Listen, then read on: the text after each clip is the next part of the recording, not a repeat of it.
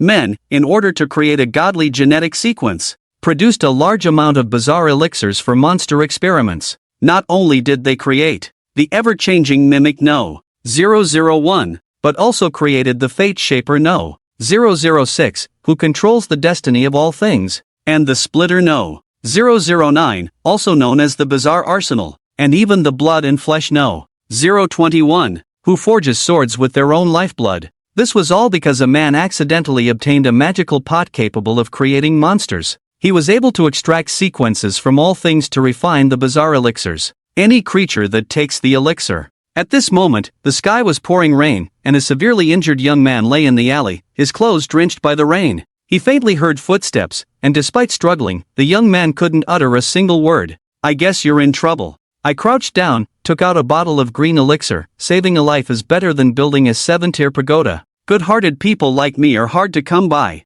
"Do you want to live, kid?" The young man clenched his lips, and with all his strength, managed to say, "Kid, then drink it." I left the elixir behind and turned to leave. Seeing this, the young man struggled to get up, picked up the bottle of green elixir, pulled off the cap, and drank it down. The taste was both fishy and bitter, like drinking the mucus and bile from a fish. Then his body suddenly began convulsing and contorting. Under the eaves across the street, I was recording a research report on my phone. Humans can safely take the medication without dying. The test was successful. Subject 002, Deep Diver. The medication contains deep-sea fish and black wolfberry. After ingestion, scales and gills begin to grow, with varying degrees of curvature and growth in the vertebrae and ribs. Due to unknown characteristics, the first experimental site is a rainy alley. That's all for now. 001, take care of our kind friend. With that, I put my phone in my pocket. I saw a crow yawn on the eaves, then flap its wings and fly into the alley. It's such a hassle. I'm not a nanny.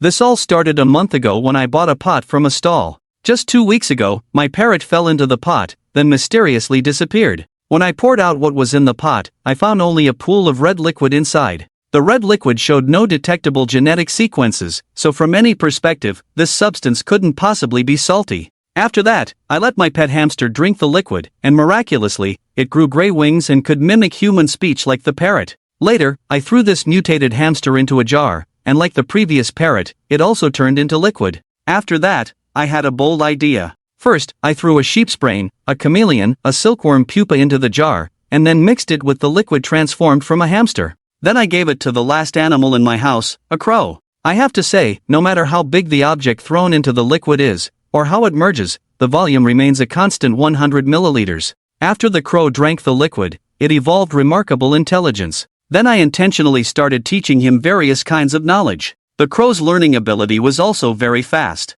It only took 7 days to learn the language and have a normal conversation with me. An unbelievable thing happened. The crow turned into my appearance. Yes, he turned into a human, but it only lasted for a very short time. At first, I found it quite interesting, until one day, I woke up in the morning and saw the crow turned into my appearance, sitting in front of the computer playing games. From the perspective of an observer, he was exactly like me in appearance and demeanor. The crow's shape-shifting imitation ability had reached a level of complete mimicry, achieving a lifelike resemblance. This made me feel fear from the bottom of my heart for the first time. If the result of the experiment is uncontrollable, then the experiment would be a suicidal adventure, unless I also became a part of the experiment. This is my first masterpiece, designated as No. 001 Mimicker. My second attempt, the reason for using a human for the experiment, was to consider the consequences of applying the potion to the human body. I couldn't risk using my own body directly. As of now, the situation seems relatively optimistic.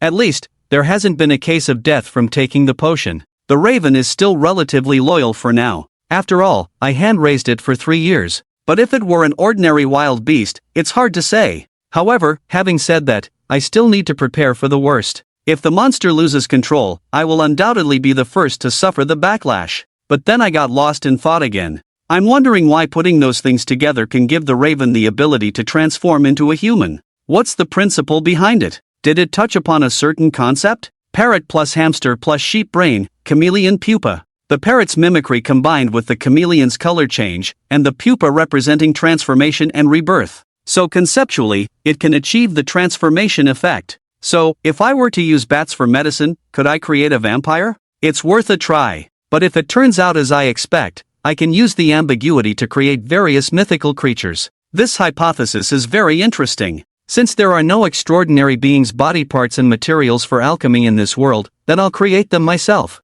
It's still raining outside. A man covered in scales is shuttling through the alley. He looks at his smooth, slimy skin and the scales on his arms, never stopping for a moment. How did I become a monster? It's not real, it must be a dream. The man's palms are shaped like footprints, with 5 fingers ending in sharp, curved claws, and he also has 2 pairs of fins on his back. So noisy! A hoarse voice comes from behind him, and the fishman suddenly turns around. Who else is there but the solitary raven bathing in the rain? It's me. We are both the same existence. After speaking, the raven suddenly began to spread its feathers, its body continuously growing larger, with the sound of bones cracking in the process. In the blink of an eye, the raven transformed into a girl wearing a black skirt. I am the imitator, designated as 001. You are designated as 002, the deep sea diver. What does deep sea diver mean? The fishman looked at the girl with a puzzled expression. The girl shrugged. Since that person called you that, it must have a purpose, just like my name is the imitator. The fishman instinctively took a step back. That person who gave me the medicine earlier, are you a human?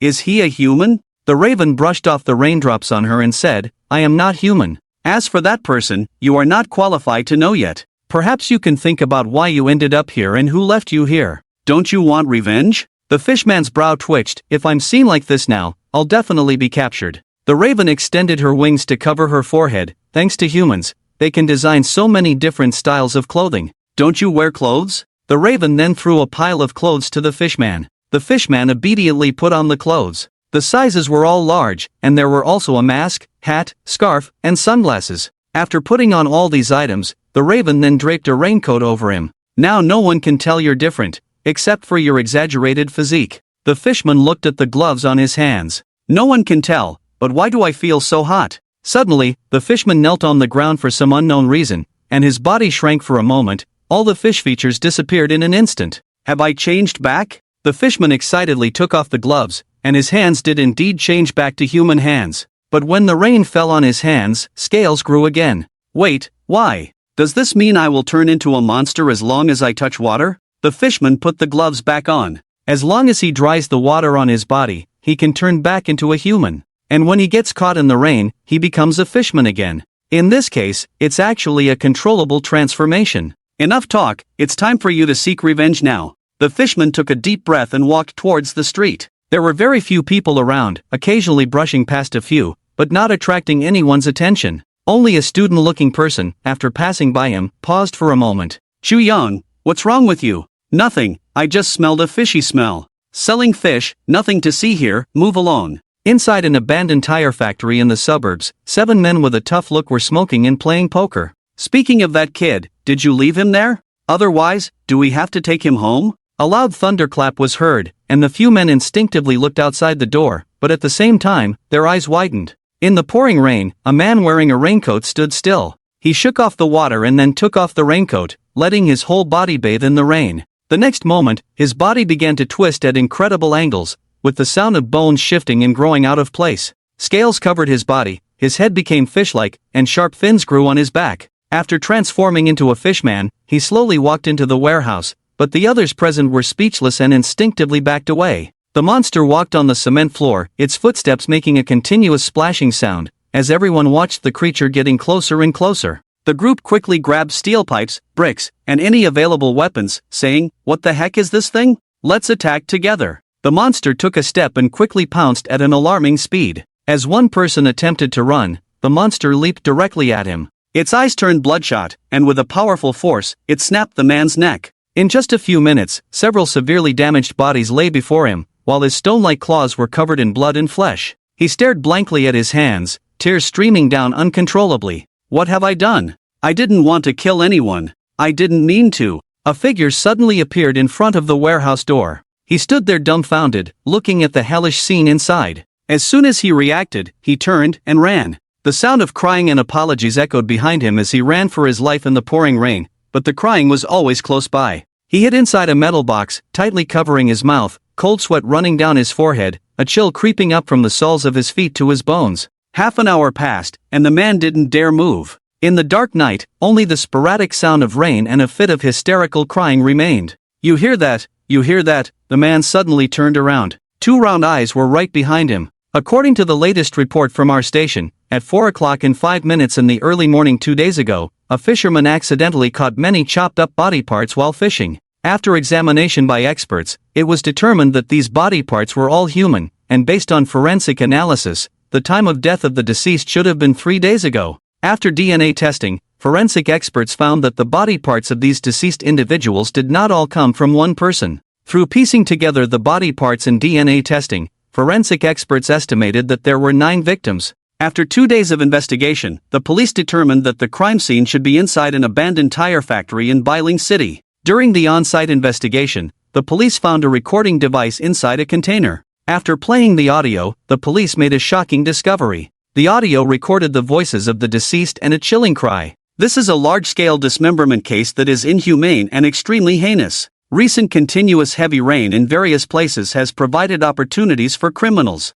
Citizens are advised to pay attention to safety during the day and try to minimize going out at night. Chen Feng turned off the TV and casually tossed the remote control aside. The society is so restless, with criminals acting so brazenly. Fortunately, the police station is right across from my house. Chen Feng washed his face, changed his clothes, and then went to the coffee shop downstairs. This coffee shop was opened by Chen Feng, right below his apartment. There are usually not many people on regular days, and it can be said that it doesn't make any money at all. The reason Chen Feng chose to open the shop here is because the police station is across the street, providing a sense of security. Ding dong! Just then, the door of the shop was suddenly pushed open. Chen Feng looked up and saw a man in a raincoat standing motionless outside the door. There was a crow perched on his shoulder. Chen Feng squinted at this sight, and the crow quickly flew to his shoulder. Master, the task is done. Done? What task? Chen Feng recalled that he had asked 001 to keep an eye on 002.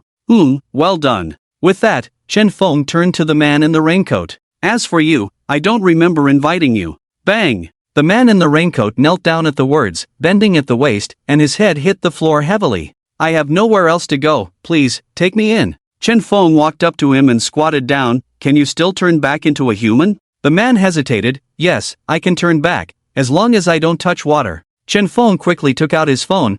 You can revert to human form as long as you don't touch water, it's controllable. Alright, come in. With that, the man carefully closed the door and followed Chen Feng into the warehouse behind the shop. Tell me, what other special characteristics and anomalies do you have? Chen Feng sat down on a chair and took out his phone to prepare to record. The man sat on the chair obediently, looking very uncomfortable. I want to drink water, I really want to drink water, but if I drink water, I will turn into a fishman. I haven't had water for 12 hours now. Chen Feng handed him a bottle of mineral water. Drink, here, besides me, no one will pay attention to you. The man took the mineral water and drank it in one go, just 2 sips, and the bottle of mineral water was empty. And the man's body began to swell, transforming back into the appearance of a fishman. After turning back into a fishman, tears began to flow uncontrollably from the corners of his eyes. Why me, why? Chen Feng frowned at this sight. Why are you crying? What does it have to do with the changes in your body? The fishman shook his head frantically. I don't know,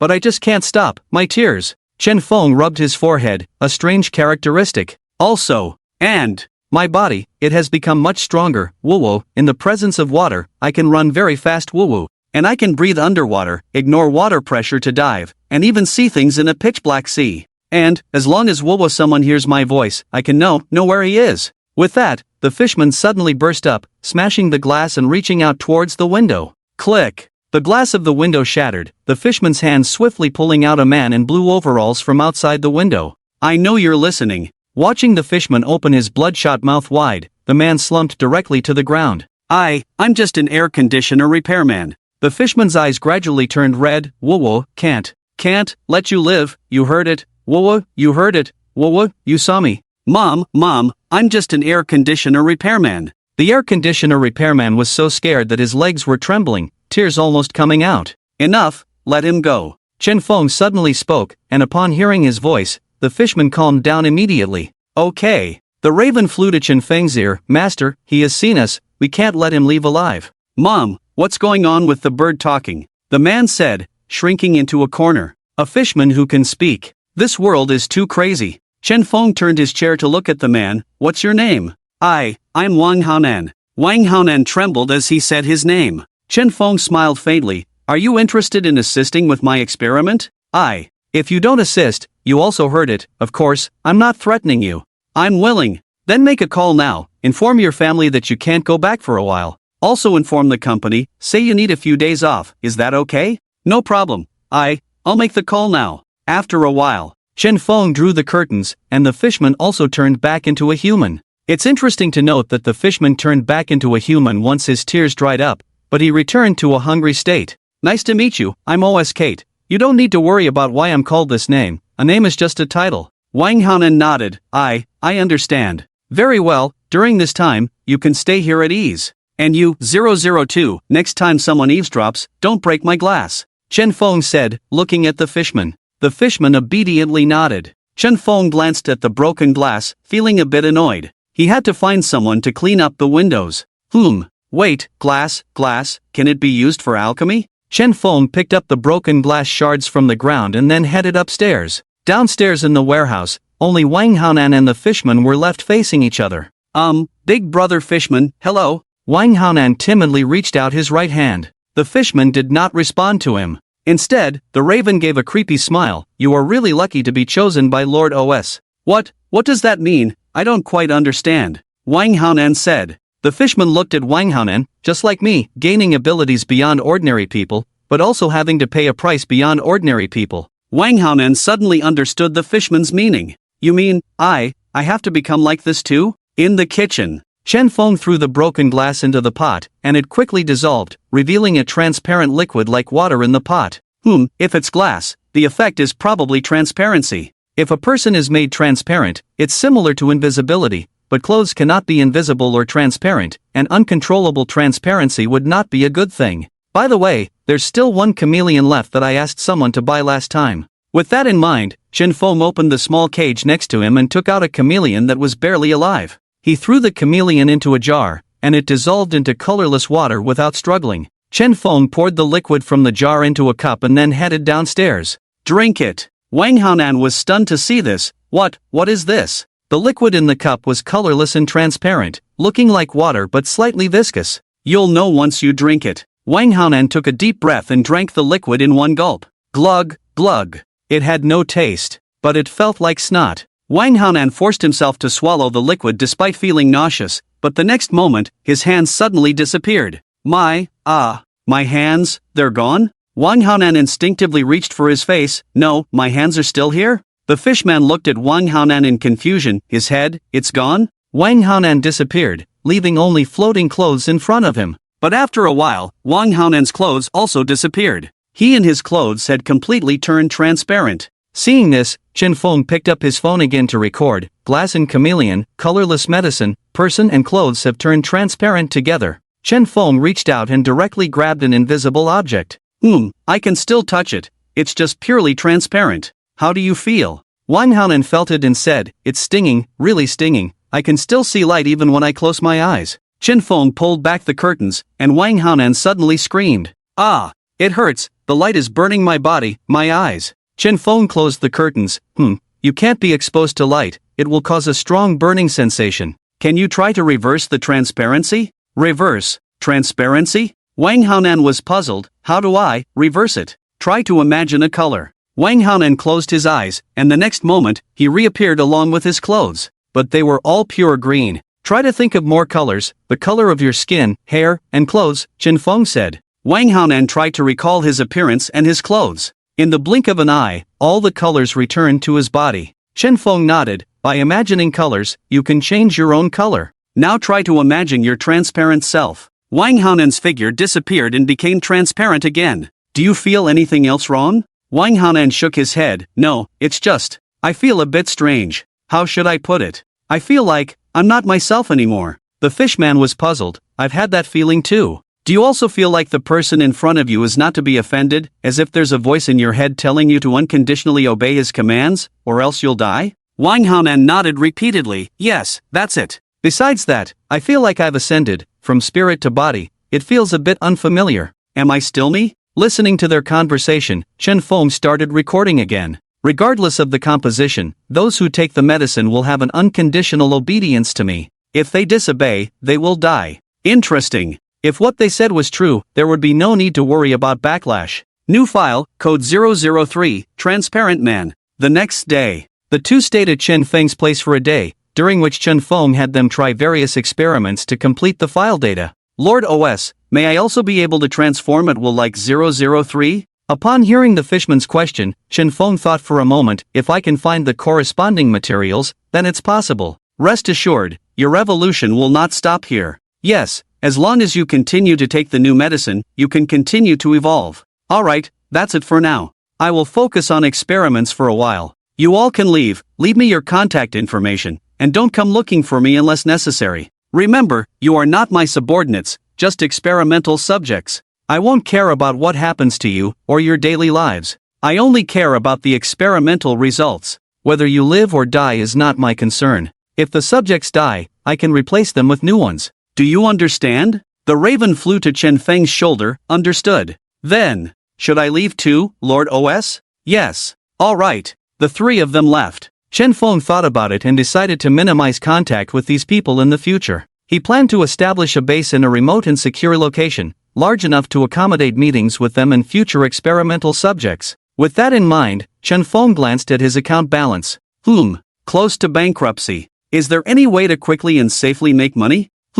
I've got it. Since no matter what medicine is taken, the other party will develop a sense of obedience, all he needed to do was find a wealthy person and have them take the medicine. Wouldn't that provide the funds he needed? Let's try a more special combination this time. Downstairs in the residential area, two people and a crow faced each other. Lord OS didn't give us a task this time. Do you know what that means? The crow said. What does it mean? X2 The crow transformed into a black-haired girl. Don't forget, the Lord mentioned materials and evolution before, referring to us as experimental subjects. So, the follow-up experiments should also be conducted on us. For us, if we can find the corresponding materials, the Lord will allow us to continue evolving and give us stronger abilities. In other words, our existence has no effect on the Lord. What matters to the Lord are the results of the experiments on us. So, in order to have some significance, should we actively help the Lord find these materials? Both nodded in agreement. Makes sense. But, we don't know what materials the Lord is looking for, do we? The crow girl shook her head. That's why, with your intelligence, it's no wonder the Lord sees you as a burden. If the Lord knew what materials he was looking for, would he need us to find them? Obviously, the Lord doesn't know, that's why he needs us to search. Makes sense. X2 So, let's get moving and try to become the people the Lord needs, the crow girl said. Inside a coffee shop, Chen Feng poured himself a cup of coffee. Not bad. Night fell. It started raining heavily in Bailing City again. The fishman, wearing a raincoat, walked through the rain, weaving through the crowded streets. It's raining. I used to hate rainy days, but now it's the opposite. Wang Haonan walked beside him with an umbrella. 002. Who were you before becoming a fishman? The fishman looked at Wang Haonan. When do you mean? Before becoming a fishman. Before becoming a fishman, I was just an ordinary college student. I had poor grades since elementary school, and it was not easy for me to get into this third-rate university. From elementary school, teachers, parents, classmates, no one looked up to me. But it's okay, I got used to it. Life had been tough since my parents divorced. Later, my father remarried and had another child, my younger brother. He excelled in academics and everything compared to me. I am worthless in front of him. But it's okay, I still have De Huang, a dog I adopted when I was 11. It has been with me for 8 years. It doesn't live well, just like me, because my brother hates dogs. Looking at De Huang, I often have a delusion that we are alike. We huddle together for warmth, lick each other's wounds, and have accompanied each other until now. Although life is not ideal, it's bearable. Until one day, while hanging my blanket at school, it got mixed up with a girl's bedsheet. That girl threw away my blanket, publicly scolded me on the school confession wall, even though it was a shared clothesline. I couldn't take it anymore, so I confronted her, but she was unreasonable. She said my blanket being next to her bedsheet made her feel disgusted. I was angry, very angry. I didn't think much and slapped the girl. After that, the girl exaggerated the incident online, and I was cyberbullied. I tried to explain, but no one listened, everyone blamed me, all voices were against me. After that, under pressure, the school called me in for a meeting, asking for an apology and compensation. I felt I was not wrong, so I refused to apologize and compensate, and as a result, I was expelled from school. When I got home, my parents also criticized me, the whole world was denying me, I almost couldn't breathe, so I took De Huang for a walk. But that day it rained, so I decided to take De Huang home, but before I could, a group of people blocked my way. They were sent by that girl's boyfriend. They beat me. It's okay, but they killed my dog. I fought back desperately, but ended up beaten to a pulp in the pouring rain. At that moment, I wanted to die. And yet didn't want to die, torn between agony and pain. It was then that someone approached me and said, "Kid, do you want to live?" Who that person was, I won't say, but you can probably guess. Later, I killed all those who killed Div Wang, not sparing a single one. Wang Haonan paused. You killed people? The fishman turned around. Yes, I cried while tearing them apart, but I felt no disgust or remorse. I felt no guilt in my heart. I don't know why I cried. I just couldn't stop my tears. The memory of that day is becoming blurry. All I remember is apologizing, but I think the ones I apologized to were not them. Wang Haonan fell silent. Perhaps. You are right. If I had your courage back then. Sigh. Do you know why Lord OS asked me to think of a color, and the first color that came to mind was green? Because I was green with envy by my wife. That day, I came home and saw my cousin and my wife embracing each other naked. He often visited my house.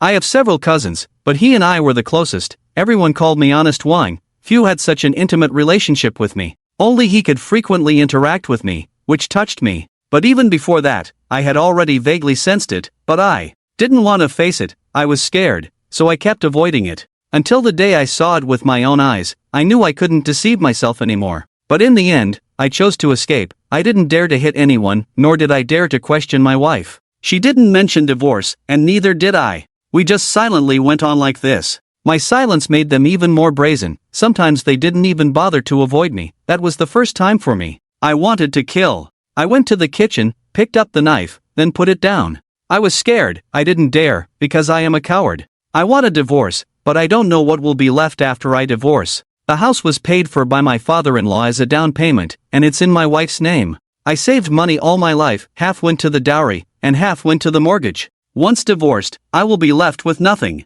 I am already in my 40s, spent a lifetime fixing air conditioners. My health is not good. I don't have many years left anyway. At that moment, I thought, this is how my life will be. With that, both of them fell silent. The first time anyone bullies you, it's a test for you. The second time is their choice. The third time, you deserve it, the crow said with a cold laugh. Don't humans always say, if you don't explode in silence, you will perish in silence? The laws of the world have never changed. When you are weak, even breathing is wrong. So, in comparison, you are incredibly strong now. Isn't the answer already obvious? Hearing the crow's words, Wang Haonan and the fishman's eyes suddenly became sharp. Yes. Now, we have been reborn. The first thing after rebirth, let's settle the score first. Inside an apartment. A man and a woman were entangled in the room. Wang Laosher has been quite obedient these days, not even coming home to give us space. Damn, whether he's here or not, it's all the same to you, click. Just then, the door of the room suddenly opened. Ha!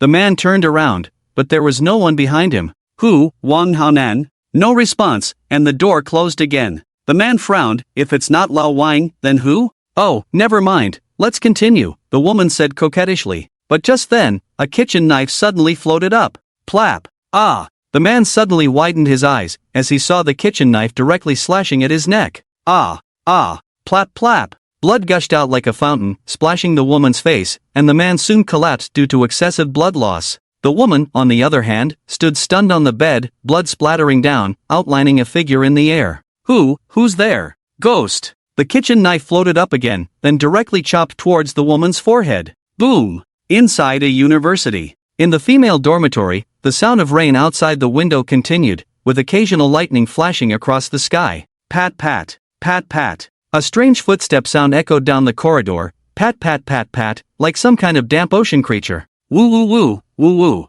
woo woo ah ah woo. A eerie and hoarse cry reverberated through the corridor. What? Sound? A female student rubbed her eyes and sat up. Which idiot is crying like a ghost in the middle of the night? Woo, woo ah. You hear it, you hear. Here it comes. Boom. Thunder roared, and a fishman suddenly appeared on the ceiling of the female student's dormitory without warning. That night, a female student died mysteriously in the dormitory. Bailing City Police Station. Looking at the photos retrieved from the surveillance, a group of people were dumbfounded. What is this? A mermaid? A fairy tale? Mermaid committing murder? What mermaid? It's just someone playing tricks. Director, there are a few cases that occurred almost simultaneously with the mermaid murder case, with 2 victims. I've looked into that, and my preliminary assessment is that the culprit should be Wang Haonan. No. Captain, the surveillance didn't capture anyone entering or leaving Wang Haonan's house. During that time no one entered or left the entire apartment. Are you sure? Yes. Where is Wang Haonan then?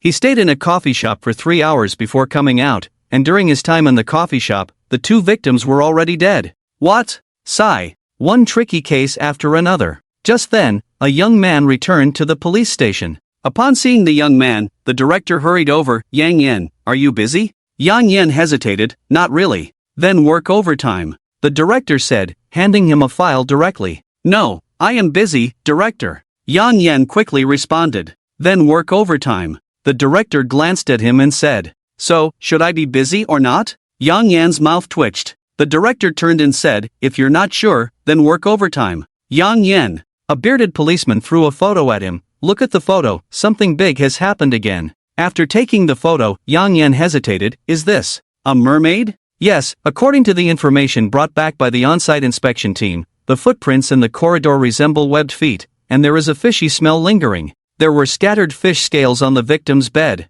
Our preliminary assessment is that the perpetrator may be deliberately disguising himself. He may be wearing a prop costume, and the fish scales may have been prepared in advance to confuse and mislead. After all, how could there be mermaids in this world? Inside a bar, Wang Haonan and the merman sat in front of 2 cocktails, but neither of them drank. Your abilities are impeccable, the merman said. Wang Haonan silently lit a cigarette. You too, after all, what does it matter if it's a fish's hand moving, not a human's? The 2 of them chuckled in agreement. The bartender wiped the glasses while listening to their conversation. Have you smelled anything, like fishy smell? The merman picked up a bag, fresh fish from the market. Alright, it's about time, I'll leave first. Wang Haonan waved his hand, then finished the drink in his cup. Boss, what do you think? How can an invisible murderer be found? The boss thought for a moment. An invisible murderer, find a way to make them visible? Visible, huh? For example? For example, use some paint or something, sprinkle it on the invisible person?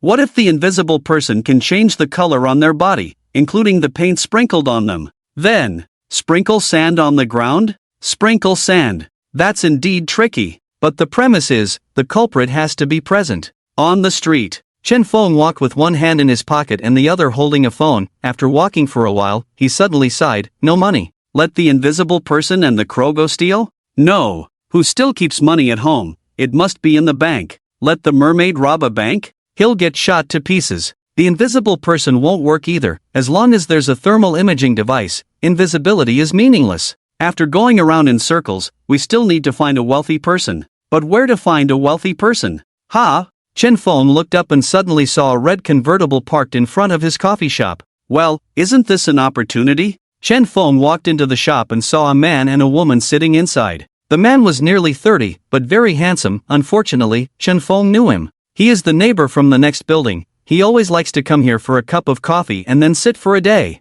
The most common sentence he says to Chen Feng is, what else can you do while fishing besides waiting? The woman with golden hair and a remarkable figure, showing a rich demeanor, looks older than the man. You've hooked up with a rich woman. As soon as Chen Feng entered, the man waved to him. Hey, boss, you finally came. We've been waiting for you for a long time. Chen Feng changed into his clothes and came to the front desk. Sorry for the wait, both of you. The woman looked at Chen Feng and suddenly brightened. No, you came just in time. Xiaolin has always told me that the coffee in your house is unique, so I have to come and try it. Unique coffee? What does he know about coffee? The man looked at the woman and then whispered, Hey, did I lie to you, Shinjie? Chen boss's looks are comparable to mine. The man suddenly winked at Chen Feng. What kind of drama is this? The woman raised her leg. Truly drunk as the spring breeze. The dream is the young man. Boss, you look so young? Chen Feng responded expressionlessly. Guest, what would you like to drink? Give me the most expensive one in your shop. The woman smiled. Chen Feng chuckled and then took out a bottle from his arms, filled with black liquid like coffee. The most expensive one, not everyone dares to drink it. The woman picked up the bottle, then opened the cap and sniffed it. There was a faint fragrance. But why is this fragrance so strange? I have never smelled this kind of fragrance before. It seems different from regular coffee. What is this? The woman asked. Exclusive secret recipe. Made from coffee beans, and bee queen, honey from the beehive, gold-banded butterfly, and tulip. Code, beehive. The woman swirled the liquid in the cup, then took a sip at the edge of her mouth. A very strange taste, sweet aftertaste, with a fragrance, but this. Doesn't seem like coffee, right? The woman said and then finished the rest of the liquid in one go. The next moment, her pupils suddenly trembled. What is this? The man beside her was stunned. What did you give her to drink? Chen Feng chuckled. I told you, exclusive secret recipe. Just as the man was about to speak, the woman suddenly grabbed his collar. Did I ask you to speak? The man was stunned. Xinjia, shut up. The woman turned to Chen Feng. Her pupils split into several at that moment. But soon, her pupils merged into one. Then, the woman's body began to tremble, her figure changed, becoming fuller and younger. But her hands shriveled, leaving only skin and bones. Other than that, there were no other abnormalities on the woman's body. Chen Feng frowned at this sight. Strange, this is somewhat different from the expected effect. Just as Chen Feng was puzzled, a thorn suddenly grew on the woman's finger. She silently pierced the thorn into the man's neck, and he fainted before he could react. Truly, a novel experience. How should I thank you? The woman looked at Chen Feng with a charming smile. It seems that the effect of the drug has developed in a strange direction. Oh well, forget it. I know, your gift is very precious, not something that can be measured with money. No, money can. For you, money is probably unnecessary, otherwise you wouldn't run a coffee shop without customers. This doesn't make money at all, right? Chen Feng. I suspect she's mocking me, but I have no evidence. Right now, besides money, I really don't have anything else to thank you with. Yes, money is enough. I don't want anything else, I just need money now. I know this is not sincere enough, so I have decided to give you a gift that is worthy of it. You can look forward to it. She left without leaving a single coin. Chen Feng watched her leave, wishing he could take back the potion he had just given her. I should have drawn her blood to see if I could refine the Iron Rooster potion. Thinking this, Chen Feng sighed, feeling like he had wasted his efforts. Night fell. The man slowly woke up, rubbing his eyes first. Strange. How did I suddenly fall asleep? Where is Xinjie? She left, Chen Feng said as he lit a cigarette. Also, she didn't pay for her coffee, so you should settle it. Oh. The man nodded blankly. How much? 500,000. What? Did she eat all your coffee beans, or did she demolish your shop? The man said, looking puzzled. Chen Feng exhaled a puff of smoke. She disappointed my sincere heart. The man. Actually, boss, the reason I brought her to see you is because my body couldn't take it anymore. That day I don't want to hear your story, Chen Feng said, handing him a bill directly. The man didn't look at the bill. I actually wanted to say, all this money of mine, I earned it bit by bit with my body. I eat oysters and turtles every day, drink lok yang, meat floss, epimedium, centipede powder, even the snacks I eat every day are wolfberries and Yangtze stones. Chen brother, let's be honest, when my health deteriorated, you were the first person I thought of. I was going to introduce Xinjie to you. I didn't expect things to turn out like this. There is a beginning for every injustice, and a debtor for every debt. Considering that I had good intentions, let's forget about this money, okay?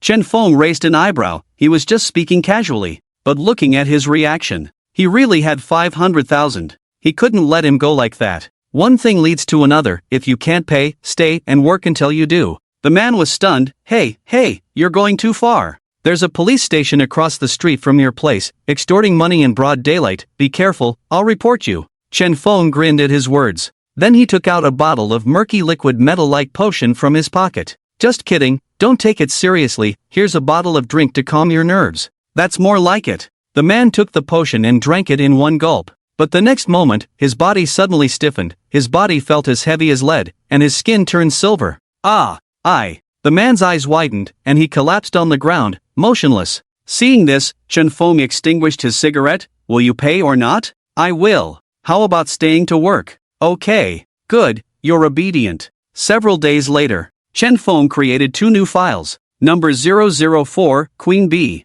Physical changes. Fuller and younger body, hands thin as bones, can grow poison stingers similar to bee needles from fingers. These stingers can secrete fluid. The fluid of the queen bee contains a neurotoxin that can paralyze people, control the paralyzed person's body, and transform male organisms into female organisms. Other details to be completed. Number 005, the wall facer. By touching metal or rock, the skin, muscles, and bones can be highly petrified into metal or rock, and the body can merge into rocks and concrete, achieving a wall-penetrating effect. The side effect is that after the whole body is metallized, the limbs become highly stiff and unable to move, while soft metal materials can achieve slow movement. However, the premise of metallization is that one must constantly be in contact with a type of stone or metal. The initial experimental site was a coffee shop. The experimenter wore a silver ring on his hand, causing his whole body to silverize. Potion sequence: stainless steel plus marble plus concrete scraped from the toilet. Chen Feng obtained a startup capital of 760,000 from the person facing the wall,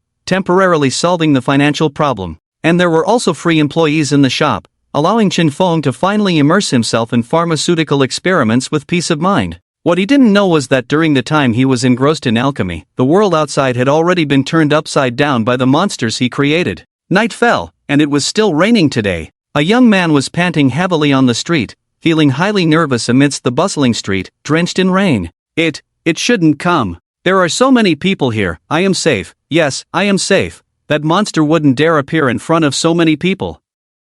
The young man comforted himself in this way until the traffic light on the road turned green. Just as the young man was about to cross, he suddenly stopped in his tracks. Because on the other side of the road, there stood a mysterious figure in a raincoat and sunglasses. Seeing this, the young man's pupils shrank to a point. It's here. It's here. No, no. The young man grabbed the clothes of a middle-aged man. Help me, please help me. The middle-aged man frowned. Crazy, get away. The middle-aged man pushed him down and walked away on his own. At that moment, the young man fell into despair. No, don't. Just then, a firm hand suddenly patted him on the shoulder. What's wrong with you? The young man turned abruptly and saw a man in casual clothes standing behind him. Seeing him was like seeing the last straw for the young man, and he desperately grabbed the man's sleeve. Help me, someone wants to kill me. The man furrowed his brows upon hearing this. Calm down, who wants to kill you? The young man pointed across the street, but there was no one there. Gone. Disappeared?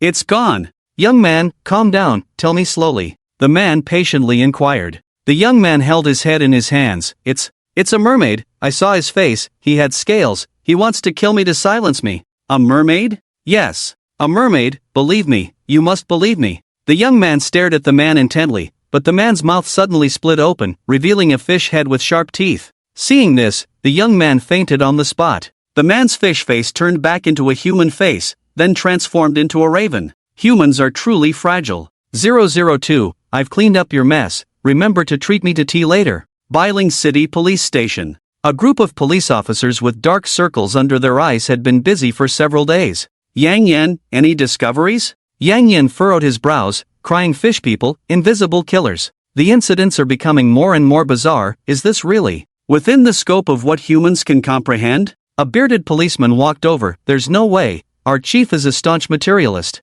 If he didn't see it with his own eyes, he wouldn't believe in the existence of ghosts and monsters in this world. Yang Yan gritted his teeth. What about the proposal I submitted earlier about the investigation team for non-natural entities?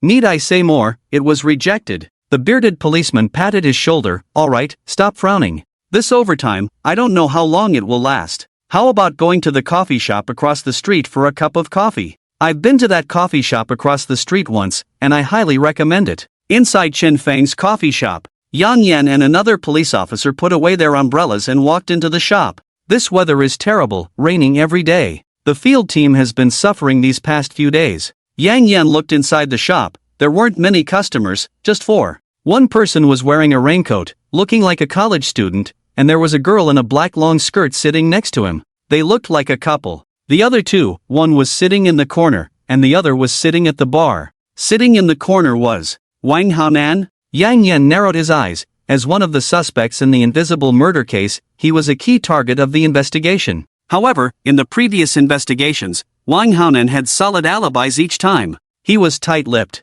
Wang Haonan waved to Yang Yan when he saw him. Officer, we meet again. Have you caught the culprit? Yang Yan shook his head. Not yet, but we have found a breakthrough. By the way, Lao Wang, I heard you resigned? Wang Haonan chuckled. I resigned. I'm getting old, my body can't take it anymore. The work of fixing air conditioners is too tiring. Yang Yan nodded. I see, you're getting older. Do you have any plans for the future? Not yet. I plan to retire and return to my hometown, go fishing. It's not bad. Wang Haonan said softly. The fisherman glanced at Wang Haonan. At your age, you shouldn't go fishing. Be careful, you might get pulled into the water by a fish. Wang Haonan smiled. It depends on the size of the fish. Yang Yan sniffed. When you mentioned fish, I actually smell a fishy smell. Wang Haonan picked up a plastic bag next to him. Your nose is really sensitive. I just bought this fish from the market. I see. Yang Yan walked to the bar and saw the bearded police officer staring at the man in a suit in front of the bar. Hey, where's the boss? The man in the suit in front of the bar was grinding coffee beans. The boss is resting. I'm a new employee, not very skilled. Please bear with me. The man facing the wall picked up a kettle and started making coffee for the two. I see. No problem, make whatever, I'll drink it. Ha ha ha. The bearded police officer laughed heartily. Yang Yan didn't say anything, but looked at the woman in front of the bar. The woman had blonde hair, wore black rubber gloves, had a good appearance, excellent temperament, didn't seem like an ordinary person. And she was so beautiful. Seeing Yang Yan staring at her, the woman picked up her coffee and smiled at Yang Yan. Mister, you've been staring at me, making me feel embarrassed. Yang Yan suddenly realized, I apologize. Strange? Very strange. Why did I almost get mesmerized by her with just one glance? This feeling is very subtle. After a while, 2 cups of coffee were pushed in front of Yang Yan and the others. It smells good, young man, you're quite skilled. The man facing the wall elegantly smiled, you're too kind. Yang Yan took a sip of the coffee, indeed. But, what's with this feeling of being watched? This hot, intense feeling of being watched from behind, like a group of wild beasts waiting eagerly to pounce on their prey. Yang Yan tried to glance sideways with his peripheral vision, but there was no one behind them. The fisherman stood up. I'm done, shall we go? The raven girl nodded, then followed the fisherman out. I'll leave too, see you next time, Officer Yang. Wang Haonan said as he picked up the plastic bag to leave. Yang Yan suddenly turned around. Lao Wang, can I see your fish? Wang Haonan frowned when he heard this. Are you sure you want to see it? This fish doesn't look very good. Yang Yan's gaze sharpened. Please let me see. Well, since you insist, there's no way around it. Wang Haonan said as he opened the plastic bag, revealing an ugly deep-sea fish inside. Officer Yang, would you like to come to my house and taste my cooking? Yang Yan withdrew his gaze. No,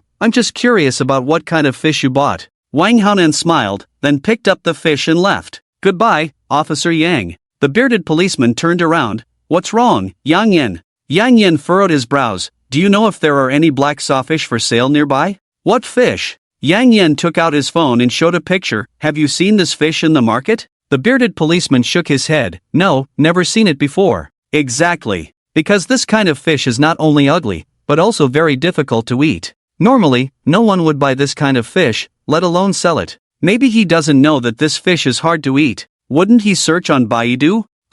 Maybe he just likes the taste? Yang Yan twitched his mouth. Where is your police intuition? The bearded policeman patted his shoulder. Oh, you're just too suspicious. Maybe it was a gift from a relative or friend? But this so-called relative or friend must really dislike him. Yang Yan finished his coffee in one gulp. Let's go, back to the station. Outside, Wang Haonan threw the fish in his pocket to the fish person. Do you really think that this kind of fish is what Lord Aus needs? The fish person shook his head. Hard to say, but I caught this after 2 days underwater, so we should give it a try. Also, that policeman just now, is he on to you? Wang Haonan nodded. Yes, it's been a while. Shall I take care of him for you? No need. If he dies, the police will be more suspicious of me. Then you handle it yourself. I'll go first. Wang, be honest. In the apartment above the coffee shop, Chen Feng was watering the flowers in the room, completely unaware of what had just happened downstairs in his building. And those 2 policemen would never know that they had just infiltrated the criminal's lair on their own.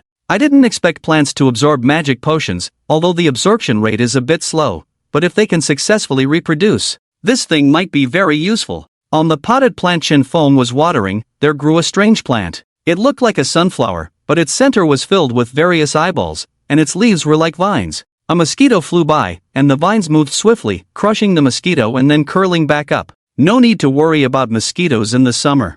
Flytrap Plus version. By the way, 004 seems to have prepared a gift for me, asking me to visit tomorrow. Such a hassle. Oh well, I'll go see it. The address is Nanyan Hotel, a high-end hotel near a high school. Chen Feng entered in casual attire, and as soon as he walked in, 2 unusually shaped women approached him. Hello, please follow us. Why does this feel familiar? Oh well. Chen Feng followed the 2 women through the lobby and onto the elevator, heading to the top floor of Nanyan Hotel. The top floor of the hotel was a large flat area, lavishly decorated with bright lights, and numerous women in uniform standing in 2 long rows. They moved in unison like machines, with identical expressions. Besides these women, there were a bunch of women in this large flat working non-stop. They seemed to follow a certain pattern, acting on some kind of command. Thinking back to when they had just entered the hotel, the female waiters outside seemed to be similarly uniform and systematic. Now, the entire Nan Yen Hotel seemed like a huge beehive. And these women were worker bees. But then again, were there male waiters here? The answer was obvious. No. Just then, a queen bee in a white hip-hugging skirt and a fur coat walked over with a smile. Lord Aus, your presence at this humble abode truly makes it shine. Chen Feng glanced at the women around him. 004, have you heard a saying before? If a person keeps working, they will die. The queen bee blinked. Oh, you're talking about that. Don't worry, my employees have more than enough time to rest every day. You don't need to worry about that. I take care of them like I would the flowers under a beehive. Chen Feng followed the queen bee to a round table, where a 3D model of the entire Bailing city was displayed. Is this the gift you mentioned? The queen bee pointed to an industrial area on the outskirts of Bailing. No, this is. I thought you might need a larger and safer base, so I bought all the factories and land in the entire Nanwan area. Of course, this transaction went so smoothly thanks to the abilities you bestowed upon me. The queen bee said with a smile. You just said. You bought all the factories and land in the entire Nanwan area? Yes, it seems I underestimated it. The queen bee muttered. How did she do it? Such a large piece of land, dozens of factories? After that, Chen Feng thought all night. Not because he had figured it out, but because it was morning. He woke up in the suite, and someone quickly brought breakfast for him. However, the queen bee's abilities deviate quite a bit from what I initially envisioned. The queen bee he had in mind could autonomously generate more special life forms, not control humans by transforming bodily fluids. I'll have 004 take some blood back for further research later. Let's see where the problem lies. Chen Feng thought, when the queen bee suddenly walked into the room. Lord Aus, how did you feel about yesterday's matter? Chen Feng nodded. Quite good, go ahead and develop it, and also, draw some blood for me. Blood? The queen bee blinked. Afternoon. Chen Feng carried a black briefcase downstairs, and as he descended, he happened to brush past a young man. What's this? Chen Feng suddenly turned his head and saw the young man walking with a short-haired woman, seemingly nothing out of the ordinary. But Chen Feng had a strange feeling. It was like a mouse seeing a food store, a vampire entering a blood collection room, or a pervert meeting a married woman. Top-notch material. Chen Feng's breathing suddenly became rapid, but he didn't approach the young man. Instead, he turned and took a photo to send to the fish person. Find a way to get some blood from him. 100 milliliters should be enough. At the same time, the fish person received a call from Chen Feng in front of a snack stall. Find a way. To kill him?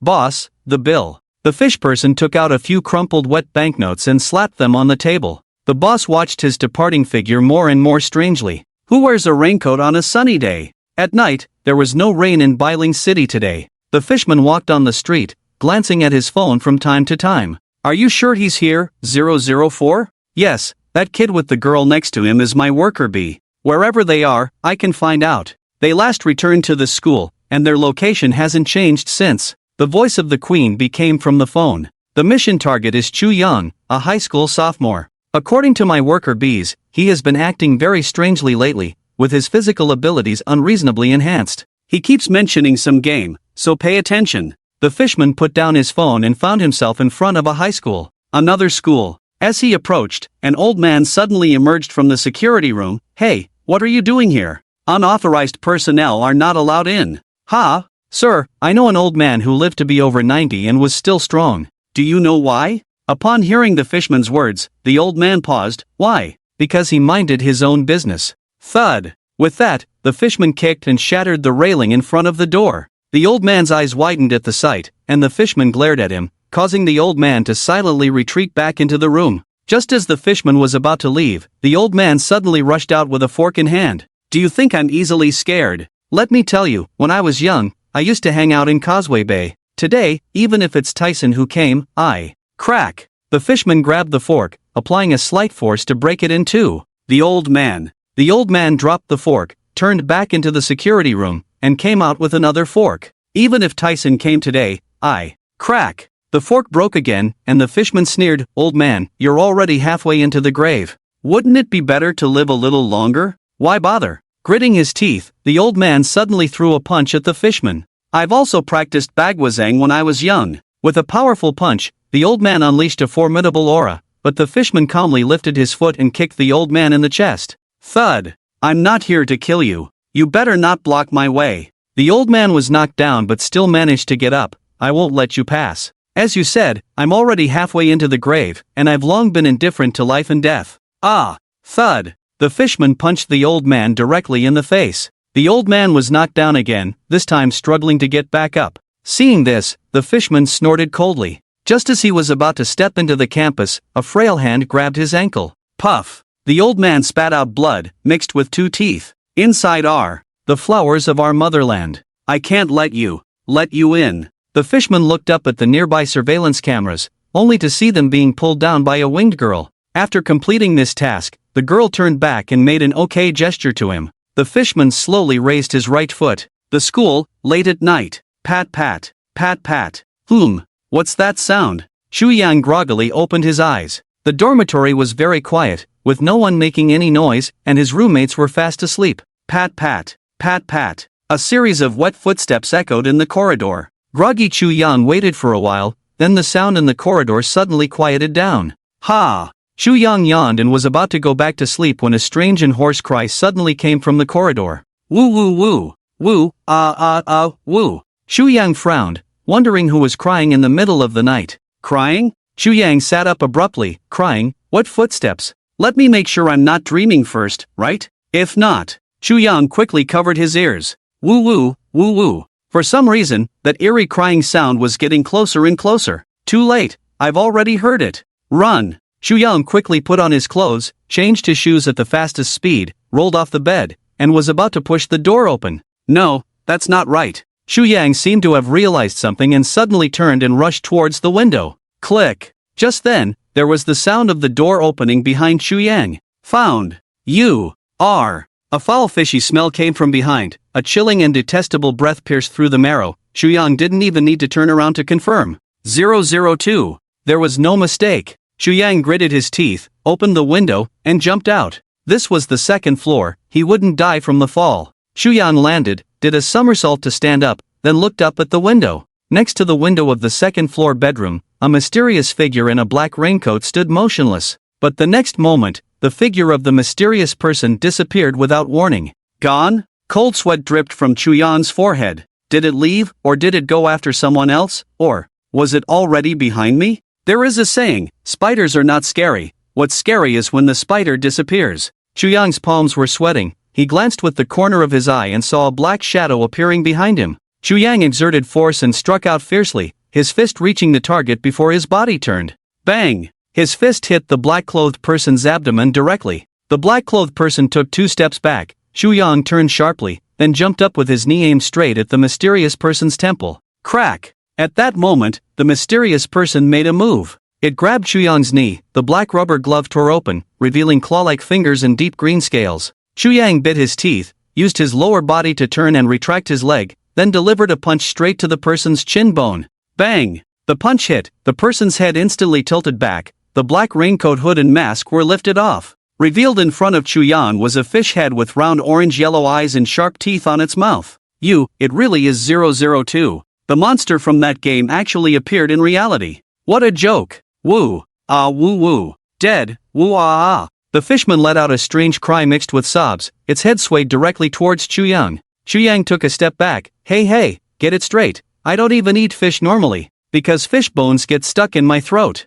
I rarely even go to the seaside. If you want to take revenge on humans, don't start with me. You should start with someone who lives a good life. No matter what Chu Yang said, the fishman remained unmoved. Its eyes seemed to be fixed only on Chu Yang. Chu Yang backed against the wall, kicked the wall with force, then leaped and kicked the fishman. The fishman was kicked back again, but seemed even angrier. This time, it twisted its body into a contorted posture, crawled on all fours like a wild dog, and its speed increased dramatically. This posture. It was about to pounce. Chu Yang rushed towards the fishman used its claws to grab the ground, its body stretched like a spring, and then pounced like a ferocious tiger. It's now! Chu Yang stomped the ground fiercely, bent his body sideways at high speed, and fell over in an inverted position. His hands supported the ground, his feet lifted up and flipped back. The fishman exerted great force, it lunged forward and slammed headfirst into the wall. Bang! Hearing the impact behind him, Chu Yang didn't look back, but quickly turned and ran towards the teaching building in the distance.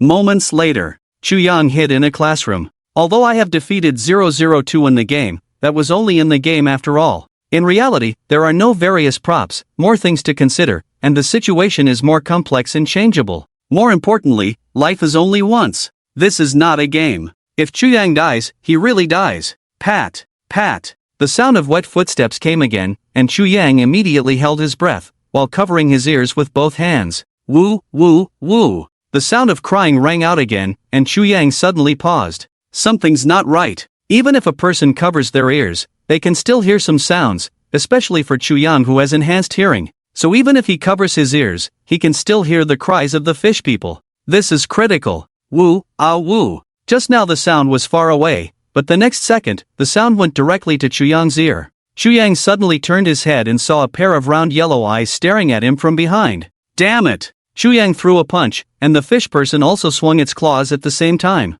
Splatter! Blood splattered, the fish person's claws cut through Chuyang's hand, and then stabbed straight towards his throat. Chuyang's pupils contracted, quickly retracted his fist and stepped back. The fish person extended its claws, and Chuyang's blood flowed from its claws. The air became thick at that moment. Waves of tearing pain came from his hand, and Chuyang's breathing began to accelerate. Who?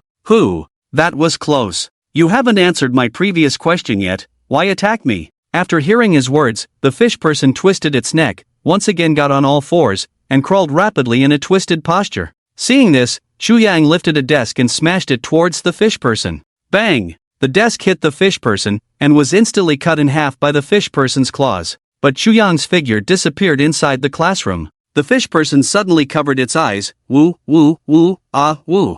You can't escape, Chuyang, the fish person said, as if it had found the right direction, and rushed out at high speed. At this moment, Chuyang was running continuously, but the sound of crying always surrounded his ears. This damn crying is so unreasonable. Even zombies need to smell the breath of the living to determine their location. But 002 relies on letting others hear its own voice to determine the prey's location. What is the principle behind this? And, right. Chuyang suddenly took out a Bluetooth earphone, put it on his ear, played a song on his phone, and turned the volume to the maximum. Noise filled Chuyang's eardrums, and the fish person's crying disappeared. Chuyang came to a corner directly. At this moment, Chuyang's brain was running rapidly. Since I can't escape, I can only take a chance. If my guess is correct, as long as I can't hear any sound, even if it's covered by other sounds, the fish person won't be able to find my location. And there are no other rooms around this corridor, it will have to come up from here, as long as I take this opportunity to ambush it. Ha! Just then, a pure black raven suddenly landed next to Chuyang. A raven? How could there be a raven in the school? Wait, a raven? Chuyang seemed to have figured something out. Could this raven be 001? Have I offended God? Why are they all coming to find me? Upon hearing Chuyang's words, the raven paused for a moment, then flapped its wings and flew away. Chuyang was somewhat puzzled by this. Before Chuyang could think further, the fish person had already reached the stairs. In the darkness, Chuyang gathered his strength, took another step up, a little closer. It's now. In the darkness, the fish person had just taken a step, and the next second, a figure suddenly rose in the darkness. Bang! A punch! Chuyang's full-force punch directly hit the head of the fishman. The power of this punch was immense, causing the fishman to be somewhat disoriented. In that moment, Chuyang found the feeling of the game, using his sweeping leg kick to trip the fishman, then fiercely attacking the fishman's head. The head of the fishman was its weak point, as attacking it would leave the fishman in a disoriented state. Seizing the opportunity, Chuyang pressed on, unleashing a flurry of punches and kicks, continuously targeting the fishman's head. Bang! Bang! Bang! Under Chuyang's barrage of punches, the fishman was left dazed, with scales scattered and blood flying. At that moment, he didn't care about techniques or tactics anymore. He just mounted the fishman and kept striking its head. Blood splattered, and he couldn't tell if it was his own blood or the fishman's. After what seemed like a long time, Chuyang stopped his fists. The fishman beneath him had lost the ability to resist. Phew! Chuyang exhaled a breath of hot air, then forcefully pulled a rusty steel bar from the railing. Just in case. With a sudden burst of strength, Chuyang thrust the rusty steel bar directly into the fishman's chest. Plop! A sound of flesh being pierced echoed, the fishman's eyes widened, limbs twitched, and soon stopped struggling. After defeating the fishman, Chuyang subconsciously looked for the raven. But after scanning around, he didn't see the raven's figure. Did it really leave? Chuyang thought and immediately dialed the emergency number. I wonder if the police can handle this. Chuyang thought to himself, but in the blink of an eye, the fishman's body disappeared. Ha! Where's the fishman? At that moment, Chuyang's call to the emergency services had been connected. Hello, Bailing City Police Department. Upon hearing the voice from the phone, Xu Yang was momentarily stunned. Hello, I was attacked by a fishman. Silence filled the air. There was no sound on the other end of the line. Xu Yang sighed, fearing that no one would believe him even if he spoke. After all, a fishman. Xu Yang was about to hang up the phone when suddenly, the voice on the other end of the line changed to that of a man. Hello, may I ask where you are right now? Yangshan District, 2nd High School. Please wait where you are, we will be there shortly. What's going on? Xu Yang blinked. Wait a minute. The fishman's body disappeared. The police are coming. How do I explain this? Half an hour later, a group of police officers found Xu Yang, led by a police officer in his 30s. Hello, I'm Yang Yan. Did you report the incident, young man? Xu Yang nodded. Yes, I reported the incident. Yang Yan shone a flashlight around. You said earlier that you were attacked by a fishman. Where is the fishman now?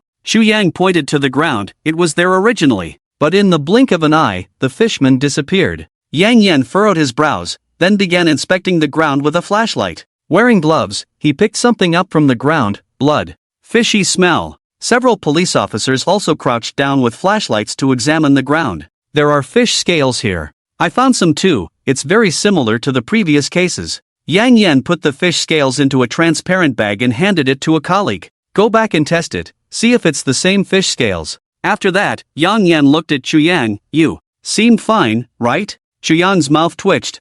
So should I not be fine? Yang Yan patted his shoulder. It's best if you're fine, but are you sure that was a fishman? Xu Yang nodded. I'm very sure. It had scales all over its body, and its speed and strength far exceeded that of a normal person. Yang Yan thought for a moment. Alright, please come with us to the station. Don't worry, we just need you to make a statement. Regarding the fishman cases, including yours, this is already the 6th one. You are the only survivor in the fishman cases, and we have many questions for you. Xu Yang nodded. Of course, I will tell you everything I know. After that, Xu Yang followed the police to the school gate. But as soon as he arrived, Xu Yang smelled blood. He instinctively looked around and saw 2 broken forks on the ground. If he remembered correctly, this fork seemed to be. Xu Yang suddenly looked at Officer Yang. Officer Yang, did you see anyone else before finding me? Officer Yang nodded. When we arrived, we found the school gate's fence damaged, and an elderly man was lying here. Judging from his clothes, he should be a security guard from your school. We immediately arranged for an ambulance.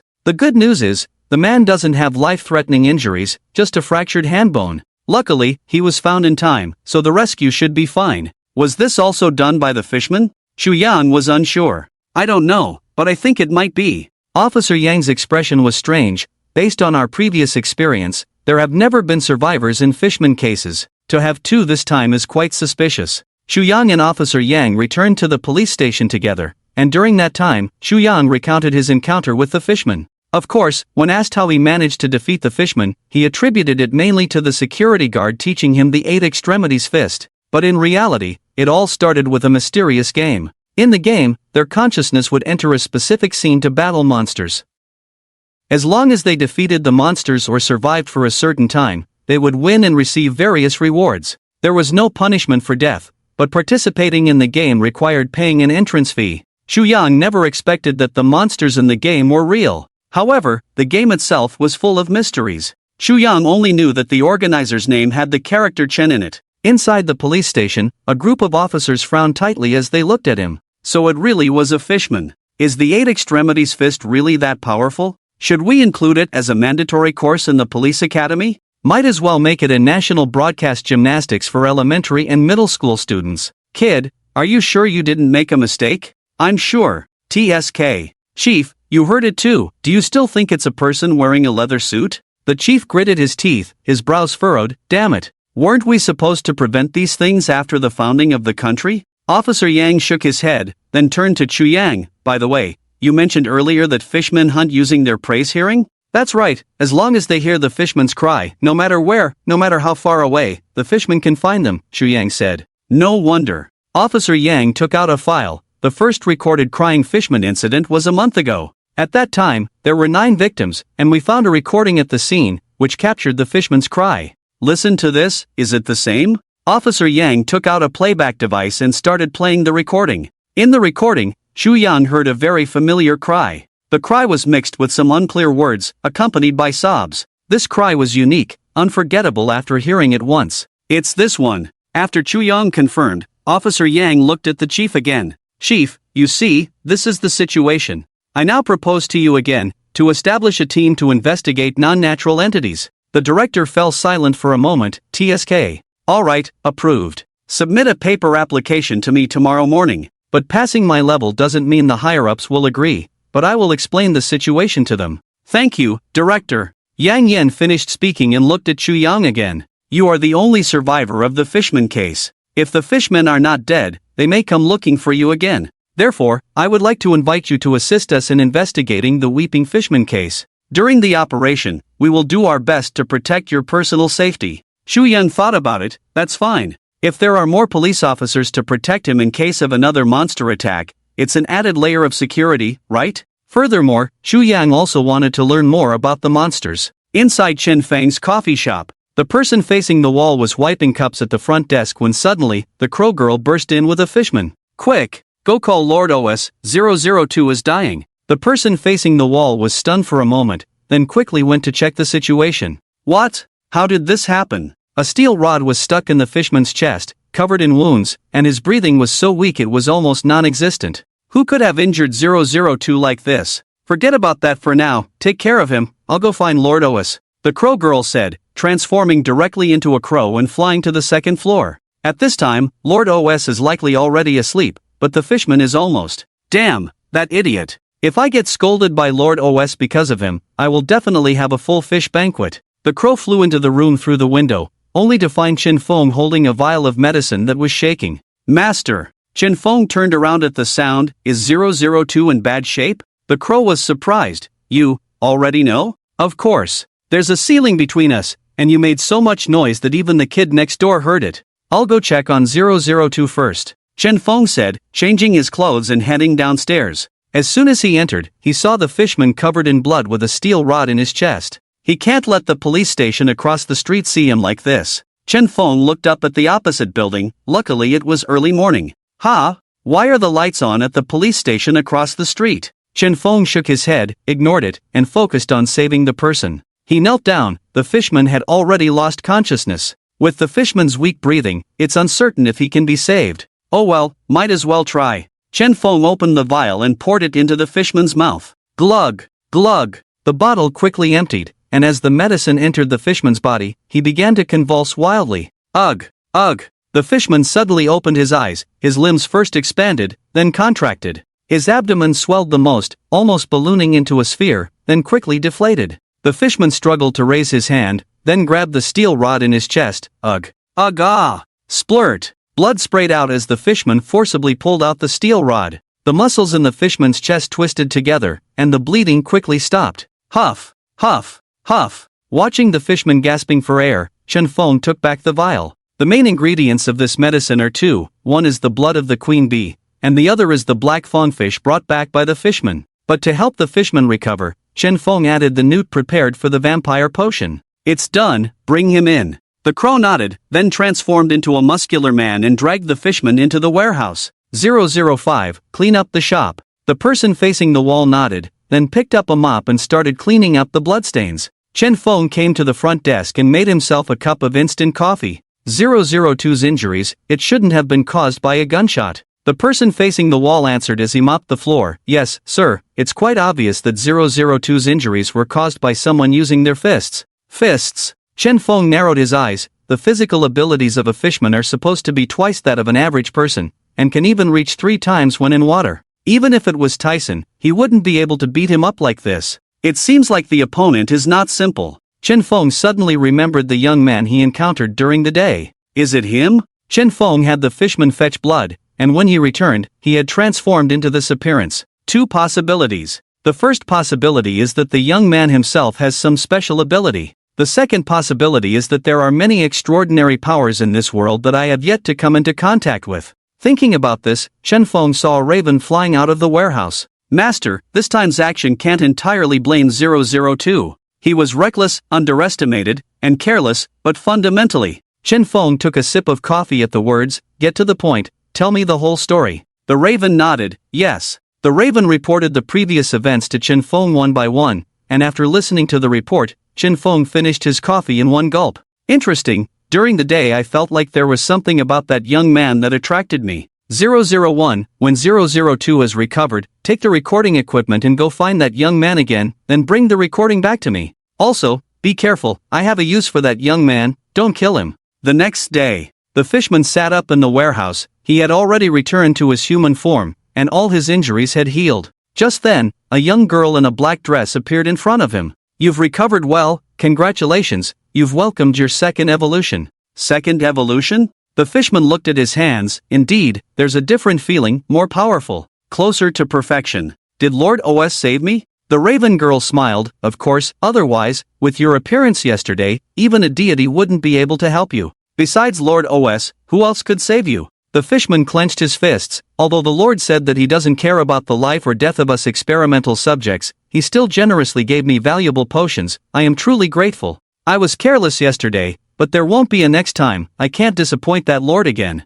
The raven girl shook her head. It's better not to set the flag too early. Lord OS has ordered us to find that young man again. This time I have to record the whole process, not for anything else, just to see the abilities of that young man. But, don't play yourself to death again. The fishman's eyes narrowed. I won't make the same mistake twice. Bailing City, Nanwan Port. Night fell, and a drizzle began to fall from the sky. A fishing boat passed by, and the fishermen on board looked at the harbor and shook their heads. I wonder which big boss it is, who directly bought the entire Nanwan area. Now we don't even know where to unload our cargo. Oh, stop complaining. Didn't the person pay you? Money is just temporary. Let's just go with the flow. What's that? Looks like a person? A fisherman picked up a telescope and saw a deep green figure floating in the distance on the sea. It seems not human? Wait, is he coming this way? What's wrong? So fast. What is that thing? The fisherman next to him grabbed the telescope, looked out, and saw a wave rapidly approaching them on the sea. Damn, is that a fish? A fish? That speed, it's almost like a speedboat. Here it comes. Splash. The waves splashed, and a deep green figure shot out from under the sea surface, jumping directly onto the deck. That is, oh my god, a merman? The merman twisted his neck, then walked towards the crowd, causing everyone to step back, some even waving harpoons. The merman showed his sharp claws, easily cutting the harpoon with a light swipe.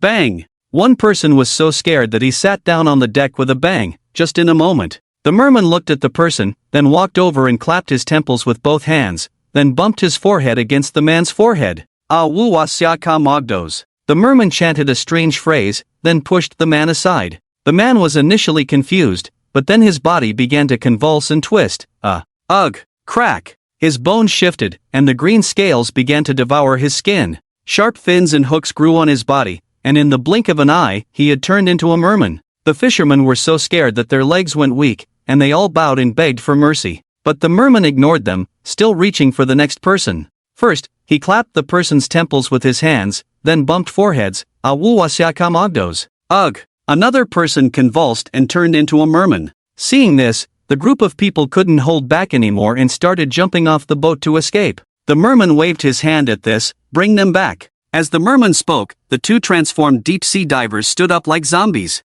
Then they jumped into the water to capture the fleeing fisherman. Now, I am no longer the only deep-sea diver, so I should have a more special title. For example, Sea King. The merman turned and sat on a chair with his legs crossed, waiting quietly. Under the sea, a group of people ran for their lives, but how could they outrun the deep-sea divers? Underwater, the speed of the deep-sea divers was undoubtedly fast. A deep-sea diver instantly grabbed one person's leg and forcefully dragged him into the deep sea.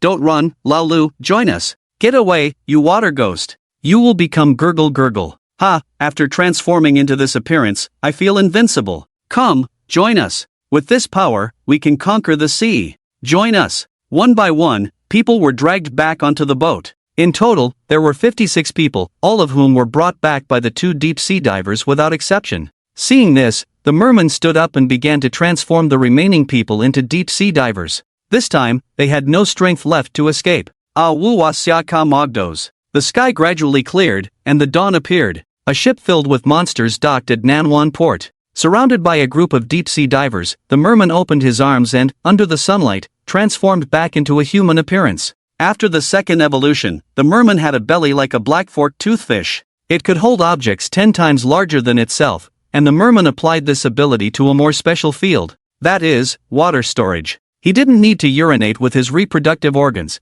Any part of his body could expel or absorb liquid. When his body needed water, it would automatically absorb water from his abdomen. Therefore, his merman transformation entered a controllable form. Because a thin film formed on the surface of his skin, it could repel rainwater, so even if it got wet, he wouldn't transform. And as long as he mobilizes the water in his abdomen to permeate the epidermis and other parts of the body, he can transform into a fishman anytime, anywhere. To undo the transformation, he just needs to suck all the water back into his abdomen. At the same time, the fishman's ability to cry also becomes somewhat controllable. In addition, he has gained a certain degree of self-healing ability, as well as the ability to create offspring like a queen bee. The offspring can also transform back into humans, but like him before, they must completely isolate all moisture. Children, from now on, this is your home. I have only one requirement for you: obey my orders. Any questions? A deep-sea diver was stunned for a moment. I still have a wife and children.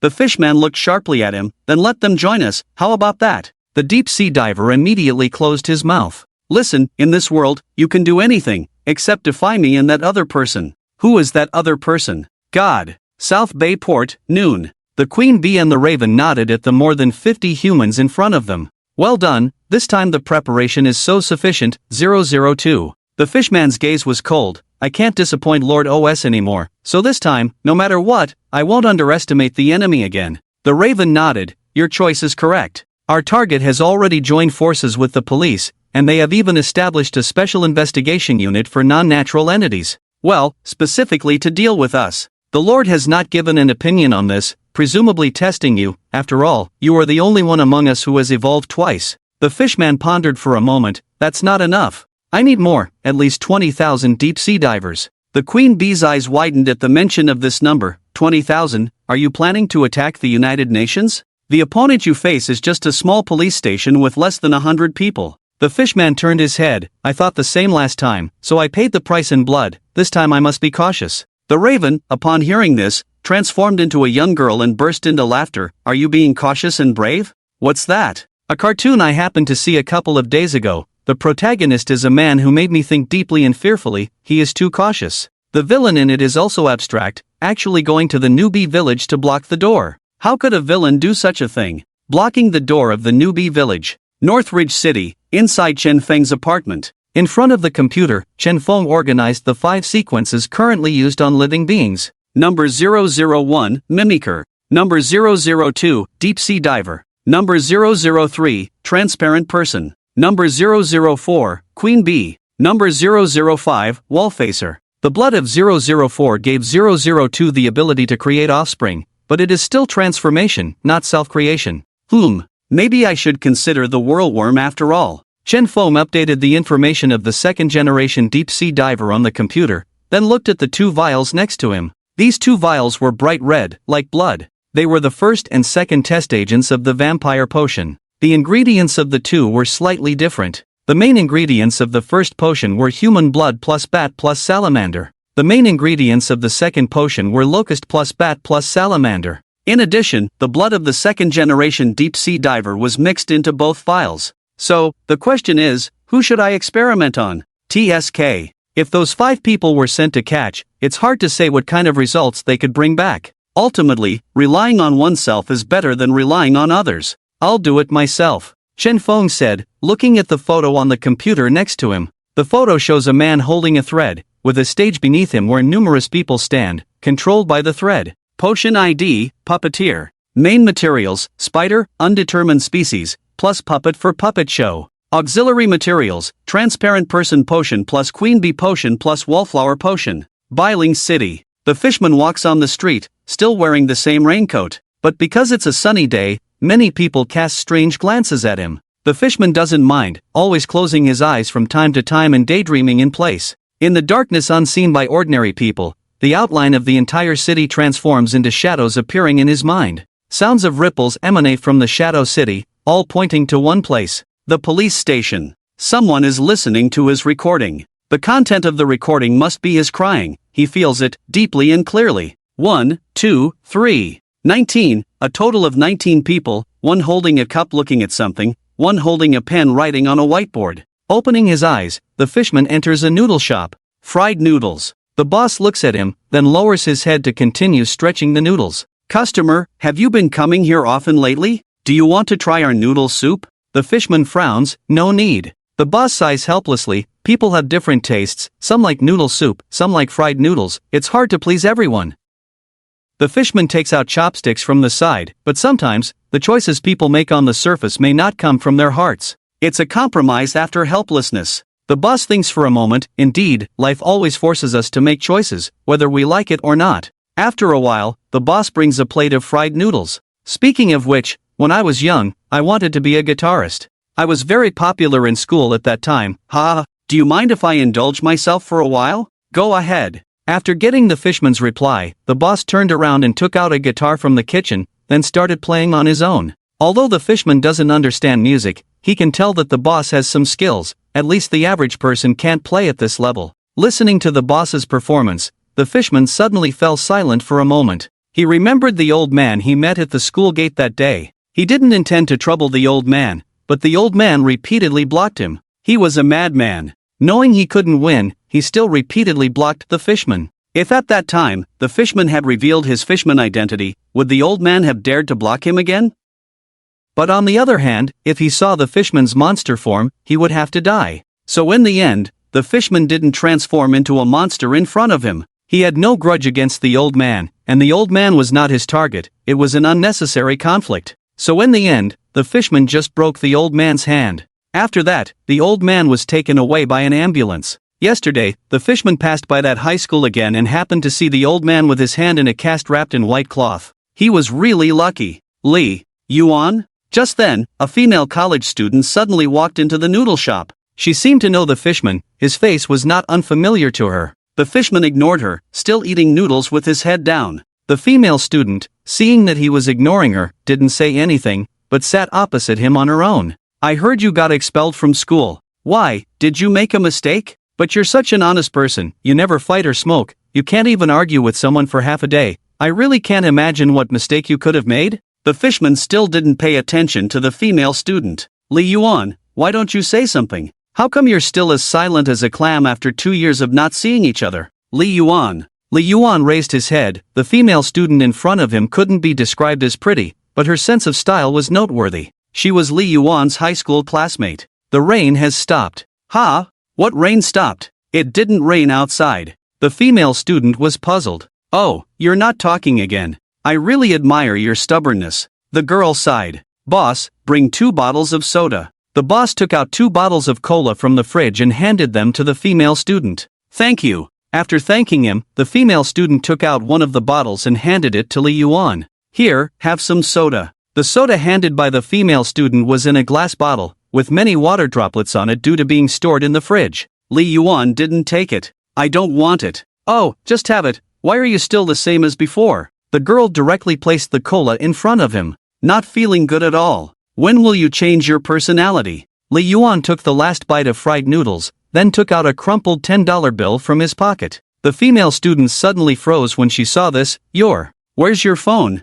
I didn't bring it with me, afraid it might get wet. Lee Yuan said as he turned to leave. Afraid it might get wet? By the way, since I came in, I've been smelling a fishy smell. Boss, do you still serve fish in your shop? The female student looked at the boss, but the boss shrugged. Every time this little brother comes, he has a fishy smell on him. He won't say what he does. I guess he's probably working at the supermarket killing fish. As the sky darkened and dark clouds gathered, raindrops soon began to fall. Lee Yuan put on his hood, but at that moment, the previous female student ran over with an umbrella. It's raining again. Has it been raining every day these days? Is this because the Jade Emperor drank too much or the Dragon King caught a cold? Lee Yuan instinctively avoided the girl, but she kept following him persistently. What's the matter? If you have any grievances, tell me, can't I joke with you? Think about our 3 years in high school, wasn't I the one who treated you the best? The girl kept following Lee Yuan, and he kept speeding up his pace. Until a crow appeared. The crow landed on a utility pole and made a meaningful cawing sound.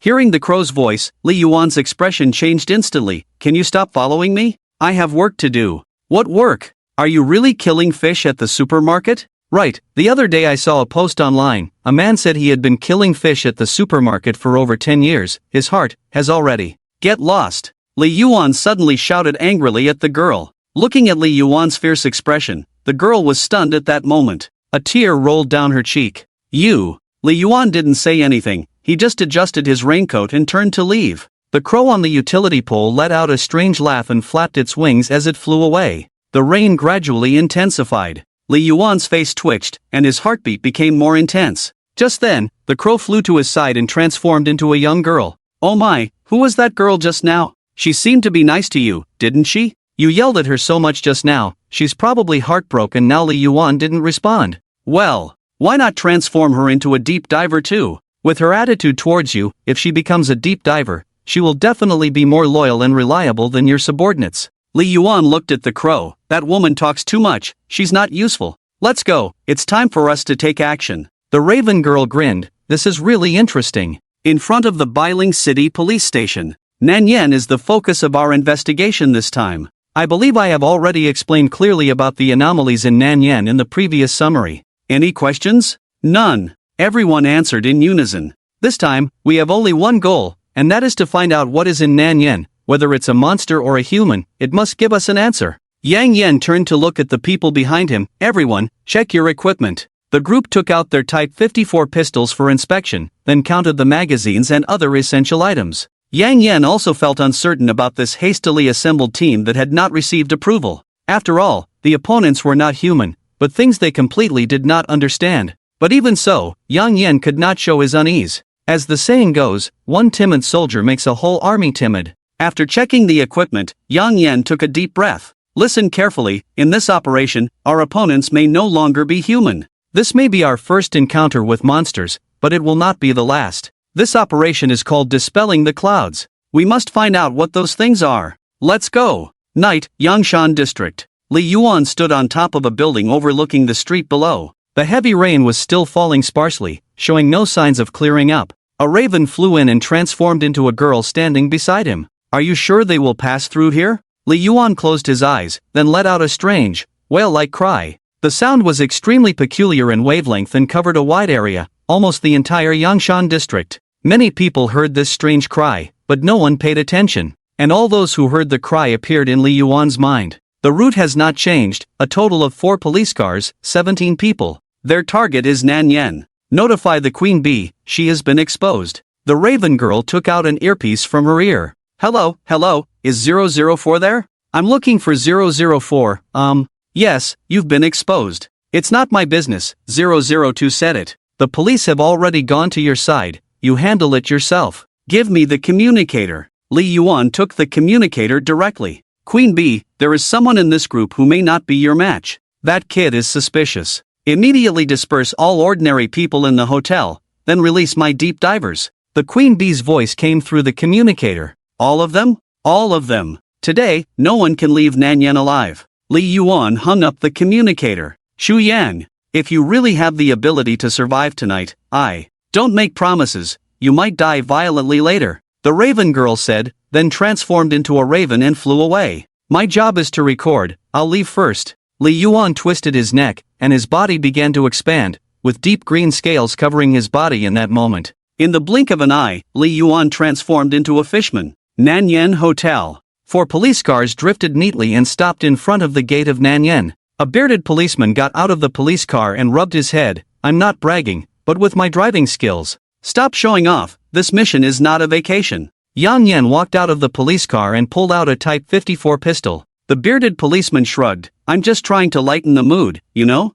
But, did we come too late? Looking around, the atmosphere inside Nanyan was eerily quiet. Despite the bright lights illuminating the place, there was not a single person inside. Is this supposed to be a hongmen banquet? I'm afraid it's more like a trap. Stay alert, our opponents are not human. A young man stepped out of the police car, stretching his legs and arms. Shu Yang, be careful, Yang Yan said. Shu Yang nodded, don't worry, I can take care of myself. A crow flew overhead, with a camera hanging from its chest. Top floor of Nanyan. The Queen Bee was smoking a cigarette, surrounded by hundreds of women dressed neatly. The guests have arrived. Although that fish told us not to interfere, this is still our home ground. I don't want this place to turn into a seafood market. You, each of you, do your part. Those who dare to enter this door today, don't let them leave. With those words, hundreds of women nodded in unison and then began to take the elevator down in batches. After that, the Queen Bee dialed a number on her phone. Hello? A group of young police officers got drunk and caused trouble here. One slipped and fell. All dead. It's not their fault. You will handle it fairly, right? The queen bee exhaled a puff of smoke, and after a moment, a mysterious male voice came through the phone. Yes, Queen Bee. Inside Nan Yen. A group of police officers entered, cautiously checking each room on the first floor. But without exception, there was no one there. Neither guests nor waiters. The police officers were puzzled but continued their search upstairs. They did not take the elevator but split into two teams and went up the stairs on both sides. The situation on the second and first floors was the same. Not a single person was found. Strange. Even if they knew we were coming, they wouldn't have evacuated so quickly, right? Unless everyone is very obedient. Is there a problem with that? It's a big problem. Yang Yan's eyes narrowed. Would paying customers really be so obedient? If they used force to drive them away, the consumers would not be willing. They would gather outside the hotel to question collectively. This kind of persistent and talkative people should be everywhere. And what if they used financial means to disperse them, such as giving money? It could indeed disperse a certain number of people. But this is a high-end hotel. There must be some wealthy upper-class people who would not stoop for a little money. Moreover, suppose there is a couple staying here, having a passionate moment in the room, and at that moment, hotel staff barge in and ask them to pack up and leave. Would they be willing? There are even high-end dishes left uneaten on the table, and the bed in the room is still warm. What kind of power could evacuate everyone in such a short time? No matter how you think about it, it must be through unnatural means. The group continued upwards, and just as they reached the third floor, suddenly, all the lights went out at the same time. Be careful! Clatter, clatter, clatter! At that moment, a dense and damp sound of footsteps suddenly echoed all around. This sound is not good. The game has begun. At this moment, all the lights inside Nan Yan had been extinguished. Hundreds of fish people emerged in the darkness, blocking the stairs and pouring in from all directions. The police split into two small teams, one with 8 people and the other with 9, and Li Yuan directly found the 8-person team. Obviously, they were starting with the smaller group. First solve the team with fewer people, then go to solve the team with more people. Li Yuan believes that this is the most prudent approach. Especially since Chu Yang is also in the team of 9, it is safest to leave him to deal with the situation at the end. Patter, patter, patter. Listening to the dense footsteps echoing around, a group of police officers wanted to run, but the second floor had already been blocked by the fish people. The group could only retreat to the third floor, back against the wall, raising their guns. Call the captain. We are encountering fish people here. Repeat, we are encountering fish people here. What? You also have them over there? We have nearly 100 fish people here. The same? Obviously, both groups were simultaneously attacked by a large group of fish people. Damn! Prepare to fire. Everyone raised their guns and aimed around. Li Yuan directly stepped back to the rear of the fish people. When the fish people saw this, none of them moved, because they were once human too, and they were also afraid of guns. Even if they were fish people, they would still die if shot. Seeing this, Li Yuan frowned. Charge, together. As soon as the words fell, the fish people instantly turned red and rushed forward. Fire! Bang bang bang! Bang! Gunshots continued to ring out. Some fish people were instantly killed by shots to the head, but new fish people quickly took their place. Soon, one fish person broke through the defense line, rushing forward like a vicious dog in the hail of bullets. Put! Ah! Lu Yen! Damn! I'll fight you all. People began to frantically empty their magazines, but there were just too many fish people. Once they got close, it was all over. Put! Ugh! Sharp claws pierced the abdomen of a police officer. He widened his eyes, and directly shoved the gun barrel into the mouth of the fish person. You bastard mutt! Bang! Gunshots rang out, blood sprayed. After the bullets missed, the remaining few people were knocked down before they could even reload. Ah! Call the captain. Captain, the second team has. Put! The 8-person team was completely wiped out, leaving only one middle-aged man on the brink of death. At this moment, Li Yuan walked out from behind the fish people. He grabbed the head of the middle-aged man, effortlessly lifted him up, and then walked straight towards the other end. Chu Yang, your biggest mistake was not finishing me off with another blow. Giving someone a second chance is like them shooting a second bullet at you, making up for the first one that didn't kill you.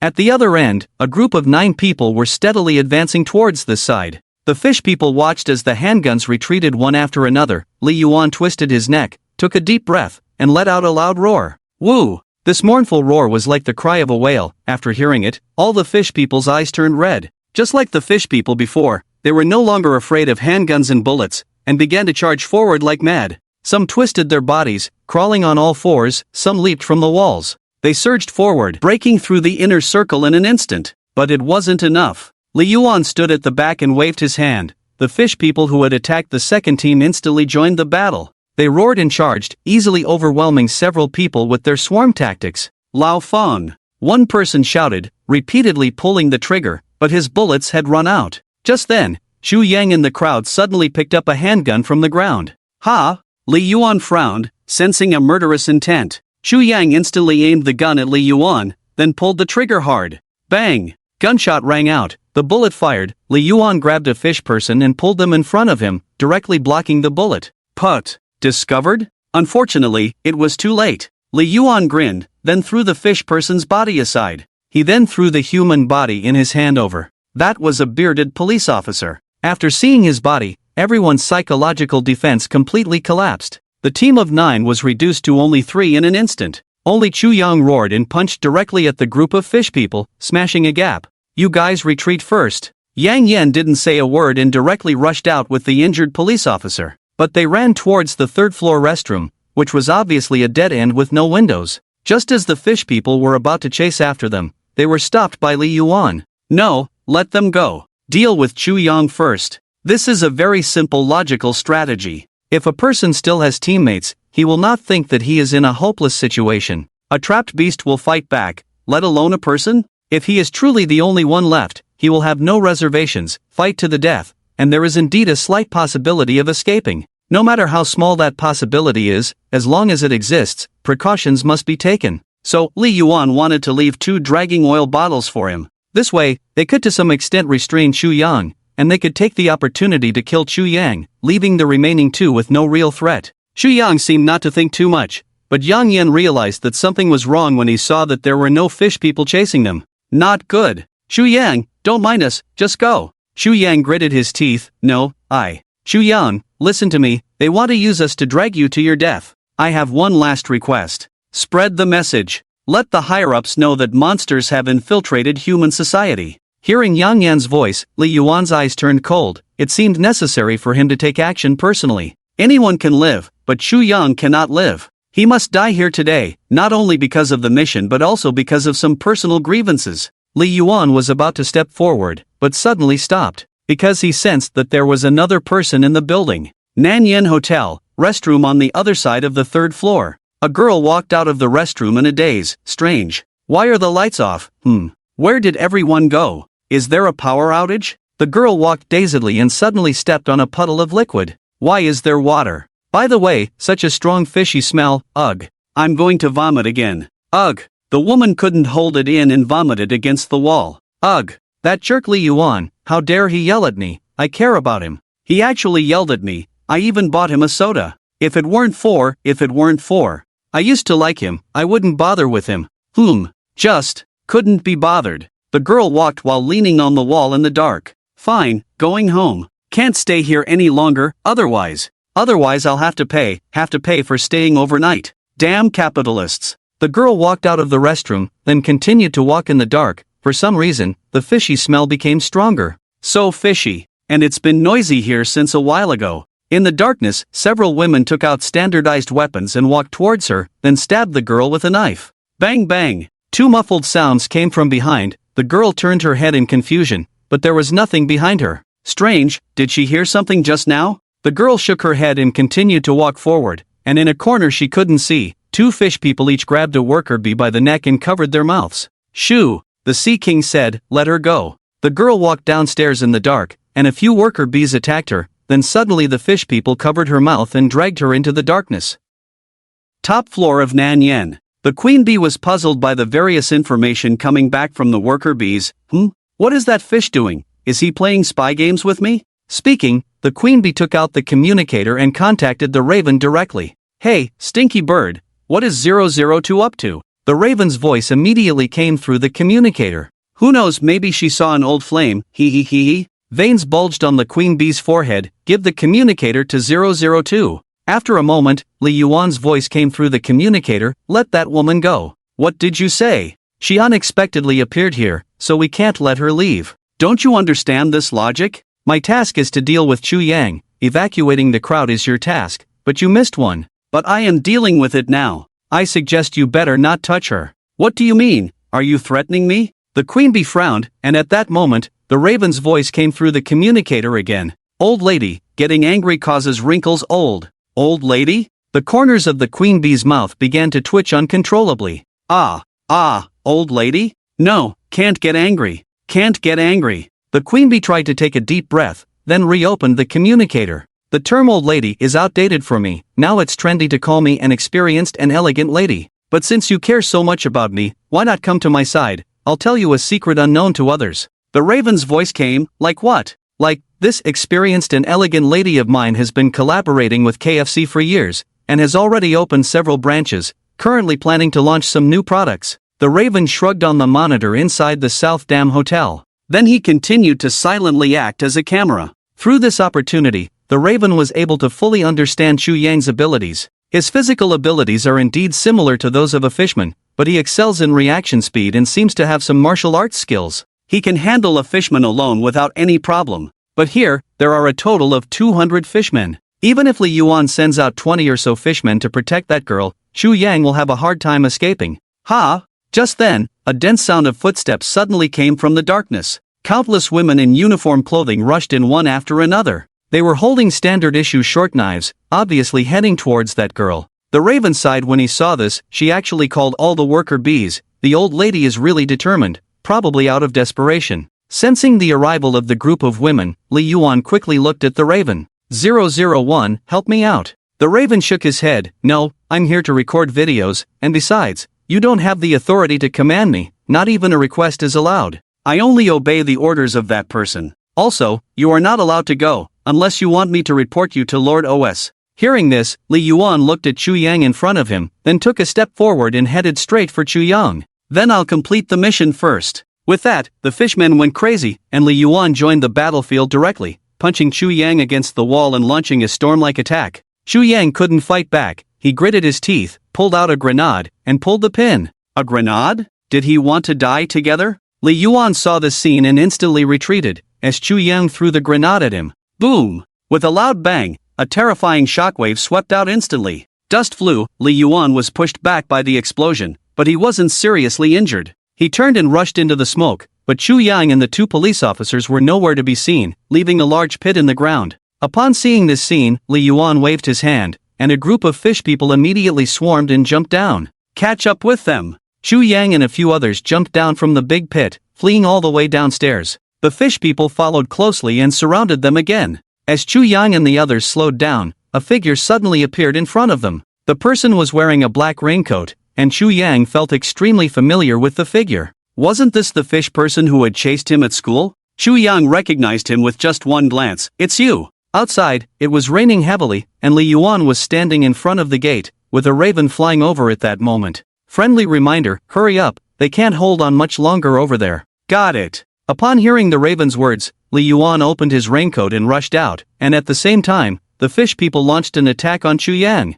Chu Yang took a deep breath, but Yang Yan suddenly grabbed him. Chu Yang, can you still go on? Chu Yang was already covered in wounds, facing the siege of the fish army. It was a miracle that he could hold on until now. I should be fine. If all else failed, he still had 2 breath of the deep sea that he obtained in the game. At the very least, he could heal himself twice. With that, Chu Yang stomped the ground fiercely and rushed out. He appeared in front of Li Yuan in a flash, about to throw a punch, but Li Yuan kicked him in the chest with a knee strike. At the same time, 2 fish people rushed in from the left and right, using their sharp claws to cut open his abdomen. Bang! Chu Yang's eyes widened, and Li Yuan struck again, grabbing Chu Yang's head and smashing it forcefully into the ground. Boom! Once. Smash again. Boom! Twice. Boom! Thrice. As Li Yuan repeatedly smashed Chu Yang's head into the ground cracked, blood splattered, and Chu Yang was completely overwhelmed by Li Yuan. In no time, Chu Yang fell silent. Looking at the fallen Chu Yang, Li Yuan lifted his body and then revealed his sharp claws, piercing his chest directly.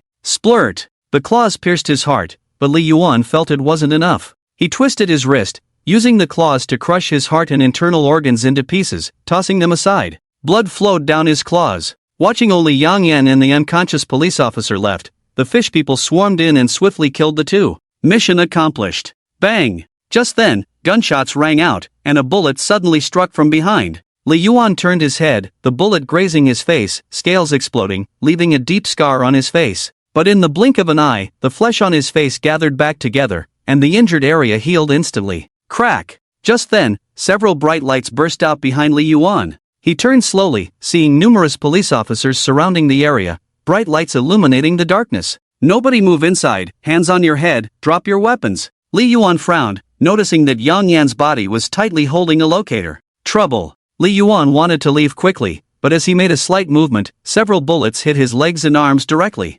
Bang! Bang! Bang! Blood splattered, and Li Yuan fell to his knees. Damn it, destroy this place. Ah! Li Yuan opened his mouth, emitting a strange sound wave. The wail-like mournful sound made everyone shudder. Quick, shoot! Boom! With a loud bang, a part of the second floor collapsed instantly, dust rising, rubble falling and piling up, directly blocking the gate of Nanyan. Countless fish people rushed in and took Li Yuan away in an instant. Let's go, find the queen bee. It took the police outside a while to break through into Nanyan, but Li Yuan had already disappeared. Is it too late? At this point, the 17-member police squad that broke into Nanyan was completely wiped out. However, at the top of Nanyan, the queen bee pointed at Li Yuan's nose and scolded him. Oh, I must be crazy. I cooperated with your actions, but what have you done? You blew up my house. Do you know how much it costs to repair all this? And that woman, regardless of whether she saw our secrets or not, since she's here today, we can't let her leave alive, can we? I can't believe you let her escape, and now there's a group of police outside blocking my door. No, I have to make a phone call. The queen bee dialed a number again. Hello, a group of police are about to raid my old house. You need to get rid of them quickly. And, about today's events, and all the information about today, I don't want anyone to pass it on from you. Yes, Queen Bee. A weak male voice came through the phone. Hanging up, the Queen Bee's mood was very bad. A group of fish people were removing bullets from Li Yuan's body. He gritted his teeth, cold sweat continuously flowing down his forehead. Li Yuan said, I have confirmed that all targets are dead. My mission is complete. Wrapping up should be your job. My job? You turned my house into a seafood market, and you made big holes on the second and third floors. I still owe you what you owe me. Watching the two arguing, the raven transformed into a girl with a look of wanting to die, slumped on the sofa. Sigh. It's so tiring to be with you guys. Hey, there's still one person alive. Not dead. Who? At the mention, Li Yuan let out a roar, the sound wave spreading, directly covering the entire Nanyan building.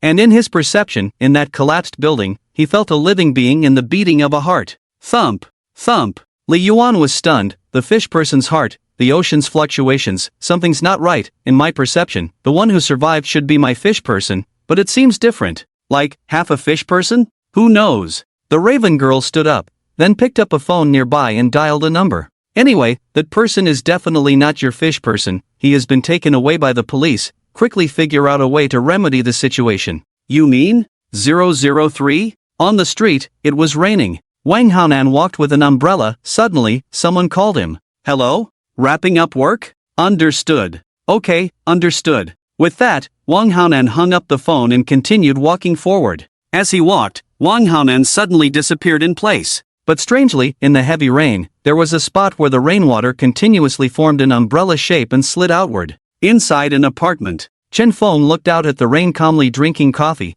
It had been very noisy outside since a while ago. The sound of police sirens was incessant, and he didn't know what was happening. Society is in turmoil. Those people are really useless. It's been so long, and there's still no news. I'll do it myself, Chen Feng said, picking up a bottle of liquid from the table. He unscrewed the cap and drank the liquid in one gulp. Gulp! Puff! What is this? Chen Feng suddenly widened his eyes, his body began to twitch and contort, countless strange threads appeared around him. On the other end, at the Nanyan Hotel, the Queen Bee suddenly received a message from Chen Feng. Ha! Li Yuan looked at the Queen Bee. What's going on now? The Queen Bee placed the phone on the table and displayed the information in front of them. A message from the boss. Did we get the blood? Blood? What blood? Several people looked puzzled. Li Yuan returned to human form, and the wounds on his body had already healed. What blood? Didn't the boss say to kill him? Wait, is the task we heard a bit different? What do you mean? When did the boss tell you to kill Chu Yang? Are you sure the boss didn't ask you to get blood? Yes. Is that so? That day on the phone, I heard it that way. The boss said to find a way to kill him. Are you sure he didn't mean to find a way to get some blood? The boss said he needed materials, That kid is very likely the pharmaceutical material the boss needs. It seems like you misheard. The group covered their faces. They heard from 002 that they thought they had killed Chu Yang, and didn't think much of it. Now they realized the problem was big. The queen bee slapped her thigh. So, the boss intended to capture alive from the beginning, but we killed the boss's material? Li Yuan felt a sudden chill. If the boss really wanted him to capture alive, and he directly killed the target, it would surely anger the boss. Although they had never seen the boss angry, that was precisely the reason. No one knew the cost of angering the boss. As the saying goes, water can carry a boat, but also capsize it. The boss could grant them abilities, but could also take them back. And perhaps, this was just the simplest punishment. Are we going to die? Yes, with the boss's temper, he might want to kill us to vent his anger. Wait, maybe Chu Yang is still alive. Alive? You mean the one taken away by the police just now? It's possible. Quick, confirm it, see if it's Chu Yang. What if he's still alive? Yes, what if? Wait, didn't we forget something? It seems. Oh no. Suddenly, they realized they had forgotten something. 003 is already on the way. Quick, call him back. A car accident occurred in front of the city hospital. The scale of the accident was large, with a number of police cars colliding, causing a great deal of casualties. But that wasn't the worst part. The worst part was that a wounded person was just dug out from the rubble, and he was in one of those police cars. Flames soared, black smoke billowed, chaos reigned in front of the hospital. Wang Hanan lit a cigarette as he watched the scene in front of him, then turned to leave. Phew, it's over. Just then, Wang Hanan's phone suddenly rang. Hello, 003, is it done? It's done. Is the target dead? Dead. Oh no. Wang Hanan exhaled a puff of smoke. What happened? Nothing. Just come back first. A woman's voice came through the phone. Got it. Wang Hanan flicked the cigarette butt into the water, then turned and left. After he left, a disheveled person emerged from the abandoned car. Cough, luckily I still have a deep breath of the sea. Can't go on. I feel my body dispersing. The next day, the events of yesterday made the news, but were simply defined as a fire and car accident. The casualties of the Bailing police went unnoticed, and the higher-ups were indifferent. The reason was that the queen bee had already dominated the entire Bailing city. By mixing bodily fluids into drinks, she controlled a large number of Bailing citizens and high-ranking officials in various sectors of the city. Reports submitted by the Bailing police to higher authorities were all dismissed because of this. At this moment, they felt increasingly powerless. Inside the Bailing City Police Department, the chief was writing a report. The entire Bailing city seems to be enveloped by a huge net, where someone here has the power to conceal everything. Now we are like fish in a net, dogs in a cage, all voices are suppressed. Our cries go unheard, our deaths go unnoticed. They dare to act so recklessly because someone is assisting them. Assisting those monsters, how absurd. Bang! The chief slammed his fist on the table. The upper echelons have been infiltrated. I will personally go to the capital. Just then, a police officer walked in holding a document. Chief, this is what Captain Yang entrusted us to give to you before he passed away. The chief fell silent. Yang's words. He miraculously survived the collapse, only to die in that mysterious accident. Damn it! The chief tremblingly took the document, which had 5 big words written on it. Nine-tailed fox plan? Opening the document, it read, if this document is not delivered by me personally, then I must be dead. Do not mourn for me. Since the day I became a police officer, I have been enlightened. The document began with Yang's farewell letter. He then elaborated on a hypothesis about the relationship between humans and monsters, recording all the information he had gathered about monsters. Finally, he proposed a method to deal with these monsters. Establish an organization specifically targeting supernatural beings or entities, to understand them, contain them, control them, break free from the shackles of our minds, overcome the barriers of our cognition. Do not view the incomprehensible with common sense. They are not human. If we treat them as we do humans, we can never defeat the monsters. We must dare to imagine boldly, open our minds like Chu Yang. The abilities of monsters are limitless, they will not conform to our understanding. First imagine, then try to understand. Perhaps the method to defeat the monsters lies within the monsters themselves. We must find the solutions to these monsters from the monsters themselves, and all the answers. We contain, we control, we protect. Several days later, the hidden currents in Bailing City came to a halt. Li Yuan and Duya entered a coffee shop, where an elegant and handsome middle-aged man was packing his bags. 005, what are you doing? Upon hearing Li Yuan's words, the man turned around. The boss gave me a month off. I am preparing for an exciting trip. During this trip, I will embark on a romantic encounter. Unfortunately, those beautiful and young girls are also waiting for a gentleman to appear. Ah, the new me, a new attitude, charming and elegant to captivate the hearts of young girls. Just imagine, at 18, a curious age, their longing for mystery, their expectations for movie plots, will be fulfilled by me. Just the thought of it, I am already intoxicated. Wonderful. Romantic encounter. Li Yuan. Yeah. This guy is quite eccentric. So, what about you? What brings you here? The man turned and asked. We came to find Lord OS. Dia transformed into a girl and said. The man shook his head. Unfortunately, you are too late. Lord OS has already left, and no one knows where he went. A mysterious journey that he left on. The taste of that lord coincidentally matches mine.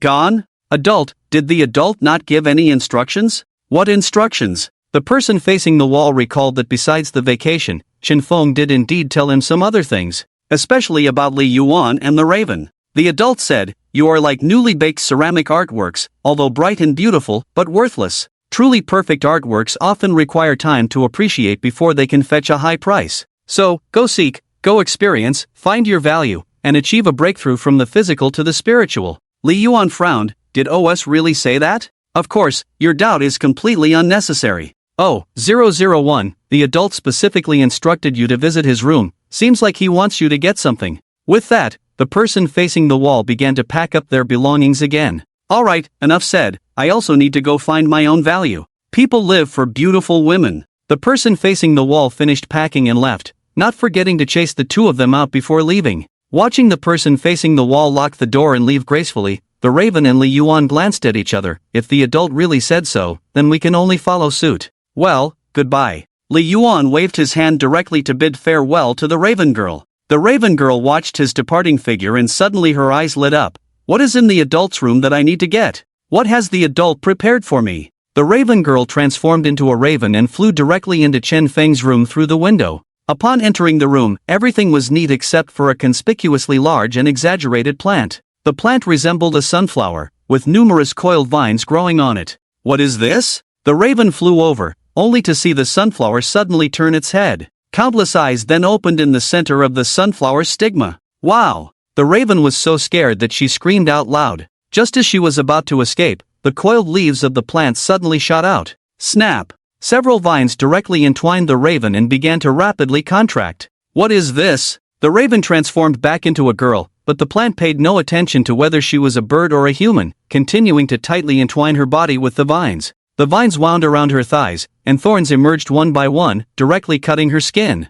Stinky flower, let me go. Do you know that I am raised by that adult? No matter how the raven shouted, the plant ignored her. Seeing the vines about to strangle her, the raven suddenly had a clever idea and transformed into the appearance of Chen Feng. Take a good look, who am I? The raven suddenly emitted Chen Feng's voice, causing the flower to release the vines, then playfully shook its body. The raven breathed a sigh of relief upon seeing this, her voice returning to normal. Phew, I thought I was going to die. But then again, what exactly is this thing? Is this what the adult prepared for me? No, definitely not. The raven felt uneasy looking at the coiled plant, wondering why the owner would grow such a dangerous plant. What if it backfired on the owner one day? To prevent any mishaps to the owner, should I just pull it out? Upon hearing the raven's words, the eyes on the plant instantly opened. Seeing this, the raven's mouth twitched. I was just kidding. Forget it, better to avoid unnecessary trouble. The raven looked around the room and suddenly found a cabinet with many bottles of potions inside. What is this? Opening the cabinet, it was divided into 3 rows, each containing many potions with labels underneath each one. The raven took out a bottle of pure black potion. As for why it was black, of course, it was because she liked black. The raven looked at the label on the potion. Secret stealer? This must be prepared by the master for me. It must be, the master knows I like black, must have anticipated it long ago. Thinking so, the raven directly unscrewed the bottle cap and transformed into a bird shape, using its beak to take a sip. Very sweet, a bit like mint candy. Take another sip. The raven kept sucking in the liquid, and soon the liquid in the bottle was empty. Ha! The raven was about to transform, but its body suddenly convulsed. Ah! The raven let out a painful scream, and the next moment, the color in its eyes disappeared, leaving only endless black. When the pain in its body subsided, the raven subconsciously transformed into human form. She turned into a naked girl kneeling on the ground, her eyes still pitch black, without a trace of white. She stood up blankly, and the world in front of her suddenly became unfamiliar. Everything seemed as if she was seeing it for the first time. I hear voices. Who is whispering? Save me! Help me! A faint voice, she was pleading for help. The raven walked dazedly to the edge of the bed, then transformed into an eagle and flew into the sky. Following the whisper, the voice became more intense. Anyone will do. Save me, I've had enough. Inside a rented room, empty bottles and cigarette butts scattered on the floor, a black-haired girl sat on the ground covered in bruises, her eyes like dead water. In the room, a man was smashing things and cursing at the girl. You're just like that bitch, eating and living off others. I raised you and supported you, let you earn money to repay. What's wrong with that? You actually called the police on me, on your father. You're really filial. The man pulled out his belt. I should have known. I shouldn't have kept you. Snap. The belt hit the girl, but she remained silent. The man, seeing this, became even angrier and increased the force in his hands. Cat got your tongue? You were so talkative in front of the police before. Speak up. Snap. I said talk. The man swung the belt again, but at that moment, a large bird suddenly crashed through the window into the room. Crack. Damn. Where did this stupid bird come from? The man swung the belt at the bird, but the bird suddenly spoke in human language. You're still such a failure, Du-chun. Living like a dog, whispering outside, only daring to rage at home. Hearing the bird's words, the man froze. The bird's voice was a woman's voice, a voice he was very familiar with. It was his ex-wife's voice. Not only the voice, but even the tone and content of the speech were exactly like his ex-wife's. Bitch, it's you again. Even in death, you won't leave me alone. Seeing the man gritting his teeth, the bird transformed into a middle-aged woman. However, the middle-aged woman's eyes were extremely strange. She had no whites in her eyes, both eyes were completely black. You always said that as long as I died, you would live better. It was all my fault. So now, I fulfilled your wish. Why have you turned out like this? Why? Because you're just raging in impotence, finding excuses for your weakness, venting your anger on me, blaming me for everything, saying all the things you dare not say to those people to me. How pitiful. Who are you? The man kept backing away, watching the eerie woman in front of him as his heart kept pounding. Who are you, a ghost? Watching the man retreat, the woman revealed a chilling smile. She turned to look at the black-haired girl. Are you in pain? The girl blankly raised her head. Are you here to pick me up, mother? The woman chuckled and patted her head. Yes, that man is really annoying. How about we kill him? Kill him? The girl murmured to herself. Yes, kill him, the woman said, then suddenly disappeared in front of her, turning into a sharp knife that fell to the ground. The girl blankly picked up the knife from the ground and then looked at the man in front of her. The man suddenly stumbled and fell to the ground. Wait. Yinger, no, Yinger, I am your father. You can't. The girl tremblingly walked up to the man, gripping the knife handle with both hands, and then stabbed it down fiercely. Splurt. Night fell, dark clouds covered the moon, and raindrops pattered down. The girl walked blankly on the street, like a walking corpse. Her hands and clothes were stained with blood, the rain soaking her clothes and hair. A crow followed behind her, looking into the girl's eyes without any emotional fluctuations. Where are you going? Hearing the crow's voice, the girl turned blankly. You are mother. Mother? The crow spread its wings. Of course, she was not the girl's mother. The appearance she had changed into before and the voice she had made were all extracted from that man's memory. This was a secret hidden deep in the man's mind. This was a new ability the crow had acquired. It could steal secrets from the depths of people's hearts and mimic things from their memories. Whether it was a person or an object, it could mimic them perfectly. In addition, it could also hear some faint whispers originating from the shadows. The most feared thing in the girl's heart was the man from before, and her favorite thing was the woman the crow had transformed into earlier. The girl knelt down blankly. Can you eat me? The crow blinked its eyes. Its pure black eyes seemed to understand some information. Is living painful for you?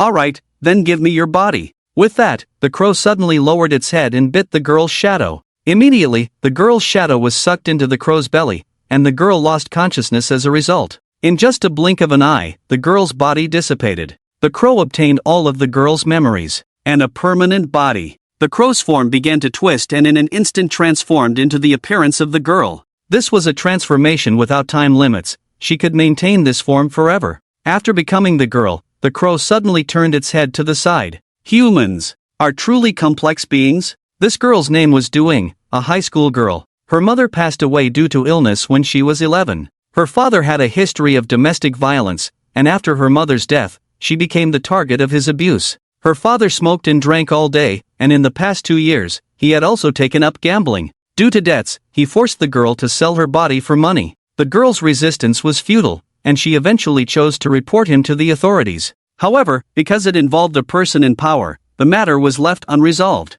The strongest emotion the crow received after becoming the girl was hatred. Want revenge? Alright, I'll help you. With that, the crow girl's hands suddenly grew deep green scales. Her 10 fingers turned into sharp claws, lightly scratching the wall, easily slicing through the stone like tofu. How powerful is the ability of the imitator? She can imitate any known life form, whether it's a fish person or something else, as long as it has a sufficient understanding of the life it is imitating, it can perfectly replicate the abilities of the other. Abilities like fish people, transparent people, queen bees, and wall facers, it can replicate them all. The raven found a secluded alley according to the directions in its memory. In the alley, there were several burly men who looked at the girl. Oh, she's so proactive this time. Everything has a process, and they will get used to it sooner or later. Go in, the guest is already waiting inside. The girl silently walked past the men, raised her claw, and a flash of blood appeared. A line of blood appeared on the necks of the men. Thud! Several heads fell to the ground.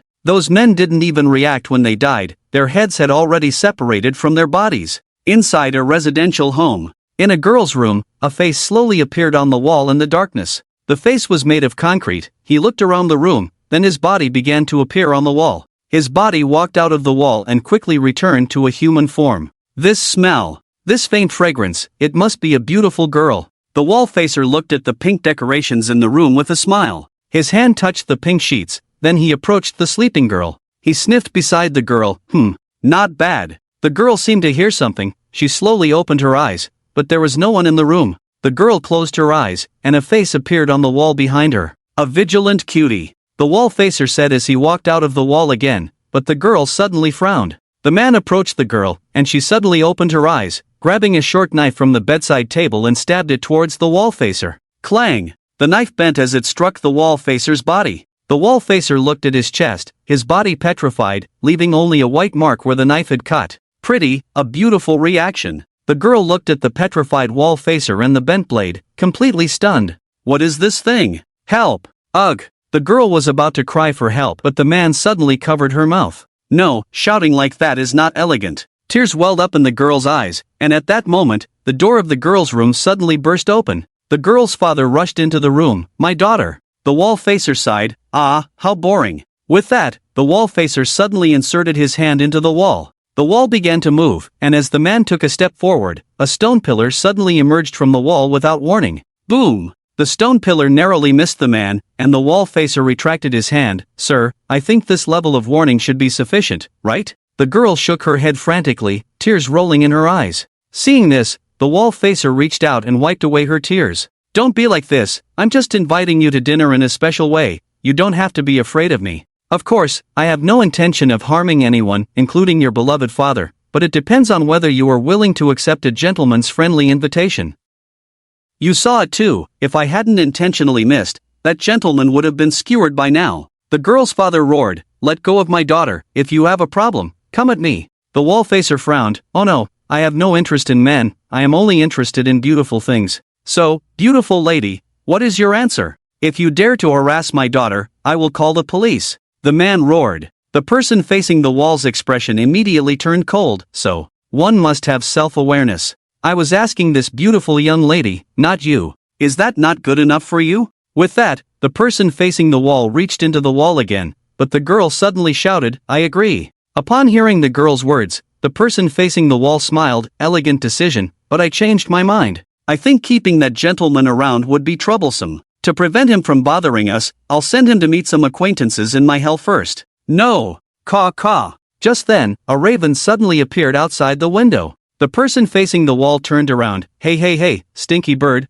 why do you follow me wherever I go? Do you have nowhere else to go? The raven transformed into the girl, opened the window, and leaped in lightly. Didn't you say you wanted me to find self-worth enhancement? Unfortunately, I found it. Just by following you, I can encounter many lost and willing souls, offering themselves. This is a rare opportunity. Their souls are sweet, constantly nourishing my power. But I wonder if it's because I've absorbed too many personal emotions that I now have an extra desire to taste you as well. With that, the girl's hands suddenly turned into fish-like claws and headed straight for the person facing the wall's head. Hey hey hey! The person facing the wall stepped back, bending down to dodge the sudden attack. Although you pretend to be a beautiful young lady, making me reluctant to act, if you insist on laying hands on this gentleman, I don't mind trimming your feathers for you. You can try. The raven girl approached again, leaping high and aiming her claws as if to tear the person facing the wall apart in one fell swoop. Seeing this, the person facing the wall sighed. Truly a stubborn lady.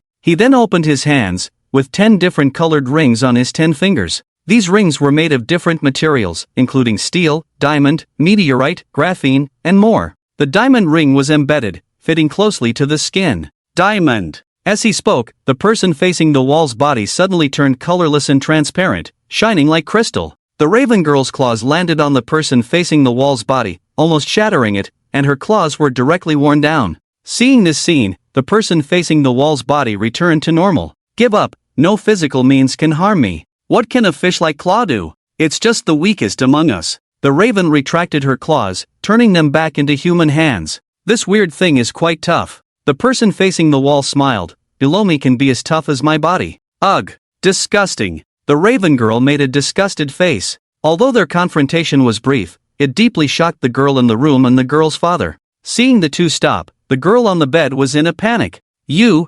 continue. The person facing the wall and the raven girl glanced at each other. Although we don't want to admit it, we are actually together. Our fight was based on a little personal grudge, but since you've seen it, it goes against the wishes of that adult. We can only inconvenience you for a bit. The raven girl suddenly took out a syringe. The liquid inside was the queen bee's bodily fluid. This bodily fluid generally serves two purposes: mental control and gender transformation. However, whether to transform or not is up to the queen bee. For example, some public figures, if transformed into females, would undoubtedly attract widespread attention and be very troublesome. At this point, the queen bee would usually only impose mental control rather than transformation. Come on, if you don't want to die, come over here yourself. I don't want to say it a second time. My life has been mediocre and meaningless. This is what Li Yuan thought before becoming a fishman. But one day, Qin Feng said something to him. Everyone has their own talents, but if you judge a fish's ability to climb a tree, the fish will always think of itself as foolish. Unfortunately, in this world, people only recognize two types of talents: academic talent and business talent. The world today is sick. Everyone mistakes desires for ideals, worldliness for maturity, cowardice for prudence, and slickness for wisdom. Do you think this is right? I think that should be wrong. Li Yuan looked at the familiar yet unfamiliar home in front of him. Since a long time ago, he didn't know why he was living, as if his existence had no impact on the world. A meaningless life. Meaningless time. Perhaps living is about finding the value of one's existence. Li Yuan used to live just to live, but now he lives for one thing. That is to fulfill the wish of that person. But his thoughts seemed to be just blind loyalty. That person was not satisfied with his performance. If the only meaning of a life is to serve someone, then what is the difference between it and a tool? Although that person did not directly convey these words to them, he entrusted the message to the person facing the wall. Li Yuan is not smart. He can only reluctantly think that the person must have said so because of previous failures and their misunderstandings of the person's words.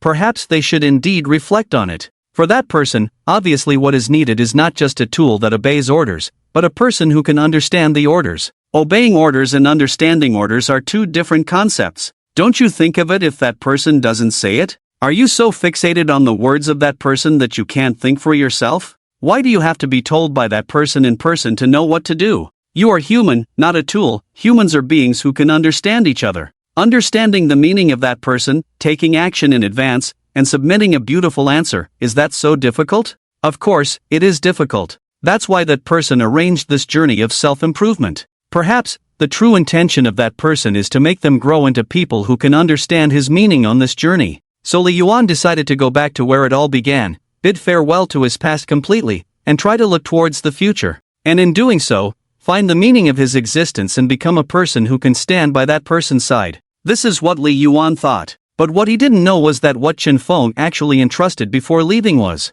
while I'm away, if 001 comes back, remember to have it put the recording in my room. But the person facing the wall mixed it up. Li Yuan pushed open the door and entered the room. Everything was the same as before. His brother's awards filled the living room, his stepmother's perfume was placed in the most prominent position, and the family portrait on the wall had a corner torn off. In that corner was Lee Yuan's photo. This happened after he returned for the summer. His father said it was torn off accidentally by his mischievous brother. And his brother even burned it, so it couldn't be stuck back on. That's how it is. Lee Yuan chuckled at the memory of this incident. Just then, a middle-aged woman in pajamas entered the living room. She looked at Lee Yuan in the living room and frowned. "What are you back for?" "I'm back to take what belongs to me," Lee Yuan said. His tone was very calm, neither overbearing nor humble, but it made his stepmother feel displeased. "Huh? What belongs to you in this house? What have you contributed to this family? Whether it's the things in your room or the clothes on your body, none of it was bought with your own money? Even if there were, who gave you the money? Don't talk about working and earning money yourself. The family has supported and raised you all these years,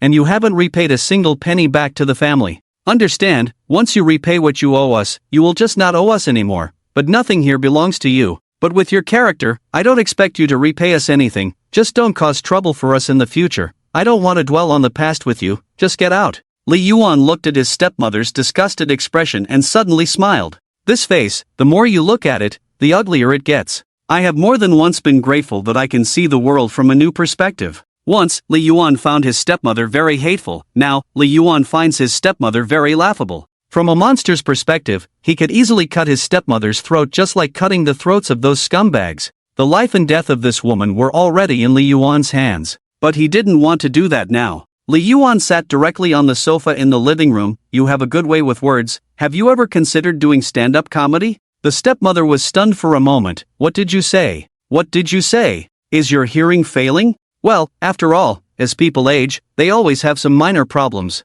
Lee Yuan said. "You? Me? Alright, I'm in a hurry. I won't reminisce with you," Lee Yuan said as he went back to his room, took out the suitcase under the bed, and started packing his things. The stepmother rushed over at this moment. "Who allowed you to take these?" "Let me tell you, Lee Yuan, if you dare take these things today, I will." Lee Yuan turned his head to look at his stepmother. "What will you do? If you can't think of it, you can take your time." The stepmother was furious. "If you dare take these things with you, you can try, see if I dare call the police." "Alright, I'll try," Lee Yuan said, ignoring the stepmother, and continued to pack his luggage. The stepmother gritted her teeth. How did this bastard seem to have changed? Is he not even afraid of me now? At that moment, Lee Yuan's father came out. "Let him take it. You. Let him take it, and leave quickly." Seeing Lee Yuan's father speak, the stepmother reluctantly gave up. Lee Yuan completely ignored the two of them and continued to pack his things. In the process, he accidentally knocked over a photo frame on the desk. Knock! The frame fell to the ground and shattered, and a note fell out along with the photo. Lee Yuan bent down to pick up the photo and note, and saw that the photo was a class photo from high school graduation. As for the note, Lee Yuan had no recollection. He looked at the note, which read, "Knowing you as I do, I estimate you will never find this note in your lifetime, Lee Yuan, you big fool, blah blah blah." Well, I have a lot of things I want to say to you, but I don't know where to start. So I'll just write a few lines. We were desk mates for 3 years. I don't know how you saw me, but even if I asked, you wouldn't answer me. So I'll tell you what I think of you. You're not bad looking, tall, but always so submissive, which I don't like. Your grades are a bit poor, but better than mine. You're very gentle, patient with everyone, and very attentive. Every time I see you arguing with someone and unable to say a word for a long time, looking dumbfounded, I just want to laugh. And not only that, but also when Lu Mingyang said he would wait for you after school, you stayed in the classroom for a whole day and night without daring to go out. I couldn't believe you actually slept in the classroom overnight.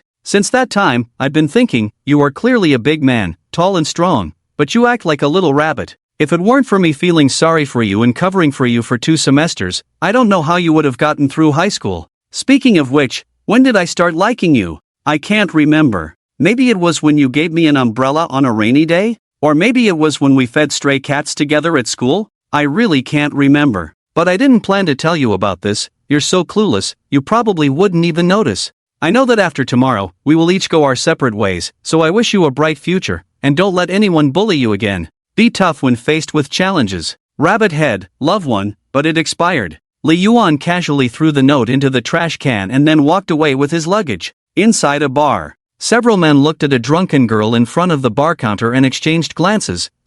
It's about time. A man with blonde hair stretched lazily and approached the girl. He was about to reach out, but was suddenly grabbed by the wrist by a man in a raincoat. "Ha? Bro, what's the meaning of this? You want to steal food, huh?" The man in the raincoat didn't say a word, he just exerted a little force and broke the man's wrist. Crack! Ah! Damn, you! The blonde man let out a scream, then knelt down holding his wrist, cursing at the man and immediately calling his buddies behind him. But the group of people behind him all froze when they saw Li Yuan. Hauga, maybe we should just let it go? Damn, what nonsense are you talking about? My hand got messed up. For some reason, except for the blonde man, the rest of the group seemed very afraid of Li Yuan. Because this wasn't the first time they had seen Li Yuan. Once, they had a wounded and dying old dog, and they were planning to have some fun with it, give it a final send-off. At that time, Li Yuan happened to pass by and beat them up. They were not satisfied, so they called a group of people to wait for Li Yuan. They called the big brothers from the area, and dozens of people came.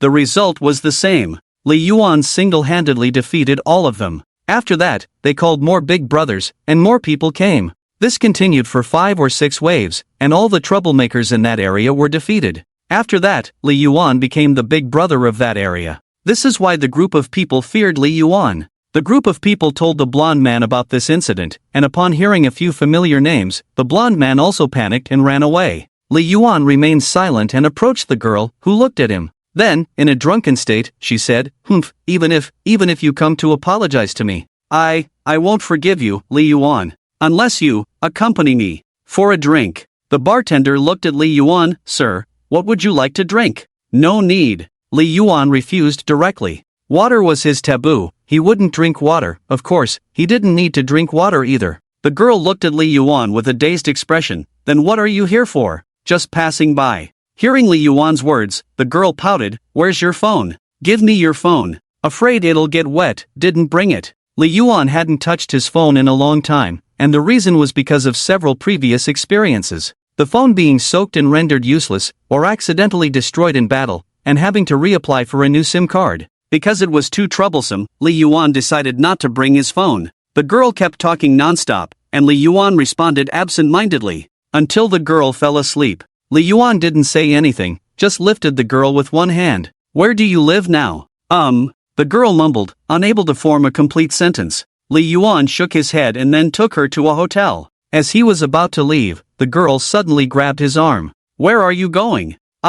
Before Li Yuan could say anything, the girl unexpectedly grabbed his collar and kissed his lips. Her tongue entered Li Yuan's mouth, but to his surprise, his mouth was very dry, without any saliva. In that moment, scales started appearing on Li Yuan's face, and his teeth became sharp. Sensing his body transforming into a fish-like creature, Li Yuan pushed the girl away and quickly spat out the liquid from his mouth. The girl looked puzzled. "Do you hate me that much? Then why did you come to find me?" Li Yuan didn't know how to answer the girl and just turned to leave. Unexpectedly, the girl shouted, "If you leave today, don't ever come find me again." "Fine," Li Yuan said and left directly. He didn't hesitate at all, his actions were decisive. Here's a fun fact, when people have close contact with the opposite sex, their minds subconsciously relax, and they start sweating due to physical activity. This was deadly for Li Yuan. Perhaps this was the best outcome. Li Yuan believed that to kill someone, he just needed to reveal his biggest secret to them. And to protect someone, the only thing he could do was to stay as far away from that person as possible.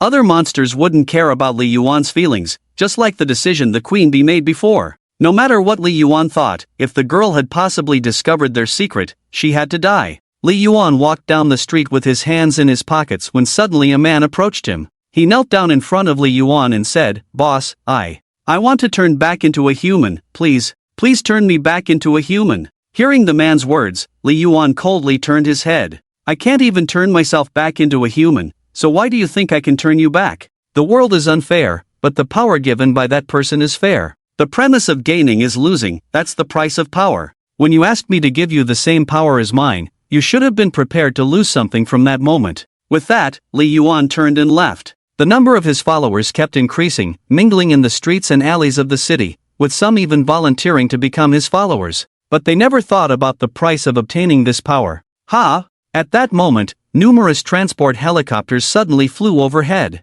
Li Yuan looked up at the sky, feeling that something big was about to happen. "Calling Commander, this is Nine-Tailed Fox 01 team, I am Frontline Commander Zhang Jinson. We have successfully arrived at Bailing City, over."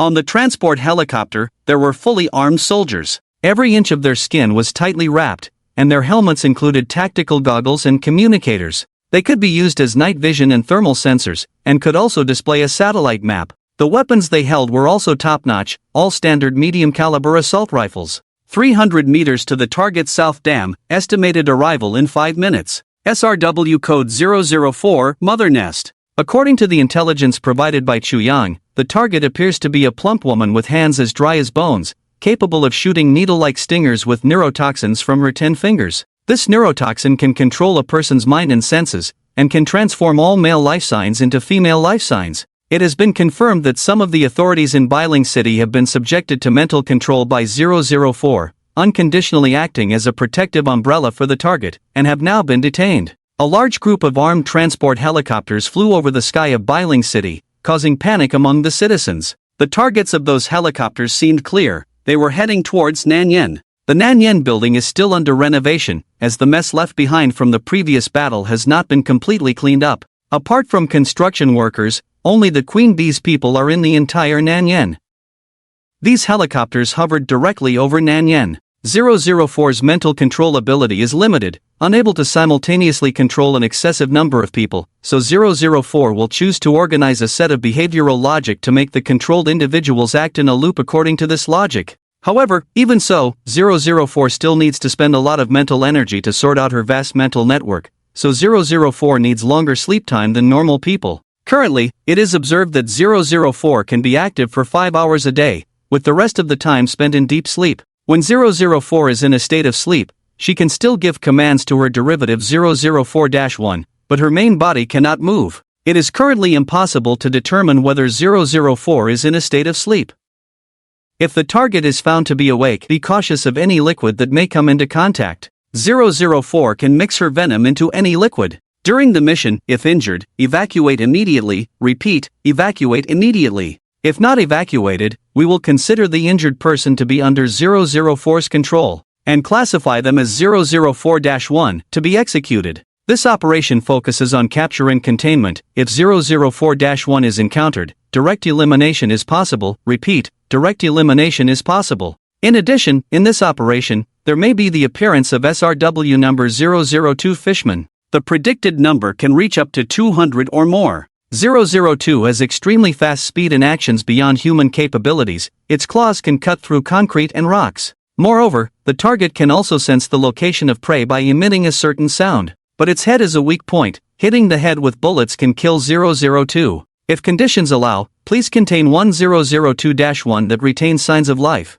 The code name for this containment operation is Operation Bee Capture. This is the first official confrontation between humans and monsters. Wishing you a safe return, comrades. Zhang Jinsong looked at the fully armed nine-tailed fox soldiers on the helicopter and waved his hand. Split into 4 squads for infiltration. I will lead one squad, the other squads follow your squad leaders. If the squad leader is suspected of showing signs of mental control, the deputy squad leader will immediately take over temporary command. So, containment begins. Ropes began to roll out of the helicopter, and one by one, the nine-tailed fox soldiers swiftly descended down the ropes to the top of the Nanyan building. This was a large-scale operation. It included a total of 4 squads, each with 80 people. A total of 320 people. They set up ropes on the rooftop and then descended using rappelling techniques, kicking through the glass to enter the building. This is Nine-Tailed Fox 01-2 Squad. I am the squad leader. We have successfully entered the beehive. Over. Continue to advance, maintain thermal and night vision on. SRW number 003, Invisible Man may also be in the beehive.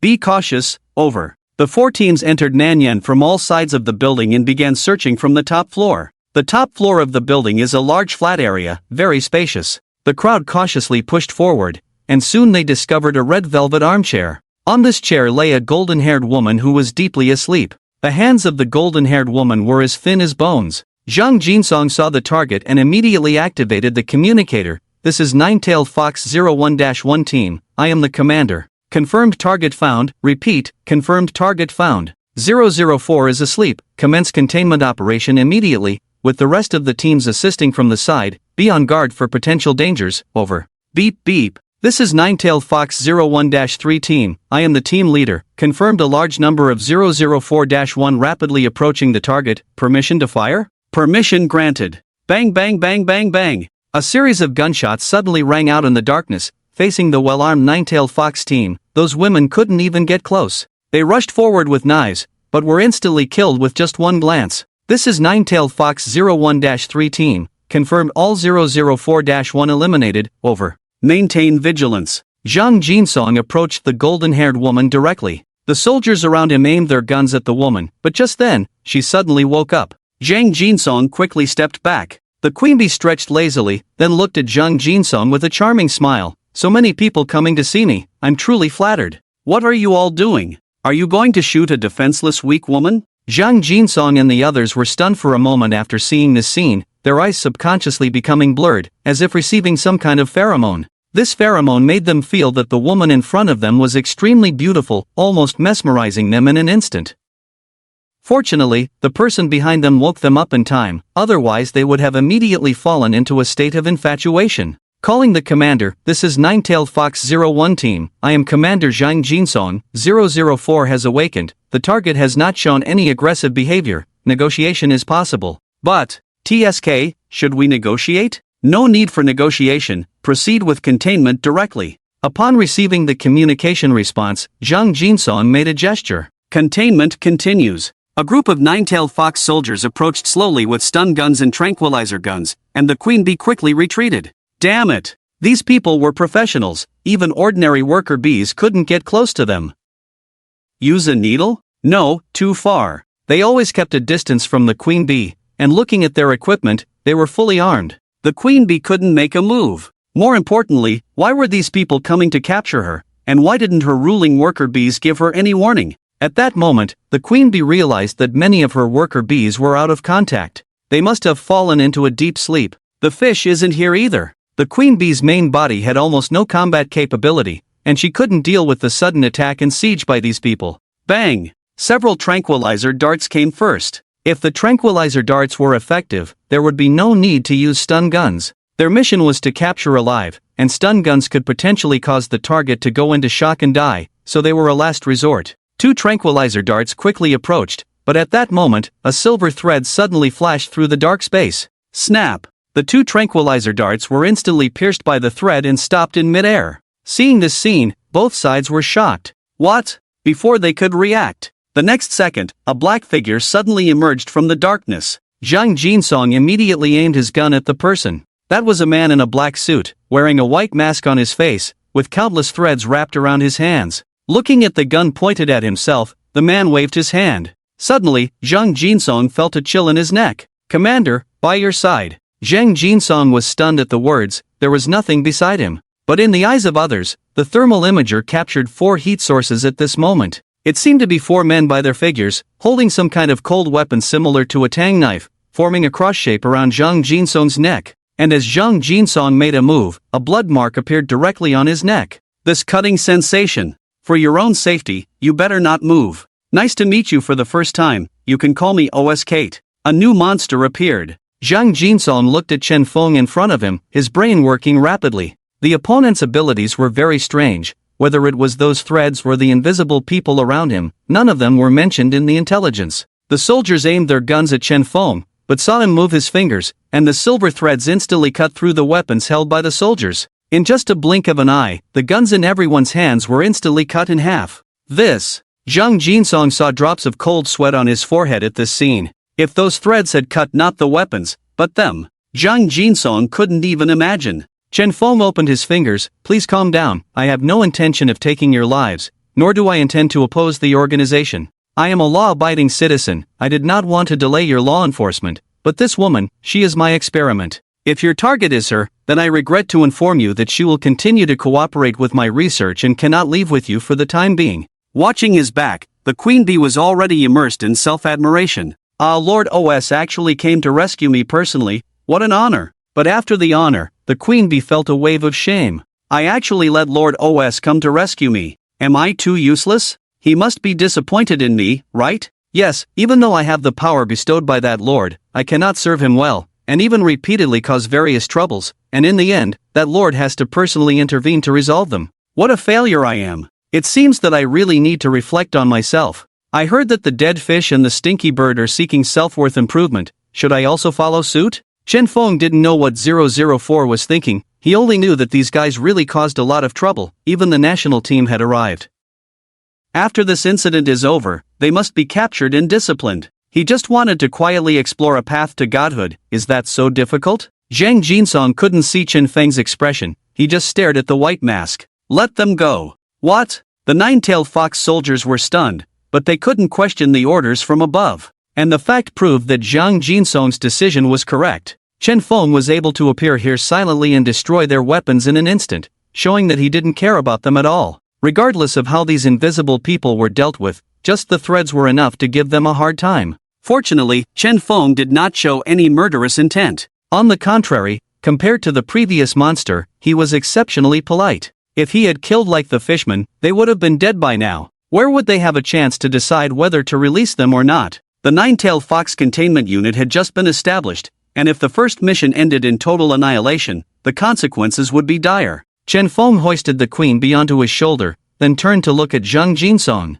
Your decision is correct. The festival is coming soon, go home and reunite with your family, they are far more important than work, aren't they? With that, Chen Feng directly grabbed the queen bee and turned to kick the glass of the building, jumping down. Zhang Jinsong was stunned after hearing his words. Is he warning us? No, this is clearly a naked threat. If you dare to take action against us again, please consider the safety of your family first. Don't you want to see your family die because of you? Damn it! Containment failed, Nine-Tailed Fox Unit 01 requests retreat. After that, Zhang Jinsong returned to headquarters and immediately submitted a report on the new containment object. SRW code 006 Spider. The spider has the ability to control silver threads, which are extremely sharp and can easily cut through metal. Moreover, the distance is great, and we were defenseless as he cut through our weapons with the thread. His speed was too fast, leaving us with a reaction time of less than 0.1 seconds. Conversely, if he cuts through our bodies with these threads, he could wipe out the Nine-Tailed Fox Unit 01 in less than 0.1 seconds.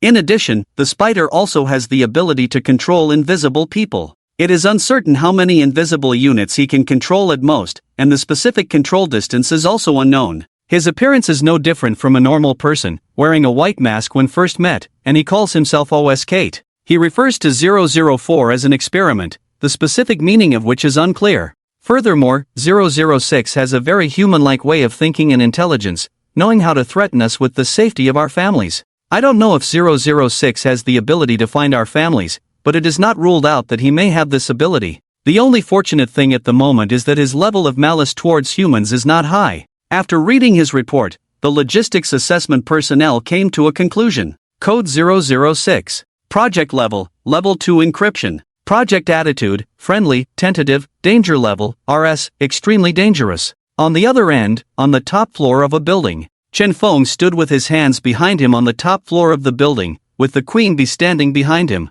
This is the last time, 004. The queen bee's pupils shrank suddenly when she heard this, and she knelt down abruptly. No. Lord OS, I know I was wrong, I promise, there will absolutely not be a next time. Please give me another chance. The meaning of the last time is to say, do you want to eliminate me? The queen bee's whole body began to tremble at this moment. In her understanding, the last time meant to kill her. After all, she had repeatedly disappointed the Lord, and had even been almost taken away for dissection and research. If this leaked the Lord's secret, it would be better to kill her. Chen Feng did not turn around, listening to the trembling tone of the queen bee. He turned his gaze, his attitude was sincere. It seemed that she was also scared by today's events. Chen Feng glanced at her sideways. If there is a next time, deal with it yourself. The queen bee's whole body softened when she heard this. Thank you, Lord. Chen Feng did not know what terrifying thought-storm had passed through the queen bee's mind. He came to find the queen bee this time to complete the initial self-splitting experiment he had conceived,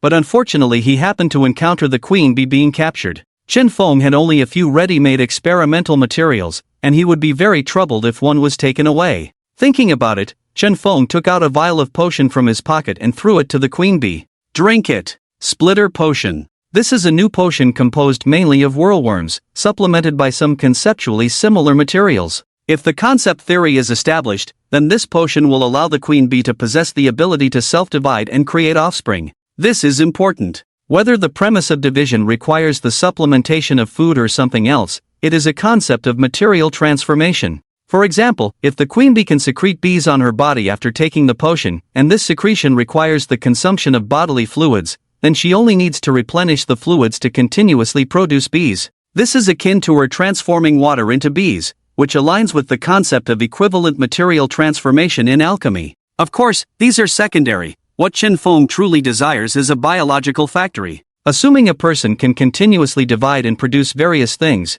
Chen Feng wouldn't have to struggle to find materials. If a person can divide and create new individuals, Chen Feng can use them for experiments. And if Chen Feng requires a certain material in large quantities, and a person can continuously produce this material through eating, then Chen Feng can achieve self-sufficiency in the rear. This is the biological factory that Chen Feng envisions. And the potion for the queen bee is precisely what Chen Feng created based on the idea of a biological factory. However, the former obviously did not meet Chen Feng's requirements. The queen bee doesn't know what Chen Feng is thinking. From her perspective, Lord OS actually gave her a chance. She thought Lord OS would unquestionably eliminate her, but now it seems that the Lord is merciful, generous, even. Without hesitation, the queen bee drank the potion in one gulp. Thank you for your gift. Soon, the queen bee began her second evolution. Her body convulsed for a moment, but like the previous time, there weren't many changes on the surface of her body. However, a fissure appeared on her chest.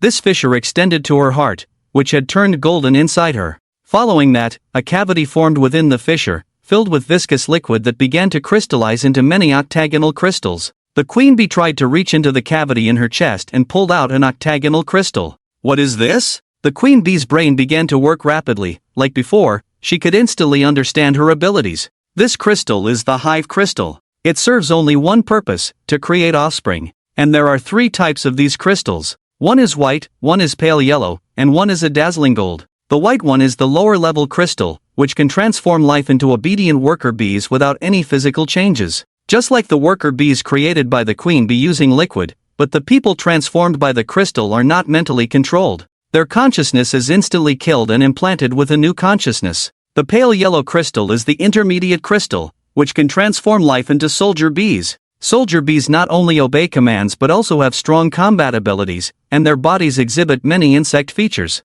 The gold crystal is the superior crystal, which can transform life into guard bees. These guard bees are extremely powerful, impervious to weapons, and their abilities are multiples of soldier bees. Additionally, a new bone will grow in their arms, which can be thrust out of their palms to form sharp spear-like weapons. These spear-like weapons can be launched with great force, comparable to a siege crossbow. However, once this bone is launched, the guard bee will immediately die. Furthermore, guard bees have the ability to fly, but they are extremely afraid of water. When they encounter water, they become completely paralyzed and unable to move. The production of these 3 crystals consumes the queen bee's own energy, which can only be replenished through eating. The consumption of the first 2 crystals is minimal, but the production of the last crystal requires the queen bee to expend a significant amount of energy. Conservatively estimated, it takes 3 days for the queen bee to produce one when she eats a lot every day. The only good thing is that this kind of crystal can be applied to animals. However, animals have lower intelligence than humans, so the queen bee needs to spend more energy to control them. If she dominates a certain number, the queen bee can only spend a lot of time sleeping, controlling the spiritual network of organisms in her sleep, just like before. In order to control those people, she endured a considerable amount of mental burden. These crystals have a better effect than liquid transformation, and the burden on the queen bee when used on humans is smaller. In other words, the queen bee can now control more followers. The presence of the guard bees is what surprises the queen bee the most. Even if countless bullets hit the guard bees, it is difficult to kill them. Just from this perspective, one guard bee can match a fully armed human squad. Of course, the premise is not encountering water. The queen bee told Chen Feng about her abilities after the second evolution. Chen Feng shook his head after hearing it. It's still a bit lacking. The queen bee can indeed produce materials on her own, but these materials are still used for transformation. To achieve the hypothesis of a biological factory, it is estimated that another breakthrough is needed. After that, Chen Feng took a few octagonal crystals from the queen bee to study. The queen bee then sat paralyzed on the ground, experiencing the feeling of surviving a disaster for the first time.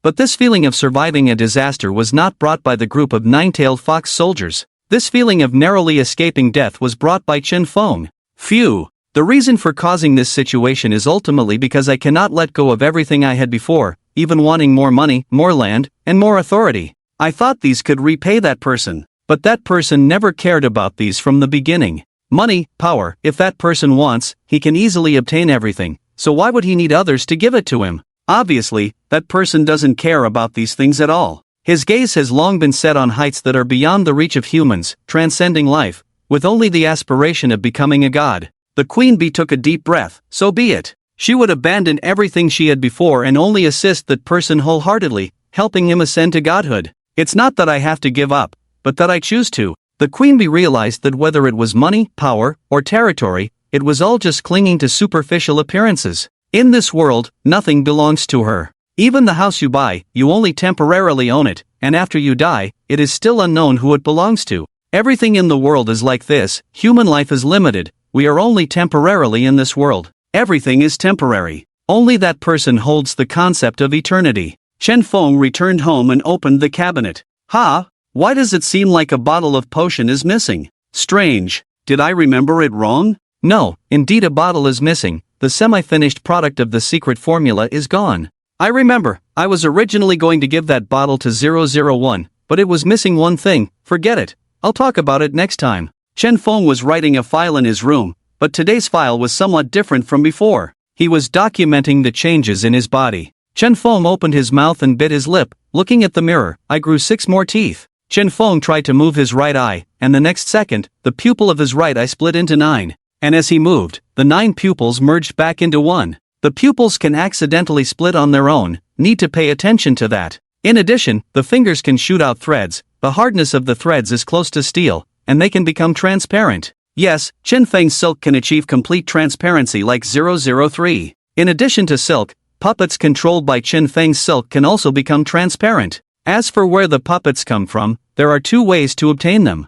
One is to come into contact with an object or a ready-made puppet, and by linking with silk, they can be directly controlled. The other is to insert the silk into a human body, which can also be directly controlled. Chen Feng casually brought in 4 extras before. In addition, Chen Feng also has abilities similar to 005, where he can manipulate rocks or metals. These can be forged into metal weapons or metal puppets. It is worth mentioning that both metal and rock puppets themselves have no heat. This means that thermal sensors cannot detect invisible rock or metal puppets. However, in the end, whether they are puppets or not doesn't really matter. Chen Feng finds it easier to cut lives by shooting silk directly than killing with puppets. So for Chen Feng, the main use of puppets is actually for laying out threads. Chen Feng's silk can only be shot in one direction, and if a turn is needed, it must be done through a puppet as a turning point. Whether from left to right or from top to bottom, it is the same. For this reason, Chen Feng has created many small thread puppets, which are miniatures made of metal with a central mouth.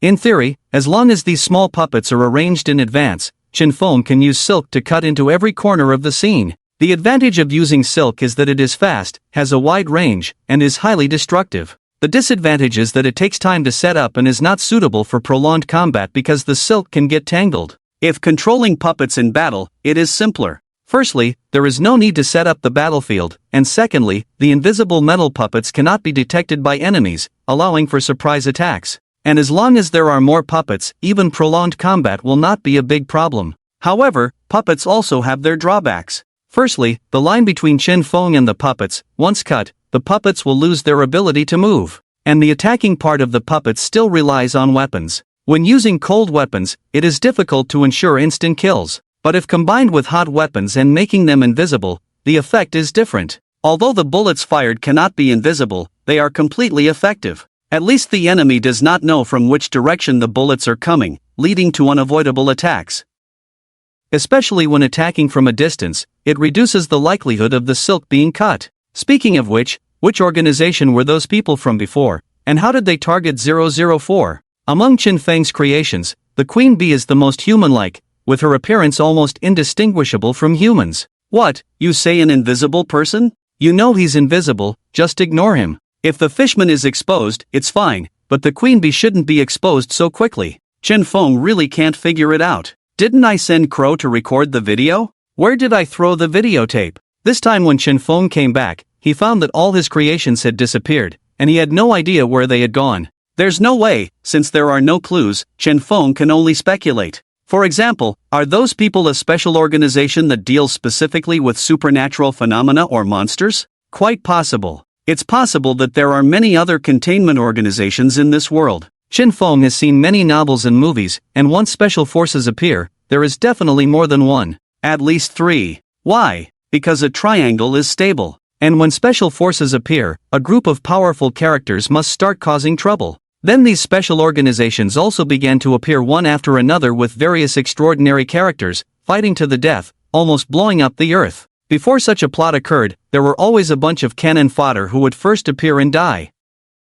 In this case, the people before should be the cannon fodder who appeared first. The surroundings are all imaginary enemies, and if the major powers knew Chen Feng's secret, they would definitely rise up to attack. Chen Feng's speculation is not groundless, as seen with his double ears pot. Since there is something unreasonable like the double ears pot in this world, it is unreasonable to think there are no other similar things. And if such things exist, they are generally controlled by a certain unit or national organization. If these things are similar to Chen Feng's double ears pot, it would be even more dangerous. Although all of the above are assumptions, and the enemies predicted by Chen Feng are imaginary, there is always a possibility. What if it turns out just as he thought? Chen Feng took out 2 bottles of potion from the cabinet. The experiment on the immortality of the vampire serum must begin. As long as I grasp the immortality, even if everything collapses, it doesn't matter to me. For Chen Feng, those people were never his subordinates, but experimental subjects. Experimental subjects can be replaced at will. As long as there is a potion, he can have as many of those monsters as he wants.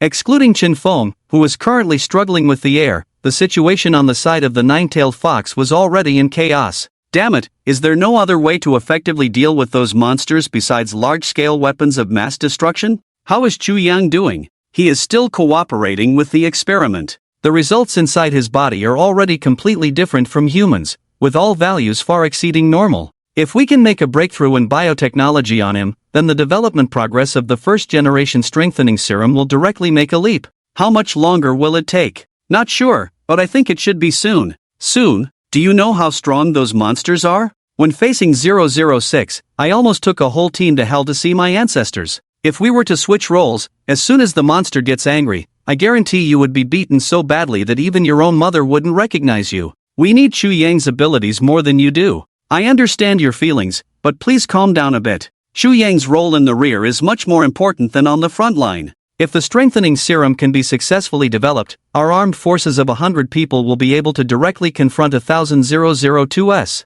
I don't care how many 002s that serum can help us fight, I only care about the life and death of my team members right now. Let me ask you, if 1,000 002s really appeared now, or even 10,000, who would go to the front line to deal with them? Obviously, it would be us. Can't you look further ahead? Further ahead? Are you suggesting we burn some paper in advance, just in case we need it? We don't even know how to get through the present, why should we think about the future? What future do we have? You what? Let me ask you, if your potion development fails, and our entire front line is wiped out, will you take responsibility? I what? I was suddenly called in to lead the fight against monsters. Do you think I'm willing? Do you think my brothers under me are willing? The next day, the weather was gloomy. It was drizzling, and a girl in a black trench coat walked down the street. She looked up at the hazy sun and instinctively tightened her throat.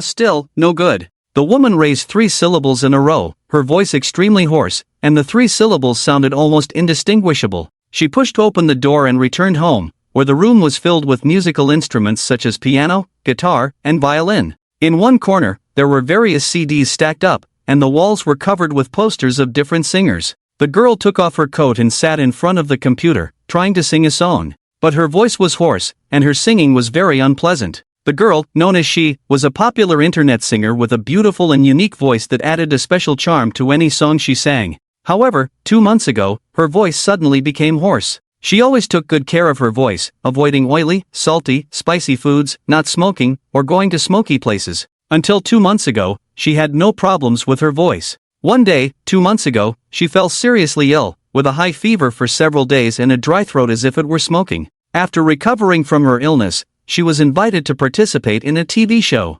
Everything seemed normal until she lost her voice while singing on stage. Her voice was particularly hoarse, and by the time she realized it, it was too late. She forced herself to finish the song, and many fans who had come to see her live lost their focus. Is this the voice kissed by an angel? Is this the voice that has been through a chainsaw? After that, the girl fell from grace overnight. No matter how she explained that it was due to a cold and fever, no one cared. They only cared whether the girl could still showcase her beautiful voice as before. The girl was very anxious, but it seemed like fate was playing a joke on her as her voice never recovered. After a month, unable to withstand the pressure from the public and her manager, the girl reluctantly participated in a concert. Knowing that her voice had not recovered, this time the girl planned to lip-sync. This had been discussed with her manager to weather the storm of public opinion this time and figure out the next steps later. However, the lip-syncing plan backfired. She was exposed on the spot for lip-syncing. At this point, the girl had no choice but to sing live again.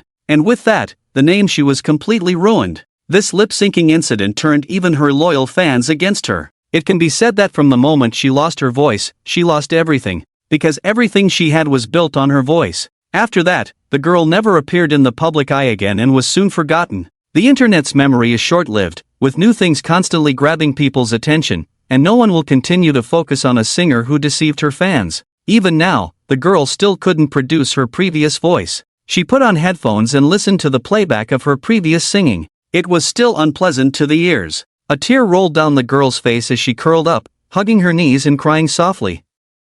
But even her crying voice was still hoarse. After a long time, the girl wiped away her tears and went to the balcony. This was the 8th floor. The girl walked dazedly to the edge of the balcony, closed her eyes, and leaped off. The fall was fast, without any slow-motion process. The girl plummeted to the ground floor in an instant. However, the expected pain did not come. The girl opened her eyes to see a man wearing a white mask standing upside down in front of her. No, it wasn't the man who was upside down, it was the girl. The man held the girl's ankle in one hand and had the other hand in his pocket. At this moment, the girl's head was less than a centimeter from the ground, her hair even hanging down to the ground. Ha! The girl blinked, and the man in a mask and suit in front of her suddenly let go of his hand. Bang! The girl's head hit the ground instantly. Just by hearing that crisp sound, you could tell it was a good hit. The girl got up, holding her head in her hands. Ouch, what are you doing? Hearing the girl's words, the man turned his head in confusion. What are you doing? Can't you see?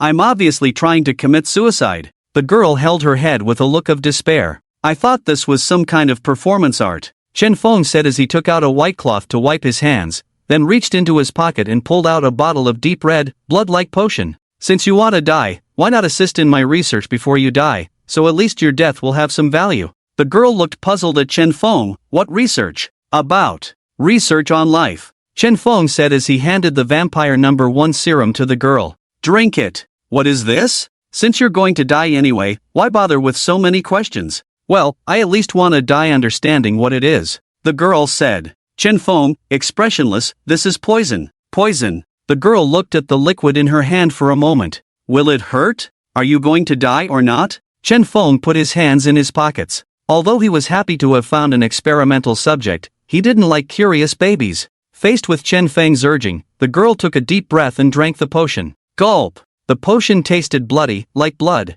and as the potion passed through her throat, the girl's body began to convulse violently. Ah! Is the potion taking effect already? So quickly? Writhing in pain on the ground, the girl felt intense pain all over her body, as if all her muscles were being torn apart. Watching the girl in pain, Chen Feng began to record. The main ingredients of the vampire number 1 serum are human blood plus bat plus salamander plus blood of the 2nd generation deep diver. The only difference with the number 2 serum is one ingredient. The vampire number 2 serum does not contain human blood. The human blood ingredient is replaced with leeches. Both of these materials involve the concept of blood, and Chen Feng wanted to see how a subtle material change would affect the overall effect of the potion. Soon, scales grew on the girl's body, fins appeared on her ears, and her long hair turned dark green. Before Chen Feng could react, the girl's legs suddenly shrank and merged together to form a fish tail. This is a mermaid? No, this is a vampire potion. Why did you turn me into a mermaid? This effect is way off track. Oh, this is trouble. The vampire potion might need to be redone. Reluctantly, Chen Feng recorded the girl in front of him in his phone files. Code 007, Siren. Not dead? The siren stood up blankly, looking at her hands covered with scales on the back but still human flesh on the palms. Unlike the scales of the deep diver 002, the siren's scales were shiny, reflecting a blue-purple light. She tried to stand up, but the fish tail behind her couldn't support her, so she could only crawl on the ground. A fish tail? The siren seemed to realize something and looked sharply at Chen Feng, only to see Chen Feng pulling a chair from somewhere. propping his legs up and observing her. Although you are a failed product, we can't just leave you alone. Let's study your abilities carefully and see if you can stand up. The siren tried to stand up at Chen Feng's words, but no matter how hard she tried, she couldn't stand up. Chen Feng shook his head when he saw this. He was about to take action, but at that moment, a burst of heat suddenly evaporated from the siren's body. Rolling white smoke rose, and when the white smoke dissipated, the siren had transformed back into a human form. What is this? The siren seemed as puzzled as Chen Feng. She looked at her hands and then at her legs. Changed back? I just imagined having legs, and then I changed back. This is easier to control than the Deep Diver 002. I feel like we could draw some blood from Siren 007 and maybe develop a completely controllable Fishman potion for 002. Well, this time wasn't a complete failure. Stand up. As Chen Feng spoke, the siren stood up without hesitation. Her body moved on its own. Who are you? The siren suddenly felt the man in front of her grow exceptionally tall, like the shadow of a mountain looming over her. So scary. At the words, Chen Feng's eyes under the mask flashed, and his pupils split into 18 instantly. Do you believe in fate? The girl's heart raced as she looked at Chen Feng's split pupils. Because of the mask between them, she couldn't see Chen Feng's face clearly, and it was precisely because of this that she felt fear. She didn't know if the face behind that mask was human, but looking at those split pupils, the siren could only imagine a monster's face. The unknown is terrifying. I believe. Chen Feng waved his hand and pulled out a thread. But sometimes, there is no such thing as fate in this world. If one person can decide another person's life or death, whose fate is that? Is it the fate of the deceased, or the fate bestowed upon the deceased? If it's the fate of the deceased, then the fate bestowed upon the deceased is in whose hands? From this, it can be seen that most people's so-called fate is just a result of human actions. But sometimes, I can't help but feel that fate does exist in this world. Was our meeting a coincidence? I don't think so. Just like this thread, even though you can't see it, it invisibly connects you and me. With that, Chen Feng flicked his finger, and the siren's arm suddenly lifted. But the siren didn't move. At that moment, she lost control of her body. This action undoubtedly deepened the fear in the siren's heart once again. Although I don't know who controls my fate, I know that your fate is now in my hands. Of course, it's not just you, I control the fate of many people. They may split off onto a different path in life because of my presence, heading in a completely different direction. Or they may try to return to their original path but find themselves on a path of monsters, unable to turn back.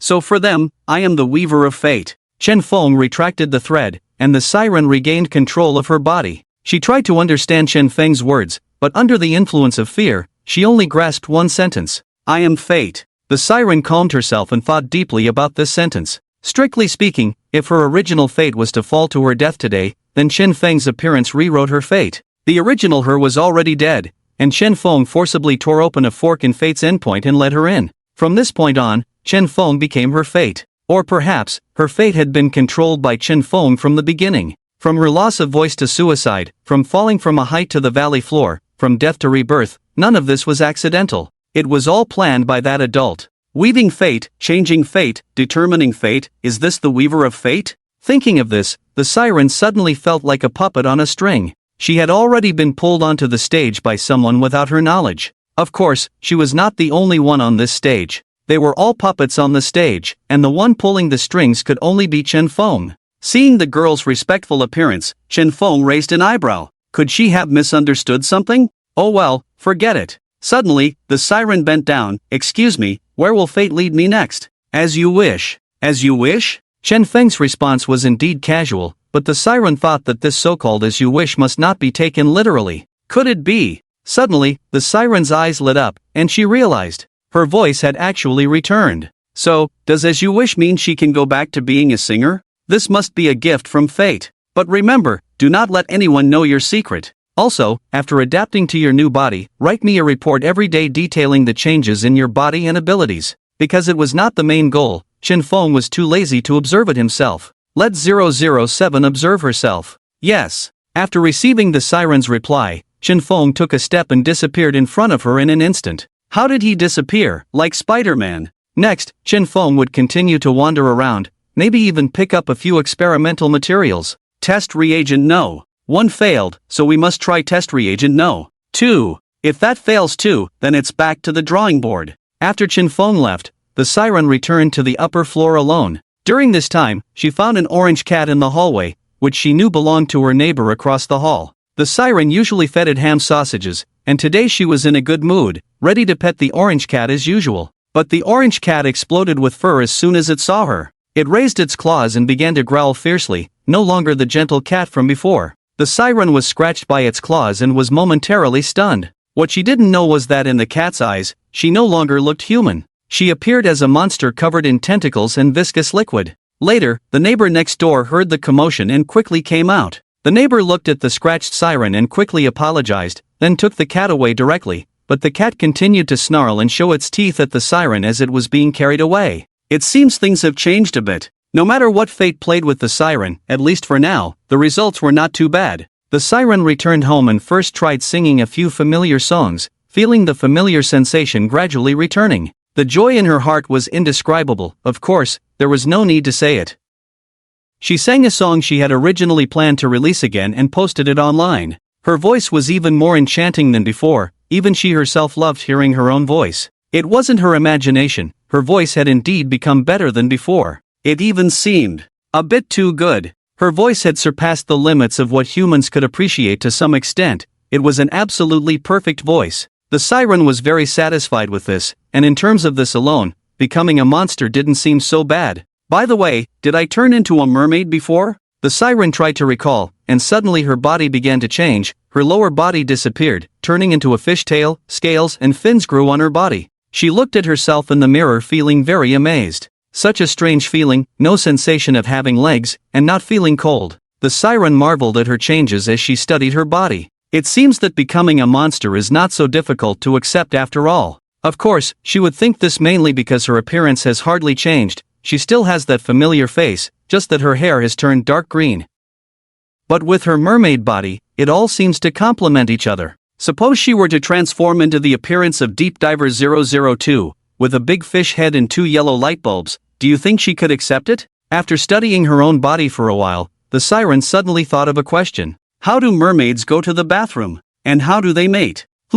Good questions. But if we delve into this question further, it might not pass the review, so let's stop here. The siren transformed back into human form and looked at the computer. The newly released song didn't receive many views after landing on the platform. It was within expectations. After all, she had been missing for a whole month, and even her live fans had dwindled. If she wanted to regain the popularity she had before, she could only start over. The siren patted her face, out with the old, in with the new, rebuild the fan base. Try to find that initial feeling again. I believe there will still be people who like my songs, but if everyone could help by sharing, that would be great, the siren thought. Half an hour later, the data for her new song suddenly started to skyrocket in an extremely exaggerated manner. Inside a rented house, a game streamer is live streaming a shooting game. However, at this moment, the barrage of comments all displayed the name of a song. Seeing the flood of comments, the streamer frowned. Everyone, please stop spamming. I'll listen to the song later. Let me finish this round first.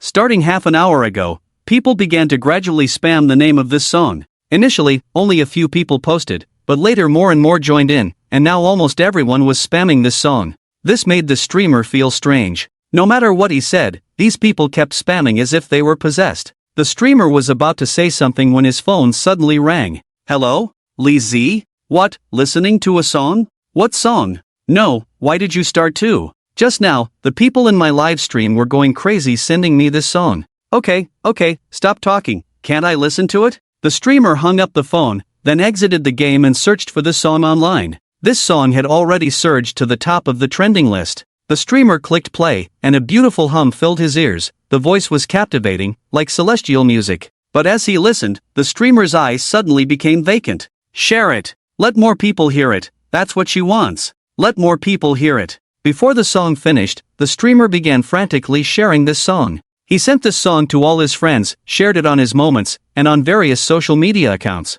He even shared it with old classmates he hadn't contacted in 10 years. And he wasn't the only one acting strangely. In his moments, all he saw were reposts of this song. The internet exploded. Those who hadn't heard the song were puzzled and curious to listen. After listening, they too started reposting. That day, the entire internet went crazy. Whether it was news or media, everyone was frantically sharing this song. Overnight, this song spread across the country, and even made its way to foreign websites. At that moment, the siren was unaware that if her wish while singing was for world unity, she had already unified all of humanity. 3 days later, the whole world was brainwashed by this song. This is not an exaggeration, it was brainwashing in the truest sense. The situation at the Nine-Tailed Fox's side was even more chaotic. Immediately ban this song on the internet, hurry. Damn. Are those monsters declaring war on us? The worst part is, even we heard that song. Yeah, by the time I snapped out of it, I had already shared that song 10,000 times. We are all under memetic attack, now each of us could potentially be a 007-1.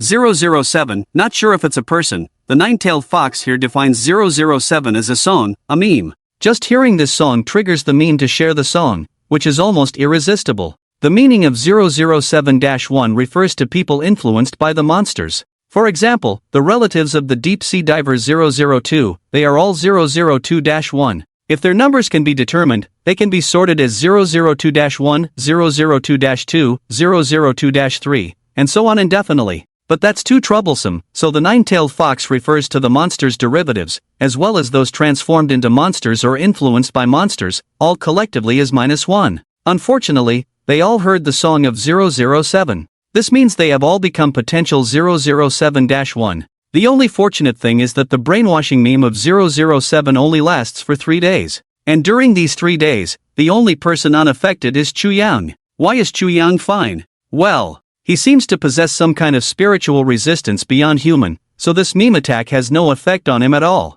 Chu Yang walked out at this moment. Before you start making wild guesses, let me reiterate, I just brought earplugs. And all the information you recorded these days is all wrong. 006 is not a spider, it's the Weaver. 007 is not a song, it's the sea monster. How do you know?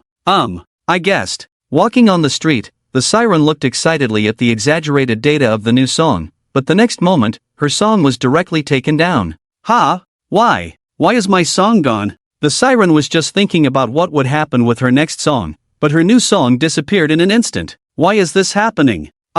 I guess no one will tell me even if I ask. I'd better think about what to do with the new song. Click. Just then, a handcuff suddenly clamped onto the siren's wrist. Don't release the new song, we have a few things to ask you. For some reason, the people on the street suddenly dispersed, and a group of fully armed nine-tailed foxes surrounded her. The siren was stunned to see this. Ha! Why? Why are you arresting me? Because. As one man's voice fell, another man walked over, because of nothing, quickly put on the earplugs. Everyone immediately put on the earplugs. Target 007 Sea Monster, captured. Commence containment operation immediately. The siren was taken away on her 4th day back. Chen Feng was drinking juice in the room. Didn't I ask her to report every day? Why has there been no news for 3 days? Strange, she couldn't have been caught, could she? That's too fast. It's only been a few days? After finishing the juice, Chen Feng casually threw the box into the trash can. Just then, Chen Feng received an email. Chen Feng opened the email and saw that the sender was 004, the Queen Bee.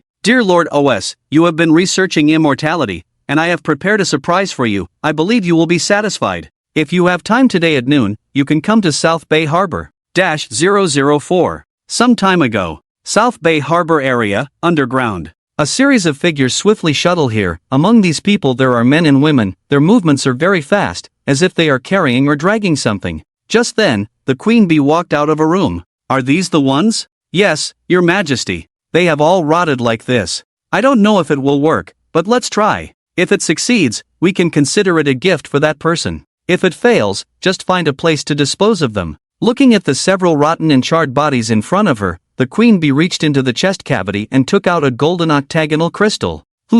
It's you. Darkness. A deep, silent darkness like water. Is this the feeling of death? It's not as terrifying as I imagined. Anyway, I am prepared to meet the Creator, but whether he is prepared to meet me is another matter. Tick-tock. Tick-tock. Water sound? Why is there water sound? Strange, shouldn't I be dead already? Why can I still hear water sound? Lord OS, as you can see, his body functions have returned to normal. He is a living being. That's amazing, isn't it? Of course, if it's just this, it's not enough to be a gift for you. Do you know, this person has been dead for almost a month? Not only is the body severely decayed, but it was also burnt. If there is anyone in the world who can resurrect him, it can only be a necromancer. Unfortunately, there is no such thing as a necromancer. I am the one who resurrected him. I turned him into a guard bee, so he went directly into the pupation state, not only growing new flesh and tissue, but all vital signs have been restored. It's like a vegetable, can't wake up? Yes, as you can see, I only restored his life, but I can't restore his will. And as long as consciousness cannot be restored, this body is useless to me. Because the queen bee controls people relying on mental control, even the new version of consciousness replacement relies on the consciousness of life itself. If life itself has no consciousness, it is no different from a stone or a blade of grass, and the queen bee cannot control it. Chen Feng squatted down. Do you intend to offer it to me as material? Yes, after all, living dead things are relatively rare. The queen bee laughed on the side. Chen Feng thought for a moment. It was indeed the first time he had seen a living dead person. Although he didn't know what effect it would have, he decided to draw some blood first, study it carefully later. Chen Feng waved his hand, and several puppet figures appeared instantly. They took out syringes ready to pierce the living dead person's body to extract blood. But the syringe couldn't penetrate the living dead person's skin at all. This was probably because he had been transformed into a guard bee. His skin was very tough, as hard as a rock. Chen Feng waved his hand again. A thread shot out and pierced the skin, creating a pinhole on the living dead person's skin. The puppets then took out the syringes and began to draw blood from the pinhole. It took 4 tubes of blood before they stopped. If left like this, he will probably die in a few days. Take care of him, don't let him die before my experiment is over. Upon hearing Chen Feng's words, the queen bee bent down. Yes, Lord OS. It had to be said that these people had been quite obedient recently. Even the fish people and the crows said they had found quite a few rare materials and would bring them back to Chen Feng. Look, this is the right thing to do. Chen Feng could only say that the child had grown up and learned to give back to his parents. If this living dead material could really produce something, then the queen bee would have done a great job this time. After that, the queen bee had someone carry the living dead to a room and had them injected with glucose. My body itches. Itchy? Strange, why do I feel itchy? Is my senses gradually returning? In the darkness, little specks of starlight began to flicker. He reached out desperately, trying to grab that light with all his might, and just as his fingers were about to touch the light, the brightness instantly consumed the darkness. Touch! The living dead suddenly opened his eyes. He jolted up, then looked around in confusion. Where is this? Ugh! Damn! What is going on? Not only was his head pounding, but his memories were like tangled earphone wires in his pocket, confused, unable to make sense, and also, who am I? The man said blankly, a look of confusion in his eyes. He had forgotten many things, including who he was. As he sat up in bed, before he could get out of bed, the queen bee appeared in front of him. Oh, you're awake? This is truly incredible. Do you remember who you are? The man shook his head in confusion. Seeing this, the queen bee grinned. Ah, that makes it much easier. In the afternoon, the queen bee changed the man's clothes, and he was very obedient, showing no signs of resistance. Come, read a book. The queen bee handed a book to the man, who accepted it without resistance and began to read it word by word. He recognized every word on it and understood the meaning of the text, but he couldn't remember how he knew all this. Seeing the man sitting obediently reading in the room, the queen bee's smile gradually became somewhat eerie. She took out a file containing all the information about the man in front of her.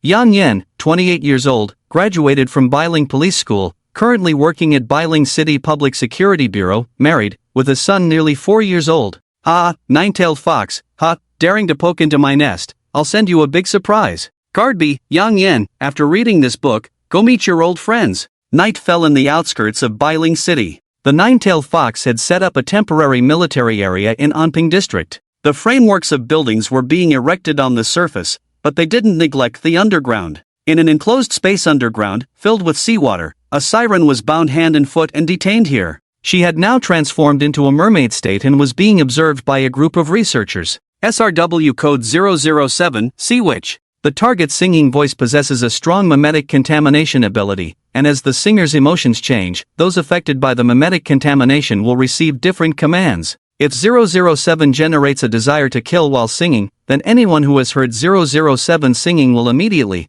and as quickly as possible, kill those around them. If there is no one around the contaminated individual, they will immediately commit suicide. This mimetic effect has a time limit, and the longest observed contamination time is currently 70 hours, approaching 3 days. In addition, 007 does not seem to have any other means of attack, at least not exhibited so far. Observers must ensure they wear earplugs when observing 007. All questions and answers are prohibited. Whether in person or through audio devices, it is possible for the questioner to be enchanted by 007's singing voice and be transformed into 007-1. Furthermore, the internal body structure of 007 is similar to that of 002 the Fishman, but not entirely the same. 007 has the appearance of a young girl, her lower body can switch between legs and a fishtail, which is very different from the situation of 002 the Fishman. After the current experiment, 007 can live in the water. Her fishtail is not just for show, it does have a practical use. Project level, level 1 encryption. Project attitude, unknown. Danger level, RS, extremely dangerous. Zhang Jinsong looked at the report given by a group of experimental personnel and rubbed his forehead. I didn't expect it to be so easy for us to succeed this time. Isn't it a bit too smooth? The man next to him was drinking corn porridge. Smooth isn't a bad thing, but come to think of it, I seem to have seen 007 somewhere before. Thinking, the man quickly took out his phone. Right, isn't this she? My son really likes her songs. Strange, I've heard her songs before, but it doesn't seem like there's anything special about them. Zhang Jinsong frowned. There are two possibilities. The first possibility is that she didn't exhibit mimetic contamination before. The second possibility is that she couldn't exhibit mimetic contamination before. Is there a difference? The difference is significant. If she couldn't exhibit it, it means she didn't have that ability before. It means that something has changed during this period, allowing her to have the ability of mimetic contamination. If that's the case, perhaps her situation is similar to what Xu Yang said about those fish people, originally human, but transformed into monsters either voluntarily or forcibly. And regarding this point, Xu Yang has a speculation. Zhang Jinsong's frown deepened. Someone is continuously creating these monsters. You say this is man-made, how is that possible? I also think it's impossible, so we are currently focusing on investigating the people that 007, the sea monster, has come into contact with during this period. If she was indeed transformed into a monster during this period, then among the people she has contacted, there must be someone we are looking for. Creak. Just then, the lights in the room flickered. Zhang Jinsong turned around, and there seemed to be something under the light. Creak. The light flickered again, and this time it took a while to come back on. And when the light came back on, a person wearing a black tight suit with a small amount of bronze metal armor appeared there. Who? Zhang Jinsong said, and then saw the person suddenly raise his head. The other person had short white hair, which didn't seem dyed. He took a step towards Zhang Jinsong, and in the process, he slowly opened his right hand. A black, metallic-like spike suddenly protruded from his palm. Not good. Event 04. The so-called Event 04 refers to a monster attacking the nine-tailed fox headquarters. Zhang Jinsong immediately put on his earphones, but before he could say anything, the person's figure flashed and appeared in front of him instantly. So fast. Put. The sound of flesh being pierced came, and the spike in the person's hand directly pierced Zhang Jinsong's wrist. In pain, Zhang Jinsong kicked the man, but his full-force kick seemed ineffective. Another person quickly drew a pistol from his waist. Don't move, if you. Put. The man pulled out a long needle and instantly pierced the throat of the nine-tailed fox soldier. The soldier widened his eyes, covered his throat with both hands, and collapsed in pain, soon losing his breath. Another monster without a record. Damn it! Zhang Jinsong, holding his injured arm, kept retreating. Just then, the nine-tailed fox soldiers who received the signal rushed over. Commander! Everyone, retreat! Zhang Jinsong shouted, the opponent's abilities are unknown, possessing speed and defense beyond ordinary people, don't approach recklessly. Hearing this, no one dared to move forward, but at that moment, Xu Yang appeared. He looked at the monster in front of him, and his pupils suddenly contracted. Yang. Yan? Yang turned his head to look at Xu Yang, and for a moment, he felt a sharp pain in his head, as if his brain had been electrified. Xu Yang approached slowly. Officer Yang, is that you? Swish. A sound of breaking air came, and Yang instantly raised a bee sting towards Xu Yang. But Xu Yang moved quickly, dodging this sudden attack. Seeing this, Xu Yang's gaze turned cold. Well, it seems you are not Yang, just a monster wearing his shell. Yang took a step forward, and a pair of thin wings appeared behind him, allowing him to stand in the sky. Target count, 247. Mission target, eliminate. Bang! Gunshots rang out. A bullet instantly hit Yang's head. But Yang showed no signs of discomfort. The bullet pressed against his skin without penetrating. Zhang Jinsong ordered to continue firing, countless bullets heading towards Yang. But strangely, the bullets had no effect on Yang's body. Damn, what is that thing? Zhang Jinsong had retreated to the rear, and the logistics personnel were bandaging his pierced arm. The sudden appearance of the monster caught them off guard, although they had anticipated such a situation and had prepared a response plan in advance. But the 04 incident happened faster than they had imagined. Is it because we captured the sea monster? Watching Young calmly amidst the gunfire, Zhang Jinsong gritted his teeth and picked up a nearby walkie-talkie. Immediately order the second and third teams to approach the temporary shelter and transfer 007 sea monster to the designated containment area immediately. The first team holds off that monster, whatever it is, at least. Hold on for a while. Zhang Jinsong made a rather helpless decision. If conventional weapons couldn't deal with the monster in front of them, then they had lost all means of response. The only thing they could do was to transfer the successfully contained 007 siren to another location. Watching the nine-tailed fox soldiers continuously firing, Yang shook his wings and swiftly descended towards the ground. Splurt! Blood sprayed as Yang pierced through the group of nine-tailed fox soldiers besieging him. His spikes pierced through the hearts of each soldier, his figure constantly moving among the crowd. Every stab he made brought a bloody storm. Yang seemed like a ruthless killing machine, as within moments, hundreds of people fell one after another. The speed of casualties. Zhang Jinsong's pupils shrank as he muttered, "No. We can't hold on, we will all perish here. Everyone, listen up, all previous orders are now null and void. Abandon the attack, everyone retreat immediately, run with all your might, take a few extra steps if you can. Repeat, everyone evacuate immediately." But, can they really escape? The nine-tailed fox soldiers abandoned the attack and scattered to run. Yang instantly chased after a group of soldiers, flipping in the air, and grabbing a soldier's head as he landed. Before the soldier could react, Yang tore off his head, using it as a ball to hit another soldier's thigh. Crack! The head hitting the thigh instantly shattered the leg bone, causing the soldier to fall to the ground. Ah! My leg! Just as he let out a scream, Yang descended from above and stomped on his spine, crushing it. Some soldiers stopped their retreat upon seeing this. "No, he's too fast, none of us can escape. I'll stay behind to cover. Monster, come, look at me, if you dare, kill me first." Splurt! A gush of blood shot up into the sky. Before the person could finish speaking, their head flew off. Yang wiped the blood off his hands expressionlessly. Remaining targets, 86 people. Step. At this moment, Xu Yang suddenly stood in front of Yang Yan. Yang Yan didn't say anything, he just took a step forward and charged towards Xu Yang. Just then, Xu Yang also charged towards Yang Yan, and the two of them rushed towards each other, almost simultaneously striking at each other's vital points. But for Yang Yan, he had no vital points. Xu Yang's attacks on him were ineffective, just causing his head to tilt slightly. It was hardly considered an attack. Yang Yan continued to exert force, preparing to pierce Xu Yang's chest in one go. But at that moment, Xu Yang suddenly retracted his fist and instead delivered an elbow strike that hit Yang Yan's jawbone. Bang! Yang Yan's head and body instantly tilted upwards, as Xu Yang exerted force, unleashing a burst of power that struck Yang Yan's chest.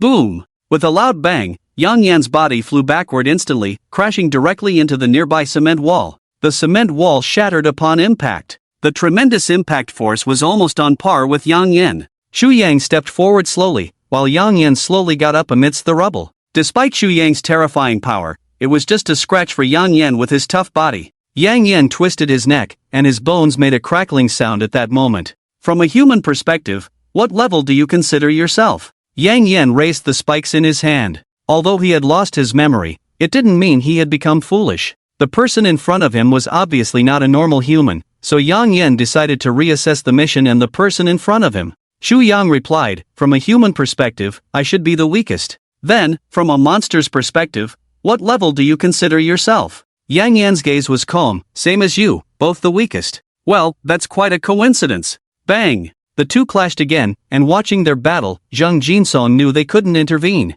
At the same time, he became more certain of his thoughts. Only monsters could deal with monsters. A small group of elites executing a mission, even if there were only 2 people, was stronger than hundreds of miscellaneous soldiers. Don't waste the time Xu Yang fought for us, continue to retreat. At least, bring back the cells extracted from the fish people. As long as the strengthening agent is available, we still have the power to fight. Night fell. In the underground factory in the South Bay port area, the queen bee was eating. She kept consuming high-calorie food, taking only a little each time, but her mouth never stopped. Until her phone rang. "Hello? Queen. Oh, Yang Yan, how is it going? Did you find that group of 9-tailed foxes?" "Found them." Upon hearing this, the queen bee picked up a small piece of chocolate cake with a fork and put it in her mouth. "Oh, killed a few? 3:45. Ding. The fork in the queen bee's hand fell on the plate, and she seemed to freeze for a moment. How? How many? Missed 11. No, did you?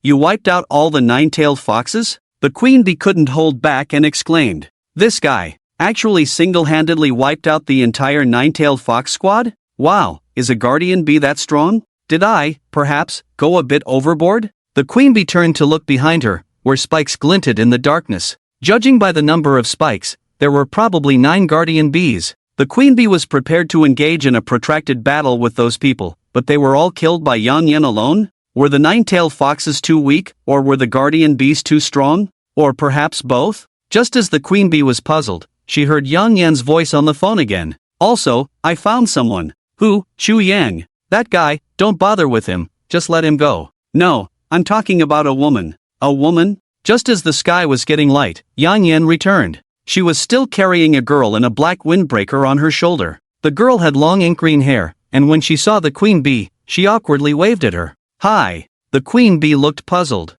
Who are you? I'm probably human? Upon hearing the girl's words, the queen bee waved her hand expressionlessly. Human, huh? Then find a place to bury yourself. The girl hesitated. Wait, actually I'm not human. The queen bee pondered. Then find a place further away to bury yourself. Ha? The girl was confused, but Yang Yan didn't indulge her, she just picked her up and walked out. At that moment, the girl suddenly had an idea and started singing out loud. When Yang Yan heard her singing, her body suddenly stiffened. The queen bee frowned. Yang Yan, what are you doing? Before the queen bee could say anything else, Yang Yan suddenly turned around. At the same time, 10 black spikes instantly appeared around the queen bee's neck. 10 royal guard bees all acted at the same time to surround the queen bee, angering her. Are you trying to rebel? For some reason, the 10 royal guard bees looked dazed. You can't harm her. Is this a mental technique? The queen bee immediately unleashed her mental control. You have guts, daring to control me. And you, have you forgotten who your master is? As the queen bee spoke, she forcefully controlled the minds of the 10 royal guard bees and directed them towards the girl. Seeing this, the girl closed her eyes instantly, and her singing voice began to sound fearful. At that moment, the heads of the 10 royal guard bees began to twitch uncontrollably. It was evident that the two mental controls did not cancel each other out but instead overlapped. In a clash of minds, the queen bee ultimately prevailed. After all, those royal guard bees belonged to her. Who are you exactly? The girl opened her eyes and said, I am one who follows the will of fate, saved by that noble person and given a new life. That noble person? Could it be TSK? I thought it was that dead fish, but it turned out to be Lord OS. Phew. Since Lord OS gave you this ability, yet you were caught by that group of foxes, No wonder that noble person never mentioned you to us. It seems you are just a failed creation. The siren stood up. From what you're saying, are you like me? The queen bee's face turned cold. Don't compare yourself to me. What qualifications do you have to be compared to me? Considering that noble person created you, I can let you go. But if you're smart, find a place where no one is around and end it yourself. Next time, no one will save you. The siren was sent away by the queen bee, and a group of people put her in a container and threw her into the sea directly from the dock. Anyway, she was a mermaid, so she wouldn't drown. The queen bee disliked 002, and as a result, she now detested fish. The siren remained in the container for a long time without climbing out. The container was carried into the deep sea by the ocean currents, and poor 007 was thus exiled. One night, a simple fishing boat sailed across the sea. There was a protruding reef on the sea surface, and on the reef sat a girl with a human body and a fish tail. This discovery astonished the people on the fishing boat, and as they tried to approach the girl, they heard a song accompanied by the sea breeze. Ah, why, cast me away. It was more like a melodic soliloquy than a song. The sailors on the fishing boat were all captivated by her singing. Then that fishing boat sank that night. Also on that day, in Bailing City, Chen Feng completed 2 masterpieces overnight. A man with pale skin walked on the street, his pupils blood red, his teeth sharp, his hair as pale as his skin. He walked stiffly until the dark clouds covering the moon dispersed, and the man with pale skin suddenly lifted his head. Then, he began to dance gracefully under the moonlight. With a turn, his black suit turned into a white dress, and his hair started to grow, turning into long white hair. His blood-red eyes faded, and his face began to soften. When she stopped dancing, he had transformed from a man into a woman. The black leather shoes at his feet turned into white high heels. On the empty street, the woman grinned and then turned into an alley.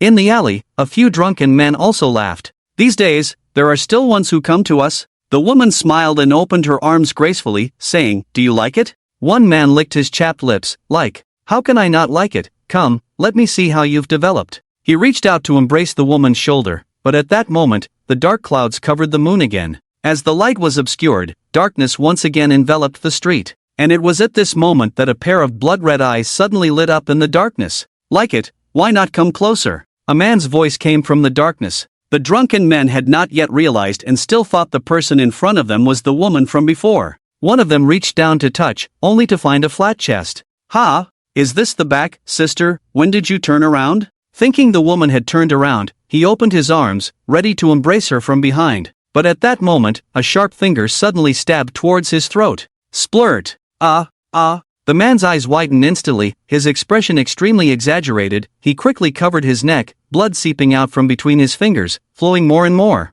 In the end, the blood poured out like a fountain. It felt as if a pump had pierced his heart, frantically drawing out the blood from his body. The man screamed and his body instantly shriveled. In no time, the man turned into a dried corpse. "Hey, what's going on?" The man behind was unclear about what had happened until the dark clouds covering the moon passed. Moonlight shone down again, revealing a white-haired man with blood-stained hands, looking coldly at them, at the blood-red eyes, and the dried corpse at his feet. The men who were previously standing upright instantly softened. "Vampire?" The white-haired man sneered, then instantly embraced the men. His skin had no warmth, as cold as a dead person. "You said you liked me just now. Why, are you afraid now?" The men struggled desperately, trying to break free from the man's arms, but his grip was incredibly strong. "Do you know, the greatest motivation for people, besides interest, is shame? So, do you all have an interest in being my dogs?" Splurt! Blood sprayed on the wall, and after a while, the man took out a handkerchief to wipe the blood off his hands.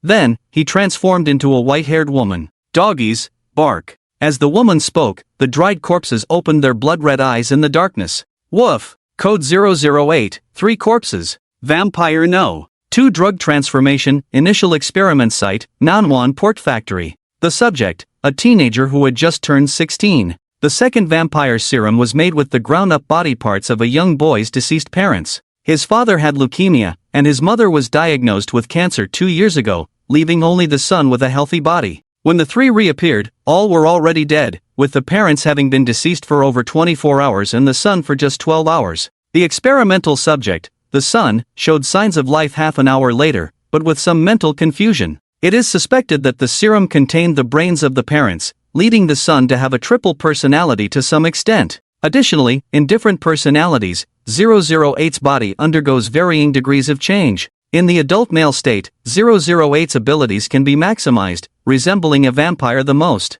In the teenage state, 008 can only utilize half of his abilities, with physical traits showing only half vampire characteristics. In the adult female form, 008 loses all abilities, appearing entirely human. 008's abilities include but are not limited to controlling blood flow within a 60-meter radius from himself, limited flight capabilities, emitting over 200 decibels of sound waves, and rapid cell division and regeneration. His cells have no theoretical limit to division, possessing the potential for infinite division. Even if severed, 008's limbs can regenerate over time, or instantly heal if reattached. This indicates a concept of immortality and eternal youth in 008's physiology. Furthermore, 008's blood exhibits strong aggressiveness or infectivity. Contact with a normal person's body or blood can instantly transform and erode the individual.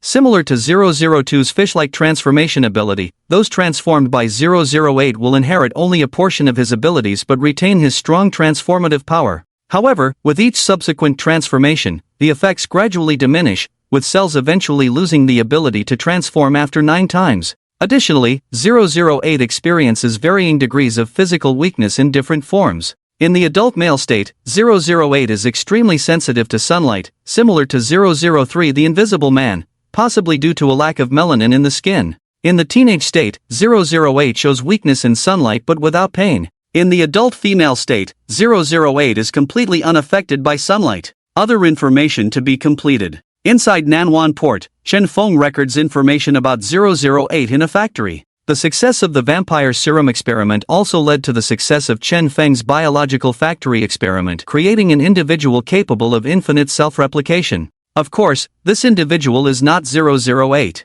Essentially, what truly led to the formation of the vampire serum should be the cancer cells within that woman's body. Of course, the the father with leukemia may have also played a certain role. I'm really grateful that 002 could bring me something like this. That day, Li Yuan said he had found good experimental materials for Chen Feng. When Chen Feng went to see, he found 3 corpses, and they were a family of 3. According to Li Yuan, 008's parents died in a car accident, while the young boy accidentally fell down the stairs. That's what he said. But in reality, all 3 were killed by Li Yuan. However, Chen Feng didn't care. He was only thinking, why are all these rare materials they talk about corpses? Last time, it was fine for the queen bee to bring him a living dead person, but this time Li Yuan brought him 3 neatly dead bodies. Forget it, at least the experiment was successful, even if he made a contribution. Chen Feng picked up another file and said, so it seems that the failure of the first reagent was not without reason. Living beings contain various characteristics, such as bats, whose existence does not necessarily mean vampires, but rather the concept of sound waves. And using the blood of 002 and the 2 marine creatures, along with the concept of sound waves, it is not impossible for a mermaid to appear. However, how long has it been now, and there is still no news from the sirens on the 007 side? Do you think she would dare to disobey Chen Feng's orders? That's impossible. So, was she captured? Thinking about it, Chen Feng shook his head and then put a crossmark behind 007's file. Somewhere in the ocean. The siren chewed on seaweed while looking at the sky. So where exactly is this? Why does it feel like I'm swimming further and further away? I must have gone the wrong way. The siren thought and collapsed directly onto a rock. So tired. Why did everyone turn into fish, and why is it still so tiring to swim? Well, just keep swimming like this, sooner or later, I'll see the mainland, but who knows how long it will take. In this vast ocean, she doesn't even have a compass, so it's not impossible that she's been swimming in circles in the same spot for half a month. One time, the siren finally saw a ship and sang a song to get their attention.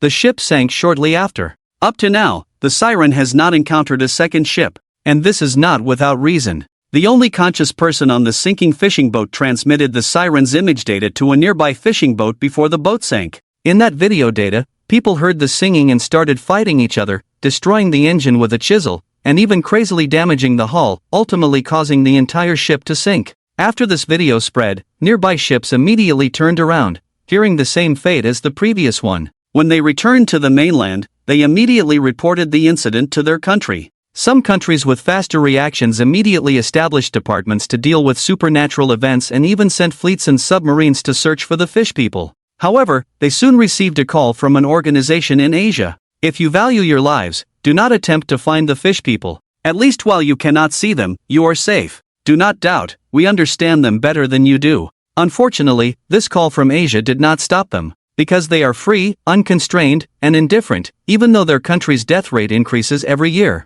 In order to seek the truth, they decided to go all out. But in fact, they didn't need to try so hard, because 008 is already on the way. 008 yearns for the freedom of their country, believing it is more suitable for him there. On a flight to North America, a white-haired young man smiled as he looked out the window. I'm really looking forward to it, my first trip abroad in my life. North America. Night on the streets. A white-haired young man walked down the street, looking at the unfamiliar streets and people, humming a song and smiling as he waved to people. My mother slaughtered me, my father ate me. Oh, my sister, she picked up my bones, she buried me under the tree, I turned into a bird, I flew into the sky la la la. Watching the white-haired young man muttering to himself, people on the street found it very strange.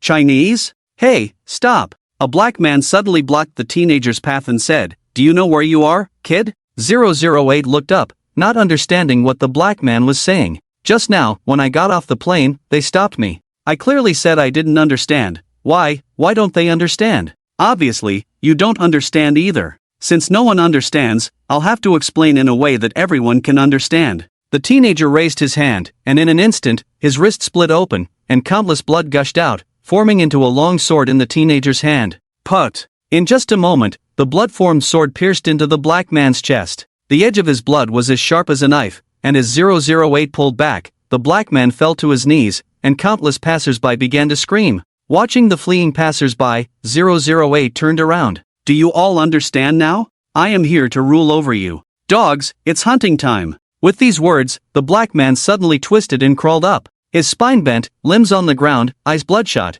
he pounced like a hunting dog in an instant. Seeing this, the teenager twisted his neck, and his body stretched out, transforming into an adult male in an instant. Gentlemen, ladies, please hasten your steps, run faster, the night massacre has begun. With that, 008 spread open a pair of huge black flesh wings behind him and flew directly into the sky. The lives transformed by 008 can be divided into two types. One is the blood race with self-awareness, and the other is the bloodhound without self-awareness. The bloodhound attacks all life with blood instinctively and can sense nearby life through blood. After biting someone to death, the bloodhound will transform the target into another bloodhound like itself. Just one bite is enough. As the saying goes, a stone stirs up 1,000 layers of waves, and the appearance of a bloodhound directly caused a biochemical crisis in this area. In just half an hour, the number of bloodhounds had grown to a terrifying hundreds. When the police arrived, the bloodhounds had become an unstoppable force like a zombie army, pushing back the entire police force. Later, even the military appeared, and by the next morning, the unrest gradually subsided.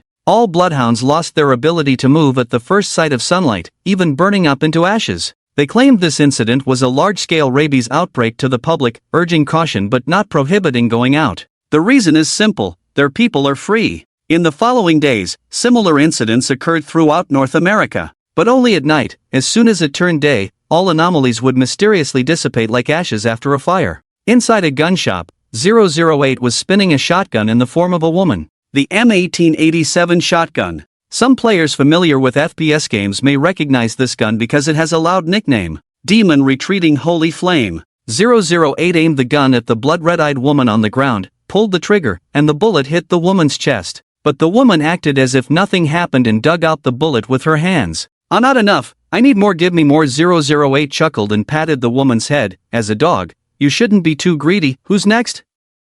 As 008 spoke, countless pairs of blood-red eyes flashed in the shadows. Regarding why 008 went to North America, it involves a complex dispute. 008 and 002 Li Yuan had an inexplicable conflict, which quickly escalated into a situation of either you die or I die. Chen Feng couldn't stand the daily chase between the two of them in Bailing City, so he booked a plane ticket for 008 to send him abroad. As for why these two had conflicts, Chen Feng didn't know and didn't care. In Li Yuan's view, he brought 008 in front of Chen Feng, ushering in this evolution, so he should thank Li Yuan. But 008 didn't seem to think so. In 008's triple personality, they all deeply hated 002 because it was 002 who chased and killed their family of 3. For the mother, 002 killed her husband and son. For the father, 002 killed his wife and son. For the son, 002 killed his parents and himself. This is an irreconcilable enmity, but there are more than just 008 who want to kill 002.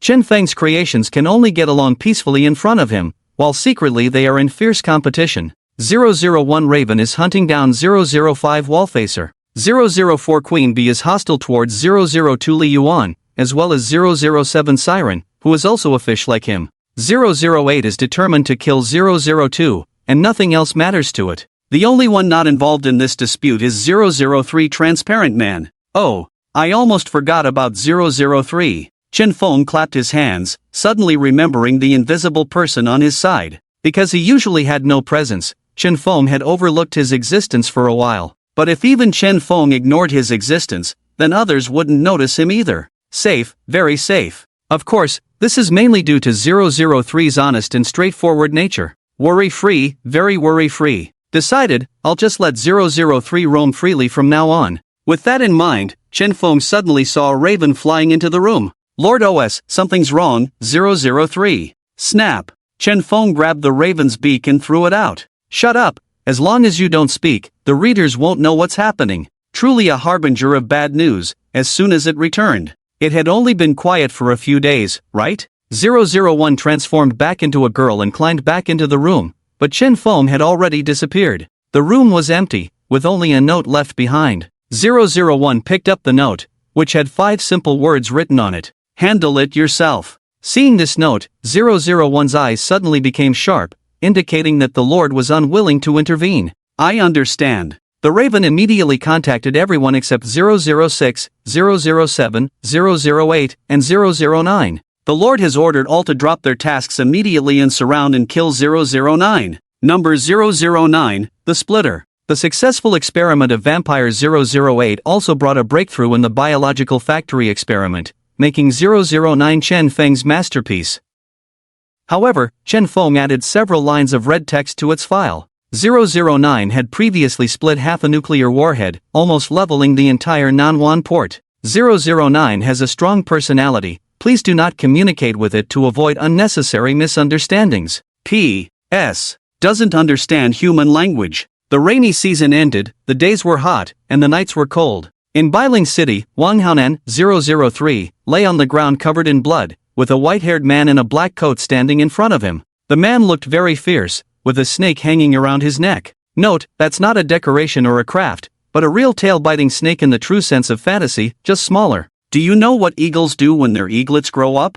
It's simple, they push the children off the cliff. Either they die from the fall, or they spread their wings and soar. Competition and natural selection, the weak and incompetent in a group will be naturally eliminated, while the strong who survive become the representatives of that group. I am the most outstanding creation of that adult, unlike you, I am almost perfect. With that, the man directly stepped on Wang Haonan's body. Wang Haonan bit his lower lip, but his body felt like it had been hit and sent flying by a speeding Wuling Hongguang. Any slight movement would cause his body to fall apart. 001 has gone back to find that adult, you're finished. The man sneered, is that so? I'm finished, you can look forward to see if that adult will intervene? Coincidentally, I just deciphered the code left by that adult for me. Survival of the fittest, the weak are eliminated, the incompetent should be eradicated. To be honest, you all live too comfortably because no one can be your match? Well, then I'll be your opponent, try to struggle to survive in my hands, or be eliminated like this. This is exactly what that adult meant. You don't need to doubt,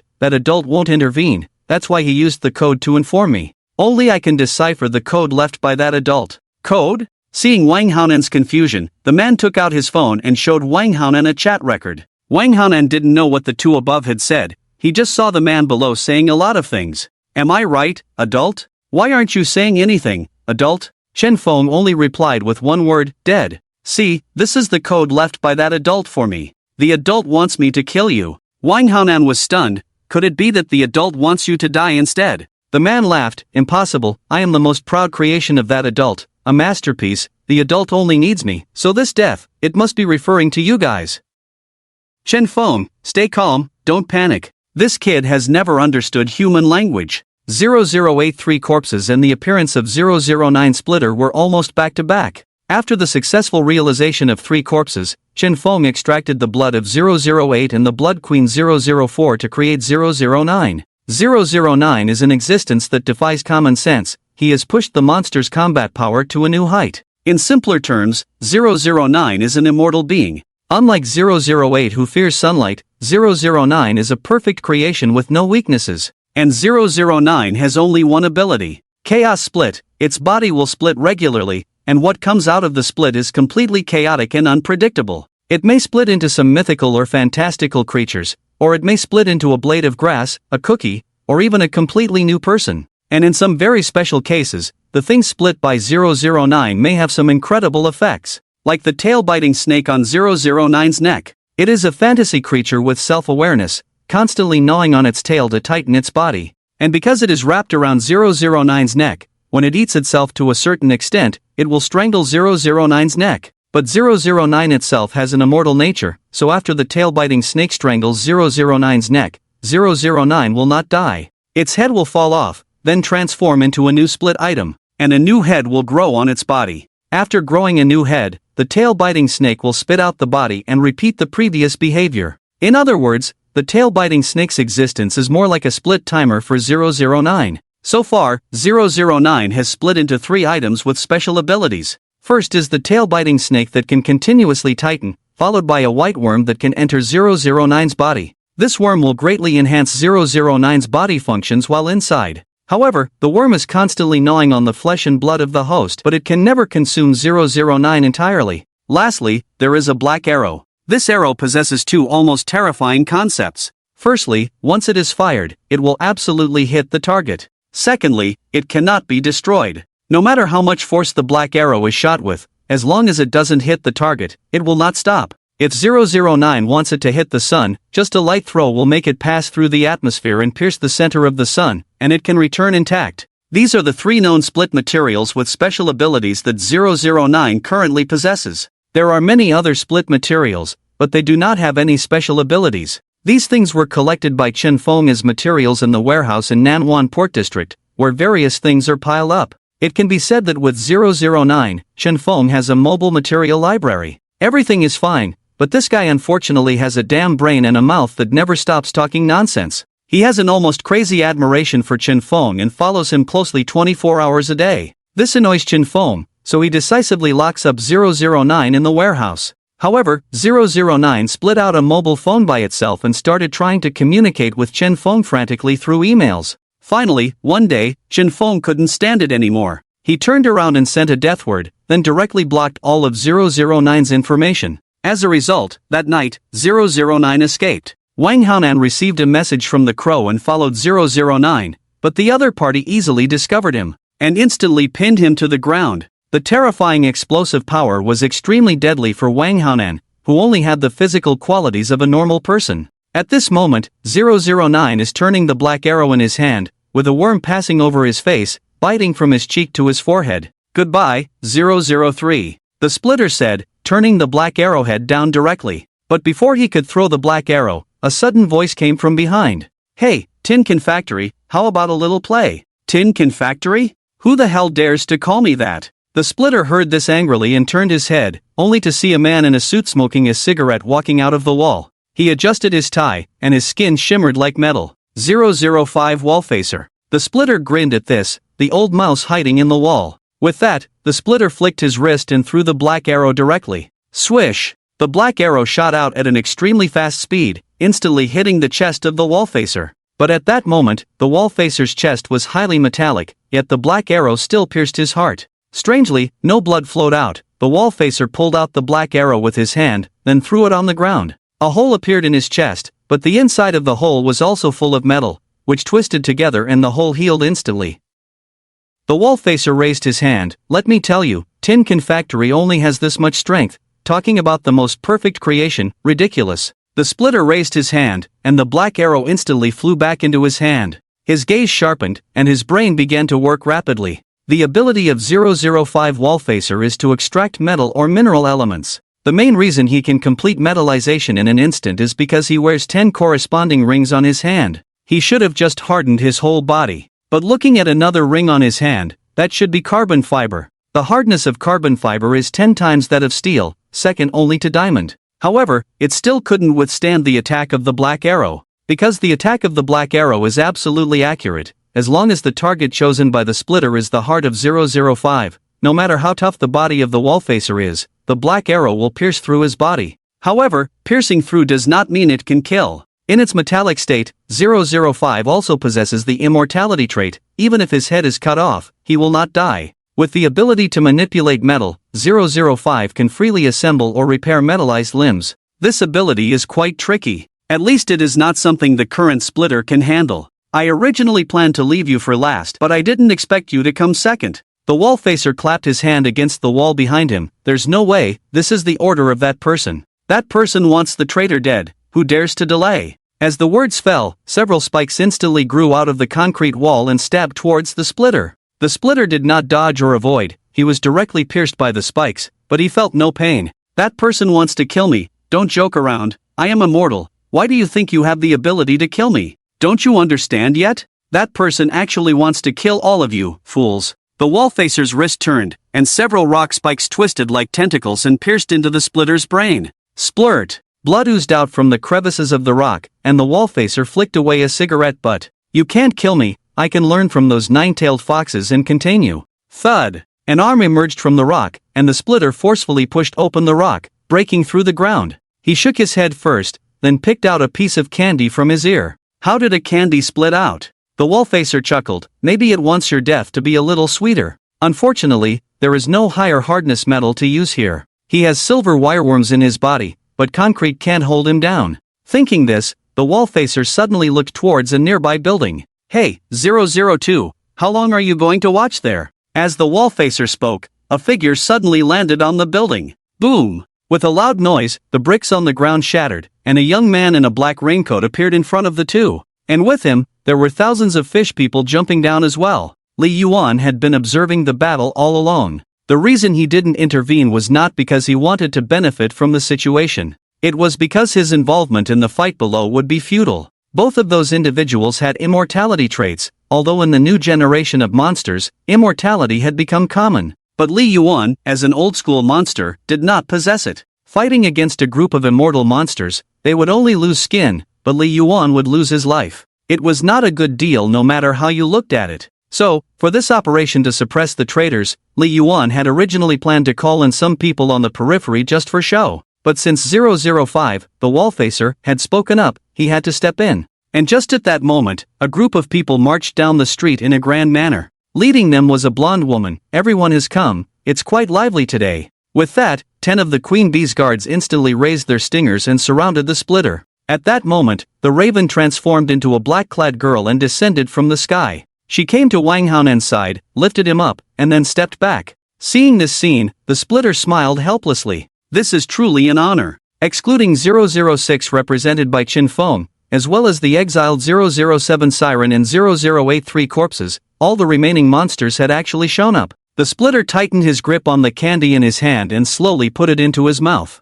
"I'll have a candy, hope you don't mind?" The queen bee chuckled at his words. "Since it all fell from you, eat it if you want, finish it, and let's hit the road." The splitter smiled helplessly. "I've said it before, I am immortal, right? This candy, durian flavored? Not bad." As the candy melted in the mouth of the splitter, for some reason, his figure gradually became blurred. "What is this? That candy has a special property. Quick, dig it out." At the words, everyone rushed forward. The special property refers specifically to the splitter 009. Among the things he splits out, there will always be various strange properties, and these items with properties are very popular with Qin Feng. Every time the splitter splits out something, several people will compete to grab the item and present it to Qin Feng personally. But this time is different. Only to see 009 slowly closing his eyes, opening his arms. I am beginning to understand everything gradually. This is randomly teleporting candy. Everyone, it's a pity that we can't have a good time this time. Next time, let's fight each other until the boss is satisfied. Snap. As the words fell, 009's body exploded like a balloon. Countless white dust splashed up, leaving nothing behind. Seeing this scene, everyone looked at each other. It seems that things have become complicated. But you don't seem to be in a hurry at all, Queen Bee. In a hurry? How could I not be in a hurry? Just that. Before dealing with 009, I have a score to settle with you, dead fish head. Li Yuan frowned at the words. So, I also have a score to settle with you. The one facing the wall shook his head. The infighting never stopped. I'd better moisturize first. On the other side, in the atmosphere, the splitter was falling continuously in the sky. It really is randomly teleporting. Well, let's just enjoy the panoramic view of the earth. God and the devil played a game, and God was sent to hell. Then I played a game with the devil, and I sent the devil to see God. Strange, why haven't I landed yet? The splitter continued to fall in the sky, but it had been a long time without landing. The puzzled splitter took out a phone and dialed a number. "Hello, boss, it's me. I'm in the sky now. Yes, the wind is a bit strong. The signal is not very good. Can you hear what I'm saying clearly, boss?" "What?" The wind howled. The voice on the phone was unclear. It wasn't until Qin Feng took a deep breath and then slowly uttered a word. "Get lost." "Get lost?" "Get lost" is next to the 3 dots, which means I'm going to fall into. Plop. As the words fell, the splitter 009 plunged straight into the sea. After a while, the splitter surfaced on the vast sea. Indeed, the boss is amazing. He even anticipated that I would fall into the sea. The splitter flipped his hair. This is definitely not a coincidence. After all, the word "get lost" can also be broken down into the word clothing. Clothes will get wet. Isn't this hint obvious enough? So, what does the word "get lost" mean? A horizontal line and a dot, below is public. Wait, could it be? A horizontal line and a dot is actually an image, indicating how I should go back? Thinking of this, the splitter took out a black arrow and aimed in a direction before throwing it out fiercely. The black arrow was launched, and the splitter grabbed the black arrow, sitting directly on it. Reasonable, too reasonable. Indeed, the boss is amazing. He actually thought of using the absolute accuracy of the black arrow to let me return to the mainland. The splitter targeted a building in Bailing City with the black arrow, then he flew back with the arrow. It was really too reasonable. So, since the way back is also within the boss's expectations, the next public below a horizontal line and a dot must be to continue my public duties after returning. Don't worry, boss, I'll be back soon. Bailing City. Inside a coffee shop.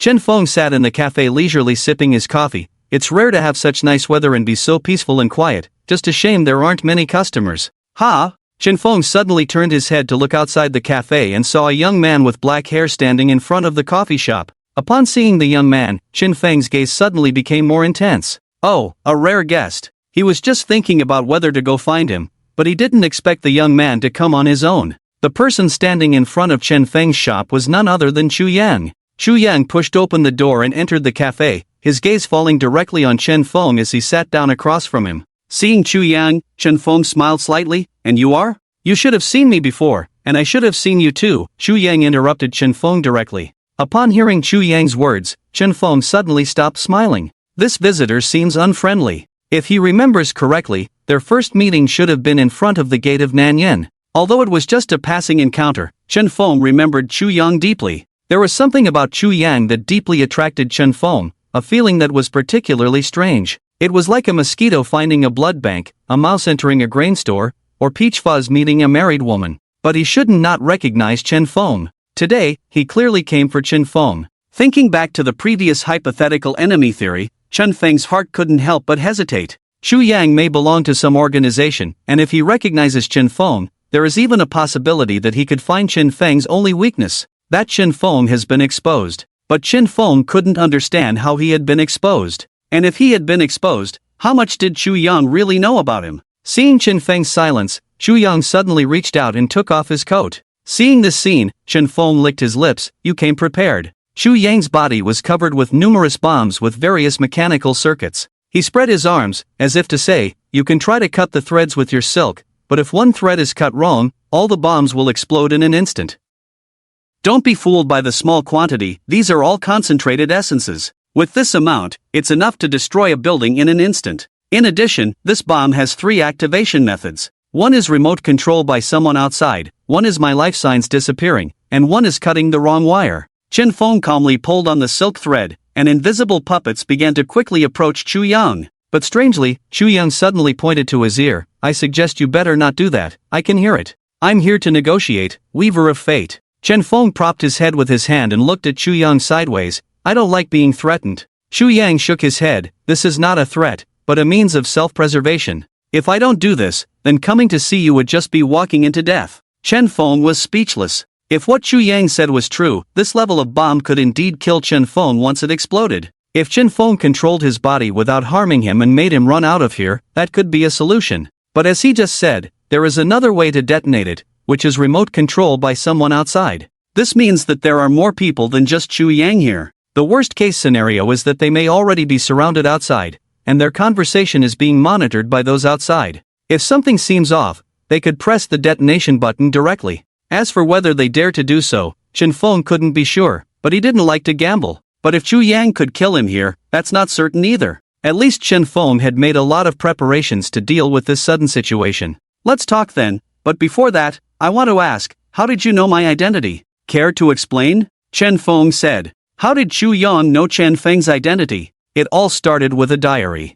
I wonder if anyone still remembers, in the very beginning, there was a person who posted a novel online, and that novel predicted a case of 9 people being dismembered. And the culprit was a fishman. The author of that novel held a diary that could predict the future. Chu Yang and the others accidentally found this person after the last attack of the forbidden guard bees, and learned some parts of the future from him, especially about the main antagonist, the monster creator, 006. His true identity turned out to be just a coffee shop owner. They had a discussion about this, and in the end, everyone agreed that if what that person said was true, then 006 must be killed. Because as long as 006 is alive, one day, the Earth will become the monster's Earth. Chu Yang took a deep breath at the words, "I don't want to discuss this matter. I said, I came to negotiate. Before this, we want to ask, what is your purpose in doing all this?" Purpose? Chen Feng fell into thought at the words. A long time ago, before Chen Feng got the double-ear pot, he had been reading a book about humans and gods.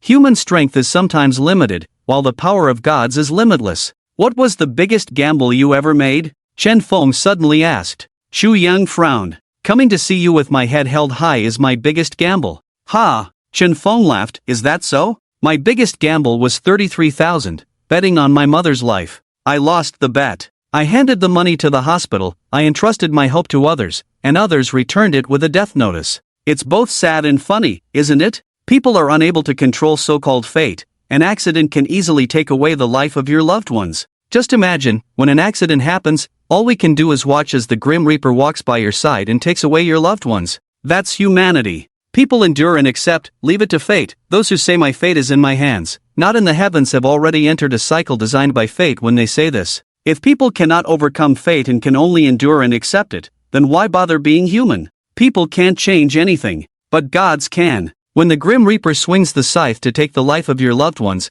cut off the Grim Reaper's head first, let him roll to hell first. The way to defeat the Grim Reaper is to become the Grim Reaper. The way to break fate is to become fate. Is this reason sufficient? Looking at the calm Chen Feng, Xu Yang took out a piece of gum and put it in his mouth. The final answer is what you gave me. So, everything makes sense. As long as we deal with you, there will be no new monsters appearing. Chen Feng crossed his hands in front of his chest at the words, "Are you really sure?" "Not too sure." "What if you guessed wrong?" "It's better than doing nothing, right?" The two looked at each other. The bomb hanging on Xu Yang's chest was his bargaining chip. He bet everything, including his own life, for a chance. Chen Feng closed his eyes. "What do you want to do? Die with me here?" "I do have that intention. But as I said, I came to negotiate terms. My condition is to recall all your monsters, or simply kill them all. In return, you can get a life sentence. My condition is that simple. If you refuse, then we will die together here." "Are you trying to negotiate like Doctor Strange and Dormammu?" Chen Feng tapped the table with his finger. "Unfortunately, you don't have the power of time, but in a certain sense, we are of the same kind. Your idea is not bad, and very decisive, but as I said before, I went all in with my chips and fate in a gamble, and the result was that I lost. You, Xu Yang, are the same. In this gamble, the one who will lose is definitely you, because I am standing in the position of fate." Boom! What sound is that? Some kind of sound coming from underground, Xu Yang realized, and then saw Chen Feng suddenly grin. "Just noticed it now, it's already too late." Bang! A figure suddenly drilled out from under the floor. He waved fiercely, and a metal wall instantly separated the two of them. Seeing this scene, Chen Feng twisted his neck. Countless threads surged out and directly pulled his body out of the coffee shop. The person facing the wall followed suit and also exited the coffee shop. "Lord OS, I am late." Chen Feng heard and took out a mask to wear on his face. Not late, just in time. The actions between the major organizations are very fast, since they found Chen Feng so quickly.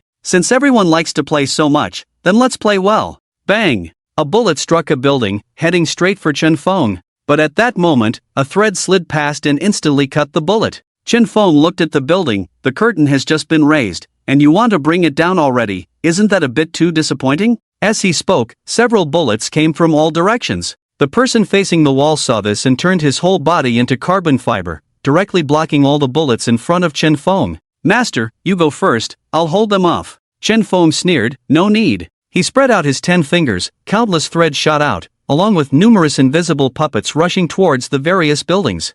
In an instant, several snipers found invisible puppets around them. Before they could pull the trigger, numerous cold weapons directly slashed their necks. Chen Feng pulled the threads again, and the puppets picked up the snipers' guns and aimed them back on the ground. Xu Yang rushed out and met a middle-aged man. Chen Feng grinned. "At this moment, should I say, don't move, you are already surrounded." Bang! Bang! Bang! Gunshots rang out, countless bullets heading straight for Xu Yang. But Xu Yang's agility allowed him to easily dodge several bullets. Seeing this, the middle-aged man beside him suddenly grabbed Xu Yang. "The plan failed, let's go." Xu Yang gritted his teeth and glared at Chen Feng with clenched teeth. Watching his unwilling eyes, Chen Feng's smile gradually became somewhat mocking. "I told you, in this gamble, the one who will lose is definitely you." Chen Feng pulled the threads, and countless puppets instantly threw their guns and charged towards the ground. Xu Yang and the middle-aged man turned and ran. Watching their departing figures, the person facing the wall was about to act but was directly stopped by Chen Feng.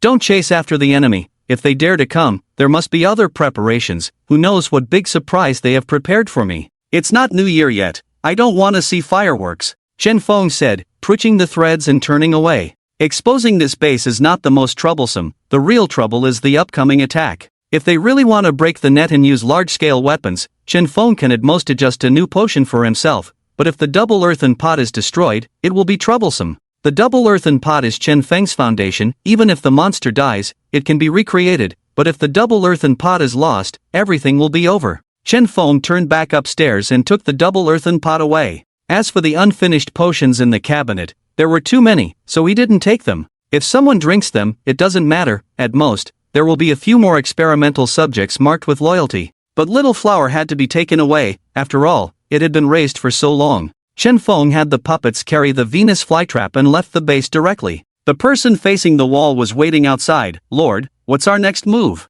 Chen Feng looked up at the sky. People always have weaknesses, whether it's family, relatives, or people they don't even know. People they don't know? Chen Feng chuckled. If we used the entire population of Bailing City as leverage, do you think they would dare to gamble? The entire Bailing City? The one facing the wall pondered. From the perspective of the nine-tailed foxes, they would definitely be cautious, even to the extent of directly giving up Bailing City. After all, they are a national unit, they have to consider the safety of the people. They cannot ignore the use of weapons of mass destruction that could endanger tens of thousands of lives. If I were a nine-tailed fox, facing this situation, the best course of action would be to withdraw from Bailing City, or even give it up. Is it possible for one person to kidnap the entire population of Bailing City? From a human perspective, it's naturally impossible, but from a monster's perspective, anything is possible. Swoosh boom! A figure instantly burst into the coffee shop, shattering the door. The splitter shook his head as he got up. Oh no, I landed too hard and accidentally broke the door. I hope the boss didn't see that. The splitter looked around the shop, but there was no one inside, and it was a mess. Perplexed, he went upstairs and found nothing there either. All the important information had been taken away. Strange, did the boss move out? The splitter looked at the cabinet in the room, where Chen Feng's potions were still stored. It seems like the boss moved out in a hurry, even forgot to take the potions. With that in mind, the splitter called Chen Feng directly. Hey, boss, did you move out? What about these potions? Do you want me to bring them to your new place? Chen Feng's forehead twitched at the words. Don't you dare come looking for me. Nightfall in Bailing City. Zhang Jinsong and his team called for reinforcements, totaling 30,000 people. They selected a large building, evacuated all the people inside, and set up a large number of bombs. How can you be sure that the Weaver of Fate will definitely show up here? Don't worry, just set it up. The Weaver of Fate will definitely show up here because that's what the person holding the future diary said. After setting up here, Xu Yang and the others returned to the coffee shop, which was now empty, with everything gone. How did the search go over here?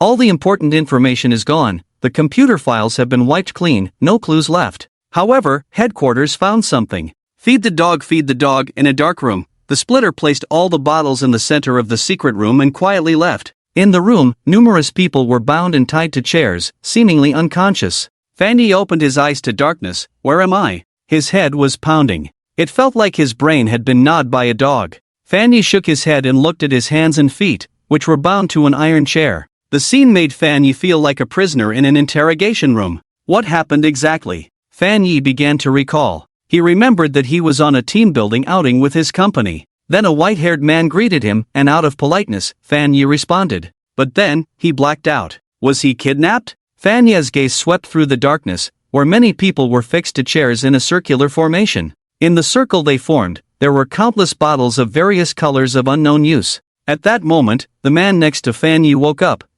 How did I get here? Where is this place? Hey, where is this place? The man's voice was loud, waking up the others directly. A black-haired young man with glasses raised his head at the sound. I suggest you better not shout. If you attract the people who captured us, he will be the first to come after you. Hearing the young man's words, the man frowned. Huh? The young man with glasses shook his head. Hard to understand, isn't it? Well, after all, although everyone has a brain, not everyone necessarily uses it. Let me tell you what I know. Of course, I only say these things to those who can understand the current situation. I was involved in telecom fraud in Hainan. A white-haired man found me. I thought he was the police, but apparently not. He snapped his fingers and I lost consciousness. I don't know what method he used. It could be drugs, or something else. I should be the first to wake up. It has been 3 hours and 15 minutes now. My body is starting to feel hungry. My daily routine is strict. I should have just had dinner, but now I feel hungry, which means we have been tied up here for over 12 hours. In the darkness, someone fell silent for a moment. You are in Hainan? But I should be in Halong Bay, Vietnam. Halong Bay? No, isn't this the Northeast? What month is it now? It's almost September. Cold. What's the big deal? In the north, the temperature starts to cool rapidly by September. Because it's autumn. The young man with glasses frowned. So it seems that we all come from different regions. He's in Vietnam, I'm in Hainan, he's from the Northeast. So, who can travel from the north to the south in a day and bring us together from all over? The Flash? No one could understand. Fan Yi couldn't understand either. I'm in Ningxia. Ningxia? In the north? Okay, the scope is even wider now. So, suppose a group of people set off from here to various places to capture us and bring us back. What is their purpose? I don't think any of us look like wealthy people. Why did they go to such lengths to bring us here? For what? Everyone was puzzled. They couldn't understand why this was happening. And then, suddenly, footsteps were heard in the darkness. Splitter 009 appeared at this moment, walking straight to the center of the room. You are calmer than I expected. Indeed, you are the excellent breed I carefully selected, although not as perfect as me, but as secondary, you are qualified. The young man with glasses frowned. Did you bring us here? The Splitter suddenly walked up to the young man at the mention. No, you should say you, not you. The young man's eyelids twitched. He suddenly had a bad feeling. Did you bring us here? The Splitter grinned at the words. Yes, that's right, good, I brought you here. You are more aware of the situation than I imagined. I thought you would be as furious as a cat or dog abandoned by its owner. I deliberately caught one more person, prepared to make an example. It seems I saved myself some trouble. The Splitter then looked directly at Fan Yi. Oh, yes, you are the extra one. Would you like to see how I kill someone? Since I have prepared everything for you, wouldn't it be a waste not to take a look? At that moment, a bald man suddenly spoke up. Can you get straight to the point? I hate it when people waste my time with irrelevant things. Smack! The Splitter suddenly appeared in front of him and grabbed his throat. I said, use. If you can't remember, I can also take drastic measures. The bald man's eyes widened, feeling choked as the Splitter released his grip. Since everyone wants to get to the point, I won't beat around the bush. Do you think the world is really good as it is now? No need to answer me, as long as you have the answer in your hearts. Everyone has thought about defying fate, but few have tried because they rationally believe it's impossible. Yet there are still a few who persist, not knowing that it is also part of their destiny. People cannot control their fate. Your life and death, have never been in your hands. But what if I say, I can now give you a chance to control your own destiny? How many of you can seize it? The crowd was stunned, and the Splitter pointed to the potion on the ground. Do you see the potion on the ground? Drink it, and you will be reborn, surpassing humanity, and controlling destiny. But the potion is limited, meaning some of you will not be able to obtain this power. For those who miss the opportunity, I express my regret. They are destined to never leave here. Fate has never been fair. There is a button on your chairs, and it will light up in 3 seconds. The first person to press the button will be released first, and the rest will be released in the second wave regardless of order. So, let's begin. 1, 2, 3. As the button lit up, almost everyone pressed it simultaneously. But only the bald man's restraints on the chair were released. Clearly, he was the fastest to press it. Phew! The bald man took a deep breath and walked up to the Splitter. The Splitter smiled at him. Choose, the first one. The bald man's muscles tensed. Without hesitation, he raised his fist and struck the Splitter. I choose to kill you. Put! The sound of flesh being pierced was heard, as a black arrow instantly pierced through the bald man's chest, leaving a hole. The bald man's pupils dilated, and he collapsed to the ground. The Splitter put his hands in his pockets. What a pity, he had already been given a chance to live, but he chose to give up that opportunity. He is truly great and selfless, but it can only be said that this is a foolish choice. It's best not to learn from him. Witnessing the death of the bald man, Fanya's breathing gradually became rapid. What was that? An arrow that could fly on its own? And it casually killed that muscular bald man? Is this really reasonable? Before Fan Yi could think further, the Splitter suddenly pulled out a switch. Remember what I said earlier, those who get the potion can survive, those without the potion, the fate of the bald man just now will be yours. Go and seize it, the opportunity may only come once. Click. As the Splitter pressed the button, the restraints on the chairs of the crowd were instantly released.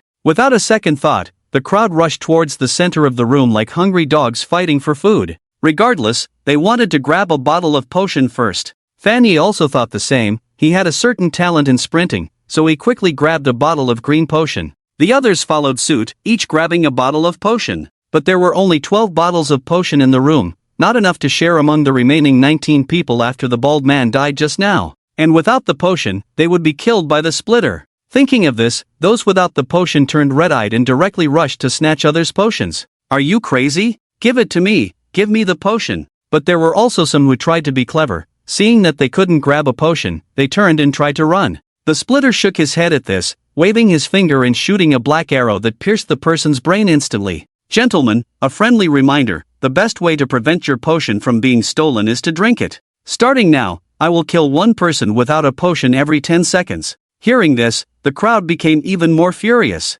Fanny seized the opportunity and directly opened the bottle cap to drink the potion. A few quick-witted individuals also followed suit one after another. But one frail young man was very unlucky, as someone snatched his potion and drank it right away. The splitter grinned at this. That's right, survival of the fittest, that's how it is. With that, he threw a black arrow that killed the young man. The crowd became even more intense in their struggle, even going as far as trying to kill their opponents. One person even used his fists to kill someone and snatch his potion. The fighting only stopped when there were 12 people left on the field. Those 12 people drank the potion, knelt on the ground, their bodies contorting and convulsing in the darkness, undergoing some kind of inhuman transformation. Ah, this feeling. Ha ha. Cough, yes, extraordinary power. The sun was gradually rising. Inside the room, the stench of corpses began to spread. The splitter looked at the 12 people in front of him with a satisfied smile. Since the dawn of humanity, they have never stopped fighting, warring, and seeking revenge, even when they were still beasts.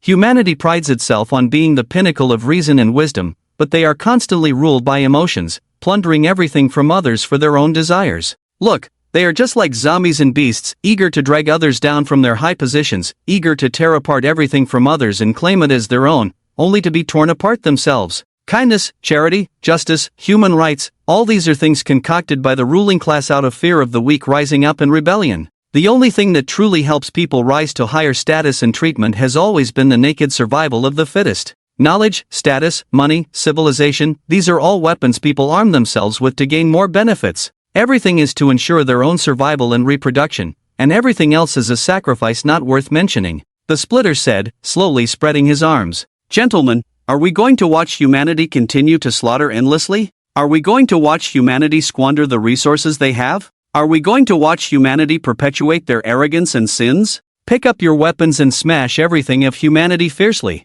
Let them fear, for we are the end of them. For all the beauty in this world, for ending this endless cycle, we are the chaos splitters, we are infinite division, we are immortal and indestructible, we number in the thousands. Order is against nature, true nature should be in chaos. We are not destroying, but repairing the mistakes of this world. The war never ends. North America. On an aircraft carrier, a man in military uniform stood there. Monsters are emerging, more and more. We need to gather the best warriors of humanity, or some extraordinary individuals with unique skills. We need to form a legion of heroes, to bring order out of chaos, to save the people. Humanity needs such heroes. Franz, are you still thinking about this? Looking into the long river of history, when a civilization of a group reaches a certain level of development, there will always be a natural disaster. It will be a life and death crisis for that group. Only by relying on unprecedented unity and continuous efforts can they overcome it. If it is really possible to overcome. You're being pessimistic again.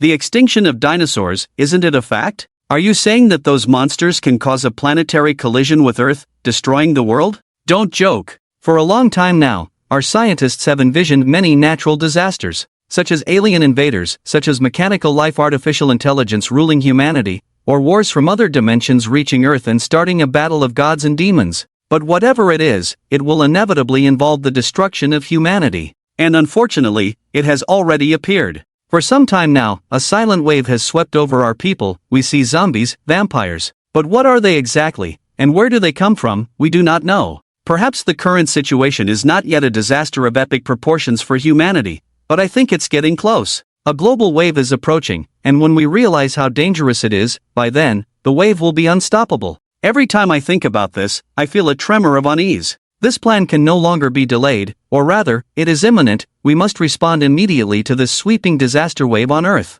Call the President and the United Nations again. The establishment of the Global Occult Coalition is urgent. The United Nations resolution was unanimously passed by the 5 permanent members on the 3rd day of submission. The Global Occult Coalition was thus established, abbreviated as GOC. Northridge City. A vortex appeared in the sky of Asia. A typhoon was coming. The sky above the city was unusually quiet. Chen Feng stood at the top of a building with his hands behind his back, and the city and streets below were eerily quiet. It was as if the government had notified the people to evacuate this area in advance. The strong wind howled, constantly blowing Chen Feng's suit. He tugged at his tie and casually dropped it. The tie fluttered away with the wind, disappearing into the distance. So quiet. Chen Feng put on a pair of white rubber gloves, then put his hands in his pockets. It was so quiet, almost eerie. Obviously, the 9-tailed foxes had arrived, judging by the number, probably 2 divisions? At least that's what Chen Feng felt, about 30,000 fully armed soldiers.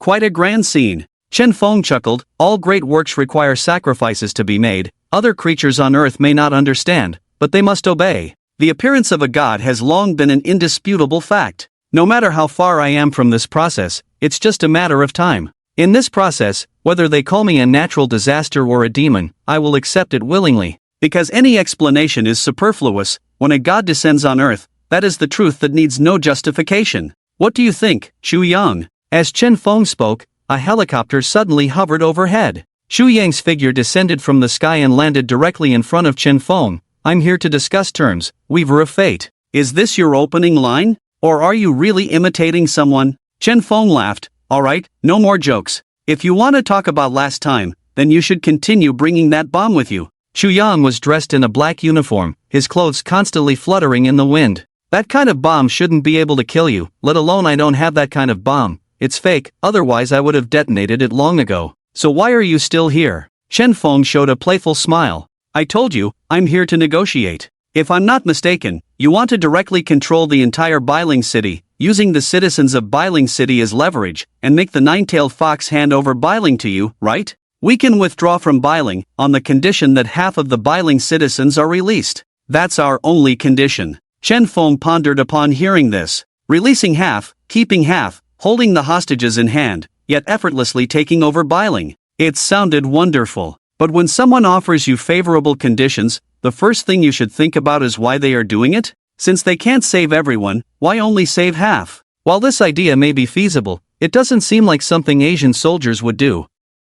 Sacrificing a few to save the majority might be possible abroad, but not necessarily in the country. So behind this favorable condition, or the condition itself, could be part of their plan. In other words, this could be a smokescreen, just to deceive Chen Feng? It made sense for Chen Feng to think this way. They brought 30,000 people to negotiate with Chen Feng, just to talk to him and save half the people? No, I seem to have missed something. Chen Feng's brows furrowed under the mask. How did you know that I planned to kidnap the entire Bailing City? Who told you? Xu Yang met Chen Feng's gaze without hesitation. You consider yourself a master of fate, can't you figure it out? True, those who think they can manipulate fate will eventually be manipulated by fate. Chen Feng suddenly took off his mask and took out a pack of cigarettes from his pocket.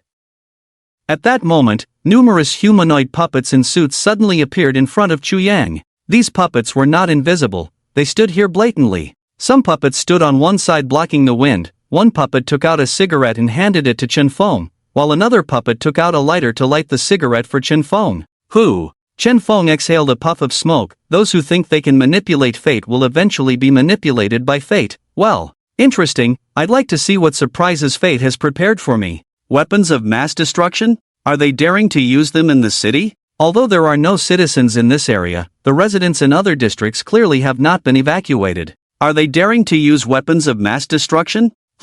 Perhaps they don't need mass destruction, maybe a smaller scale will do? Chen Feng evaluated his own body. At this point, he should be able to turn into ashes with just one missile. But that was not the main concern. What really intrigued Chen Feng was how Xu Yang and his group knew his identity and how they were so sure he would be here. Of course, these two possibilities do not rule out that Chen Feng overlooked some clues or was located by satellite. But they could not possibly know Chen Feng's plan. After all, the idea of kidnapping the entire Bailing City is absurd. Even if their imagination is beyond ordinary, they could not possibly conceive that Chen Feng's threat could cover the entire Bailing. Unless someone has glimpsed into the future. This hypothesis is very interesting. If there is something or someone who can observe the future, then it wouldn't be surprising for them to make these preparations in advance or even know Chen Feng's secrets. With that in mind, Chen Feng exhaled a puff of smoke. Let me guess, who among you can see the future? Or perhaps, you are a reincarnator who has long known about my plan, or maybe both. Upon hearing Chen Feng's words,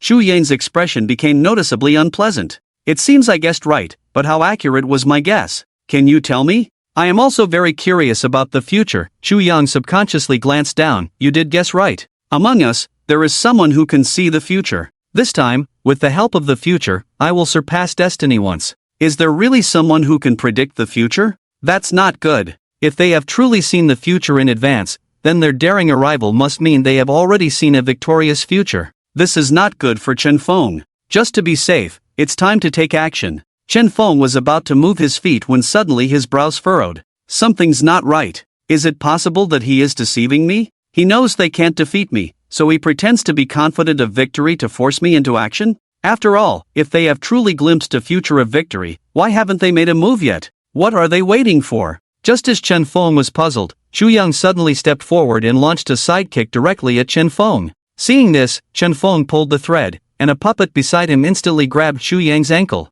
Didn't we agree to negotiate? Why, backing out now? Upon hearing Chen Feng's words, Chu Yang gritted his teeth, kicked the puppet away with force, and then rushed towards Chen Feng. We can negotiate, but with fists. The threads danced, and countless puppets instantly engaged in battle with Chu Yang. Chu Yang suddenly bent down, sweeping all the puppets off their feet with a low kick. Chen Feng pulled the threads to make the puppets stand up, but they were knocked down again by Chu Yang's strike. Ha! Strange. Chen Feng pulls up, Chu Yang knocks down. What's going on? This really caught Chen Feng off guard. Could this kid really knock down others 100% of the time? Chen Feng wondered, about to create some distance when suddenly a voice came through Chu Yang's earpiece. 30 seconds left, leave immediately. Upon hearing this, Chu Yang didn't move but continued to charge at Chen Feng. Hey, Chu Yang, what are you doing? Seeing this, Chen Feng's fingers twitched, invisible puppets set up, ready for the final blow. Swish! Countless threads shot from all directions,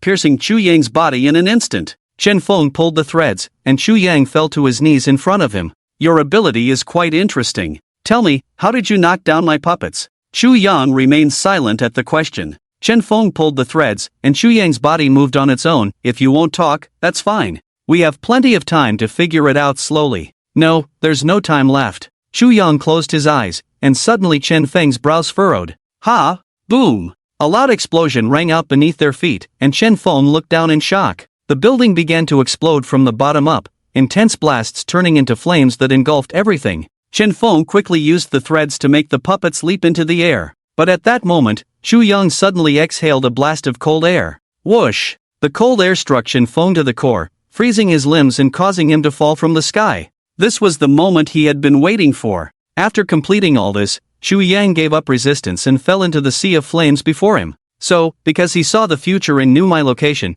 he set up bombs in the building in advance. The plan was good. Chen Feng watched as the explosion approached him, and his body was engulfed by flames. But then, Chen Feng suddenly bit open a capsule in his mouth. I didn't plan to use this so soon, considering it's still just a prototype. As the words fell, the explosion and flames instantly consumed both of their bodies. Boom! The entire building collapsed, debris flying in all directions, causing other buildings to collapse once again. In the midst of the inferno, black smoke began to billow from Chen Feng's body. Its body dissipated into invisible mist in the flames, while its arms and head turned into white bones burning with black flames. Chen Feng reached out with a bony hand and grabbed Chu Yang's broken body, then tore open a crack in the void with one hand. Click! The space shattered, and Chen Feng directly grabbed Chu Yang's body and entered the crack. Incomplete potion, Death God. A drug with the characteristic of immortality, composed of 9 potions fused with other conceptual materials. The reason it is called incomplete is mainly because it is not yet sufficient to reach the level of a god.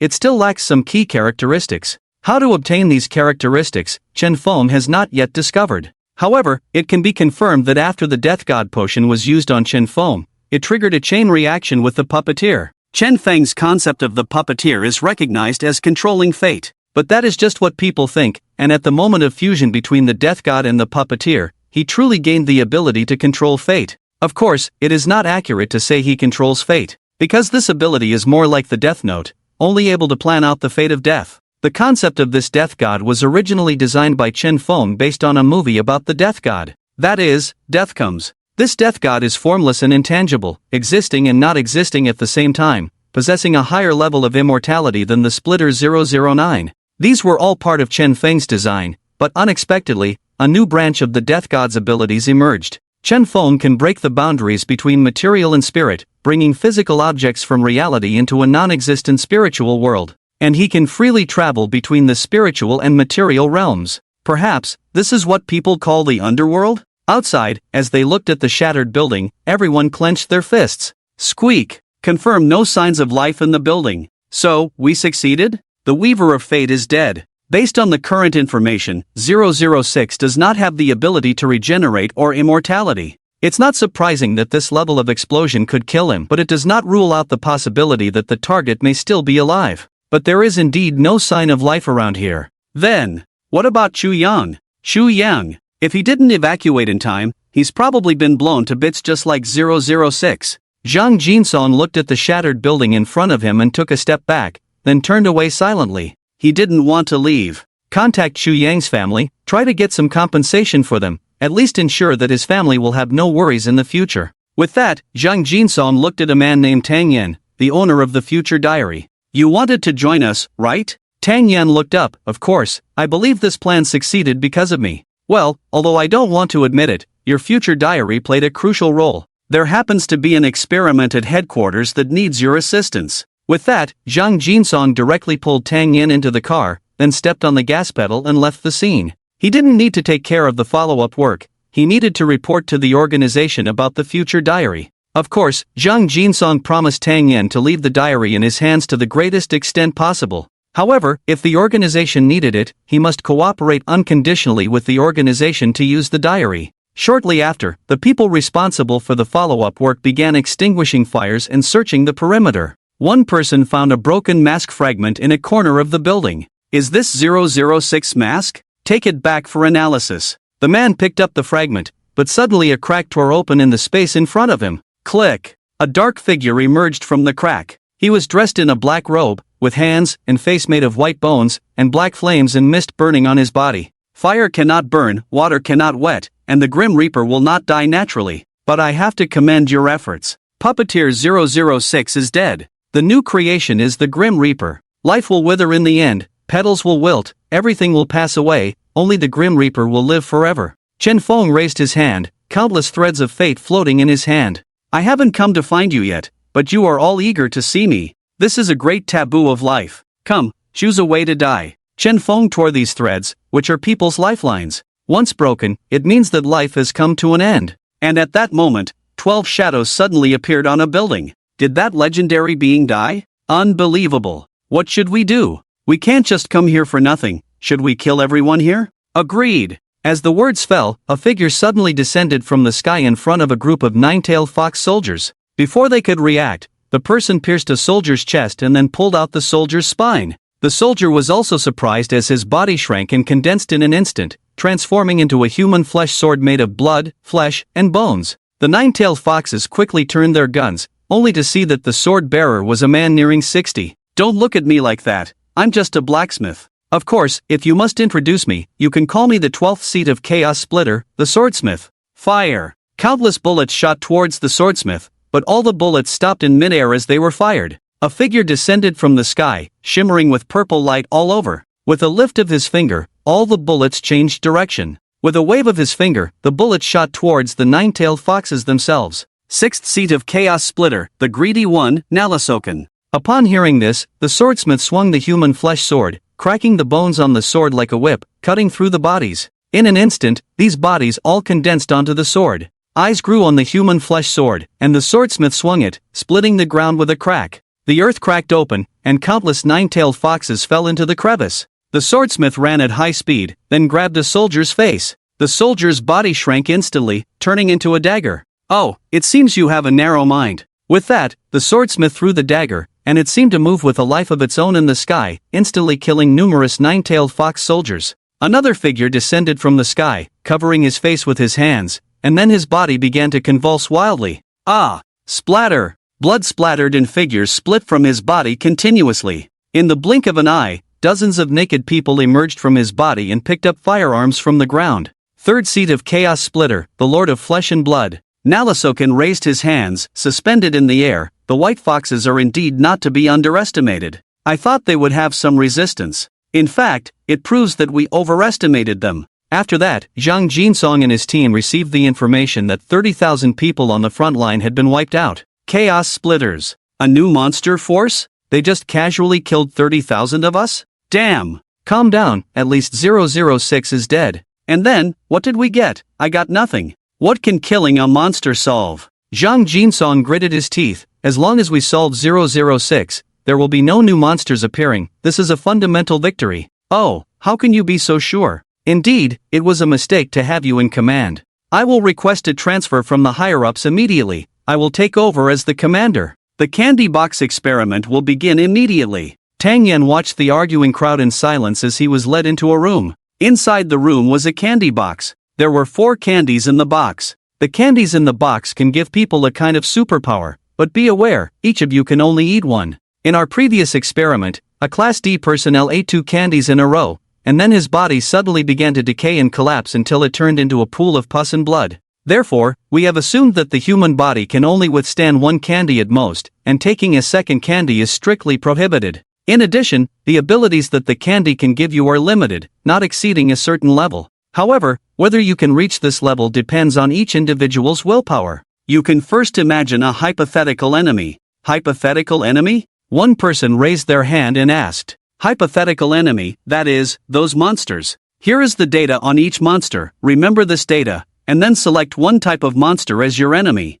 The candy will give you a superpower, which will to some extent counterbalance the monster's abilities. If the monster's abilities far exceed the limit of the candy box, the candy will give you abilities at the limit level. That is the reason for setting a hypothetical enemy. Currently, the limit of the candy we have tested is to give a person a secondary characteristic or unnatural ability, which you will understand later. Also, remember not to ask about the origin of the candy. Research personnel brought detailed investigation materials for them. Tang Yen took the materials. SRW number 001, Mimicker. It is said to be able to mimic the form and abilities of any life, even monsters, with its true form being uncertain. SRW number 002, Weeping Fishman. Possesses physical qualities surpassing humans, and exists in large numbers of infected individuals. Targets have a contaminating meme, claws can cut through metal and stone, extremely sensitive to sound, and weakness is the head. SRW number 003, Transparent Man.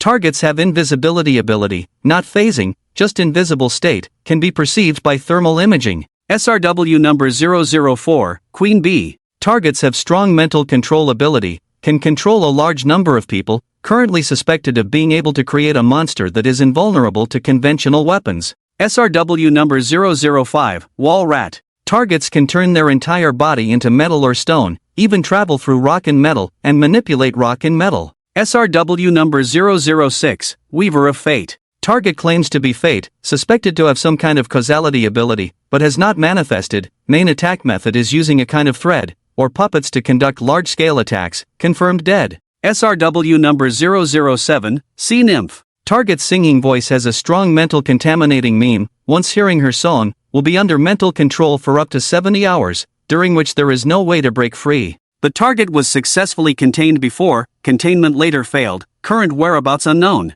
Have you made your choice? A man in white Zhongshan suit pondered, then I will be responsible for dealing with 004, the Queen Bee, right? With that, the man picked up a candy and put it in his mouth. The next moment, countless white threads suddenly emerged from the man's body. He tried to wave his hand, the threads stuck to the wall, and with a gentle force, he tore the wall down. Seeing this, the research personnel began to record. The thread ability, as a means of control, does have the potential to counter the Queen Bee. The man in Zhongshan suit was puzzled, but, this is the only ability I have. The experimenter looked up. The candy will only give you one ability. Although your ability seems ordinary, if used properly, it should be enough to restrain or even kill opponents. Furthermore, after this experiment, you will be injected with our latest strengthening agent 01, which is extracted and refined from fishman cells. After multiple adjustments, it has now achieved stability. Combined with the strengthening agent, each of you will gain physical abilities twice that of an ordinary person, so there is no need to worry.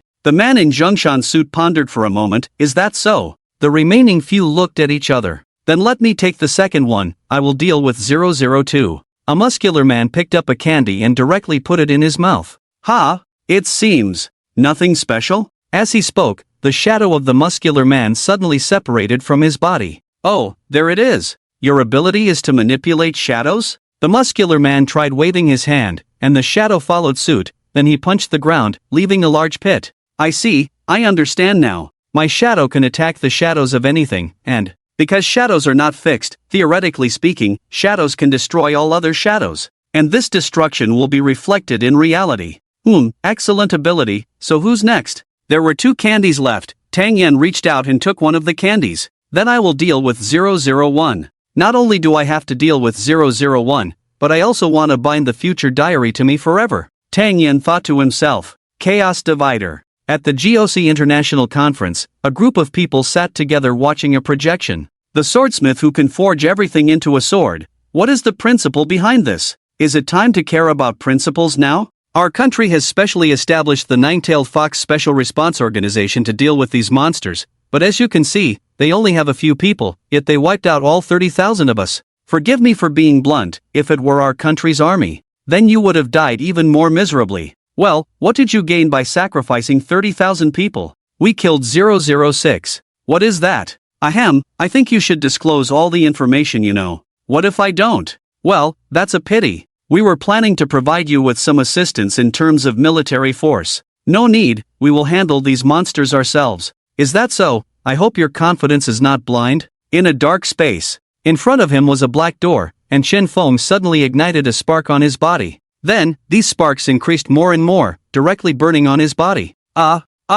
Countless souls or consciousnesses drilled into his body. These souls and consciousnesses burned, crazily scorching Chen Feng's entity. This was an unexpected change. Chen Feng's ability was causality death. Once he severed the lifeline of a certain creature, that creature would die unexpectedly for various reasons. For example, a person walking suddenly fell into a sewer, where there happened to be a sharp object, or walking on the street, a billboard or building suddenly collapsed. This causality death could range from accidents to natural disasters. If a person could initially avoid multiple deaths, the scale of disasters he would face would become even larger. Theoretically, if there was nothing on Earth that could kill him, then the Earth itself would explode directly. If this cannot kill him, it will rise to the cosmic level. If there is nothing in the universe that can kill him, the universe will explode directly. But the reason it is called a theory is because Chen Feng's abilities cannot reach that level. Not to mention destroying the universe, Chen Feng cannot even destroy the Earth because it is only a prototype. If a person can escape all death events on Earth, then the causality of death will be completely severed, and this person will escape the pursuit of death and change their fate against the heavens. Chen Feng severed the lifelines of those 30,000 people, giving them the causality of death. Then, the chaos splitters appeared and wiped out those 30,000 people. This is also part of the causality of death. Even if that group of chaos splitters did not appear, others would have come out. Of course, all of this was expected. What was truly unexpected was the souls of those who died because of Chen Feng, as they turned into flames burning towards his soul and body. If there were only a small amount of this flame, it would not pose a significant threat to Chen Feng. But facing the fire seeds formed by 30,000 souls, Chen Feng's soul was almost burned to ashes. I didn't expect a prototype to have such a negative effect. Chen Feng covered his head with his hand. Fortunately, there were only 30,000 people. If he had designed to kill billions of people, the anger contained in the souls of billions of people would directly melt his soul, even though he was immortal. Immortality usually refers to the body not dying. However, a person is composed of both soul and body. The body may not die, but the soul can die. When the soul dies, the immortal body becomes an empty shell. This is also one of the drawbacks of the immortal body of 009. After the pain on his soul disappeared, Chen Feng appeared in front of Chu Yang. At this moment, Chu Yang was lying on the ground, already unconscious. Chen Feng unceremoniously drew 10 tubes of blood from him. Speaking of which, all of this started because Chen Feng wanted to draw blood from Chu Yang. Unexpectedly, things gradually evolved into this. And now, Chen Feng finally got Chu Yang's blood as he wished, but now he was interested in something else. Chu Yang mentioned that someone among them could predict the future. Predicting the future is an unprecedented trait. Find this person. Thinking this, Chen Feng looked at Chu Yang again. He reached out and pulled Chu Yang up, only to see the flames on his skeletal hand spreading to Chu Yang's body. It directly burned his body into a spirit. If you are reincarnated, who will be the first person you will look for?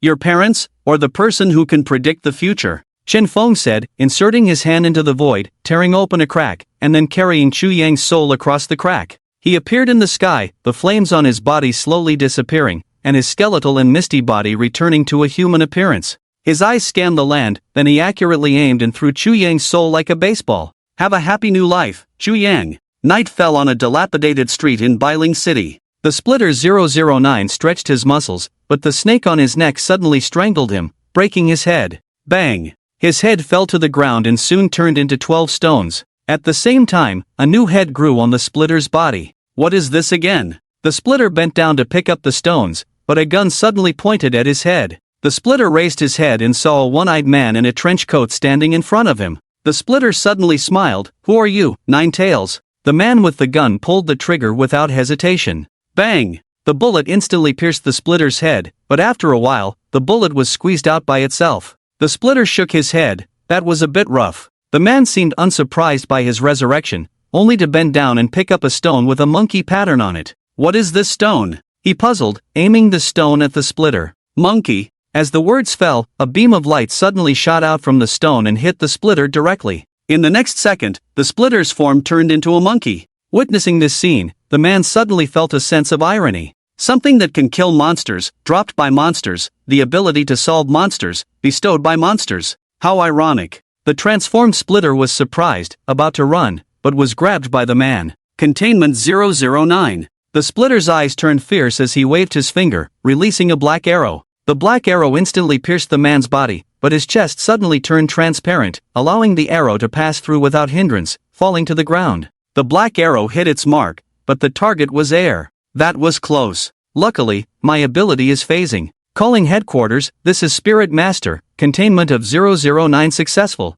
In an underground containment facility, the splitter was bound in a room, restricted from all movement. Even moving his mouth was difficult. His mouth was held open by a clamp, his tongue fixed with a steel nail. At the same time, a steel nail was on each of his fingers and toes. Truly immortal. The man in a trench coat looked at him through the glass. He is the leader of the so-called Chaos Splitters. I didn't expect him to be so weak. An experimental researcher nearby pushed his glasses. 009 is extremely special, his immortality is secondary. The important thing is, it will split out some strange things. Just like the candy box we found before, it will have some peculiar effects. The candy box was just a plastic empty box, but every once in a while, it would produce a piece of candy. These candies would have special abilities, and whoever ate them would gain those abilities. But a person could only eat one at most. If a person ate two, their body would decay, limbs breaking, teeth and eyeballs falling out, soon turning into a pool of blood. The man in the trench coat put his hands in his pockets.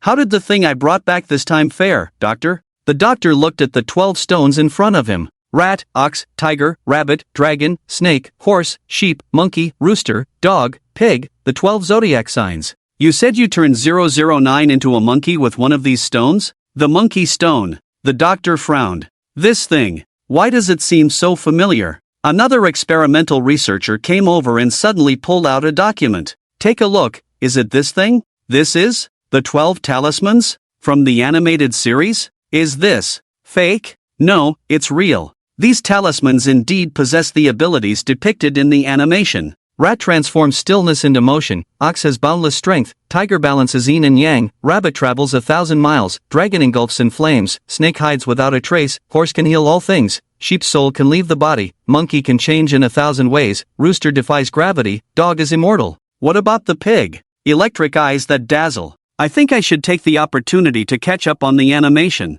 Any progress with the other A-level personnel? Unclear. This time we dispatched a total of 6 A-level personnel, all of whom have consumed the special candies, gaining corresponding abilities and drawbacks. If we can have them carry these talismans into battle, I believe it can to some extent compensate for their inherent weaknesses. Inside the meeting room, several senior executives of the Nine-Tailed Fox gathered together. The targets of this capture operation are 001 Crow Imitator, 002 Weeping Fishman, 003 Invisible Man, 004 Queen Bee, 005 Wall Rat, 009 Splitter. Excluding the deceased 006 Weaver of Fate, and the missing 007 Sea Monster who fled, as well as the 008 True Ancestor who is not in the country. This operation is the most adventurous in history. Can we really trust those 6 people? Don't underestimate them, they are all elites among elites, monsters among monsters. The candy box has produced a total of 8 candies so far. This is our current maximum combat power. If we fail and the enemy discovers our location, we will be in danger. Believe in them.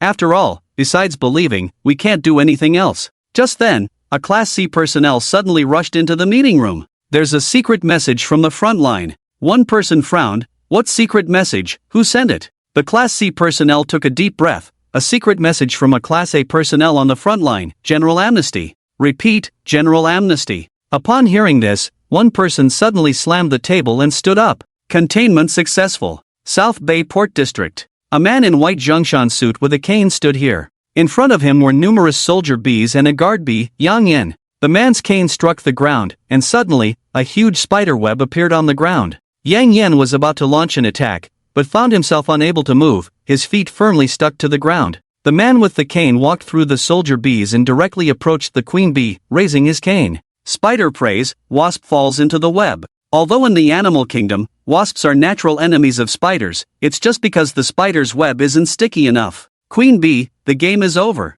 The queen bee instinctively stepped back, but her feet were instantly stuck by the white web. Who are you? The man with the cane put down his cane. Nine-tailed fox Class A containment personnel, spider. The queen bee gritted her teeth. Yang Yen. With that, Yang Yen directly broke his own legs. He vibrated his wings, dragging his bloody lower limbs and charged towards the spider. The spider sighed, snapped his fingers, and the white spider web on the ground suddenly surged up, entwining Yang Yen like a rope and forcefully pulling him down. Bang! Seeing this scene, the queen bee gave up resistance directly and then shrugged. Alright, you win, my dear. The spider took out a communicator. Area N, Spider, General Amnesty. Yangshan District, Bailing City. Li Yuan was pressed against the wall by a muscular man. Several fishmen rushed out from behind, but the man's shadow moved on its own. His shadow grabbed the necks of two fishmen, causing them to freeze in place and clutch their throats. Ugh! Ugh! Crack! The shadow twisted the necks of the two fishmen, and the man moved his head slightly. If you want to beat me, try boxing with my shadow first.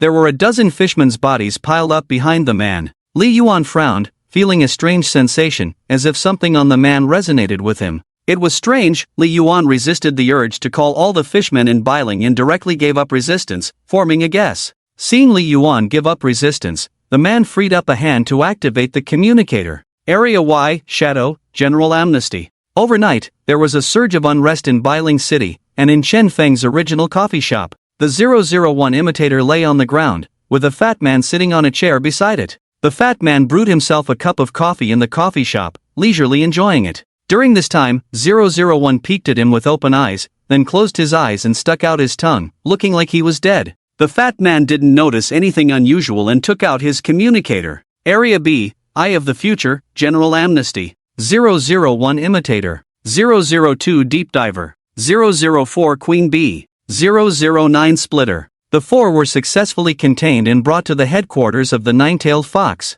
However, the containment of 005, the Wallfacer, and 003, the Transparent Person, failed. The containment of 003, the Transparent Person, failed because the people sent to contain him couldn't find him after searching for a long time. The containment of 005, the Wallfacer, failed because the people sent to contain him didn't even encounter him. It's that simple. With this failed experience, the danger level of 005 was raised by one level. The Nine-Tailed Fox classifies the danger level of containment items into 7 levels. They are D. No danger, C. Slightly dangerous, but not impactful, B. Can harm people, A. Can kill people, S. Kills people like drinking water, RS. Extremely dangerous, can match a whole army, RT. Can destroy humanity, RZ. Can destroy a planet. Currently, the highest danger level is RT, which is noted in the file of 007 Siren. She is the only containment item with an RT level rating. Even the deceased 006 Weaver is only rated RS. The remaining monsters are rated between A and RS.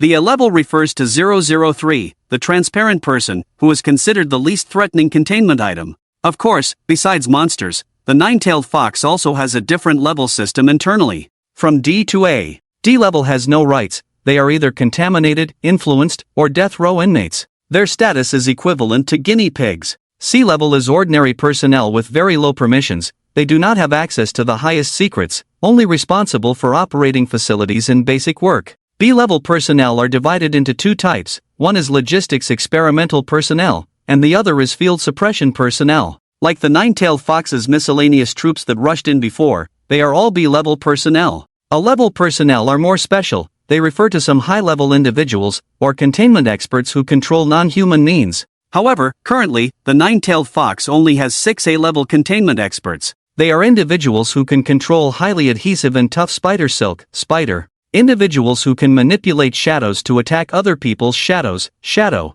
Individuals who can foresee the future and change the outcome of 1 second in the future, eye of the future. Individuals who can make their bodies intangible and invisible, spirit master. These 4 successfully contain 001 Imitator, 002 Deep Diver, 004 Queen Bee, and 009 Splitter, the 4 A-level personnel. The remaining 2 individuals have more special abilities. One can swallow any object into their body and symbiotically live with the target, Glutton. He is responsible for containing 005, the Wallfacer, but hasn't encountered him.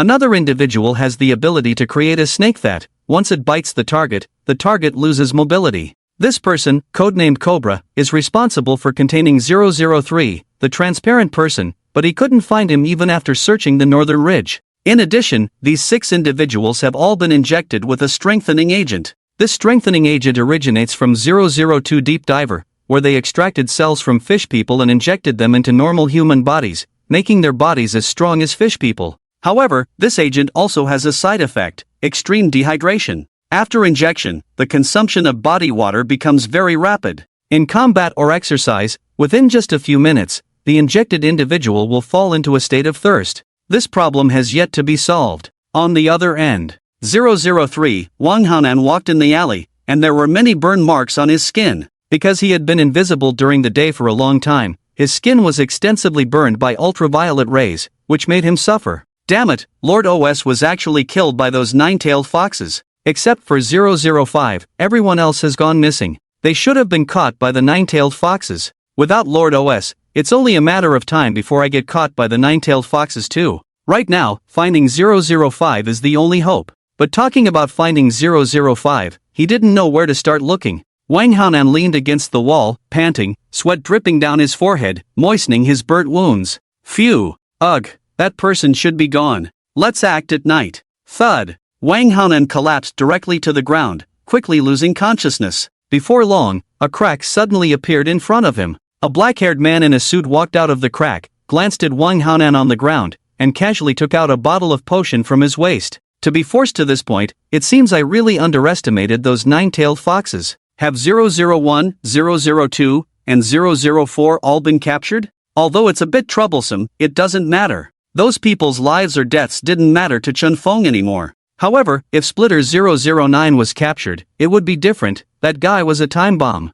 You never knew when his arm would fall off, turning into the Sword of Deicide, which could be used against Chen Feng by those people. The Sword of Deicide was a concept conceived by Chen Feng. Its function was absolute killing, meaning it could kill immortal units. Chen Feng had thought about creating this thing before, and he had made the swordsmith potion for it, but it was unsuccessful. But now, he had some ideas. And the reason he wanted to create this thing was not to shoot himself in the foot but to easily get rid of unnecessary immortal units, like 009 now. He was too dangerous in the hands of those 9-tailed foxes, and Chen Feng didn't plan to save him, he planned to kill him. After all, saving him was not cost-effective. Chen Feng had the raw materials for 009's potion and could easily produce a new 009. But not saving him meant he was a time bomb. So sending someone to kill him was the best choice. Chen Feng looked at the potion in his hand, not sure if it will work. Let's give it a try. After casually throwing the potion on the ground, Chen Feng left directly. Night fell. When Wang Hanan woke up, he found a bottle of potion in front of him, with a piece of paper underneath. He picked up the potion and the paper, and saw 2 short sentences written on it. Kill 009. OS Kate. Seeing this name, Wang Hanan was stunned. Lord OS? The Lord is not dead? Thinking of this, Wang Hanan quickly looked around, but found no one. I guess so. How could that lord die so easily? He must have reached a new height. If that's the case, I have nothing to fear. Wang Hanan thought and drank the potion directly, feeling no pain, no abnormalities, just a soft body. The potion was called Mirror Magic. It did not have the immortality property because Chen Feng already had that, so he would not research immortality anymore. Of course, he would not produce immortal beings either, because if they were captured like 009, it would be disadvantageous to Chen Feng, and it would be troublesome to kill them later. Nanchang Guild. A group of armed soldiers guarded outside the guild, looking highly nervous. Captain, what do you think is being held inside? I don't know, but if you value your life, listen to me, don't be curious. Not even a little bit? I don't know either. I heard that this time we are escorting a rare animal, and the organization seems to want to use it for some kind of experiment. As one person spoke, a face suddenly reflected on the gun barrel. Seeing this scene, the person quickly turned with the gun, but there was nothing behind them. Captain, what's wrong with you? The man turned around with the gun. Strange, there was clearly something just now. Click. Before the man could finish his sentence, his neck was suddenly twisted by something. Blood mixed with bones turned into a spiral, and another person saw this and quickly retreated, but the moonlight reflected, and the man's head exploded rapidly. Bang! Blood gushed out, and a figure boldly pushed open the doors of the hall and entered an underground facility. The underground facility was brightly lit, and Wang Haonan's figure was constantly reflected on the reflective walls and floors. Several armed soldiers passed by, their figures reflected in the mirror. A bloodline flashed, and instantly several heads rolled to the ground. Wang Haonan's figure continued to shuttle through the reflective walls, quickly reaching the deepest part of this underground building. In the deepest part of the building, a large snake was being held captive. Wang Haonan approached the large snake. It seems it's not here either. Just then, a man with snake-like eyes suddenly appeared behind Wang Haonan. Guess who this is? 003, when there's a way to heaven, you don't take it, when there's no door to hell, you come on your own. Wang Haonan turned around, and behind him was an A-level containment expert for a nine-tailed fox. The guy had eyes like a snake, fish-like scales on his arms, a very long and strange tongue. Wang Haonan took out the information he had found in another building before. You're the Cobra, right? The Cobra smiled. Ah, it's me. Last time I didn't contain you, but it was a waste of my abilities specially designed to deal with you. You know, our abilities all come from a candy. When our hearts desire something, the candy will respond to our expectations. For example, I desired to deal with an invisible person, so I gained eyes like a snake with thermal sensing.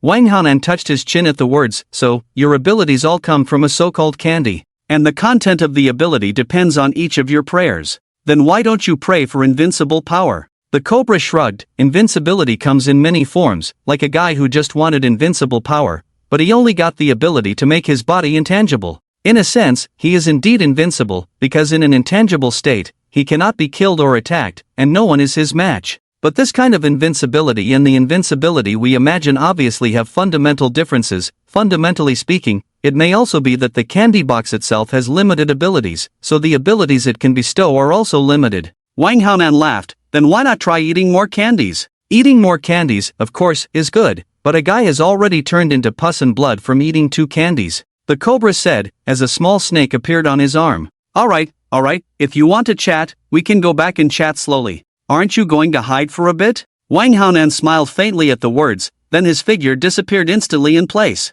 The Cobra grinned, his eyes widened, instantly sensing nearby heat sources. But strangely, there were no heat sources nearby. Where is the person? The Cobra was stunned for a moment, and the next second, his head was violently cut off by something, falling directly to the ground. Splurt! Blood sprayed, and Wang Haonan appeared behind the Cobra. Your information is a bit outdated. These days, who still hides? Speaking, Wang Haonan swaggered out of the club. And after Wang Haonan left, a crack suddenly tore through the space in front of him. Chen Feng walked out of the crack, dragging the body of a cobra, and then looked at the large snake in the cage. I feel like I can create something good. The large snake suddenly shriveled upon seeing Chen Feng, trembling uncontrollably as if it had seen something abominable approaching death. Looking at the trembling snake, Chen Feng's hand reached through the cage to gently stroke the snake's head. Don't be afraid, he is the material. And you will evolve, achieving unparalleled beauty. With that, Chen Feng directly tore open a crack in the cage, and together with the large snake, they disappeared into the void. At the other end of the crack, it was an eerie black hall. This place existed at the boundary between reality and the mind, not in any corner of the material world. Chen Feng's flowers, as well as test subjects and the double-eared pot, were all piled up here. Now, a large snake and a snakeman corpse had been added. Don't be nervous, relax, it won't hurt at all. Chen Feng cut open the snakeman's corpse and threw it into the pot, from head to toe, not missing an inch. But miraculously, no matter how much he threw in, the potion always remained at 100 milliliters. Nine-tailed fox headquarters. The cobra is dead. What? Who did it? According to the undamaged surveillance footage, it should be 003. Impossible, the cobra's ability is perfectly suited to counter 003. Even if that idiot was careless, it shouldn't have been so easy. Unless 003 has evolved. 006 is already dead. According to our assumption, there should be no new monsters, and naturally, there should be no more evolution of monsters. Have you forgotten the other hypothesis we proposed before? It's not 006 that creates monsters, it's something else. Although 006 is dead, that thing hasn't disappeared. Someone has taken over 006's work. Do you remember the question Xu Yang asked before he died? Xu Yang asked 006 if killing you would prevent new monsters from appearing? At that time, 006's answer was, "Are you really sure? This is troublesome." A person walked directly to a containment room. The room was labeled 002. He looked through the glass and saw Li Yuan imprisoned inside. Sensing someone watching him, Li Yuan looked up. "Why haven't you executed me yet?" Friendly reminder, your time is running out. The person asked through the glass, "What do you mean?" Li Yuan grinned, "Literally, the Grim Reaper is here." As he spoke, a figure suddenly reflected in the mirror. Before the two could react, their heads fell off in the mirror. Wang Haonan walked out of the glass. "It seems like I've come to the right place this time. Li Yuan, long time no see." The machine containing Li Yuan slowly opened, and he moved his wrist. "That person didn't die, right?" "Of course not," Wang Haonan said. "Where is 009 being held?" Li Yuan shook his head. "Not sure, I only know we are not being held in the same place. Nine-tailed Fox seems to have plans to execute 001 and 004. They don't plan to execute you? Li Yuan's gaze shifted. "They have been drawing my blood, seemingly developing some kind of potion, and I am the raw material for that potion." Wang Haonan recalled the data he found in other labs before. It should be the No. 01 strengthening agent. I saw it in other experimental bases before. With that, Wang Haonan took out a bottle of the potion from his pocket and threw it to Li Yuan. Li Yuan took the reagent and sensed it. "This is the deep diver cell. Strange, how did they unlock the cell lock?" "What cell lock?" Li Yuan shook the reagent in his hand. "These cells themselves are infectious, but the infectivity is locked. And the only way to unlock this cell lock, only I know. But now, they don't know what method they used to unlock the cell lock and put them in a restricted constant activation state. Normally, as long as this potion is injected into the human body, they will be instantly transformed into fish people. But they used a method to limit the infection of the cells, preventing the cells from completely transforming the human body. Indeed, the anomalies I felt before were not without reason. It was not in vain that I was actively captured. This trip was the right one. Listen to me." Li Yuan suddenly laughed. "I have an idea." "Idea?" Just as Wang Haonan's voice fell, red lights suddenly lit up inside the base, along with an extremely loud alarm. "Containment failure of Incident 01. Delta Extreme Response Team is rushing to the uncontrolled area." Wang Haonan turned around, but Li Yuan pushed him away. Faced with a group of armed soldiers, Li Yuan suddenly emitted a strange sound wave. This sound wave emanated from his abdomen, as if it had a certain melody. The soldiers, upon hearing Li Yuan's abdominal sound, suddenly clutched their heads and knelt on the ground. Fish scales and green skin began to emerge on these soldiers, and their bodies began to rapidly expand, bursting out of their clothing. Li Yuan turned around. "These people have all been injected with fish cell, although only a small amount, but as long as I unlock the cell lock, the fish cell will transform them in an instant.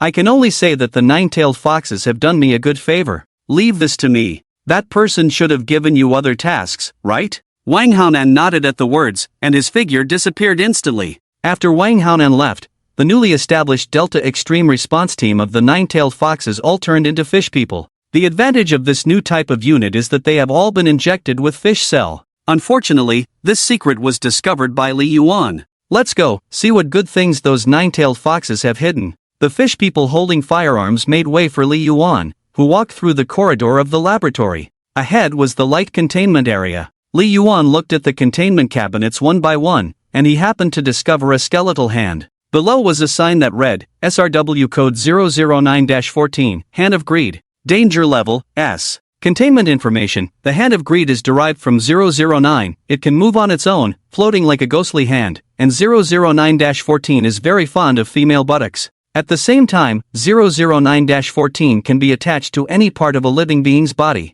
After attaching the Hand of Greed, the biological will can freely control 009-14. However, 009-14 has a very strong mental contamination mean. Once touched, it will immediately activate the strongest desire in the biological heart, and must be executed immediately. Contact with 009-14 is strictly prohibited, and no females are allowed to appear in front of 009-14. Li Yuan grinned at this, directly punched through the glass and walked into the containment room. 009's junk creations are really quite a lot. After kicking down the containment facility for 009-14, the hand emerged and gestured to Li Yuan. Li Yuan's mouth twitched, then he turned to look at the other containment rooms. The Hand of Greed immediately followed him, floating beside him. What is this? A killer electric fan. 009-8, killer electric fan. Danger level, RS. Containment information, 009-8 appears to be an ordinary electric fan, but possesses indestructible characteristics.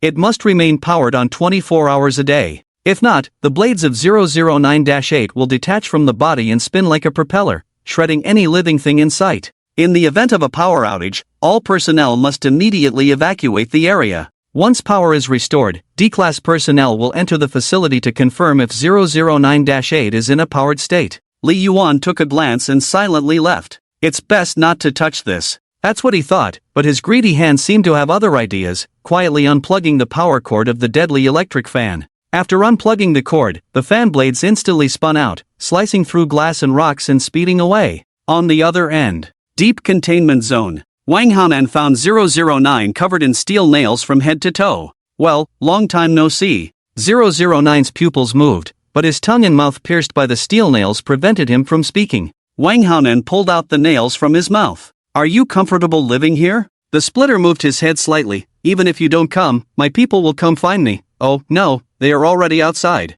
Wang Hanan smiled faintly. Is that so? But I'm not here to save you. I'm here to kill you. Wang Hanan said, pulling out a stone with a monkey pattern from his waist. Look, found it by chance. The splitter's pupil shrank at this sight. Hey, don't joke around. I admit I spoke too loudly before. Wang Hanan nodded. You're still speaking loudly now. Rat. With these words, a beam of light shot out from the monkey stone in Wang Hanan's hand, directly turning the splitter into a rat. The so-called immortal body only refers to the infinite recovery of the physical body. Therefore, there are many ways to kill such an immortal body. For example, killing its soul, or changing its body to that of a mortal. Anything with the concept of erasure or annihilation can kill it. The splitter turned into a rat was picked up by Wang Hanan. He picked up a kitchen knife, raised his hand, and directly chopped off the rat's head. The rat's body twitched for a moment, then fell silent. Wang Hanan weighed the stone in his hand. This is really useful. With that, Wang Hanan flicked his finger, revealing 8 more stones.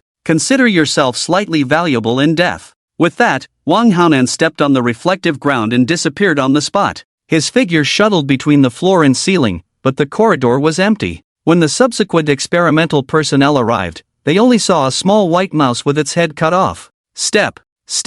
In front of the entrance to the underground elevator of the Nine-Tailed Fox headquarters, a man in white Zhongshan suit stood with a cane. To break into the Nine-Tailed Fox headquarters, you have guts. Wang Hanan scratched his head at the words, You, spider? You recognize me? The spider narrowed his eyes, exuding silk from his body, preparing to catch Wang Hanan off guard. Seeing this, Wang Hanan secretly took out a stone engraved with a dragon pattern. Neither of them spoke, and the next moment, the spider suddenly made a move, spraying sticky silk towards Wang Hanan. Wang Hanan immediately took out the dragon talisman, red light flickering, and a pillar of flames surged out instantly. Oh no! Boom! With a loud bang, the flames melted all the silk, and the spider's body was incinerated into black charcoal. Phew! As the flames extinguished, the charred body of the spider collapsed to the ground. Wang Hanan approached him in confusion. It doesn't feel very strong. Did I misunderstand something? You did misunderstand. A crisp voice of a young girl came. Wang Hanan turned around, only to see a girl in a black long dress swaggering down the corridor of the containment area. 001? Weren't you sent to be executed? Hearing Wang Hanan's words, the raven crossed her arms. I killed all those who were supposed to execute me. Any problem? You have that ability? Wang Hanan blinked. The raven chuckled. You underestimate me. If I didn't want them to catch me, what could they use to catch me? Don't forget. As the words fell, the raven's body suddenly twisted and convulsed. Her hair turned white, her eyes blood red, her teeth sharp, and a pair of bat wings grew on her back. I have all your abilities. The raven licked her blood-red lips. The one who came to contain me is a shameless fat man who claims to be able to predict the future. I think Lord OS would be interested in this material that can predict the future. Wang Hanan was surprised. How do you know Lord OS isn't dead? The raven shrugged. Will Lord OS die? Don't be silly. I have never doubted that Lord OS would die. I just need to do my job, constantly providing him with the experimental materials he needs. Wang Hanan's gaze shifted, and he saw a bloody fat man behind the raven. He can predict the future? The raven turned and kicked the fat man. Hey, didn't you say you can predict the future? The fat man jolted up. Yes, I can predict the future. What do you want to see? I'll help you see. The raven grabbed the fat man's neck. No need. I know exactly what you're thinking. Eavesdropper. The raven can listen to the secrets in people's hearts and the shadows and read their memories. So, what allows you to predict the future? Is it a diary? The raven pushed the fat man down and pulled out a diary from him. Just this ordinary thing? The fat man's pupils dilated when he saw it. No, not that, not. The raven grinned. Do you want it back? The fat man nodded repeatedly. Give it back to me. Hearing the fat man's plea, the raven showed a pleased smile. And at that moment, a crack appeared in the space behind the raven. An arm reached out from the crack and took the diary from the raven's hand. Ah, Wang Haonan. On the other end, Shen Feng, who took the diary with sleight of hand, sat on a chair and casually flipped through it. Predicting the future, I thought I would have to go through some trouble to find this thing, but it turned out to be so simple. Shen Feng tossed the diary on the table. Looks like I don't need Chu Yang anymore. How should I put it? Shen Feng suddenly felt a bit relieved. It can only be said that the child has finally grown up. Shen Feng reached out and patted the head of the big snake beside him. The big snake trembled and lowered its head. Come, it's time to eat. Shen Feng took out a bottle of potion. The big snake shook its head repeatedly at the sight of it, even starting to retreat. Seeing this scene, Shen Feng grabbed the snake's head and directly broke its upper and lower jaws. I'm actually trying to reason with livestock. I'm really regressing as I live. Just like dealing with a baby, you don't need to ask a baby's opinion. It doesn't understand what you're saying, and you don't need to negotiate with it. Forcing the potion into the big snake's mouth, the snake's body twisted and writhed, its eyes widened, and its body straightened into a line. Thud! The big snake fell to the ground, and Shen Feng stood up. As a pet, this is just the first stage. First learn to obey, and then, you have to feed for a while. Outside. The raven blinked. What just happened? Wang Haonan shrugged. Who knows, it's probably that adult who made a move. The raven turned to look at the fat man kneeling on the ground. Is that so? The adult didn't take you away. It seems like they didn't fancy you. Well, since that adult didn't take a liking to you, and I've already copied your abilities, keeping you around is pointless. The fat man kept backing away. No, please, don't kill me. I don't want to join the nine-tailed fox. It was a desperate move to save my life that led me to join them. I can join you. I want to become a monster too, really. The raven chuckled at the words. Is that so? But not everyone is qualified to meet that adult. But your fear of death has softened me a bit. Why don't you plead with me? The fat man knelt down and kowtowed repeatedly. I beg you, please spare my life. I promise I won't oppose you again. The raven licked her lips, raised 2 fingers, and then grabbed the fat man's neck. Not bad, you've convinced me, but I really dislike your eyes. With that, the raven directly pierced the fat man's eyeballs with her 2 fingers. Ah! 2 lines of bloody tears flowed from the fat man's eye sockets as he collapsed in agony, covering his eyes. Just then, the corridor suddenly filled with the sound of numerous footsteps. The raven brandished her claws upon hearing the sound, but to their surprise, a large group of well-equipped fish people appeared in front of them. Li Yuan walked ahead of the crowd, accompanied by a small skeleton hand, which playfully waved at the raven and her companions. What's going on? The raven blinked, then saw Li Yuan approaching them. That day, I had a feeling that those people had some kind of connection with me, or resonance. You know what happened? Those people actually injected my cells into ordinary people. 003, you came too quickly. If you had come a little later, I could have offered the entire nine-tailed fox to that adult. So, were you intentionally captured too? The raven asked, puzzled. Li Yuan shrugged. In a way, that guy who plays with shadows is indeed quite powerful. I couldn't beat him, but it wasn't so easy for him to capture me. I just felt that there was something of mine on him. To find out, I voluntarily showed up and let him catch me. Otherwise, with my tens of thousands of fish descendants, I could have fought him to the end of time. Just then, footsteps were heard from the other side of the corridor. A blonde woman walked down the other side of the corridor. Oh, everyone's here? The raven blinked. Were you intentionally captured too? Intentionally captured? The queen bee tilted her head. I simply didn't fight back. The raven and her companions exchanged glances. Then how did you get out? The queen bee gave a charming smile. Sorry, all the men responsible for observing and recording my information fell in love with me after a deep gaze. They heard that those people were going to execute me, so they voluntarily let me go, and then fought among themselves. Glancing at the charred body on the ground, she remarked, this coal-like thing, could it be a spider? Wang Haonan nodded. Yes, it's impressive that you could recognize him. The queen bee felt a tinge of regret at the words. Too bad, I wanted to turn him into my guard bee, but he died so quickly. Li Yuan interjected, I share your thoughts. These people have potential. I want to transform them into deep divers. I feel it will produce some unexpected results. As the conversation ended, the elevator in front suddenly started moving. The 4 people's eyes all looked towards the elevator, and they saw the elevator doors slowly open. A muscular man walked out of the elevator, then stood still in place in an instant. What the? The big man blinked at the 4 monsters in front of him. What's going on? In the crack space, Shen Feng was observing the outside world, and when he saw the appearance of the muscular man, he subconsciously flicked the man's lifeline. Unexpectedly, the lifeline of that muscular man was too fragile, just a light flick and it directly shattered. At the same time, a spinning electric fan suddenly flew over and chopped off the muscular man's head. Like a chainsaw beheading, blood splattered everywhere. A small spark floated to Chen Feng's hand, so fragile? The electric fan continued to fly forward after cutting off the man's head. Suddenly, a group of nine-tailed fox soldiers appeared in the distance. Target spotted. Seeing this group of nine-tailed fox soldiers, Chen Feng grabbed their lifelines, but only lightly flicked them. Buzz! The electric fan instantly swung past the group of people without hitting anyone. Oh, these people are quite tough. When Chen Feng said tough, he meant it literally. The lifelines he flicked didn't break easily, indeed quite tough. With this in mind, Chen Feng grabbed the lifelines of these people with one hand, placed his other hand on the lines, and began to play them rhythmically. Buzz! The electric fan flew by again, and the group of nine-tailed fox soldiers suddenly fell to the ground. Lie down! Chen Feng's fingers flicked, like playing a harp, the lifeline swayed and fluctuated, the electric fan turned its head and flew back. Snap! At that moment, one person's lifeline broke. At the same time, the electric fan directly plunged into that person's body. Put!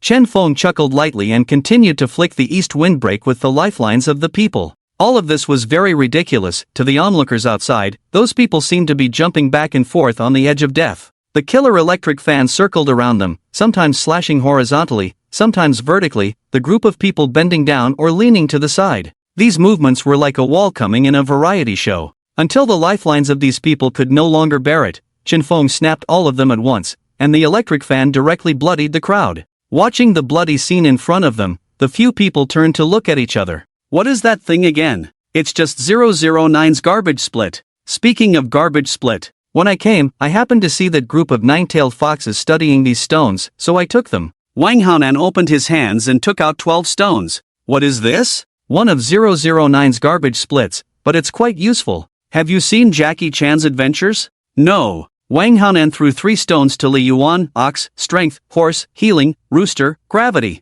Li Yuan reached out and grabbed the 3 stones, a terrible power instantly merging into his limbs and bones. This thing is interesting. Wang Haonan then looked at the queen bee and threw out 3 stones at the same time. Dog, immortality, snake, invisibility, sheep, astral projection. The queen bee was stunned for a moment. Are you giving me all the life-saving ones? Am I that fragile in your eyes, dear? I think these are more suitable for you. With that, Wang Haonan turned to look at the raven. The raven obediently held out its hands. What about me? What do I get? Wang Haonan placed 3 stones in its hands: rabbit, speed, dragon, flames, pig, electric eyes. What did you keep for yourself? Wang Haonan held out 3 stones, the 3 most useless ones. Rat, turning stillness into movement; monkey, ever-changing; tiger, yin-yang balance. Is that okay? The few people subconsciously felt that Wang Haonan was the weakest among them. But what they didn't know was that Wang Haonan had already evolved. He now possesses a conceptual level ability. The 2-stage potion he takes is the Mirror Demon.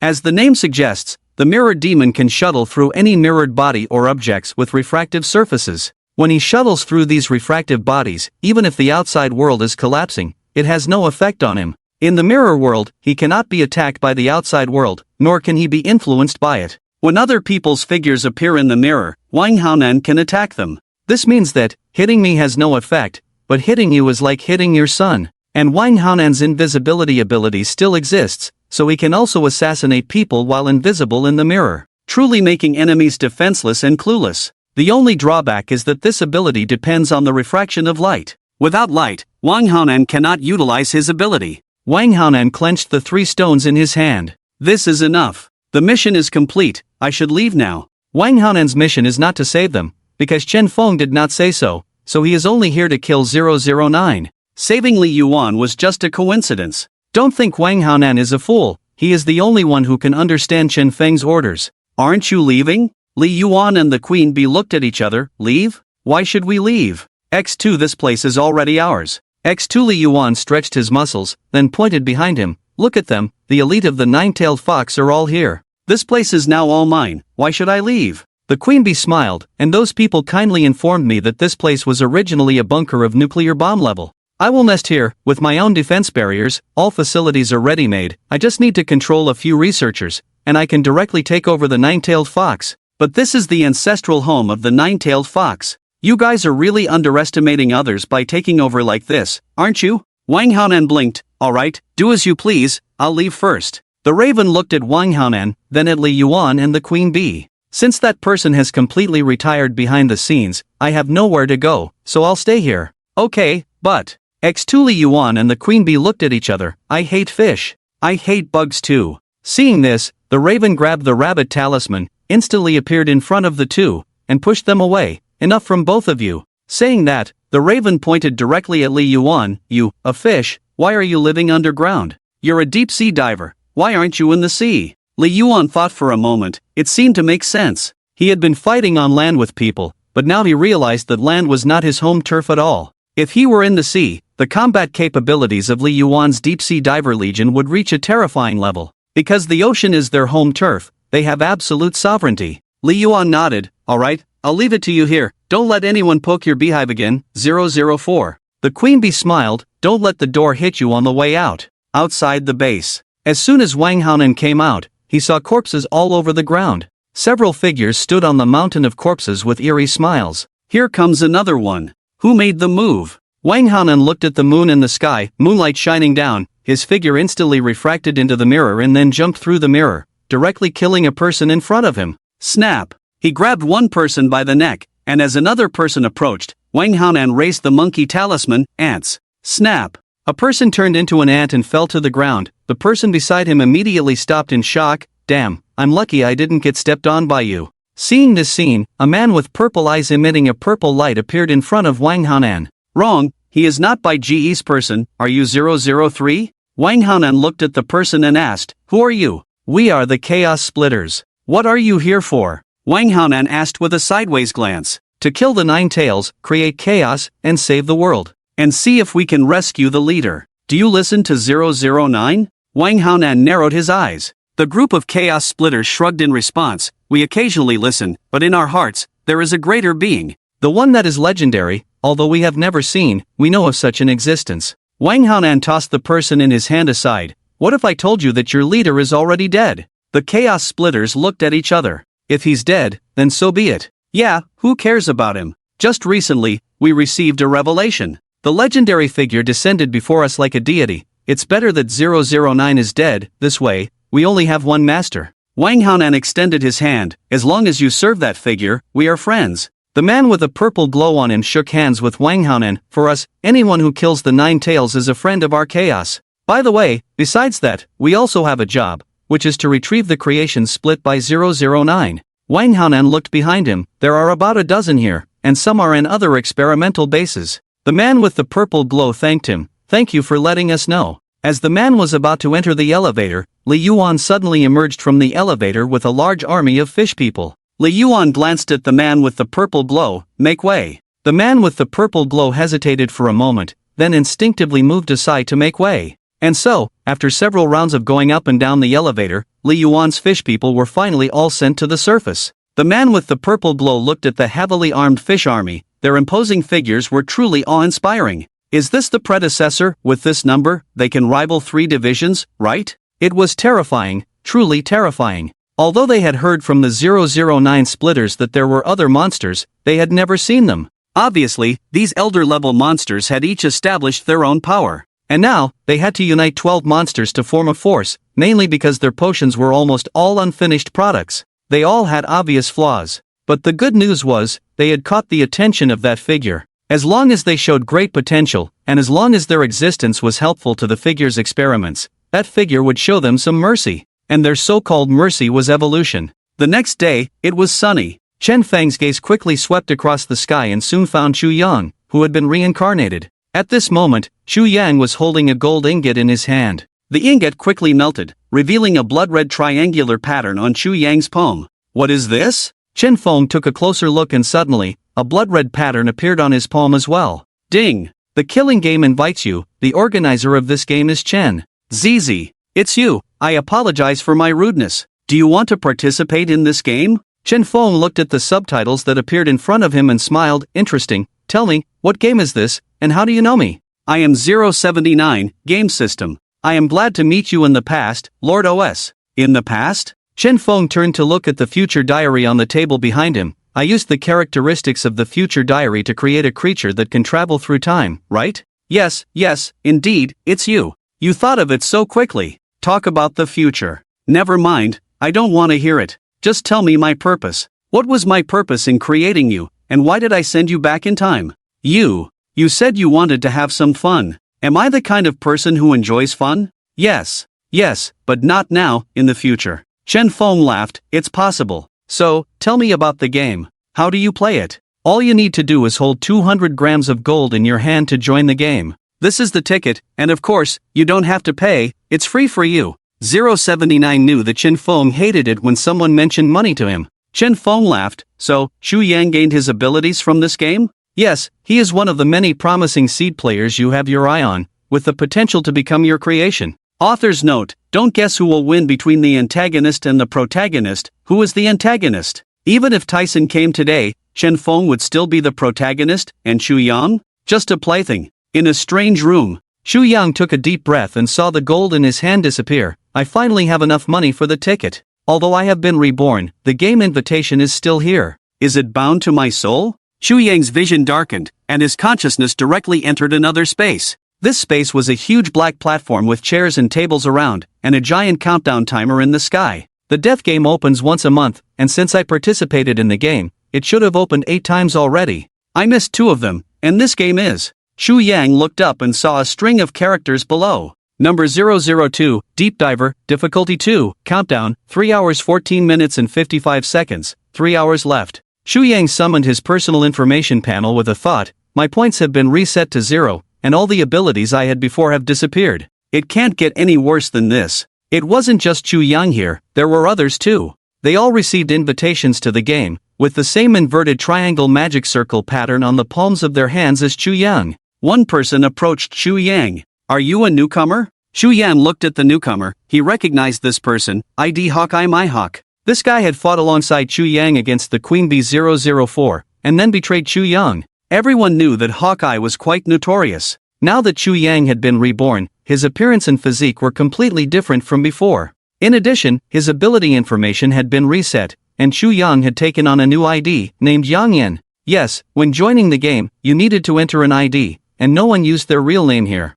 Previously, Xu Yang was called Tricycle, a random name he came up with, and he was considered a top player in the game, known as San Yi. But the main reason for this nickname was also directly related to his old identity. Seeing Hawkeye, Xu Yang remained calm. Yes, I'm a newcomer, so what? Hawkeye My Hawk extended his hand. Is that so? Then you need to be careful. People here are quite selfish. I'm Hawkeye My Hawk, you can just call me Hawkeye. You are the most selfish one. Xu Yang did not shake his hand, making Hawkeye feel a bit awkward. Ahem, this game is quite dangerous. Shall we team up? Xu Yang still did not respond to him. Hawkeye turned to him. It's okay if you don't want to team up. As an elder, I have an obligation to introduce you to this place. The countdown in front of you. After the countdown ends, those who have handed in their tickets will be forcibly transported to the corresponding scene. Different scenes have different monsters, and the rules of the game may vary slightly. But to clear the game, the general condition is to survive until a specific time. Generally, as long as you survive the specified time, you can earn points, and these points can be used to purchase some things in the mall. You can take a look at the mall. The biggest reward is 50,000 points, which is said to qualify for a meeting with the organizer. Above the sky, Chen Feng, transformed into the form of a death god, gazes down at them in the sky. What does the reward of 50,000 points mean? That's up to you. As long as someone can accumulate 50,000 points, you said you would give them a bottle of magic potion. Accumulate 50,000 points for a bottle of magic potion? Can you brew magic potions? No, but you can. Originally, I was thinking that before you created me, I wouldn't let anyone accumulate 50,000 points, and if there was any risk, I would design a dead end to completely block them. And after you created me, only then did I allow people with 50,000 points to exist. Chen Feng's gaze swept over the group below. Who has the most points now? A person with the ID Gong. He has already earned 4,200 points. How many points did Xu Yang originally have? 3650 points. Did you clear his points? As long as there is death, the account will be cancelled, but you brought him back to life, so it turned out like this. That's a pity. Chen Feng's eyes flash under his skull-like face. He looks at these people below, different from Xu Yang. They do not attract Chen Feng. By extracting Xu Yang's blood, Chen Feng conducted several experiments and understood what exactly was attracting him. It was a characteristic called luck. Chen Feng reached out and grasped the lifelines of these people below. some of whom had thicker and tougher lifelines than normal people. Since becoming a death god, Chen Feng had seen many lifelines. Slowly, he came to a conclusion. Those with harder lifelines generally lived a long time. And the magic potion made from Chu Yang's blood by Chen Feng had a unique ability to make lifelines harder and thicker. However, after testing by Chen Feng, these lifelines were not indestructible. A little force could break them. It's just that, without the intervention of the death god, these people generally lived very long lives, until their natural end. Chu Yang was among those with the hardest lifelines. This made Chen Feng have to ponder one thing. 079. How did you initially select people, randomly or with fixed choices? You said to find those with hard lifelines. So I brought all those with hard lifelines here, and used the marks in their hands to spread invitations outward continuously. Chen Feng seemed to have figured something out at the words. I probably understand what I'm thinking now. People with hard lifelines, experimental data, 079, the game world. I gradually understand everything. What is the next game? It's evading the pursuit of the deep divers of 002. As long as you survive for 30 minutes, or escape from the manor, it counts as a victory. Of course, you can freely change the game content. Chen Feng pinched the lifelines of these people. Is 30 minutes too short? Let's extend it to an hour. These people have such hard lifelines, it would be unfair to not make it challenging for them, right? Also, you should have other experimental data of mine. Let me see. The experimental data of Lord OS is only in your hands. You haven't told anyone. Although I know what those creatures are, I don't know how they were created. If you only know the appearance and abilities of the monsters, then the future of this timeline will definitely change. This timeline? In other words, when you go back to the past, a new timeline has already branched out. It's no longer the past? Just like Yi Chiu in a certain novel, he repeatedly goes back in time, unable to change the future, just returning to the past to open up new timelines. Yes, even this might lead to you being unable to create me in this timeline. Beep beep. As the countdown ended, the people on the platform disappeared in an instant. Chen Feng waved his hand, and the space in front of him flipped, bringing him to a huge mansion. There were several buildings in the mansion, and those people were randomly thrown into some part of these buildings. The mansion was huge, with only one exit. Just then, countless fishmen suddenly surged from all directions, crazily rushing towards the buildings. Chen Feng looked down from above. Do you think I should be in the spectator stand, 079?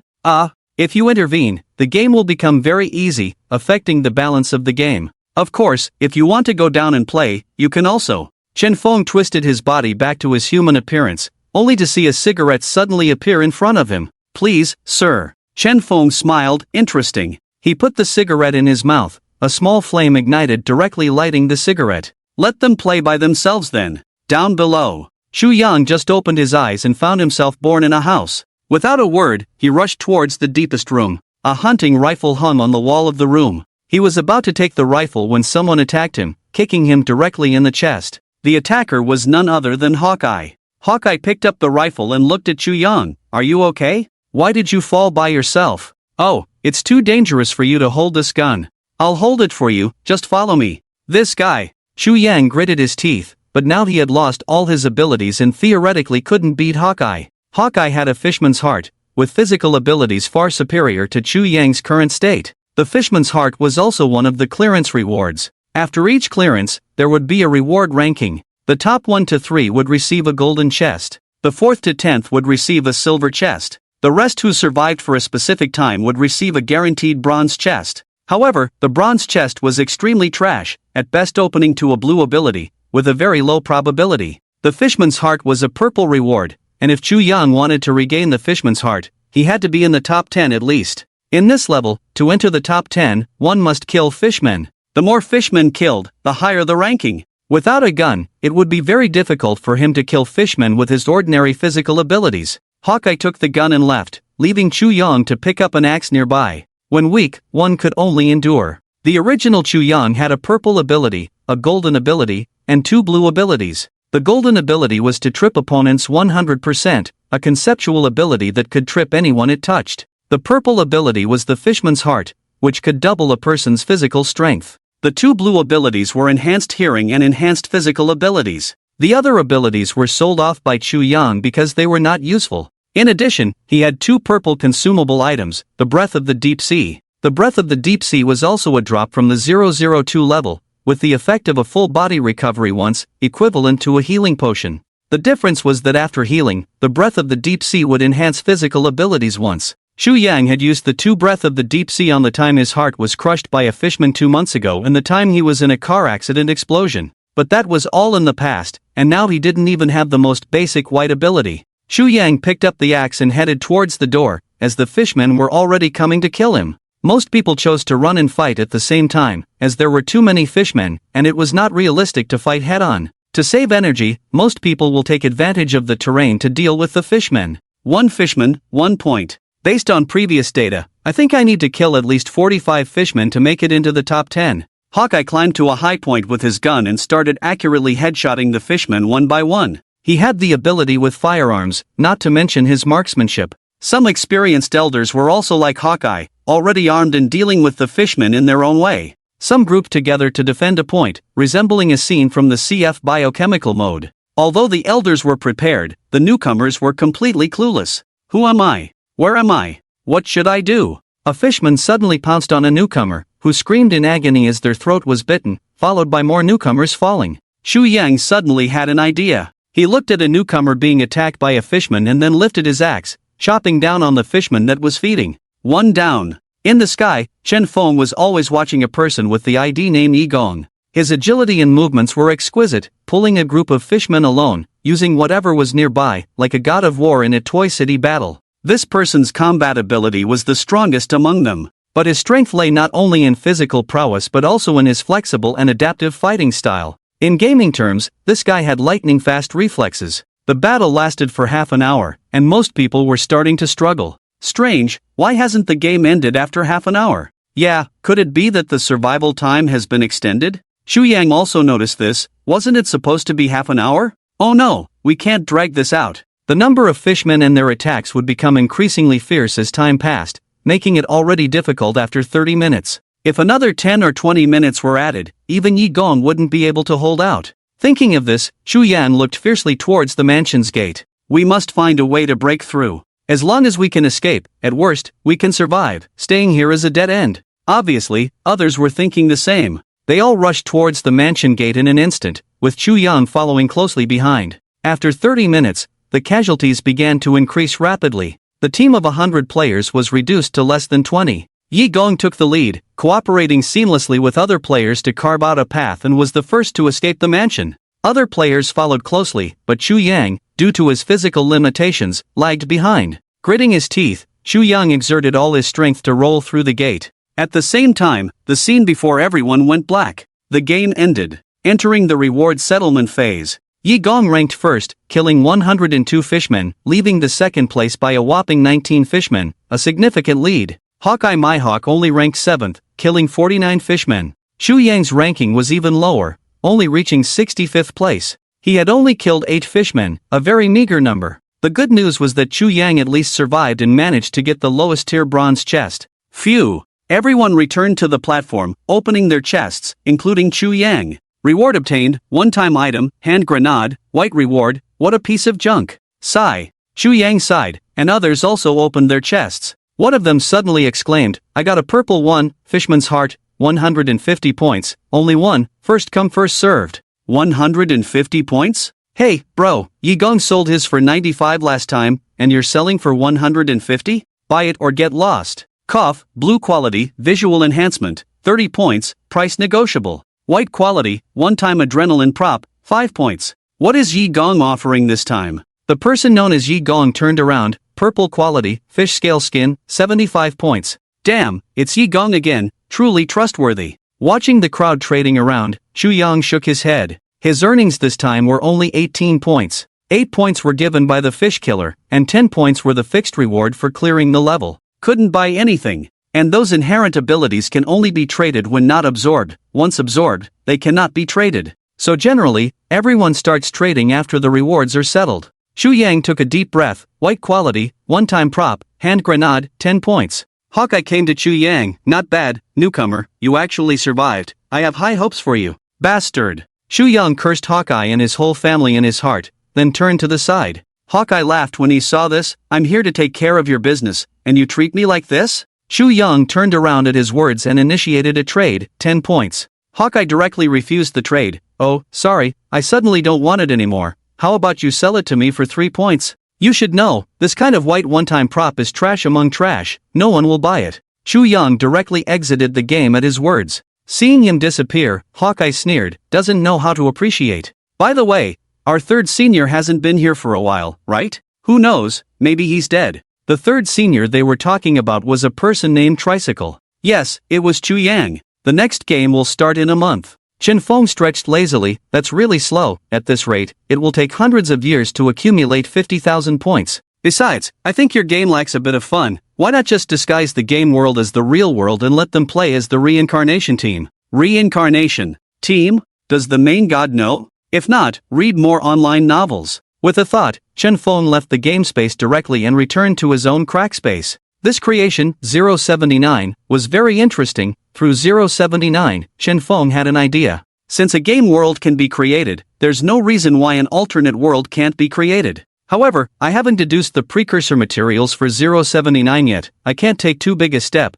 at least I need to figure out the raw materials for 079 first. Or, finish the current experiment first, and when the 079 sequence arrives, I will naturally know. Thinking this, Chen Feng turned to look at the big snake. The lurking big snake suddenly felt a chill and woke up abruptly from its sleep. Come, it's time to take the medicine. Several days later, in another base of the nine-tailed fox. So, don't put all your eggs in one basket. Dropped one basket, there's still another. How many usable A-level personnel do we have now? Cobra is dead, Spider is dead, Shadow is dead, Future Eye is half dead, eyes have been blinded, abilities scrapped. The only ones left who can fight now are the Spirit Master and the Glutton. Can't we use 009-4 to produce some new abilities? 009-4 Candy Box, it is at the experimental base over there. Then why not send someone to retrieve it? That base has already been taken over by the Queen Bee, it's very difficult for our people to get close there now. What about the Spirit Master? Let the Spirit Master go. The Spirit Master has already gone, but he encountered 003 on the way and is currently in a firefight. At night, under the sky. A one-eyed dragon in a windbreaker looked around with a blurred body. Damn, where did that guy go? Is this invisibility? No, this can't be invisibility. The one-eyed dragon scanned around. I was just reflected in the mirror. A scar appeared on my neck. If I hadn't reacted quickly, I would have been dead. So, can 003 attack me through light refraction or mirror bodies? Theoretically, as long as there are no mirror bodies nearby, 003 cannot attack me. Thinking this, the spiritualist directly hid in a street corner without mirror reflection. Just then, a passerby suddenly walked over and glanced at him. The spiritualist also noticed the passerby, and as they locked eyes, suddenly, a face was reflected in the person's pupils. Oh no! The person's pupils are also mirror bodies. No, stay calm, I am in a blurred state now, he can't hurt me, I am invincible, yes, invincible pu. Poo, a blood mark appeared on the spiritualist's neck. How is this possible? I am in a blurred state. Thud! The spiritualist fell to the ground, soon losing his breath. Wang Haonan appeared in front of him in an instant, blurred, but you and the mirror are not blurred? Wang Haonan's attack belongs to conceptual attacks, even if the opponent is completely blurred, as long as the opponent is reflected in the mirror, appearing in the mirror, Wang Haonan can directly harm him. ZZ. Calling the spiritualist, what is your current situation? A voice came from the spiritualist's body, and Wang Haonan leaned in to see. It turned out to be a communicator. He picked up the communicator and put it on his ear. Hello, he is injured. Where are you? I will help you get him there. The voice on the other end of the communicator sounded puzzled. Who are you? A kind passerby passing by. Wang Haonan said. We are. Wait, shut up. Z, who are you? Where is the spiritualist? Give him the communicator. Wang Haonan glanced at the body on the ground. He is passed out. For some reason, the signal of the communicator was cut off directly. Wang Haonan tapped the communicator in confusion, but there was no sound coming from the other end. Inside another nine-tailed fox base. The spiritualist is probably dead. What did you say? The person who just answered the call, it should be 003. How can you be sure? I can't be sure, but I have to suspect. At this point, do you have a backup plan? No, what I mean is, at this point, we can only involve the GOC, Global Occult Coalition? What can they do? They may not be able to do much, but they are coming, they can attract the firepower of the monsters. Are you saying? Let them go fight, we have enough dead people, it's time for the United Nations. GOC Council. According to the latest intelligence, the containment area in Asia has completely lost control. What about North America? The situation in North America is equally bad, 1008 has already caused a stir. Moreover, in North America, a church has appeared. They call themselves the Church of Light, claiming to have a holy water that can deal with vampires, and thus amassing wealth. In reality, does that holy water work? It has no effect at all, it's just water with added salt. At a time like this, there are still people profiting from the nation's crisis? Because human nature is dark, even in times when unity is needed to overcome difficulties, it will eventually evolve into a chain reaction of self-destruction caused by a few people giving up. Now, the location of 001, the Raven Mimic, is unknown. 002 divers seem to have brought some fish people into the ocean, and the specific coordinates cannot be confirmed at the moment. 003 the transparent person, like the Raven Mimic, 001, is nowhere to be found. 00 for the Queen Bee has taken over the original nine-tailed fox's base, which is easy to defend and difficult to attack, serving as a natural barrier. Additionally, she holds a large number of derivatives of the splitter, 009, in her hands. 005 the whereabouts of the wall rats are unknown. 006 the Weaver of Fates, according to the nine-tailed fox, has been confirmed dead. 007 the sea monster, based on observations, may be in the Atlantic Ocean. It is advised not to make contact with it for the time being. 008 the true ancestor is entrenched in North America. We have observed that the true ancestor often appears in a female form. According to an Asian resident who has lived in Chinatown for many years, he has seen the true ancestor, 008. He mentioned that many Asians have seen the true ancestor, 008, as well, and miraculously survived. Only Asians? Why? It seems that 008 does not understand any language other than Chinese. Once unable to communicate with people, 008 will resort to violent means to communicate with them. Can't we provide him with an English patch? My report is not finished yet. It is rude of you to interrupt me. I'm sorry, please continue. Those Asian Chinese all refer to 008 as the third corpse goddess. When asked about the origin of the name, they all say they heard it from others. Furthermore, according to our observations, 008's form is not limited to just one. It can be both female and male, not fixed to a single form. Wait, why are we studying 008 now? Shouldn't we focus on handling the containment items in the Asian region first? Asian counselor, please understand that dealing with 008 is evidently more important. But there is only one containment item in North America, why the rush? No, it is more troublesome than all the containment items in Asia combined. Screw you, have you even seen the containment items in Asia? The two counselors were at odds, clearly having some differences of opinion. In the end, neither of them convinced the other, and the GOC chief director proposed inspection actions in both locations. First, inspect the situations on both sides separately, see which situation is more urgent, and prioritize handling the more urgent situation first. Several days later, Northridge City, a park. An old man was practicing Tai Chi when three GOC investigators suddenly passed by. Sir, do you live around Northridge often? The old man stopped at the words, yes, I have lived here since I was young.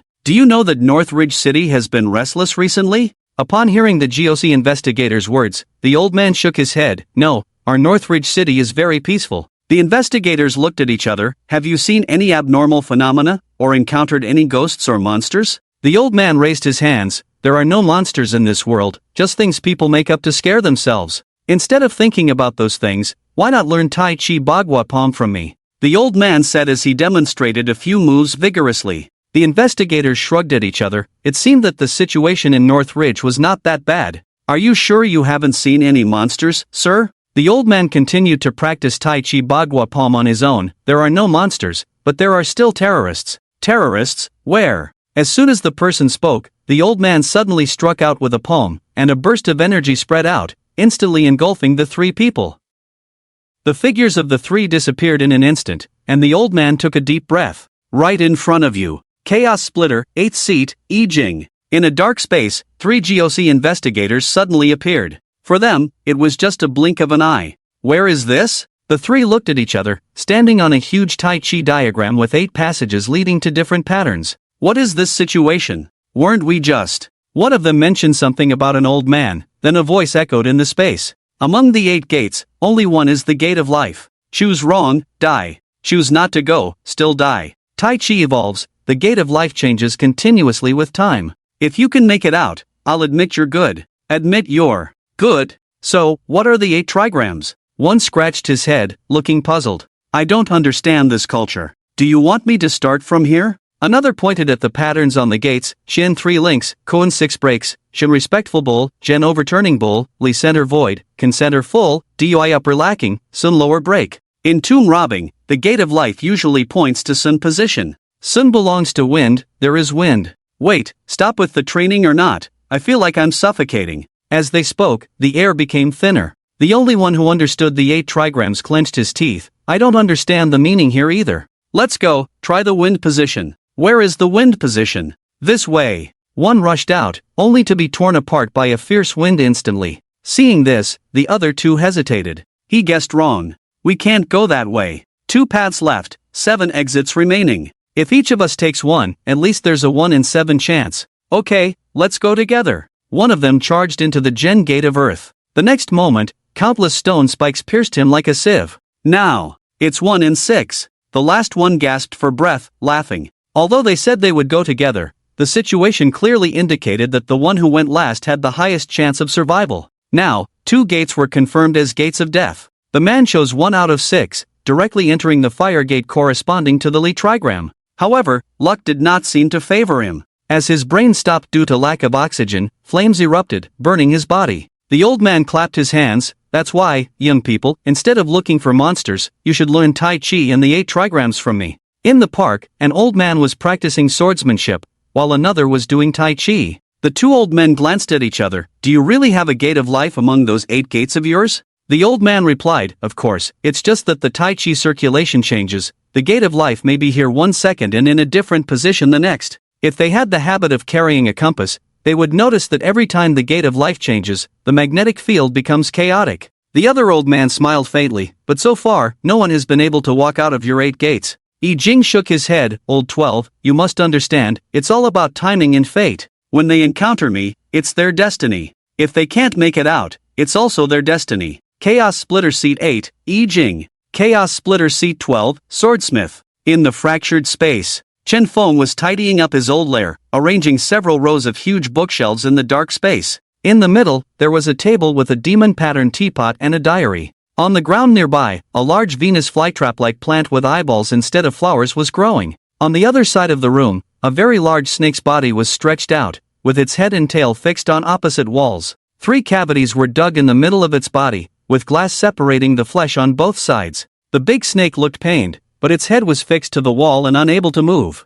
Chen Feng approached the 3 cavities of the big snake and picked up a bowl. What is this again? Shaking the bowl in his hand, Chen Feng threw it into the warehouse. He took a step forward and arrived at the second cavity, where there was a piece of paper with a sentence written on it. Is living for Sister Mai? The meaning was unclear. Chen Feng also threw the paper into the warehouse and then moved to the 3rd cavity. In the 3rd cavity, there was a crown with a deep green gem embedded in it, emitting a strange and chilling mist.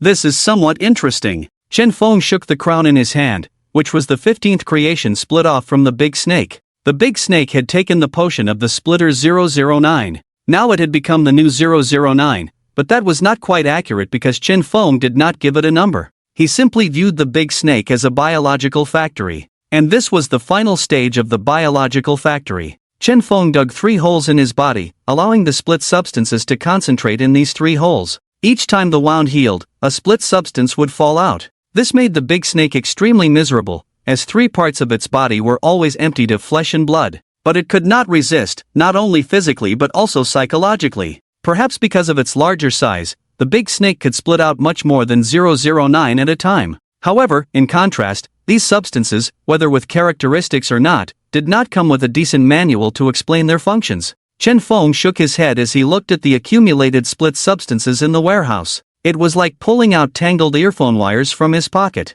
Chen Feng sat back in his seat with the crown and casually flipped through the diary of the future. Dates, all dates and brief event descriptions. Chen Feng waved his hand, and a flying feather pen instantly floated over. This was a new creation split off from the big snake, capable of leaving text on any tangible material without the need for ink. Other characteristics were unknown. Chen Feng wrote tomorrow's date in the diary and then wrote what 002 was doing. The diary did not respond. He closed the diary, and after a while, the future diary trembled slightly. Chen Feng opened the diary and found a new line of text. 002 has established a new home under the deep sea. Although it is not yet complete, he has already named his new home Lalai. In the afternoon, 002 came to the shore and transformed all the people in a small fishing village into deep divers, using this place as a temporary residence on the surface, spending a relatively leisurely day. Chen Feng closed the diary. Interesting. Let's see what I will be doing tomorrow. A new version of himself appeared in the diary.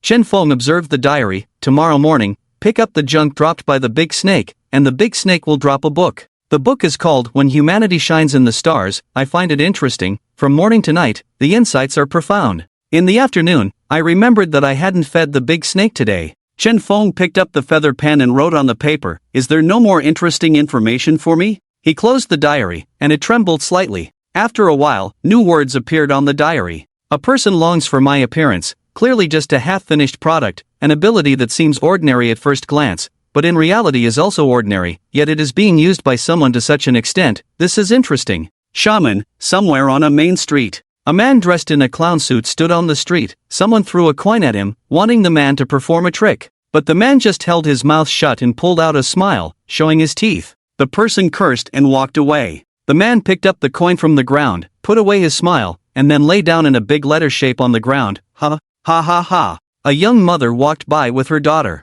The daughter suddenly stopped and walked to the man's side. "Uncle, what are you doing?" The man sat up when he saw the little girl, her eyes innocent and pure. Come back," the mother said, pulling the little girl away. "Didn't I tell you to stay away from that crazy person?"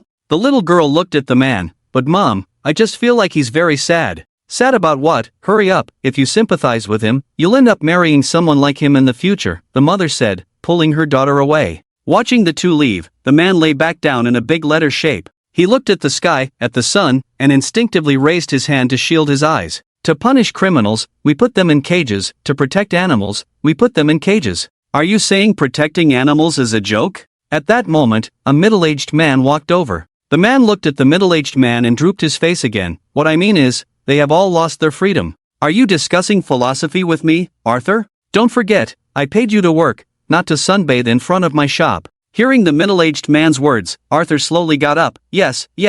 If you're really thinking about business, you should pay for a stunning lady, not a clown." The middle-aged man frowned. "But that's because you're cheap. Get up and work. You should know, if you don't work, there are plenty of people who will." Arthur turned to him. "Is there anyone willing to work for $1 a day?" Night fell. Arthur took off his clown suit, wiped the blood from his mouth. Just now, someone without eyes punched him. But I think it was his face that didn't have eyes, running into his fist. Arthur, stop laughing in front of my shop." Hearing the curses behind him, Arthur shrugged and walked home. The nightlight shimmered as Arthur walked, then suddenly heard a cry for help. He turned his head and saw a car speeding by, a little girl being pulled into the car by someone inside, leaving only a mother calling out continuously. Seeing this scene, Arthur turned his head.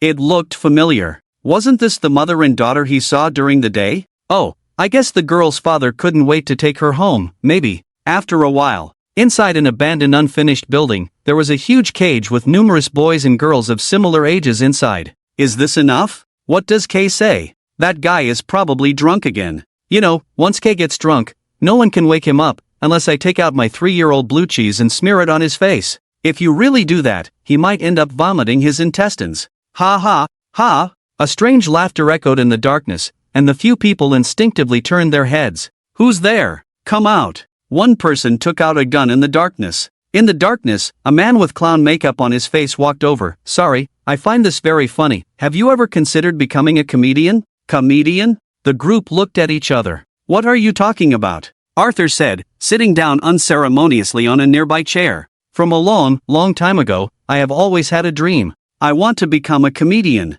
At that time, my mentor told me that when I said this sentence, I had already successfully made him laugh. I thought he was affirming my talent, but later I found out that he was mocking me. Although I didn't want to admit it, he was right. Although my life is like a silent play, this still cannot be a reason for me to give up my dream. If I really achieve it, when I go back to find my mentor, I think he will definitely laugh and say, "How can someone like you become a comedian? This world must be crazy." This is also very funny, isn't it? Arthur's words successfully made the group of armed men understand who he was. Where did this guy run out from a mental hospital? I think he's here to be funny, but he didn't fulfill his duty. Arthur lowered his head. Is that so? It's always like this and that. What is he muttering about? The crowd was puzzled, but Arthur suddenly raised his head. He raised his right hand, and 4 throwing knives appeared in the gap between his fingers in an instant. I also think this is not funny. No matter how hard I try to embellish the colorful life, it always has only one color. With that, Arthur directly threw the throwing knives. The man with the gun tilted his head to easily dodge the throwing knives. You're funny. Do you think you're a ninja or a top assassin? Arthur held a throwing knife in his hand and turned it around. I think, neither. I'm just an ordinary superhuman. Put. A throwing knife appeared without warning in the man's throat, piercing it directly. What? One person took the opportunity to pull the trigger, and a bullet shot out, the gun spitting fire. But a throwing knife appeared without warning in the path of the bullet, causing the bullet's path to deviate and shoot off to the side. However, strangely, Arthur had been sitting in the chair the whole time. He only threw a throwing knife once. Those 2 throwing knives appeared out of thin air. One person fell to the ground, and the remaining few subconsciously backed away with their guns. Who are you after all? Arthur said as he casually threw a throwing knife. The trajectory of the throwing knife shifted, but suddenly it flashed and pierced the man's wrist. Ah, damn, what the hell? The man covered his hand pierced by the throwing knife, and the gun in his hand fell to the ground. I am the chief of Chaos Splitter, the humorous Darkman. Humorous Darkman? No, I'm just joking. You should laugh and deny me, instead of unquestioningly affirming what I say. I am Arthur Morgan, a comedian. With that, all the throwing knives in Arthur's hand disappeared. Immediately, the armed men were filled with throwing knives. The knives appeared on their bodies out of nowhere, as if someone had thrown countless throwing knives at them in a pause time. Puff, puff, puff. Countless streams of blood gushed out. Arthur stood up and walked to the cage. He grabbed the lock, and a knife appeared directly in the lock, which instantly split open. The cage opened, and all the children inside rushed out. Arthur squatted down, watching them leave without moving. However, among the children, a little girl stopped and returned to him. Thank you, Uncle, this is for you. With that, the little girl took off her necklace and handed it to Arthur. After that, the little girl also ran away. Looking at the necklace in his hand, Arthur's mouth suddenly curved up a bit. He, ha ha ha, ha ha ha, ha ha ha. I have never had a happy day in my life, but I have never thought of ending my own life. I am not afraid of death either, because my family is on both sides, and now. Arthur was about to get up, but a burning black flame suddenly pierced through space and appeared in front of him. Boom! A terrible vortex erupted, blowing Arthur's clothes wildly and causing him to step back. The black flame roared, and a pair of fierce bone hands tore open a huge spatial crack. A figure wearing a black hooded robe, with black mist constantly emanating from his body, slowly walked out of the crack. Arthur's mouth dropped, his pupils dilated unconsciously. He couldn't understand what was in front of him. He just instinctively felt a wave of fear and a kind of inexplicable awe. You say you are not afraid of death, then why fear me? Does this mean that your contempt for death is only due to your ignorance? What is in front of him? The Grim Reaper? Am I going to die? Although Arthur wanted to say something to mock his own death, he found himself unable to speak. An unprecedented sense of fear surged through him. Arthur suddenly knelt on the ground. He saw the Grim Reaper reach out a bone hand and grab his face, forcibly pulling half a smile on his face. Arthur Morgan, let us smile once more. What kind of experience is it to be touched by the Grim Reaper? Arthur couldn't imagine it before, but now he didn't need to imagine, because he had experienced it firsthand. The feeling of the cold touch, the trembling of the mind, as if walking on a tightrope over a bottomless abyss. Walking on the street, Arthur turned to look at the abandoned buildings behind him. Dark clouds covered the sky, and a vortex twisted in the atmosphere. Grim Reaper. Arthur took a deep breath, then clutched a necklace and left. After the appearance of the Grim Reaper, he only told him one thing, a thing that other Chaos Splitters had long known. Their abilities are flawed, incomplete creations. Because the potion they took was a half-finished product stolen by someone in the Garden of Eden. But God does not blame them, on the contrary, God is eager to see how far they can use these half-finished products. If they can show extraordinary potential, God will also give them some mercy, such as completing their defects. Other Chaos Splitters had long known about this, but Arthur did not know because he was disconnected from the organization. After the Splitter 009 died, some Chaos Splitters returned to their original lives. Some stayed behind, still upholding the ideals of Chaos Splitters established by 009. Arthur belonged to the former. He walked on the street, and suddenly a pair of purple eyes appeared in the darkness. Have you had enough fun, Darkman? Arthur stopped, and saw a man with purple eyes wearing glasses walking out of the darkness. He was the sixth seat of the Chaos Splitters, the greedy one, Nalasoken. Arthur turned to Nalasoken. What are you playing? Who is playing? Nalasoken frowned. Do you still want to live your so-called ordinary daily life? Forgive me for saying this, even dogs live easier lives than you. Arthur pointed a finger. But you are not a dog. How can you be sure that dogs live easier lives than me? And you are not me. How can you be sure that I don't know that dogs live easier lives than you? Nalasokin retorted. Arthur leaned against the wall. For many normal people, their so-called daily life is just repeating the same thing over and over again. But I am different. Every day of mine is different. Nalasokin laughed. For example, being hired as a mascot to attract customers for $1, having the next meal. No, maybe you haven't even had the last one. Do you really think this kind of life is good? We clearly have the ability to settle the world. Why do we have to follow the rules of this world? Arthur closed his eyes. Actually, I have always had a dream. Naira Sajin covered her face. Here he goes again. This guy really doesn't get it. Now, with the chaos splitter, there are only 5 people left working, which is not enough. I know. Arthur, you don't need to repeat your ridiculous dream. It's meaningless. Let's stop here, okay? Arthur turned to Naira Sajin. No, you're wrong, Naira Sajin. I want to become a humorous dark man now. Naira Sajin, you're quite humorous. Arthur stood up with his hands in his pockets. Also, I have seen the so-called apocalypse you mentioned. Naira Sajin turned his head. Oh, so what, did the Lord knock your rusty brain awake? Arthur smiled. Everyone is laughing. What? Naira Sajin couldn't understand this guy. Every time they talked for more than 2 sentences, he couldn't make sense of it. Illogical, incomprehensible. Naira Sajin shook his head, only to see Arthur had already left. This guy is beyond help. I better go find someone else. In the dark space, Chen Feng was holding a book called When the Stars of Humanity Shine. A nation, out of millions of people, produces a genius. Millions of idle hours pass in the world, only then does a truly historic moment emerge. But the arrival of this moment will impact the historical process for the next 1,000 years. When strong personal will collides with historical destiny, sparks fly. Such a moment will illuminate the sky of human civilization from now on. With one hand closing the book, Chen Feng showed a smile. Individualism, historical destiny. I really want to play with a sandbox in another world, to see what kind of civilization I can deduce. No. Chen Feng suddenly touched his own face. He found a smile hanging on his lips. Strange, why am I so playful now?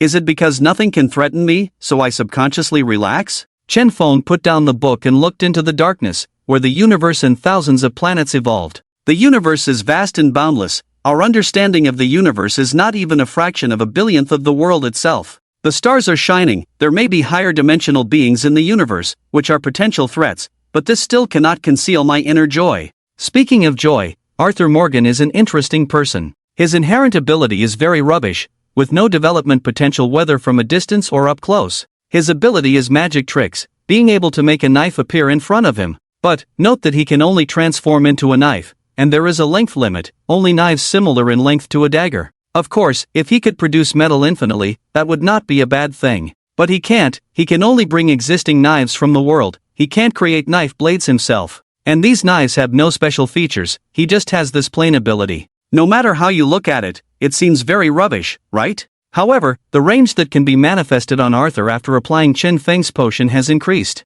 With Arthur as the center, he can make a knife appear anywhere within a 20-meter radius. This means that as long as someone is within his range, he can make the knife appear in their heart or head. But Chen Feng's potion does not have this range. And by reading the book When the Stars of Humanity Shine, Chen Feng thought of something. Historical destiny, personal will. When the power of the magic potion collides with personal will, unexpected effects will always be born. Arthur Morgan, a marginalized individual in society, sees an invisible barrier separating him from the outside world in his eyes. Within a 20-meter radius is his world. This personal will and the power of the potion have produced a distorted reaction, forming a complement or breakthrough in some way. Personal will. This topic is very interesting. Suppose a person with an iron will takes Arthur's potion, will it give the blade an indestructible characteristic? Characteristic bestowal, characteristic extraction, characteristic fusion, characteristic advancement. Africa, on the savannah. A dog-shaped creature, completely red and able to walk upright, is running on the savannah. He alternates between running on all fours and walking on 2 legs. A gazelle runs past him, and he suddenly opens his mouth wide, then a sound resembling a gazelle's call comes from his throat. The gazelle turns its head upon hearing the sound, only to see the red dog rushing towards it, instantly biting off the gazelle's neck. He feasts on the gazelle's flesh, using sharp teeth to break the gazelle's bones, sucking out the marrow, and eating its organs. After a hearty meal, the creature touches its abdomen. At that moment, a purple figure suddenly descends from the sky. The purple figure wears glasses, with purple pupils emitting a purple light, saying, "Xianhou, it's time to go home." The monster known as Qianhou speaks, "Nela Sojin, I've said it many times, I don't like killing." Qianhou's voice keeps changing, sometimes into a woman, sometimes into a man, and sometimes into an animal's roar. Nela Sojin crosses his arms. Avoiding the problem blindly is not the solution. By staying away from human society, one day, you will become a beast completely. Qianhou snarls at Nela Sojin, "At least I won't make big mistakes." Nela Sojin shakes his head, "It's a waste of your abilities." Clearly a predator, possessing the strongest hunting ability, yet hiding in this desolate savanna to escape reality. Qianhou wipes the blood from his mouth with his claws. "Once I enter hunting mode, I will lose my rationality and won't stop until the prey's last breath is cut off. Don't say I can never return to a human state. Even if I can change back, I can't return to human society. Once I enter hunting mode in the crowd, if I don't slaughter all the people in the city, I will continue hunting endlessly until there is no one left in the city. Not to mention my family, even you and your family will become my hunting targets. I can't control my hunting impulses. Can you understand?" Nela Sojin looks at Qianhou with red eyes and nods, "Of course, I understand."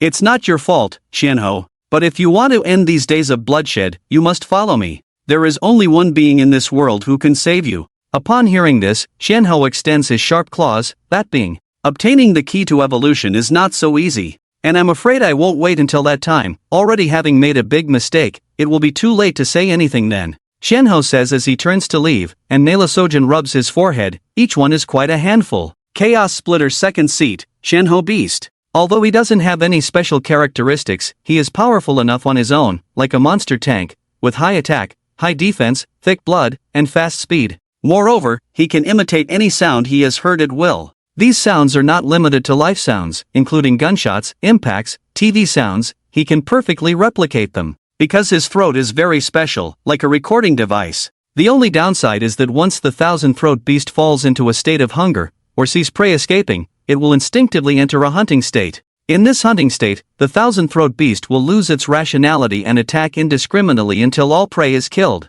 His abilities are among the top in the Chaos Splitters. However, the thousand-throat beast itself is very weak and does not want to kill, nor become a killing machine, so he ran from Asia to the African savanna. During his time in the savanna, he accidentally killed several fleeing hunters. It was beyond his control, as those people would see him and run away in fear, exposing their backs to the thousand-throat beast, triggering his hunting instinct. Now, whenever the thousand-throat beast sees a person, he immediately turns and runs away. He is afraid that if he looks at them for a moment longer, he will not be able to resist biting their necks. At this moment, Narasoken followed, floating in the air with anti-gravity. "Thousand-throat, your killing can be suppressed, you should know that." The thousand-throat beast replied without looking back, "You mean the fourth, he also left, didn't he?" Narasoken looked at the thousand-throat beast in the sky. "As long as you promise to come with me, I will go find the nightmare now." "No, even if you find him, I will not go with you," the thousand-throat beast said. Narasoken frowned. "You are wandering alone here. Sooner or later, the Geosi and Nine-Tailed Fox personnel will find you."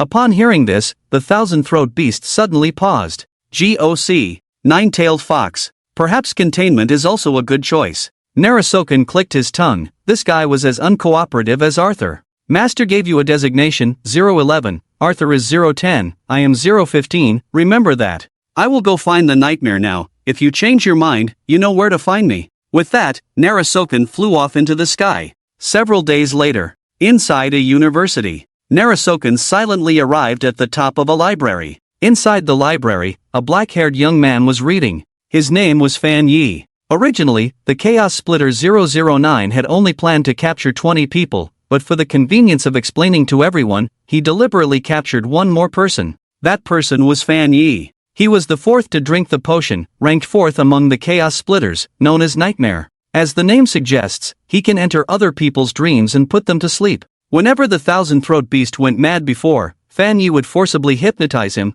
putting the thousand-throat beast to sleep. Sensing something, Fan Yi suddenly said, "Are you here to take me back?" Narasoken appeared behind Fan Yi. "Not just you." Fan Yi closed the book in his hand. "I said I want to finish university. Let's talk about this after I graduate, okay?" They were all so stubborn. Narasoken crossed his arms. "Is human life so dear to you?" Fan Yi suddenly smiled at the words. "Then let me ask you, is the life of a monster so wonderful, or is it because you were once a fraudster, living in constant fear, that you have long been accustomed to it?" Narasoken turned and left at the words. Seeing this, Fan Yi said, "Why, not going to persuade me anymore? If I persuade you, will you listen?" Narasoken said, "Obviously not, then I don't need to waste time. There is no need to find the remaining few people. Since they chose to leave, they have no intention of coming back. With 5 Chaos Splitters, we can still fight against the Nine Tails and GOC." Fan Yi reopened his book at the words, "As long as the Lord of Flesh is here, he alone can split a nation. What can't he fight?"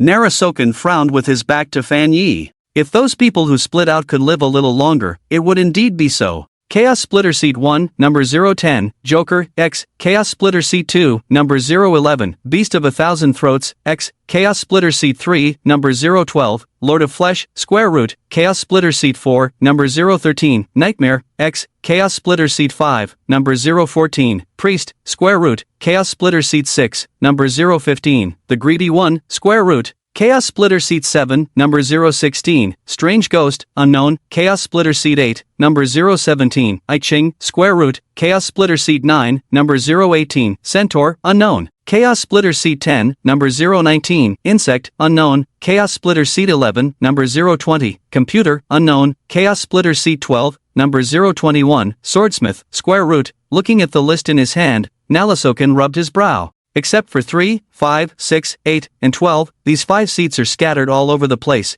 truly living up to the name Chaos Splitters. An old man with white hair walked up to Narasoken. The hearts of people are not united because they lack a leader. Even the church that worships the gods must have a most authoritative figure to be the Pope, only then can everyone be united. When the Splitters were still alive, everyone was united, but now, with the tree of the Splitters fallen, it's only natural for everyone to scatter. Narasoken looked at the list on the table, lost in thought. I don't think any of us here are suitable for the role of a leader. I can't do it, neither can you, nor anyone else. Our abilities are similar, and with just force, none of us can dominate the others. We don't see eye to eye, so it's impossible for anyone to submit to another. In that case, where can we find a leader? I Ching shook his head. It's a pity that 009 is dead, and the master is unwilling to descend to the mortal realm. It's hard to find someone like that now. In the 6th Elder Council of the Nine-Tailed Fox, 5 bodies sat in chairs, no longer breathing. A blood hole appeared on each of their heads. A man in formal attire set down his gun and looked up at the ceiling.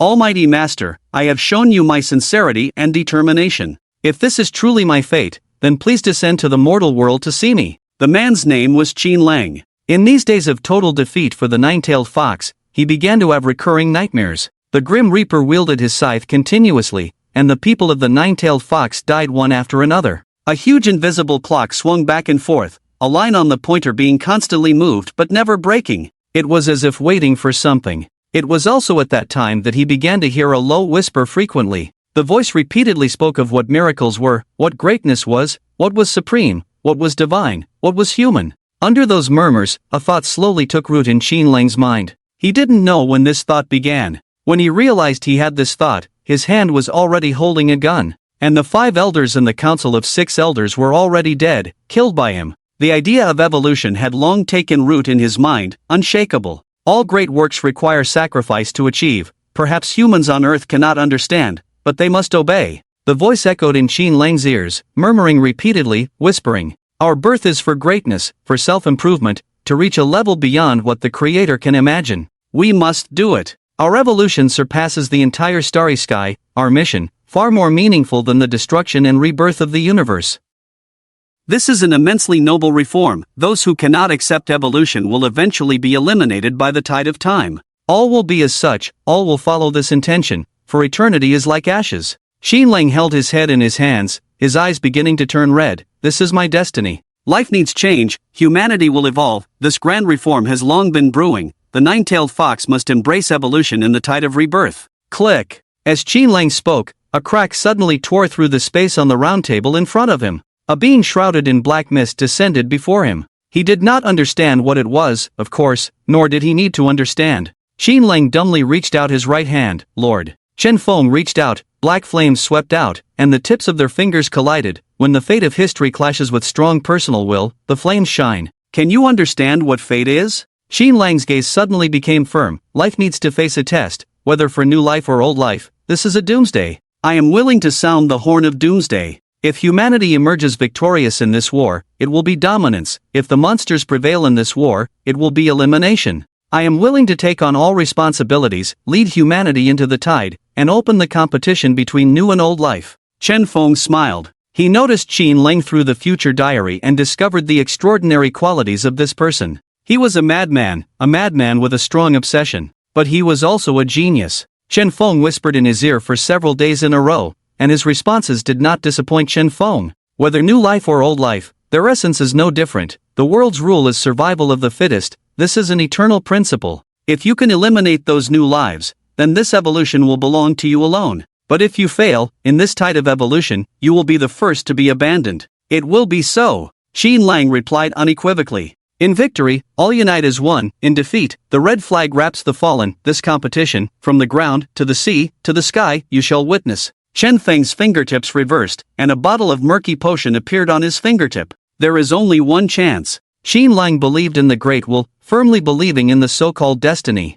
He took on the role of a monster quality inspector. His meaning was simple. He hoped Chen Feng would give humanity a chance to compete fairly with monsters. If he succeeded, then all monsters would be contained or eliminated, and the nine-tailed fox would become an organization above all nations, and Chen Feng would become their god. If he lost, the answer was obvious. In the coming tide, the nine-tailed foxes would not know that their supreme commander had been the first to compromise with the monsters, until a file named SRW number 022 was discovered by someone. In recent times, Chen Feng not only read some philosophical books but also some books on physics. To seek breakthroughs in physics, summarize laws, discover new elements, one needs to conduct particle collisions. By observing the interactions and scattering of particles, one can understand some characteristics of particles and summarize a law based on this. Similarly, the evolution of life and the proliferation of civilization also require a collision to reveal their essence and correctness. Chen Feng created a group of monsters,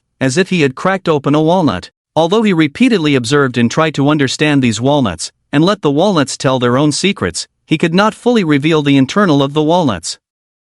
To further seek a breakthrough, it is necessary to let two walnuts collide. In other words, let the two monsters engage in a life and death battle. In this life and death battle, they may show abilities that even they themselves did not know. At the same time, the abilities between the two monsters will also show strength, weakness, restraint, or fusion through collision. This is the fastest and most effective way to draw conclusions. In the crack space, Chen Feng filled the bookshelf with various books. Energy is mass, time is space. According to the theory of relativity, the speed of light is constant, and it can be seen that there is only a constant difference between mass and energy. It can also be said that any fixed energy corresponds to a certain mass. Chen Feng put down the book in his hand and fell into contemplation. But most inherent characteristics cannot be explained from a scientific perspective. Through continuous experiments, Chen Feng discovered that there are three priority levels among the characteristics of these monsters. One is inherent characteristics, which are mostly limited by physics, such as the sound perception ability of Diver 002.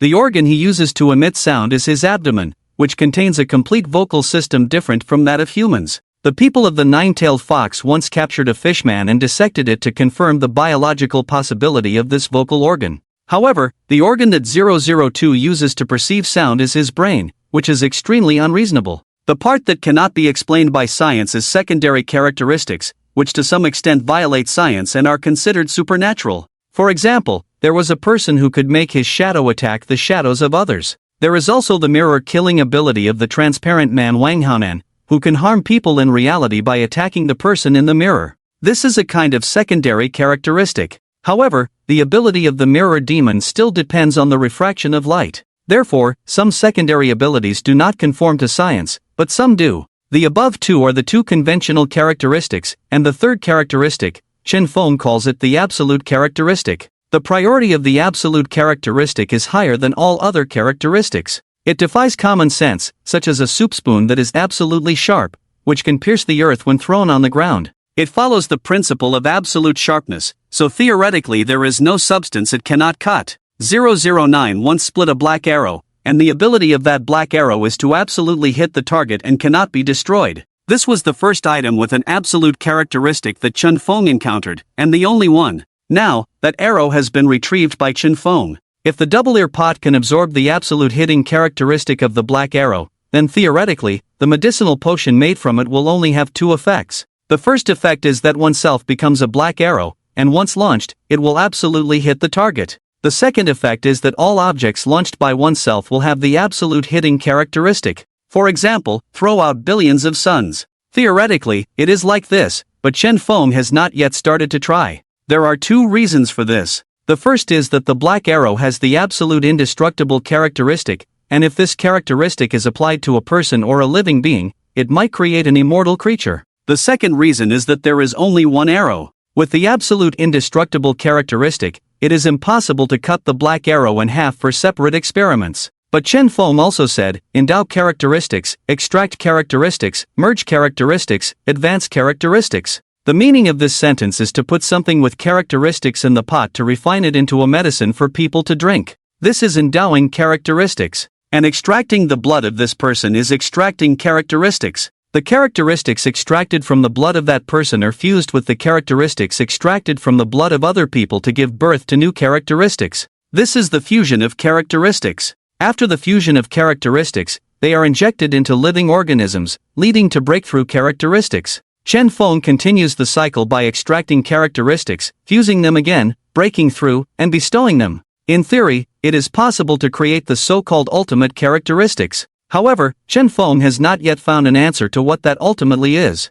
On one side of the bookshelf, there is a huge freezer filled with various serums. Among them are not only the serums of the created beings but also serums extracted by Chen Feng from some ordinary humans. For example, those of Chu Yang, leukemia patients, vegetative patients, and many others, which serve as characteristic samples. On the other side of the serum cabinet, there is a row of shelves. The shelves display the latest batch of potions manufactured by Chen Feng, all in duplicate. Some of these potions are particularly dangerous, and even Chen Feng cannot predict the consequences of someone drinking them. Among the potions, the newest ones are named Angel and Demon. The Demon potion was given by Chen Feng to the leader of the nine-tailed fox, Xin Lang. As for the Angel potion, Chen Feng has not found a suitable candidate yet. Angels are more dangerous than demons because they could potentially be a growth-type creation. They involve a large number of embryos from various creatures as auxiliary materials, as well as materials extracted from many avian species. Most importantly, there is a split-off from a large snake in it,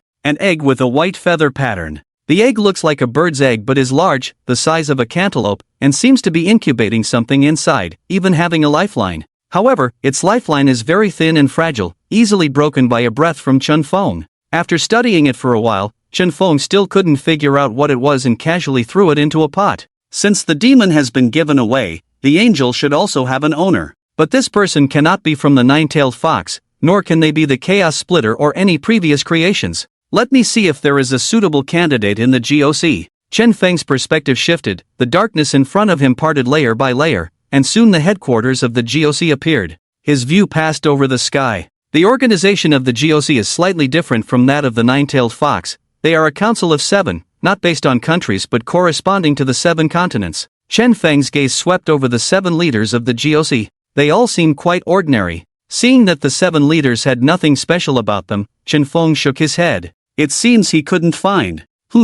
Just as Chen Feng was about to withdraw his gaze, he suddenly saw a young man. The young man, with pale skin, sat somewhat sickly in a wheelchair, and a middle-aged man walked up to him and patted his shoulder. Be careful on your way back, it's been restless lately. The young man nodded. Okay, you take care too. The young man bore a resemblance to the man, and if Chen Feng remembered correctly, the man should be the director responsible for Asia among the 7 directors of the GOC. This director was quite ordinary, but his son. Chen Feng's mouth subconsciously curved into a smile. He reached out and touched the young man's lifeline. It was very resilient. How could this be a sick person? Following his lifeline, Chen Feng saw the young man being taken back to a seaside villa by a car. As the sky darkened and the sun set over the sea, the young man picked up a pair of headphones and played a video on his phone. Chen Feng zoomed in for a closer look. Wow! The video on the young man's phone was very graphic. It was an anatomy video, with the person handling the tools not being very professional, making the scene overly bloody.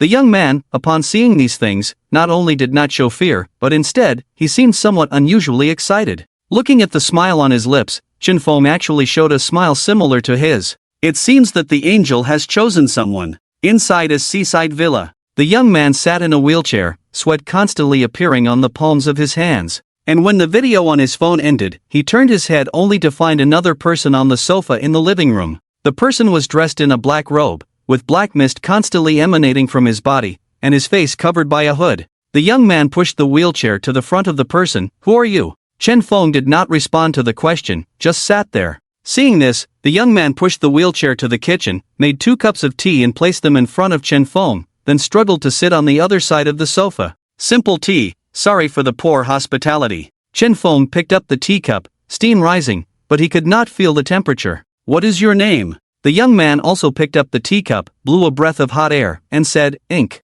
Chen Feng put down the teacup, just picked it up to feel it. In this form he had no mouth and could not drink water. "You are the only one who did not show fear after seeing me." The young man named Ink chuckled. "I am also afraid, but I am often kidnapped by people. Compared to those who are eager to act, you are already very polite. Can you chat with me for a while?" Chen Feng reached out to support his head and looked at Ink. "You want to chat with me?" Ink smiled. "As long as you are not here to bind me, I can chat with you all day. They say, near ink, one becomes black. Few people are willing to chat with me, including my own father." "Near ink, one becomes black? Do you know, those who are close to me die?" Chen Feng said. "It seems you have a deep understanding of death. Shall we discuss death?" The young man named Ink said. "What do you think? What is death?" Chen Feng said, "Life from birth to end is a journey towards death, struggling for desires for 100 years, crying when coming, crying when leaving." The young man named Ink was stunned for a moment. "Does that mean life has no meaning?" "Meaning? If you seek the meaning of being alive, then I would like to ask you,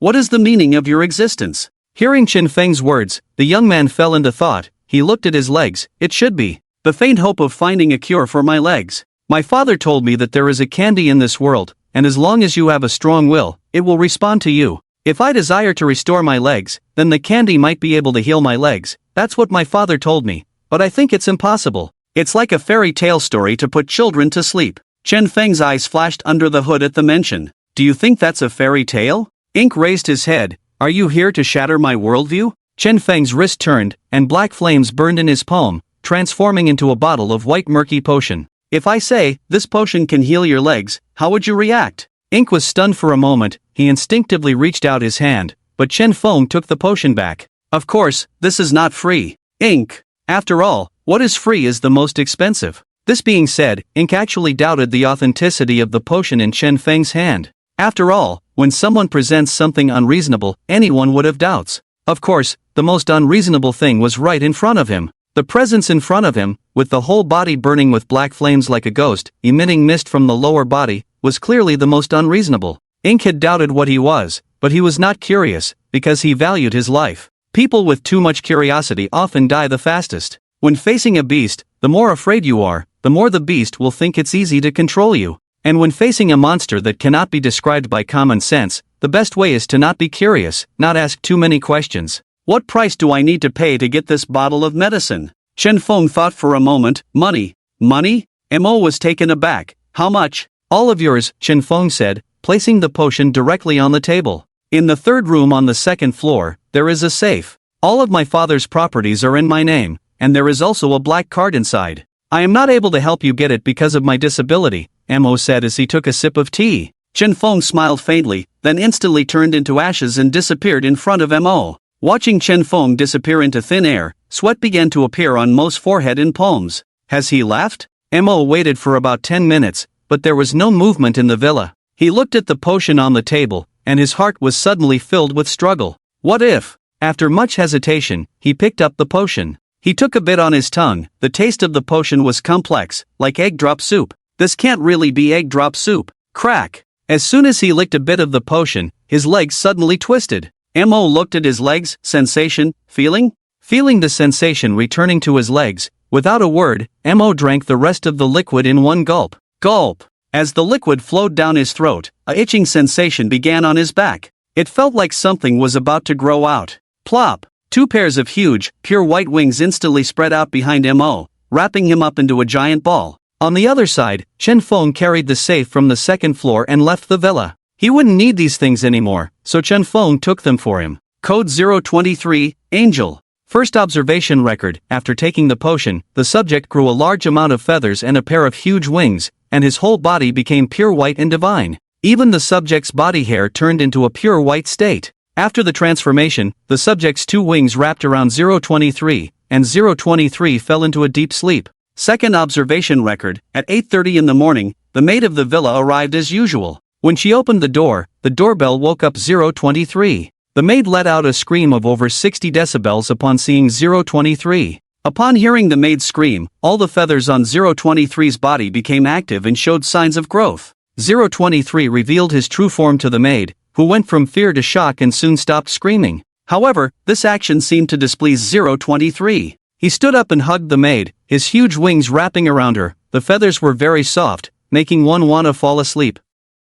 At first, the maid did not feel uncomfortable, but then the tips of 023's feathers suddenly pierced into her body. According to observations, although 023's feathers were very soft, the tips were as sharp as knives, easily cutting through human skin. At the moment the feathers pierced the maid's body, she let out a loud scream, with the scream exceeding 85 decibels. The maid even coughed up blood from her throat. Sample extraction revealed that the tips of these feathers could continuously stimulate a person's pain nerves. When thousands of feathers pierced into a person's body, the body would feel pain far beyond the limit, but would not go into shock due to the pain. The maid's screaming lasted for a full 3 minutes. After 3 minutes, a new pair of wings grew on 023's back, and the previous wings also grew a few inches larger. The strange thing is, the nanny's body was missing. After all sounds disappeared, 023 fell back into a deep sleep, a sleep that seemed beyond his control. Observational record 3, it can now be confirmed that 023 has the ability to evolve by consuming sound, with louder sounds stimulating his evolution more. However, 023 particularly enjoys the screams of humans, even intentionally killing those who enter the room afterwards. Until 023 evolved into an 8-winged angel. But 023 seems uninterested in sounds other than biological ones, and there are no signs of continued physical growth. 023's phone rang, but he did not react, as this sound seemed unable to awaken the sleeping 023. However, whenever someone entered the mansion, 023 would awaken. It was observed that the true reason for 023's awakening was the crisp ringing sound of the mansion gate being opened. Observational record 4, Chin phone, me, personally shook the bell, and 023 indeed woke up, indicating that 023 can be awakened by the sound of the bell. Later, 023's father received information and found the sleeping 023. He also triggered the bell to awaken 023, but 023 did not kill the prey in front of him as he did with others, instead showing an unusually calm demeanor. Back to the present, a middle-aged man looked at the monster with white hair and 8 wings standing before him, his pupils shrinking to the extreme. Son, is that you? Mo opened his arms, and the 8 huge wings behind him also spread out. Yes, look, I am standing up. Standing up? The middle-aged man was stunned. No. What have you seen? Who has come to see you? Tell me quickly. The man grabbed Mo's shoulder excitedly. Tell me, who turned you into this appearance? Mo crossed his fingers in a gesture of respect. It was a deity. Mo's actions were very devout, like a believer. This moment dumbfounded the man, who stepped back repeatedly. Deity. No, that cannot possibly be a deity. Mo extended his white arms. You see, the deity not only healed my legs, but also bestowed upon me this divine body. I am an angel. The man shook his head. No, you cannot be an angel, you are just a containment object. Son, do you understand? There are no angels or demons in this world. If they exist, they can only be containment objects. I am sorry for your mother. The man beat his chest and stomped his feet, not knowing how to deal with his son turned into a monster. He was one of the directors of the GOC, and seeing a containment object should be reported to the organization, and a decision on containment should be made through a 7-person meeting. But this time, the object was his son. How could he push his own son into containment prison? The man's inner turmoil twisted, unsure of how to proceed. Let him go? No, if Mo went out into the world and caused great havoc, slaughtering lives, it would all be his responsibility. Rather than letting him cause a catastrophe, it would be better to end his life before he made a mistake. The man subconsciously gripped the gun at his waist, but looking at his son's smiling face, he hesitated once again. It was obvious he couldn't bring himself to do it. Mo took his father's hand. You don't have to be so conflicted. I can control myself. My abilities belong to me. The man looked up blankly, seeing Mo's smile so bright. Do you know, I have never felt so good. I feel like I have turned into a bird. I can fly in the sky, just like the stories you told me when I was a child.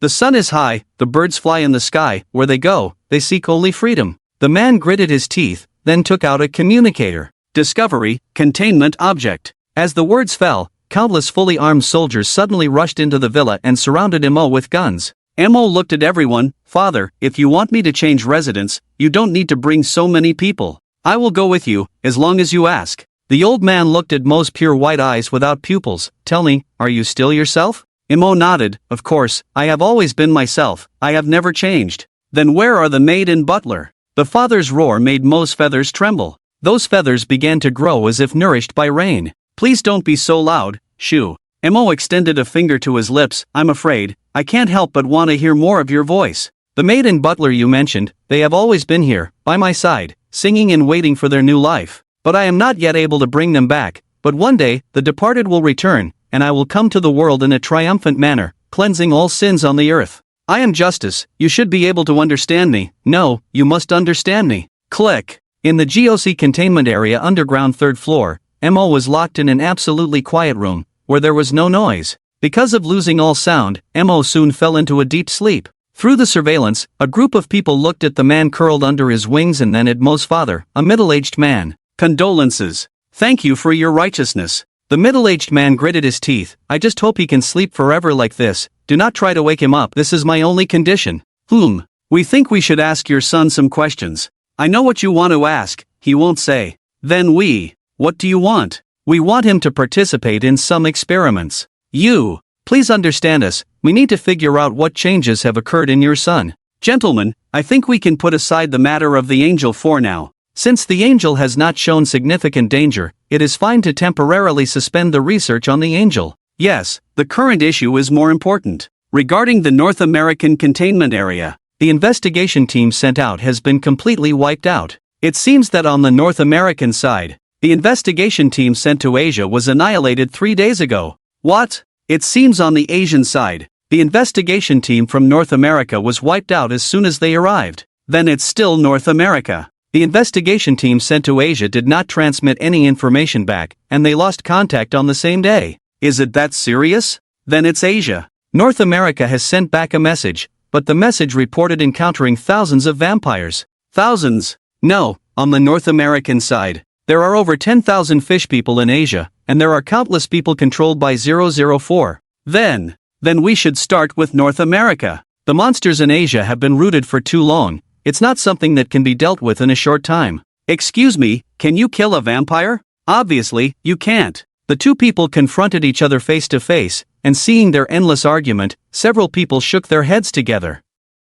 "Enough, you will never reach a conclusion by arguing like this forever. I propose we start with North America. The situation there is more manageable compared to Asia, that's a fact. Then let's deal with 008 first. Any objections?" "Yes." "Shut up." "Okay, no objections, the containment plan for 008 is approved." North America. On a street in a free country, an elderly woman walked down the street, when suddenly, a person holding a crossbow emerged from the shadows. "As long as I kill her, I won't have to worry about food and drink for the rest of my life." Various underground forces and official organizations have offered almost astronomical rewards for the woman in front of them. They all knew what that woman was. She was a creature from mythology. She was a living vampire. The man took a deep breath. "I have the holy water of the Church of Light and especially made silver crossbow. I will definitely kill her, definitely." With that, the man aimed directly at the elderly woman. He pulled the trigger, the silver bolt shot out, but the woman just tilted her head to dodge the silver arrow.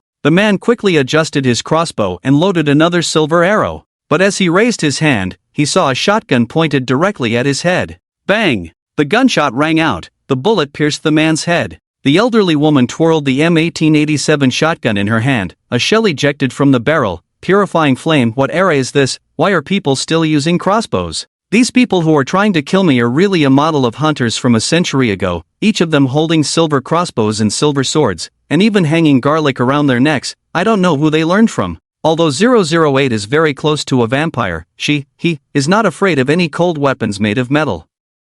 In other words, silver swords and crossbows are useless. They might as well bring fire. What's even more ridiculous is that there was a group of people before who tried to splash her with so-called holy water while chanting scriptures to save her. This really amused 008, so in a good mood, 008 took the holy water and washed her face, kindly reminding those people to download the National Anti-Fraud app. Don't believe rumors, don't spread rumors, holy water is just salted tap water. They are not even willing to spend a little cost to use mineral water. Tap tap tap. A dense sound of footsteps came, and 008 sighed, so, it's troublesome when there's no way to communicate. With that, 008's figure transformed directly into a white-haired man in a black suit. His pupils turned blood red, and wings sprouted from his back. Found 008. Containment initiated. 008 turned around, a bullet instantly struck in front of him, but he caught it with one hand. How about I lend you my gun? No, let's forget it. She wouldn't be happy. 008 did a stretching exercise, then snapped his fingers. Poof! The fully armed soldiers instantly exploded, and the entire army was wiped out in an instant. 008 nodded in satisfaction at the bloodstained street, then transformed back into a female form. The weather is nice today, let's go have some snacks. On the other end, at the GOC headquarters. Mission failed. Damn it! I told you, 008 can control blood. You just went up like that. Even if more people went, they would be instantly killed. Can't you be more professional? We are professionals after all. There's no way, that's the only thing we can do. How about we throw a missile? I think we can, anyway, there aren't many normal people left over there. Agreed, let's throw it. Wait, isn't that too casual? It's okay, your country's people have always been unscrupulous. Asian counselor, please be rational, don't bring personal grudges into the meeting room. I didn't, don't accuse me. And you saw it too, we can't beat 008, I suggest not throwing a missile, let's just throw a nuclear bomb. You! Stop arguing, besides throwing a nuclear bomb, what else can we do? Please give us a suggestion. Stop pretending you don't know, if you can't figure it out, just stop thinking about it and stay honest. Watching the clash between the Asian director and the North American director, everyone was already used to it. Everyone, why not listen to me? Shall we throw the angel out? Are you crazy? I'm not crazy. I think the angel should be able to defeat 008. I disagree. Because he's your son, huh? No, that's not appropriate. If the angel also goes berserk, the situation will only become more dangerous. Then what should we do? Just then, the phone in the conference room suddenly rang. A person stood up to answer the phone. Hello? Are you worried about how to deal with 008? Who are you? Xin Lang, currently the Supreme Commander of Nine-Tailed Fox. I have a suggestion. The people inside the GOC looked at each other. What's the suggestion? A hoarse voice came from the other end of the phone. Do you know about Mithril? Mithril? What is that? Several high-ranking GOC officials had never heard of Mithril. One of the directors suddenly realized after a moment of thought, Mithril, I remember now, that's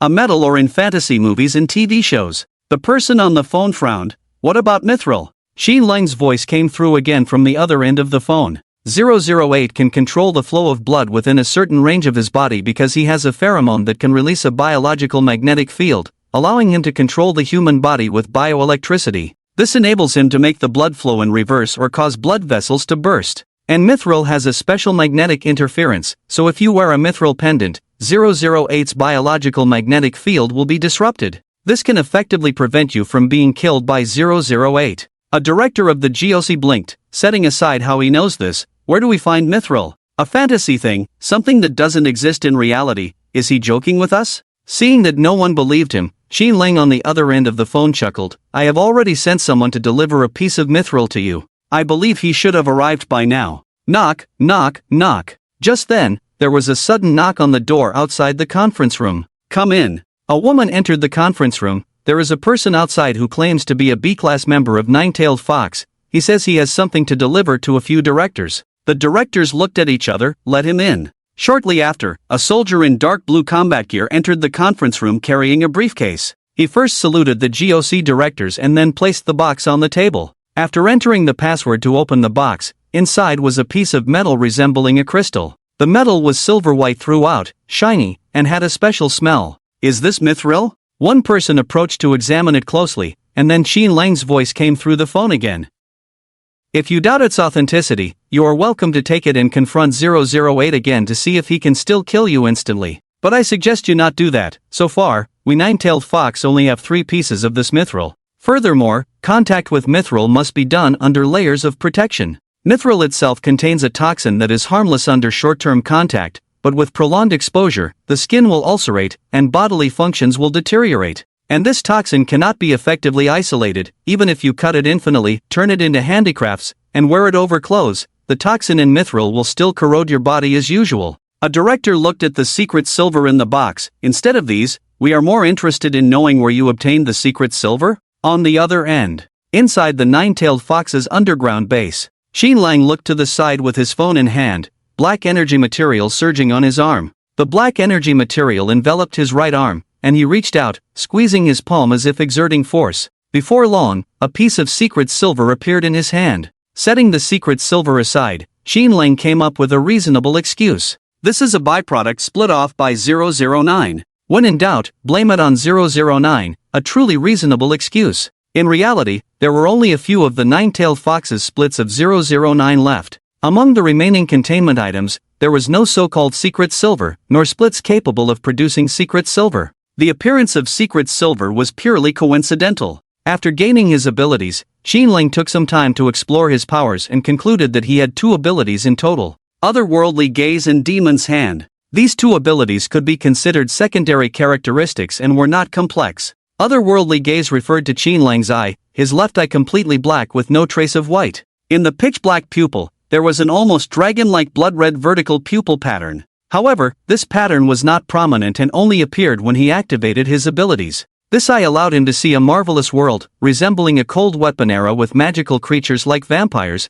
much like a fantasy-themed movie. This was his first ability, to see. His second ability was to grab. Xin Lang's demon's hand could steal items from that world, the amount depending on the weight his demon arm could lift. In a previous observation, Xin Lang saw that the other world also had so-called vampires. People there used a mineral called secret silver to make weapons and talismans to deal with vampires. He learned from the people of that world how to deal with vampires, listening as an apprentice vampire hunter to the teachings of an old vampire hunter. Then, from the perspective of a miner, he stole 4 pieces of secret silver. But that was not enough. Xin Lang's gaze pierced through the mist, and once again, the figure of the old hunter appeared before him. Vampires have 3 weaknesses: sunlight, secret silver, and fire. Sunlight can burn, fire can scorch, and the bodies of those bloodsuckers are abnormally cold, unable to withstand the warmth of light and fire. But the upper and even middle-class vampires generally do not make such low-level mistakes. They won't expose themselves to sunlight or give you a chance to ignite them with fire.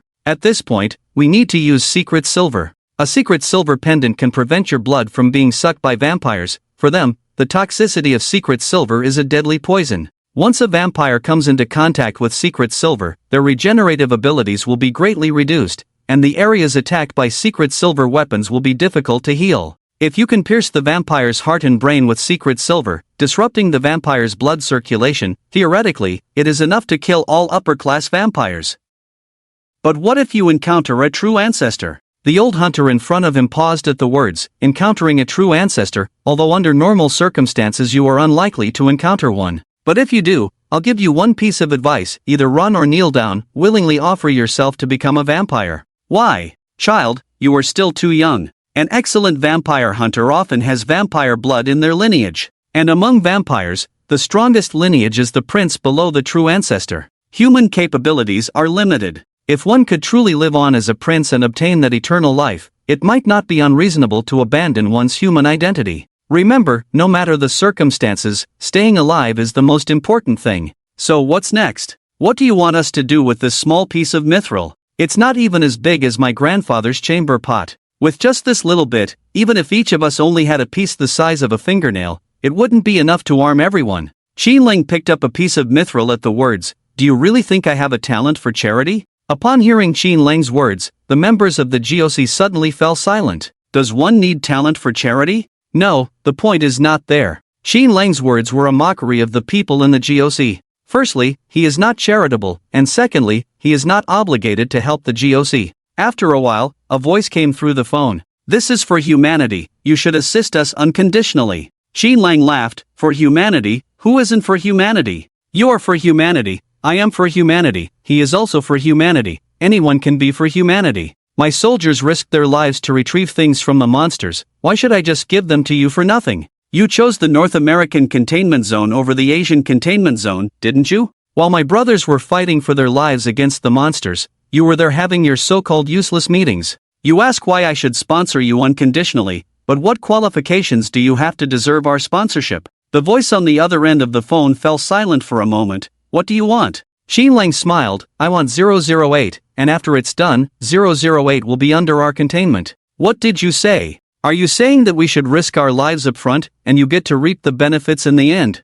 Xinlang took out a cigarette and put it in his mouth. Watch your words. First, we have no right to interfere in the affairs of other countries, otherwise it won't be your turn. Second, without me providing the mithril, no matter how many people you have, it's useless. Third, where 008 is located is not our country, no matter how many people he kills, it has nothing to do with us. Fourth, you can use nuclear weapons if you want, it's not our country anyway, you can throw them however you want. The members of the GOC gritted their teeth at his words. Are you negotiating conditions with us? You must understand, there are many entities in this world that can cooperate, not limited to humans, Xinlang said. For example, the Chaos Insurgency. Are you crazy? You want to cooperate with the monsters? Xinlang exhaled a puff of smoke. Why not? The line between humans and monsters is thin, and in extraordinary times, extraordinary measures are necessary. There have always been no taboos in such matters. The arrival of a disaster is imminent, and the Chaos Insurgency says that only through battle can the chaos of the troubled times be resolved.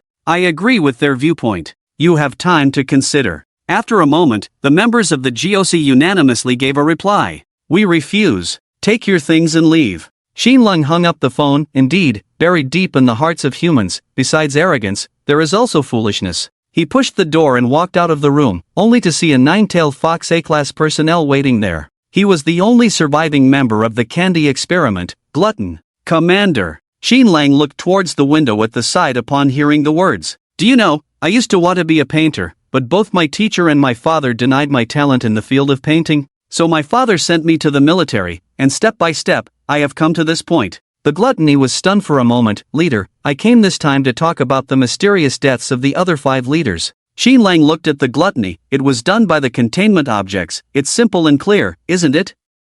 The gluttony fell silent. Yes, yes. What about the new 5 candidates? Nine-tailed fox never needed so many seats, Xinlang said. A multi-person council ensures fairness while also dispersing power. In necessary moments, if it involves one person's interests, the plan will be terminated due to one person's opposition. In this situation, how can people defeat monsters, you tell me? Though I don't think I'm nobler than them, if there's a plan with a 50% chance to kill the monster, but it might harm my son, I would execute that plan without hesitation. In a large underground parking lot occupied by the Chaos Splitter, Naira Soken raised his head. We need a visionary leader, someone who can unify the Chaos Splitters. Just then, Naira Soken's phone rang. He picked up the phone and heard a hoarse voice on the other end. You're wasting your talent on telecom fraud, Naira Soken. I think we need a face-to-face meeting between us. Naira Soken's pupils contracted at the words. Who are you? The current Supreme Commander of Nine-Tailed Fox, interested in cooperating with me. Cooperate with me? Naira Soken immediately pondered the meaning of Xinlang's words. Cooperate with you? Or cooperate with Nine-Tailed Fox? Cooperate with me. Upon hearing Xinlang's words, Naira Soken suddenly smiled. Give me a reason strong enough for you to abandon the containment of us. The gods have opened their eyes to me. After hearing this, Naira Soken's expression suddenly changed. He turned abruptly to the 4 people behind him. Gentlemen, I may have found the leader. Shortly after, Nine-Tailed Fox underwent a massive internal reform. Chaos and Nine-Tails merged, but only Xinlang knew about it. He found the subordinates he needed. And Naira Soken and his group found the leader they needed. A demon. The Nine-Tails settled for nearly a month, and finally, on the 2nd day of the following month, they rose from the ashes. From today, Nine-Tailed Fox will have only one commander. If I fail this time, no one needs to speak, I will step down voluntarily. But I believe that day will not come, because this confrontation with the containment objects will only have 2 outcomes. Our battle will continue until one side is completely eliminated. It's either you die, or I perish. GOC Headquarters. A proposal passed with 6 votes in favor and 1 against. Since Nine-Tailed Fox looks down on us, let's show them that we also have more than just firearms. Release the angel. Asian counselor, you are the only one who can communicate with the angel. You must agree to this, there's no doubt about it. The middle-aged man gritted his teeth. If something happens to my son, even if it costs me my life, I will make you pay. Rest assured, the angel is our last weapon. We value him as much as you do. The operation is codenamed Angel's Judgment. Ding dong. As a crisp bell rang, 023 opened his eyes. A middle-aged man entered the room and approached Moore, patting his shoulder. Son, can you please help your father with something? Moore smiled faintly at the words, sure. The middle-aged man's face twisted. We want you to help deal with a monster, one that is like you. Like you in what way? Like you, a monster? The wings behind the ink spread slightly. All right, I'll deal with it. The middle-aged man was stunned for a moment. If you feel like you can't win against it, come back. Make sure to keep yourself safe. Make sure to come back alive. Ink stretched his body. If it's really dangerous, could you grant me a small request? Go ahead. I need some food. I'll have logistics spring. No, I need live animals. You mean that kind? Yes, the kind you can accept. Outside the observation room, a group of people watched the screen in the room through surveillance. They had someone bring a large number of poultry and animals, and they saw the feathers on Ink's body pierce into the bodies of these animals, followed by the animals starting to scream in agony. The onlookers subconsciously frowned as they listened to the hysterical cries through the surveillance. If possible, I don't want to be pierced by those feathers, it must be very painful. One person turned around. It's not just painful, the kind of pain will exceed your known pain limits. Can it reach that level? Yes. Won't the creature's brain go into shock and die from the pain?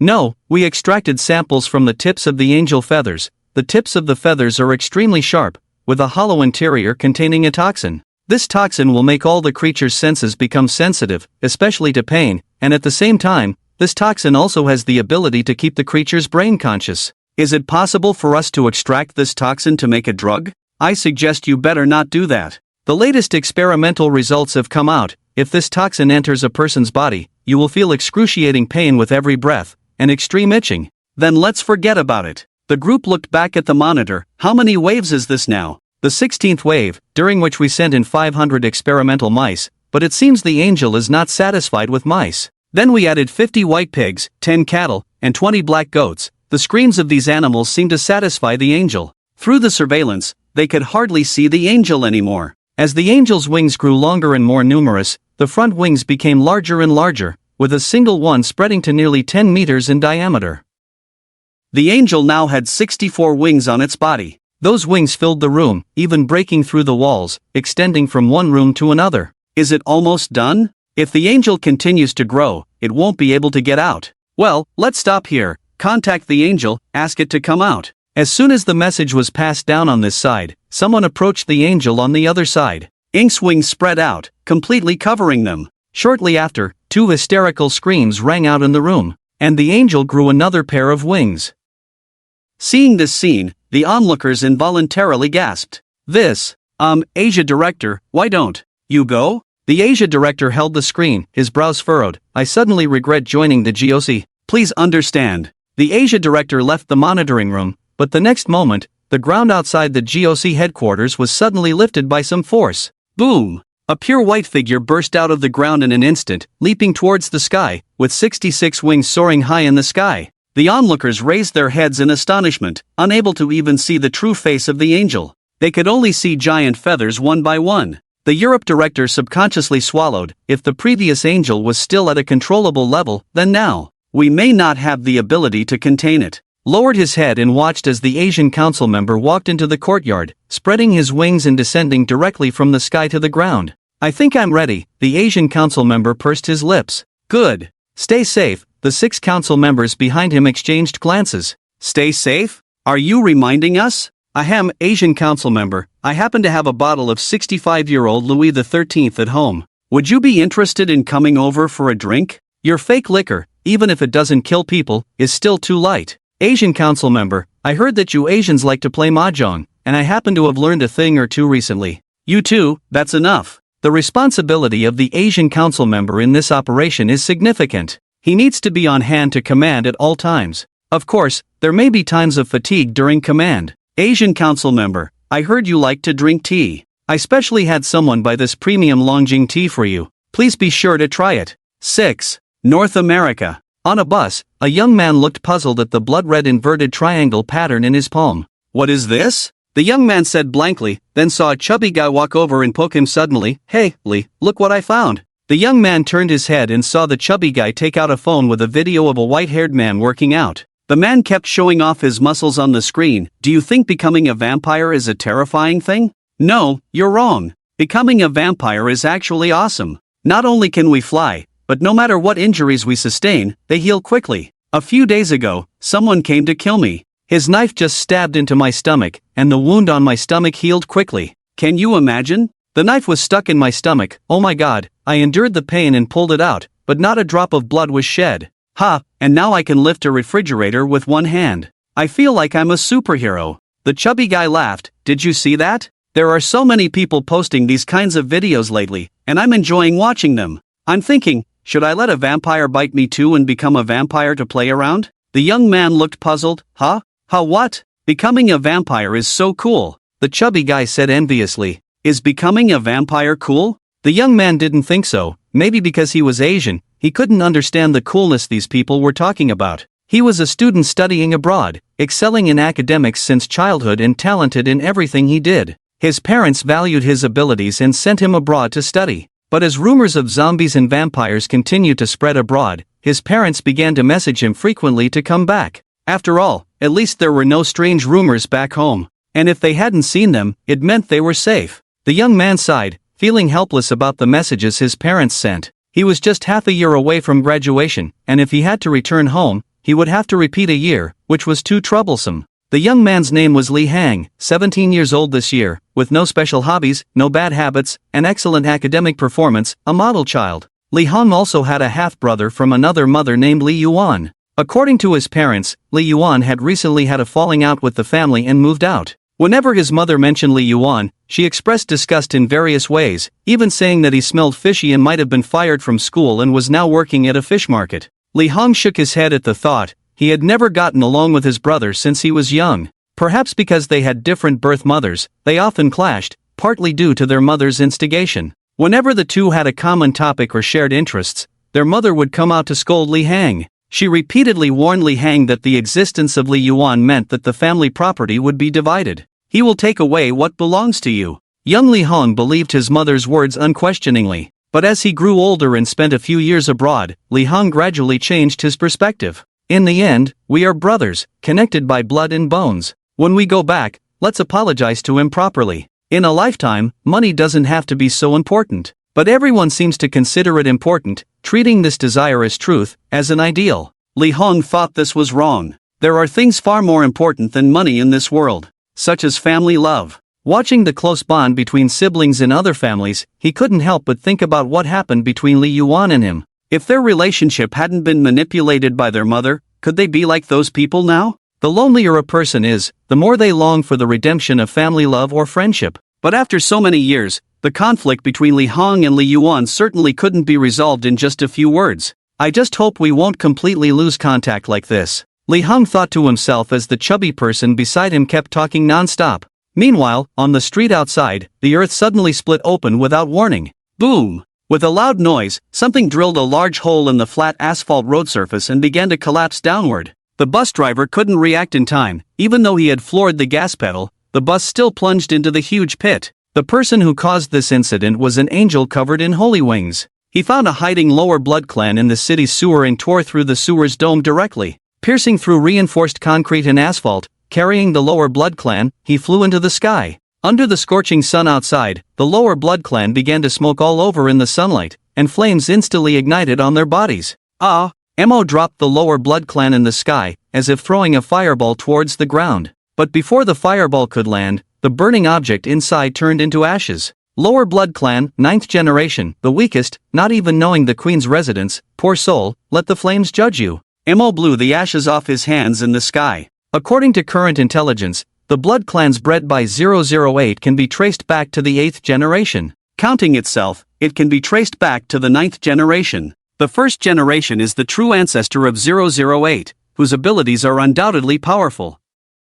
The second generation is the prince, who cannot manipulate others' blood like the true ancestor but can control his own blood and the blood he comes into contact with. In addition, the prince does not burn in sunlight but shows weakness in faint light, still fearing ultraviolet light and flames. All other abilities are only 90% of the true ancestors. The third generation is the duke, whose ability to manipulate blood is weakened like the prince's, and prolonged exposure to sunlight will burn the body, but not in a short time. All other abilities are only 80% of the true ancestors. The true ancestor, prince, and duke are upper blood clans. The marquis, earl, and viscount are middle blood clans, all of whom cannot withstand sunlight and will burn upon exposure. They also inherit powers from the true ancestor at 70, 60, and 50%, respectively. Their regenerative abilities are still strong, as commonly known in vampire types in film and television works. Below them are barons, blood riders, and blood slaves, who inherit powers at only 40, 30, and 20%. Barons at least have a slight ability to manipulate blood, but blood riders cannot even control their own blood. Blood slaves are even worse off. Besides being slightly stronger than ordinary people and having decent regenerative abilities, they have no other special abilities. They can't even fly and often fall into a bloodthirsty state, turning to ash at the slightest touch of sunlight. It can be said that there is no fate of the bloodline, but the disease of the bloodline. I don't know if it's because they found out about the angels, those vampires all disappeared overnight. Mo searched around and only found this lone 9th-generation blood corpse. This 9th-generation blood corpse was originally just a vagrant. A 8th-generation blood rider accidentally turned him. Mo didn't get the information he wanted, so he ended the life of that blood corpse in a very natural way. But his actions also caused considerable damage. He drilled a large hole in the ground, causing numerous vehicles to fall into the pit, with subsequent vehicles rear-ending each other. Those who were not affected took out their phones and started taking pictures of Mo. The sound of clicking cameras continued to ring out. Although they could only capture a pile of densely packed wings, it didn't stop them from believing that it was an angel. Mo's photo was posted online. Most people believed that this was a messenger sent by God to cleanse the demons on earth. After all, he killed a bloodline in front of everyone. But some people thought that this was not an angel at all. He killed a bloodline, but caused the deaths of countless ordinary people. If this is an angel, then humanity does not need a god to save them. At the same time, this photo also caught the attention of the vampires hidden in human society. On the streets at night, a man walked into a bar and ordered a whiskey. During this time, he glanced to the side with the corner of his eye and saw a handsome man drinking at the bar. Women approached him from time to time. The man picked up a cigarette and put it in his mouth. Let's keep a low profile recently. Hearing the man's words, the handsome man looked ahead and said, "You mean that angel? You saw it too? I heard it was caused by GOC. Ha, do they have that ability? Not sure, but you saw his destructive power. That's not something we can contend with. What does the Lord say? The Lord said he wants dessert lately."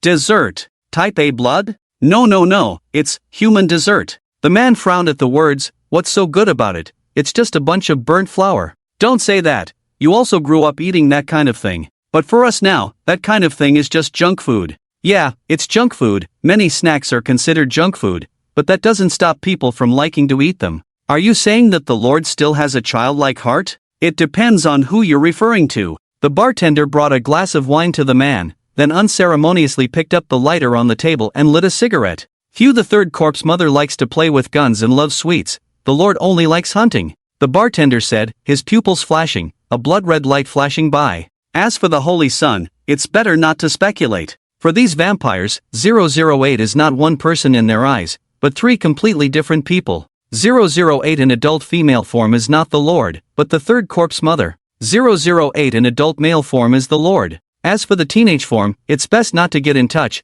because the personality of 008 in the teenage form is capricious, unpredictable, and his mood is difficult to predict. He would take action if he's unhappy. They call 008 in the teenage form the Holy Son. At the same time, there is an unwritten rule among them, that is, once you see the Holy Son, stay as far away as possible. The third corpse mother is more gentle and easy to talk to. The Lord, although decisive in killing, ruthless and brutal, never harms his own people. Only the Holy Son, he will not hesitate because the person who offends him is one of his own. The man exhaled a puff of smoke. If you ask me, Lord Jinzu might not necessarily be the angel's match if he were to make a move. The handsome man chuckled. Actually, I see him just like us, all just monsters in human skin. Just then, a scruffy man walked into the tavern. Everyone here? Listen to me, there have been many new faces in town recently. Are they from the GOC? The handsome man asked. The scruffy man looked up. Not only that, I think. It seems like there are people from the other side too. The other side?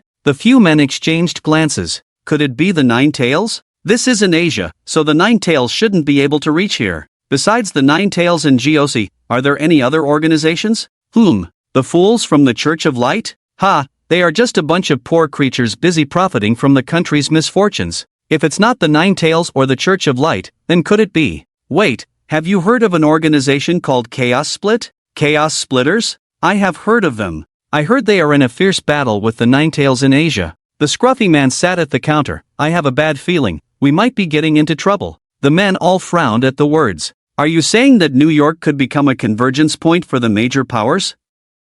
Chaos's Ninetales, Joey, along with us. If it turns out as you say, it might evolve into a four-way power struggle. No, their target is us. Perhaps what we will face is a concentrated attack from three powers. In the following days, various forces began to converge on New York. The GOC even issued a public notice to the Blood Clan. They demanded the appearance of the Lord Jinzu for containment. Otherwise, our angels will bring judgment from the heavens and crush your so-called Blood Clan. The Lord Jinzu and the Blood Clan did not respond to this. Shortly after the notice was issued, the Ninetales Fox officially announced its involvement in the event. This move instantly angered the GOC, as this was not within the jurisdiction of the Ninetales Fox. You should go back and take care of your own home, don't let others steal it in the blink of an eye. Faced with the mockery of the GOC, the commander of the Ninetales Fox, Qinlang, responded. Obviously, you do not have the ability to contain 008, in fact, even the information about 008, as well as all the information about previous containment objects, was provided by us to you.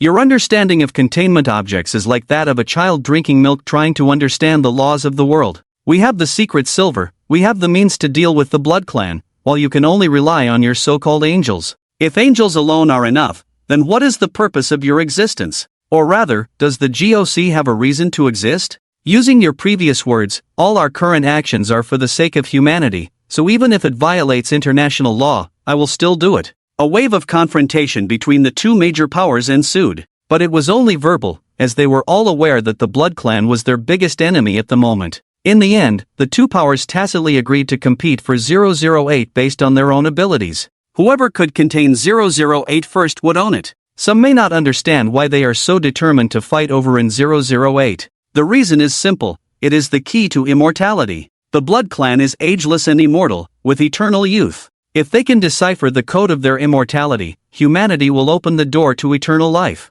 This is of great significance. Of course, the reason why Qinlang wanted to see 008 was not for this reason, because he, or the Nine-tailed Fox, had already learned a lesson. They had previously extracted mermaid cells to produce a strengthening potion. After the experiment stabilized, they injected mermaid cells into nearly 1,000 people and organized them into the Delta Extreme Reaction Force. In order to sustain this potion, they did not kill 002, because if 002 died, the original supply of mermaid cells would be completely cut off. It was also because of this that they tasted the lesson. After 002 escaped, he transformed all the people who had been injected with the strengthening potion into mermaids, numbering in the thousands. This led to the complete collapse of their base's armed forces. This was a bloody lesson. Similarly, if the GOC successfully contained 008, they would definitely extract 008's blood to produce an elixir of immortality. By then, it is feared that the 002 incident will be repeated. So Qinlang will never let the GOC get hold of 008 no matter what.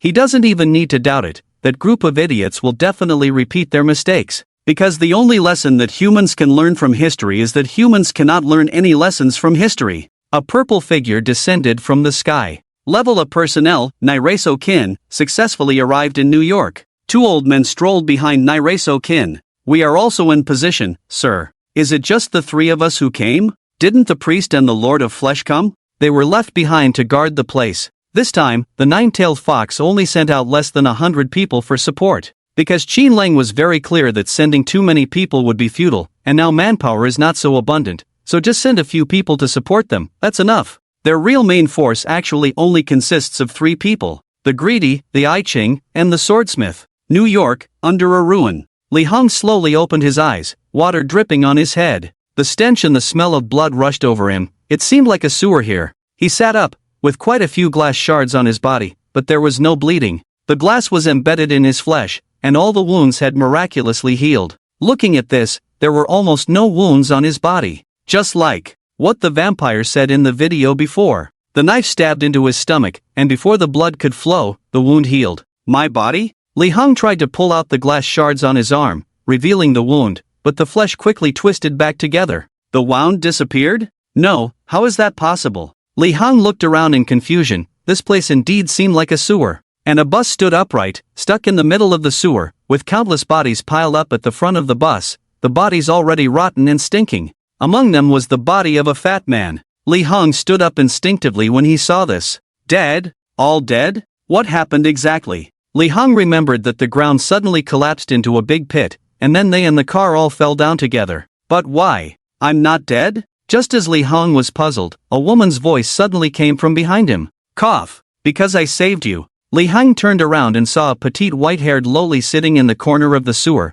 holding her abdomen. The loli's pupils were blood red, and her teeth were very sharp, all of which were consistent with the characteristics of a vampire. Li Hong approached. Did you turn me into a vampire? The loli raised her head. What you should do is not question me, but thank me for pulling you out of the pile of dead people. Li Hong squatted down when he heard this. Thank you for saving me. But why did you only save me? What about the others, are they all? Loli smiled bitterly. When I found you guys, you were the only one left with a breath. I'm not a necromancer, I can't bring the dead back to life. I saved you just to suck your blood because I hate the blood of the dead, Loli said weakly. She was extremely weak, her body unusually thin and shriveled, with no trace of color on her lips. Li Hong subconsciously reached for his neck. You suck my blood, why are you still so weak? Isn't it said that vampires can bounce back immediately after sucking blood? Ha! Loli was speechless. Have you watched too many videos? Blood is just food for us. It takes a long process to convert blood into energy, just like when you eat.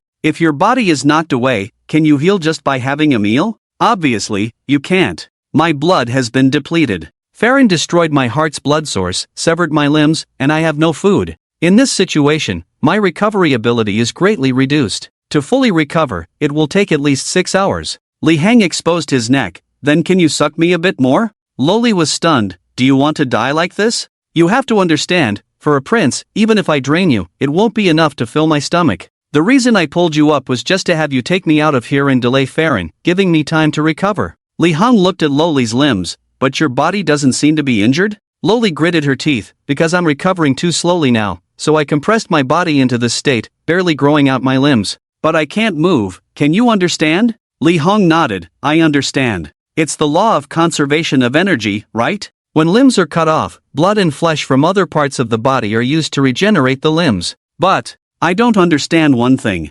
Vampires can instantly regenerate limbs, so why does it take hours to recover when the heart is damaged? Loli sighed. Under normal circumstances, they can. But you have to know that's because we store a kind of quantity in our bodies. You can also understand it as blood energy. With sufficient blood energy, any injury can be instantly healed. Because blood energy gives cells energy, allowing cells to divide and regenerate at hundreds of times the normal rate. But when blood energy is depleted, cells can only divide at a normal rate, and blood energy is generally stored in the heart, which is the core of blood energy. I see, even at a normal rate, it must be thousands of times faster than humans, right? Li Hong asked. That's right. So how do you replenish blood energy? By sucking blood. But didn't you just say? The only thing vampires can't regenerate is blood, and blood energy needs to be extracted from blood. If I further drain my own blood, I will have to drain you dry. Even if I drain you dry, it won't help me recover much. The higher the rank of a vampire, the more blood energy is consumed to recover the body, not to mention that I am a prince. Li Hong seemed to have realized something. I probably understand. You are a prince, and the level of your physical body is higher than that of ordinary vampires. The more precise and complex the quality, the more quantity is needed to repair it. Loli's mouth twitched. It's a relief that you understand so thoroughly. So, hurry up and take me out of here. Farron will find us soon. We can't linger here for too long. Li Hong thought for a moment. You mentioned Farron. Is he also a prince? Yes, he and I are both princes, but I was careless and got ambushed by him, Loli said. Prince. If I remember correctly, a prince is a second-generation vampire, the most powerful vampire after the first-generation progenitor. Does that mean, am I a duke now? Loli nodded. Yes, after the accident, not only did you not die, but you also unexpectedly became an upper-class vampire. Isn't that both surprising and exciting? Thud. Just then, a sound of footsteps suddenly came from the darkness. Upon hearing this sound of footsteps, Loli's face changed abruptly. Oh no, he's coming, run. Where are you going, my dear Lilith? A man with blood-red eyes wearing a coat appeared in front of the two. Li Hong turned abruptly. Is this person Farron? He stared into Farron's eyes, but his heart suddenly trembled. Thump! Thump! Oh, a duke dares to stare directly at a prince. It seems like you've had enough of living, Farron said, exuding a terrifying pressure. Li Hong's steps weakened. This aura was completely different from Lilith's. He even had an involuntary urge to kneel. Is this the prince? Li Hong looked at Lilith. Do you think I can beat him? Lilith shook her head. You can't beat him. Smack! Without saying a word, Li Hong picked up Lilith and ran. Why waste words if you can't win? Run! Farron chuckled, to think that you managed to produce a dupe before dying. Lilith, you truly live up to your name. It's a pity, the Queen's district is mine by right. Among the vampires, there are currently only 5 princes. Each of them controls a district in New York, with Lilith controlling the Queen's district. In order to compete for territory, conflicts often erupt among the vampires. This was not their first encounter, they had fought several times before, but always ended in a draw. Until yesterday, Lilith was ambushed by Farron Botsy, drained of blood, limbs severed, and heart pierced. But Lilith's survival ability was unique among the princes. She managed to break through Farron's encirclement with her maimed body. Just as Farron was about to catch up, his phone rang. He instinctively wanted to hang up, but the caller was another prince. Farron sighed, "Hey, Zahn, I'm busy right now. You better tell me what you want to say within 3 seconds. Otherwise, after I'm done, I will definitely crack open your skull and stuff it with cheese and jam." A cold male voice came from the other end of the phone. "Stop playing around, the enemy is here." "The enemy?" Farron put away his fierce expression. "Who, Nine Tails or GOC? Nine Tails, Chaos, GOC, they've all come, their target is the progenitor." Farron's blood-red pupils flashed. "Alright. I have to let Lilith live a little longer now. How many people are coming? Give me the location." The man on the other end of the phone was silent for a moment, as if confirming some information. On the Nine Tails side, there are about 100 people, all grunts. GOC has mobilized tens of thousands, but they are all observing from the periphery, and they brought an angel with them. As for Chaos, it's still uncertain. An angel? I'll go meet him, Farron said, preparing to act. You can't beat him. Hearing the voice on the other end of the phone, Farron fell into thought. How strong is that angel? Do you have specific data? He can drill a big hole in reinforced concrete and asphalt. Is that all? Can you do that? No. This matter needs further consideration. The progenitor has not appeared for the time being. The 5 princes must unite to resist external enemies. Farron scratched his head in frustration. Alright, I got it. Where should we meet? Give me a location. Tonight, Manhattan, Empire State Building. Night fell. At the top of the Empire State Building, 4 figures descended from the sky. One of the women looked around. Why hasn't Lilith arrived? Farron chuckled. She's practically half dead. Just ignore her. A man with a sinister face walked up to the 3. He was the one who had called Farron earlier. His name was Zane Frelink. What do you think about the angels? What do you mean, ways to deal with angels? Joking aside, we haven't even fought them, let alone understand their abilities. What can we do? Indeed, if we haven't even tried, how do we know we can't win? Zane shook his head. With the destructive power of angels, even the 4 of us together are no match for them. So what are you trying to say? Zane looked down at the street below the Empire State Building. They are after the true ancestor, not us.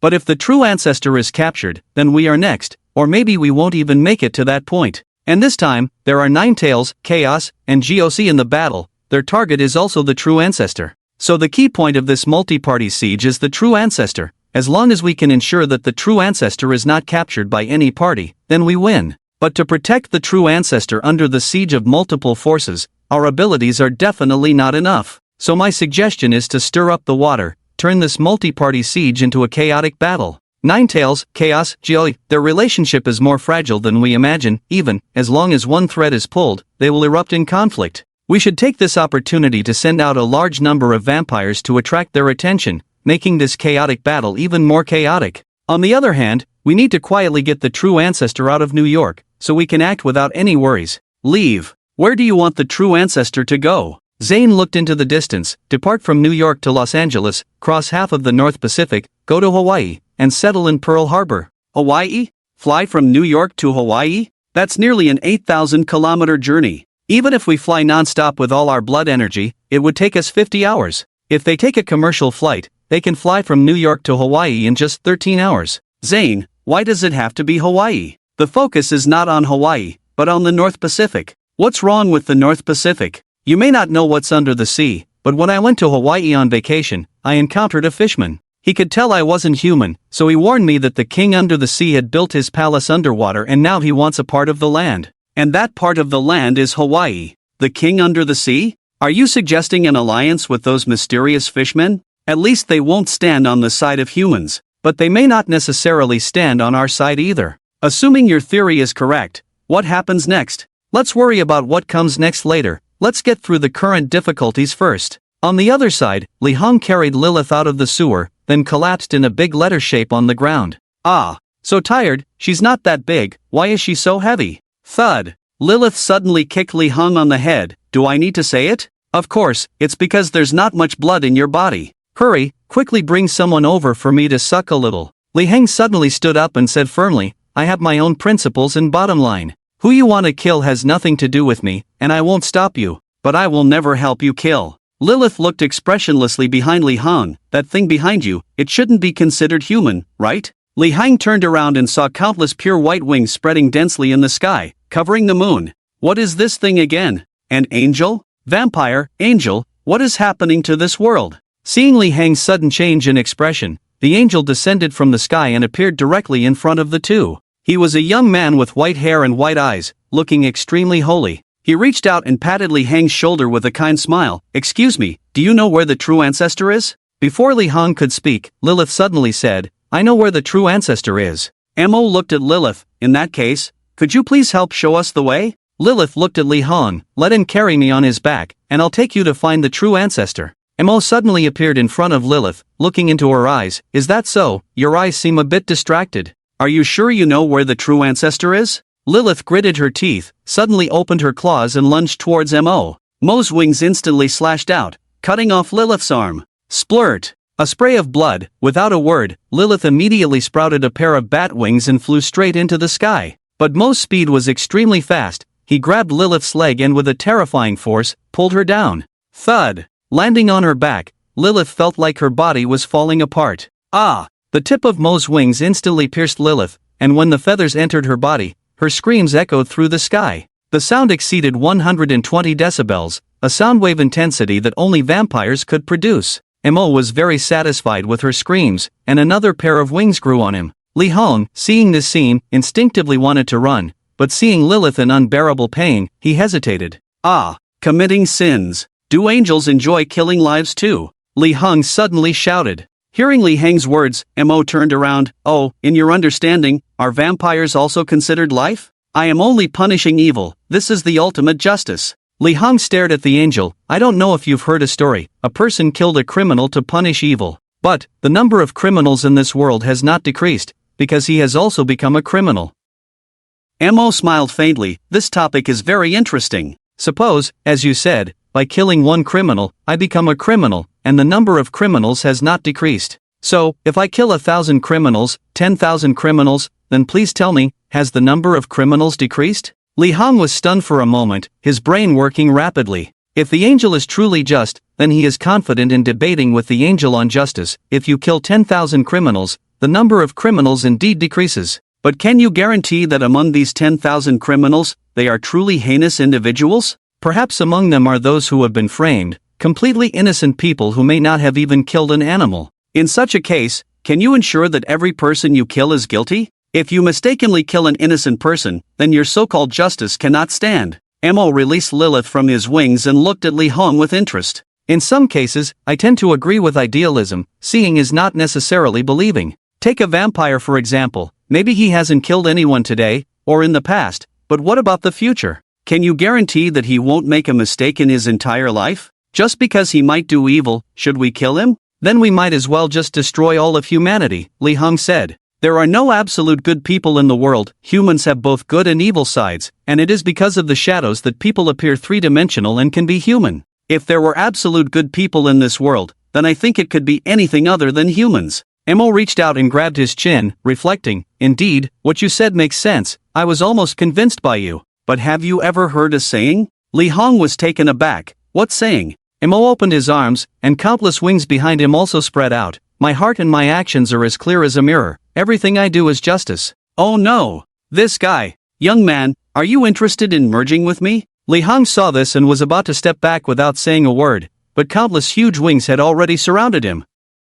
It's over, this time it's really over. The angel overturned Li Hong's perception. This was not an angel at all. His so-called justice was just an excuse. Li Hong instinctively closed his eyes, but at that moment, a gunshot suddenly rang out in the distance. Bang! A bullet flew straight towards the angel, and one of the angel's wings bounced back, directly knocking the bullet aside. I heard you were looking for me? A woman's voice came from behind. Mo turned around to see a white-haired woman with black eyes holding a gun. True ancestor? Call me whatever you like. 008 smiled. Without saying a word, Mo instantly launched an attack towards 008's neck. Crack! 008 grabbed the angel's wrist in return, and his body twisted in an instant into a white-haired male with blood-red pupils. In such a hurry? The angel moved, and white wings swept towards 008. But as 008 moved, countless blood threads appeared on his body. These blood threads shot out in all directions, piercing through the angel's wings, preventing them from getting close. The angel's pure white eyes narrowed, and his arm turned into sharp white wings that cut through 008's body. Thud! 008 was cut in half at the waist, his upper and lower body separating, but countless bloodlines rose in the air, pulling his upper and lower body back together, and the wound healed in an instant.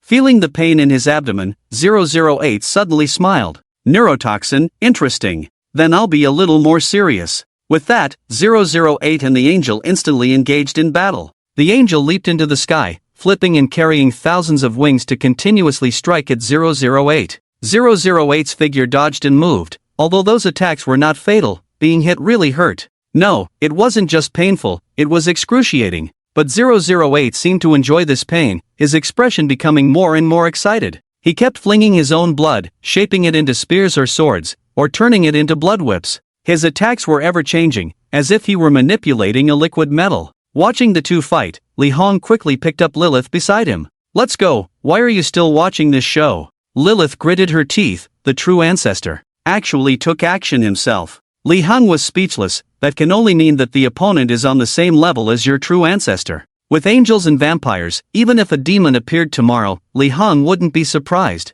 Thank you Inkem for your generous donation again. Today, there is another 12,000 word update, feeling like my body has been drained. The demon with white hair, red eyes, and bat wings, and the angel with pure white body and thousands of wings, their battle is divided into red and white. Blood splattered in the sky, constantly changing, even exceeding the limit of blood storage in a human body. The blood gathered into a river covering the earth, huge blood spikes surged from the ground towards the sky, while the angel's wings were like giant silver blades constantly striking the ground. The longest wings had a diameter of nearly 12 meters, wings and blood spikes intersecting, sometimes wings shattering blood columns, sometimes blood columns piercing wings. For a moment, there was no clear winner between the two, as more and more people noticed the battle. Although 008 seemed to be in control, he couldn't defeat the angel in one go. And once they reached a stalemate, it meant 008 had lost. Because the angel 023 is a monster that can evolve, today if 008 and he reached a stalemate, tomorrow, the day after tomorrow, the day after that, the balance of victory might tilt. 008 dodged a wing strike and soared into the sky. Lily has been carried away by Li Hong, and 008's gaze shifted. That kid had some insight. Lily is a lovely child, she is about the same age as my son, you know, I have always treated her like a daughter. Ink continued to attack, so, you only showed up because of her? I thought monsters like you wouldn't be bound by any emotions. The two fought from the ground to the sky, 008 reached out, and two huge blood blades slashed towards the angel. What are you then, if I'm a monster? Why do you obey GOC, for profit? Ha, I don't think they can offer anything valuable. Clash. The angel's wings and blood blades collided, producing a sound of metal clashing. This time, Ink remained silent. 008 continued to launch a fierce attack, blood transformed into various forms attacking the angel. Don't you like to argue, why not try to refute me? Ink's pure white eyes flashed, if you really want to chat with me, I can chat with you all day. 008 suddenly stopped his attack and snapped his fingers. Sorry, I'm not interested. Splurt. The angel's veins burst open, and blood gushed out. It seems that angels bleed too. Upon hearing 008's words, the angel's head suddenly turned, and the blood that gushed out of his body instantly flowed back into his body. I bleed, but my blood, my body, my abilities, they all belong to me. Do you think you can control them? 008 stepped back. It seems that the angel has reached a certain level of self-control. He could control everything on his body, even fighting with 008 for control of his blood. In the sky, a giant eye silently watched everything. In the dark space, Chen Feng was taking notes. The angel seems to be able to control every inch of his body, even cells, but he didn't seem to have this ability before. It may be an evolution. Is this evolving towards a perfect life form? Chen Feng picked up a feather pen and marked an S-level potential behind the file. The demon also had an S-level potential. As for 008, Chen Feng only gave him an A-level potential rating. This is based on their current abilities and does not include their post-evolution situation.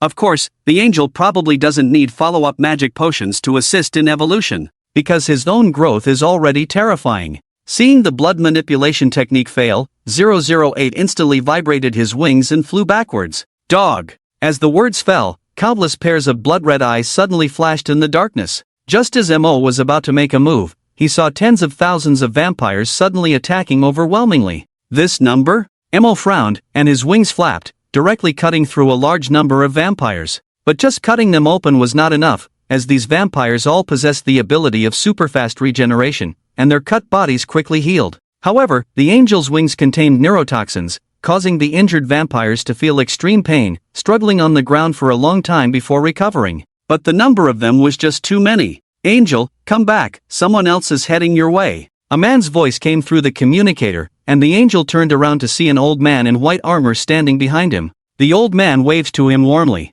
I, old man, love teaching young men Tai Chi the most. Mo frowned, and then saw the old man suddenly strike out with a palm. A vortex came straight towards the angel, and Mo tried to disperse the vortex with his wings, but it directly enveloped his body. The next moment, the world in Mo's eyes suddenly changed. He appeared in a room with 8 paths, each path marked with a symbol. 8 paths, only one is the way to survive. Young man, good luck to you. Outside, watching the angel disappear out of thin air, all the vampires were stunned. The angel is gone? A purple figure descended from the sky to the old man's side at this moment. Can your ability kill the angel? The old man pondered. It's hard to say, but trapping him for a while should be no problem. If he really can't find a way out, killing him is also possible. As soon as the old man finished speaking, the space in front of him suddenly flipped, and the angel's figure reappeared. This? The old man was dumbfounded at this sight. What the hell? How did he come out so fast? Yeah, how did he do it? Naira Sakjin was also stunned.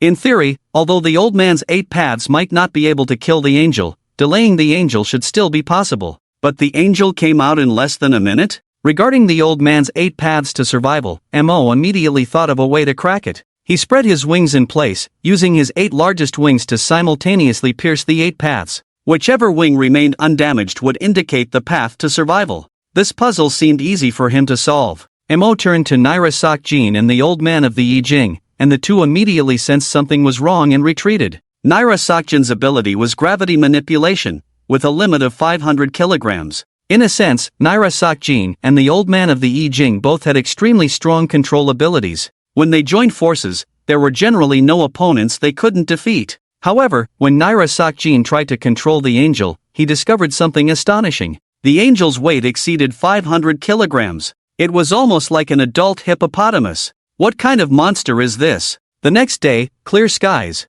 Last night, the angel almost single-handedly held off both sides. This also made the GOC people lose face, and they began to call the nine-tailed fox with all sorts of sarcastic remarks. Those two from yesterday, could they be your nine-tailed fox people? TSK, the one who ran was fast. It's a pity he didn't participate in the 100-meter sprint. Ah, there's nothing we can do. It's all because our angel is too strong. What's this called? This is called invincible. Seeing the faces of those GOC people, Qin Ling chuckled. The one who claimed to be invincible as a monster is now gone. Yes, he was referring to 009. After ending the communication, Qin Ling looked towards a cabinet on the side. The angel who can evolve by devouring sound, GOC really likes to cause trouble for humans. They let monsters grow unchecked and trust them as weapons, so they will be the first to learn a lesson. No matter what happens to GOC, if that monster continues to grow, to the point where no one can handle it, then all humans will pay the price for their foolishness. We must find a way to kill him before the angel grows further.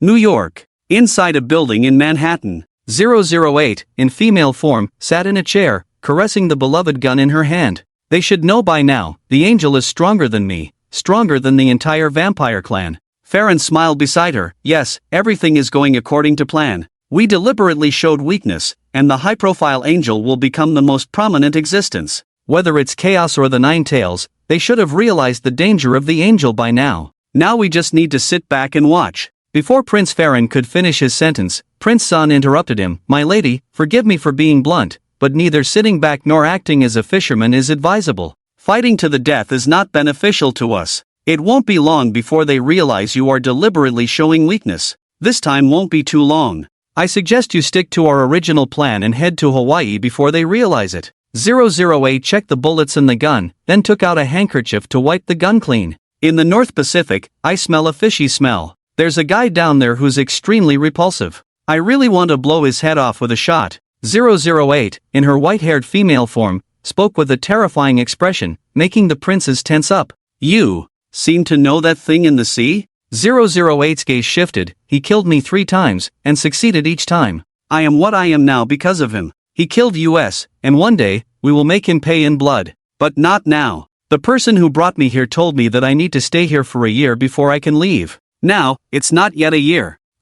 Who brought you here? But my lady, your safety is more important than the orders of that person. A female prince advised. 008 sighed and placed the gun on a nearby shelf. No, my safety is not important. Nothing in this world is more important than the orders of that person. That person said a year, so until the time is up, I won't leave New York, not even a second early. Farron immediately agreed. I support my lady. Why should we run? This is our home turf. We should be the ones to stay, not them. My lady, Farron Botsi is willing to fight to the end with you. Upon hearing this, 008's form shifted, instantly transforming into a blood-eyed male in a black suit. Seeing this, the 4 princes immediately knelt down. Greetings, true ancestor. X for the true ancestor form of 008 stood up. There's no need to do this every time, whether it's him or her, it's all me. We are one. The 4 princes stood up. Yes, true ancestor, about what just happened. The true ancestor glanced at Zahn. If the angel had used full power in yesterday's battle, I am at least 60% confident that I could kill the angel within 10 minutes.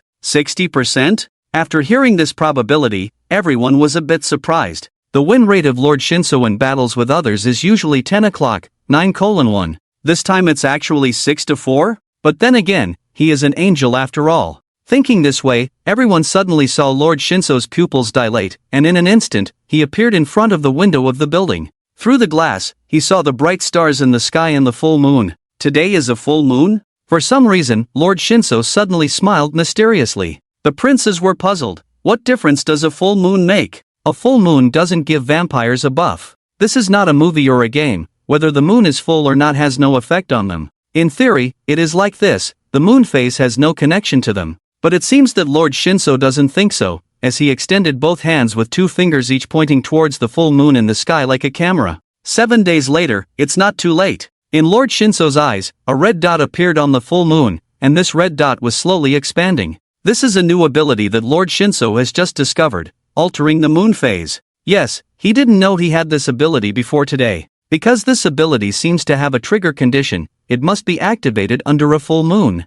And after activation, it needs time to condense. Once the condensation is complete, the blood moon will descend. At that time, blood will cover the land, all life will be restless, and the abilities of the bloodline will undergo a qualitative leap in this situation. The blood moon will grant them almost infinite blood power, and the abilities of different classes of vampires will increase exponentially. The only drawback is that the waiting time is too long, and it must be under a full moon. Lord Shinso turned around. Now, I am 80% sure. Sar, bring Lilith back. I want the 5 of you to witness this unprecedented and magnificent spectacle with me. On the other side, Lilith and Li Hong peeked out from behind a wall. It seems like no one followed. Yeah, I'm not blind. The prince didn't come, the angel didn't come. Think positively, maybe Lord Shinso and the angel started fighting, and then Farron was forced to join the battle and let the angel kill him? Hey, that's possible. Right, my foot. Just then, a woman's voice came from behind the 2. Stop playing around, Lilith, Lord Shinso asked me to bring you back.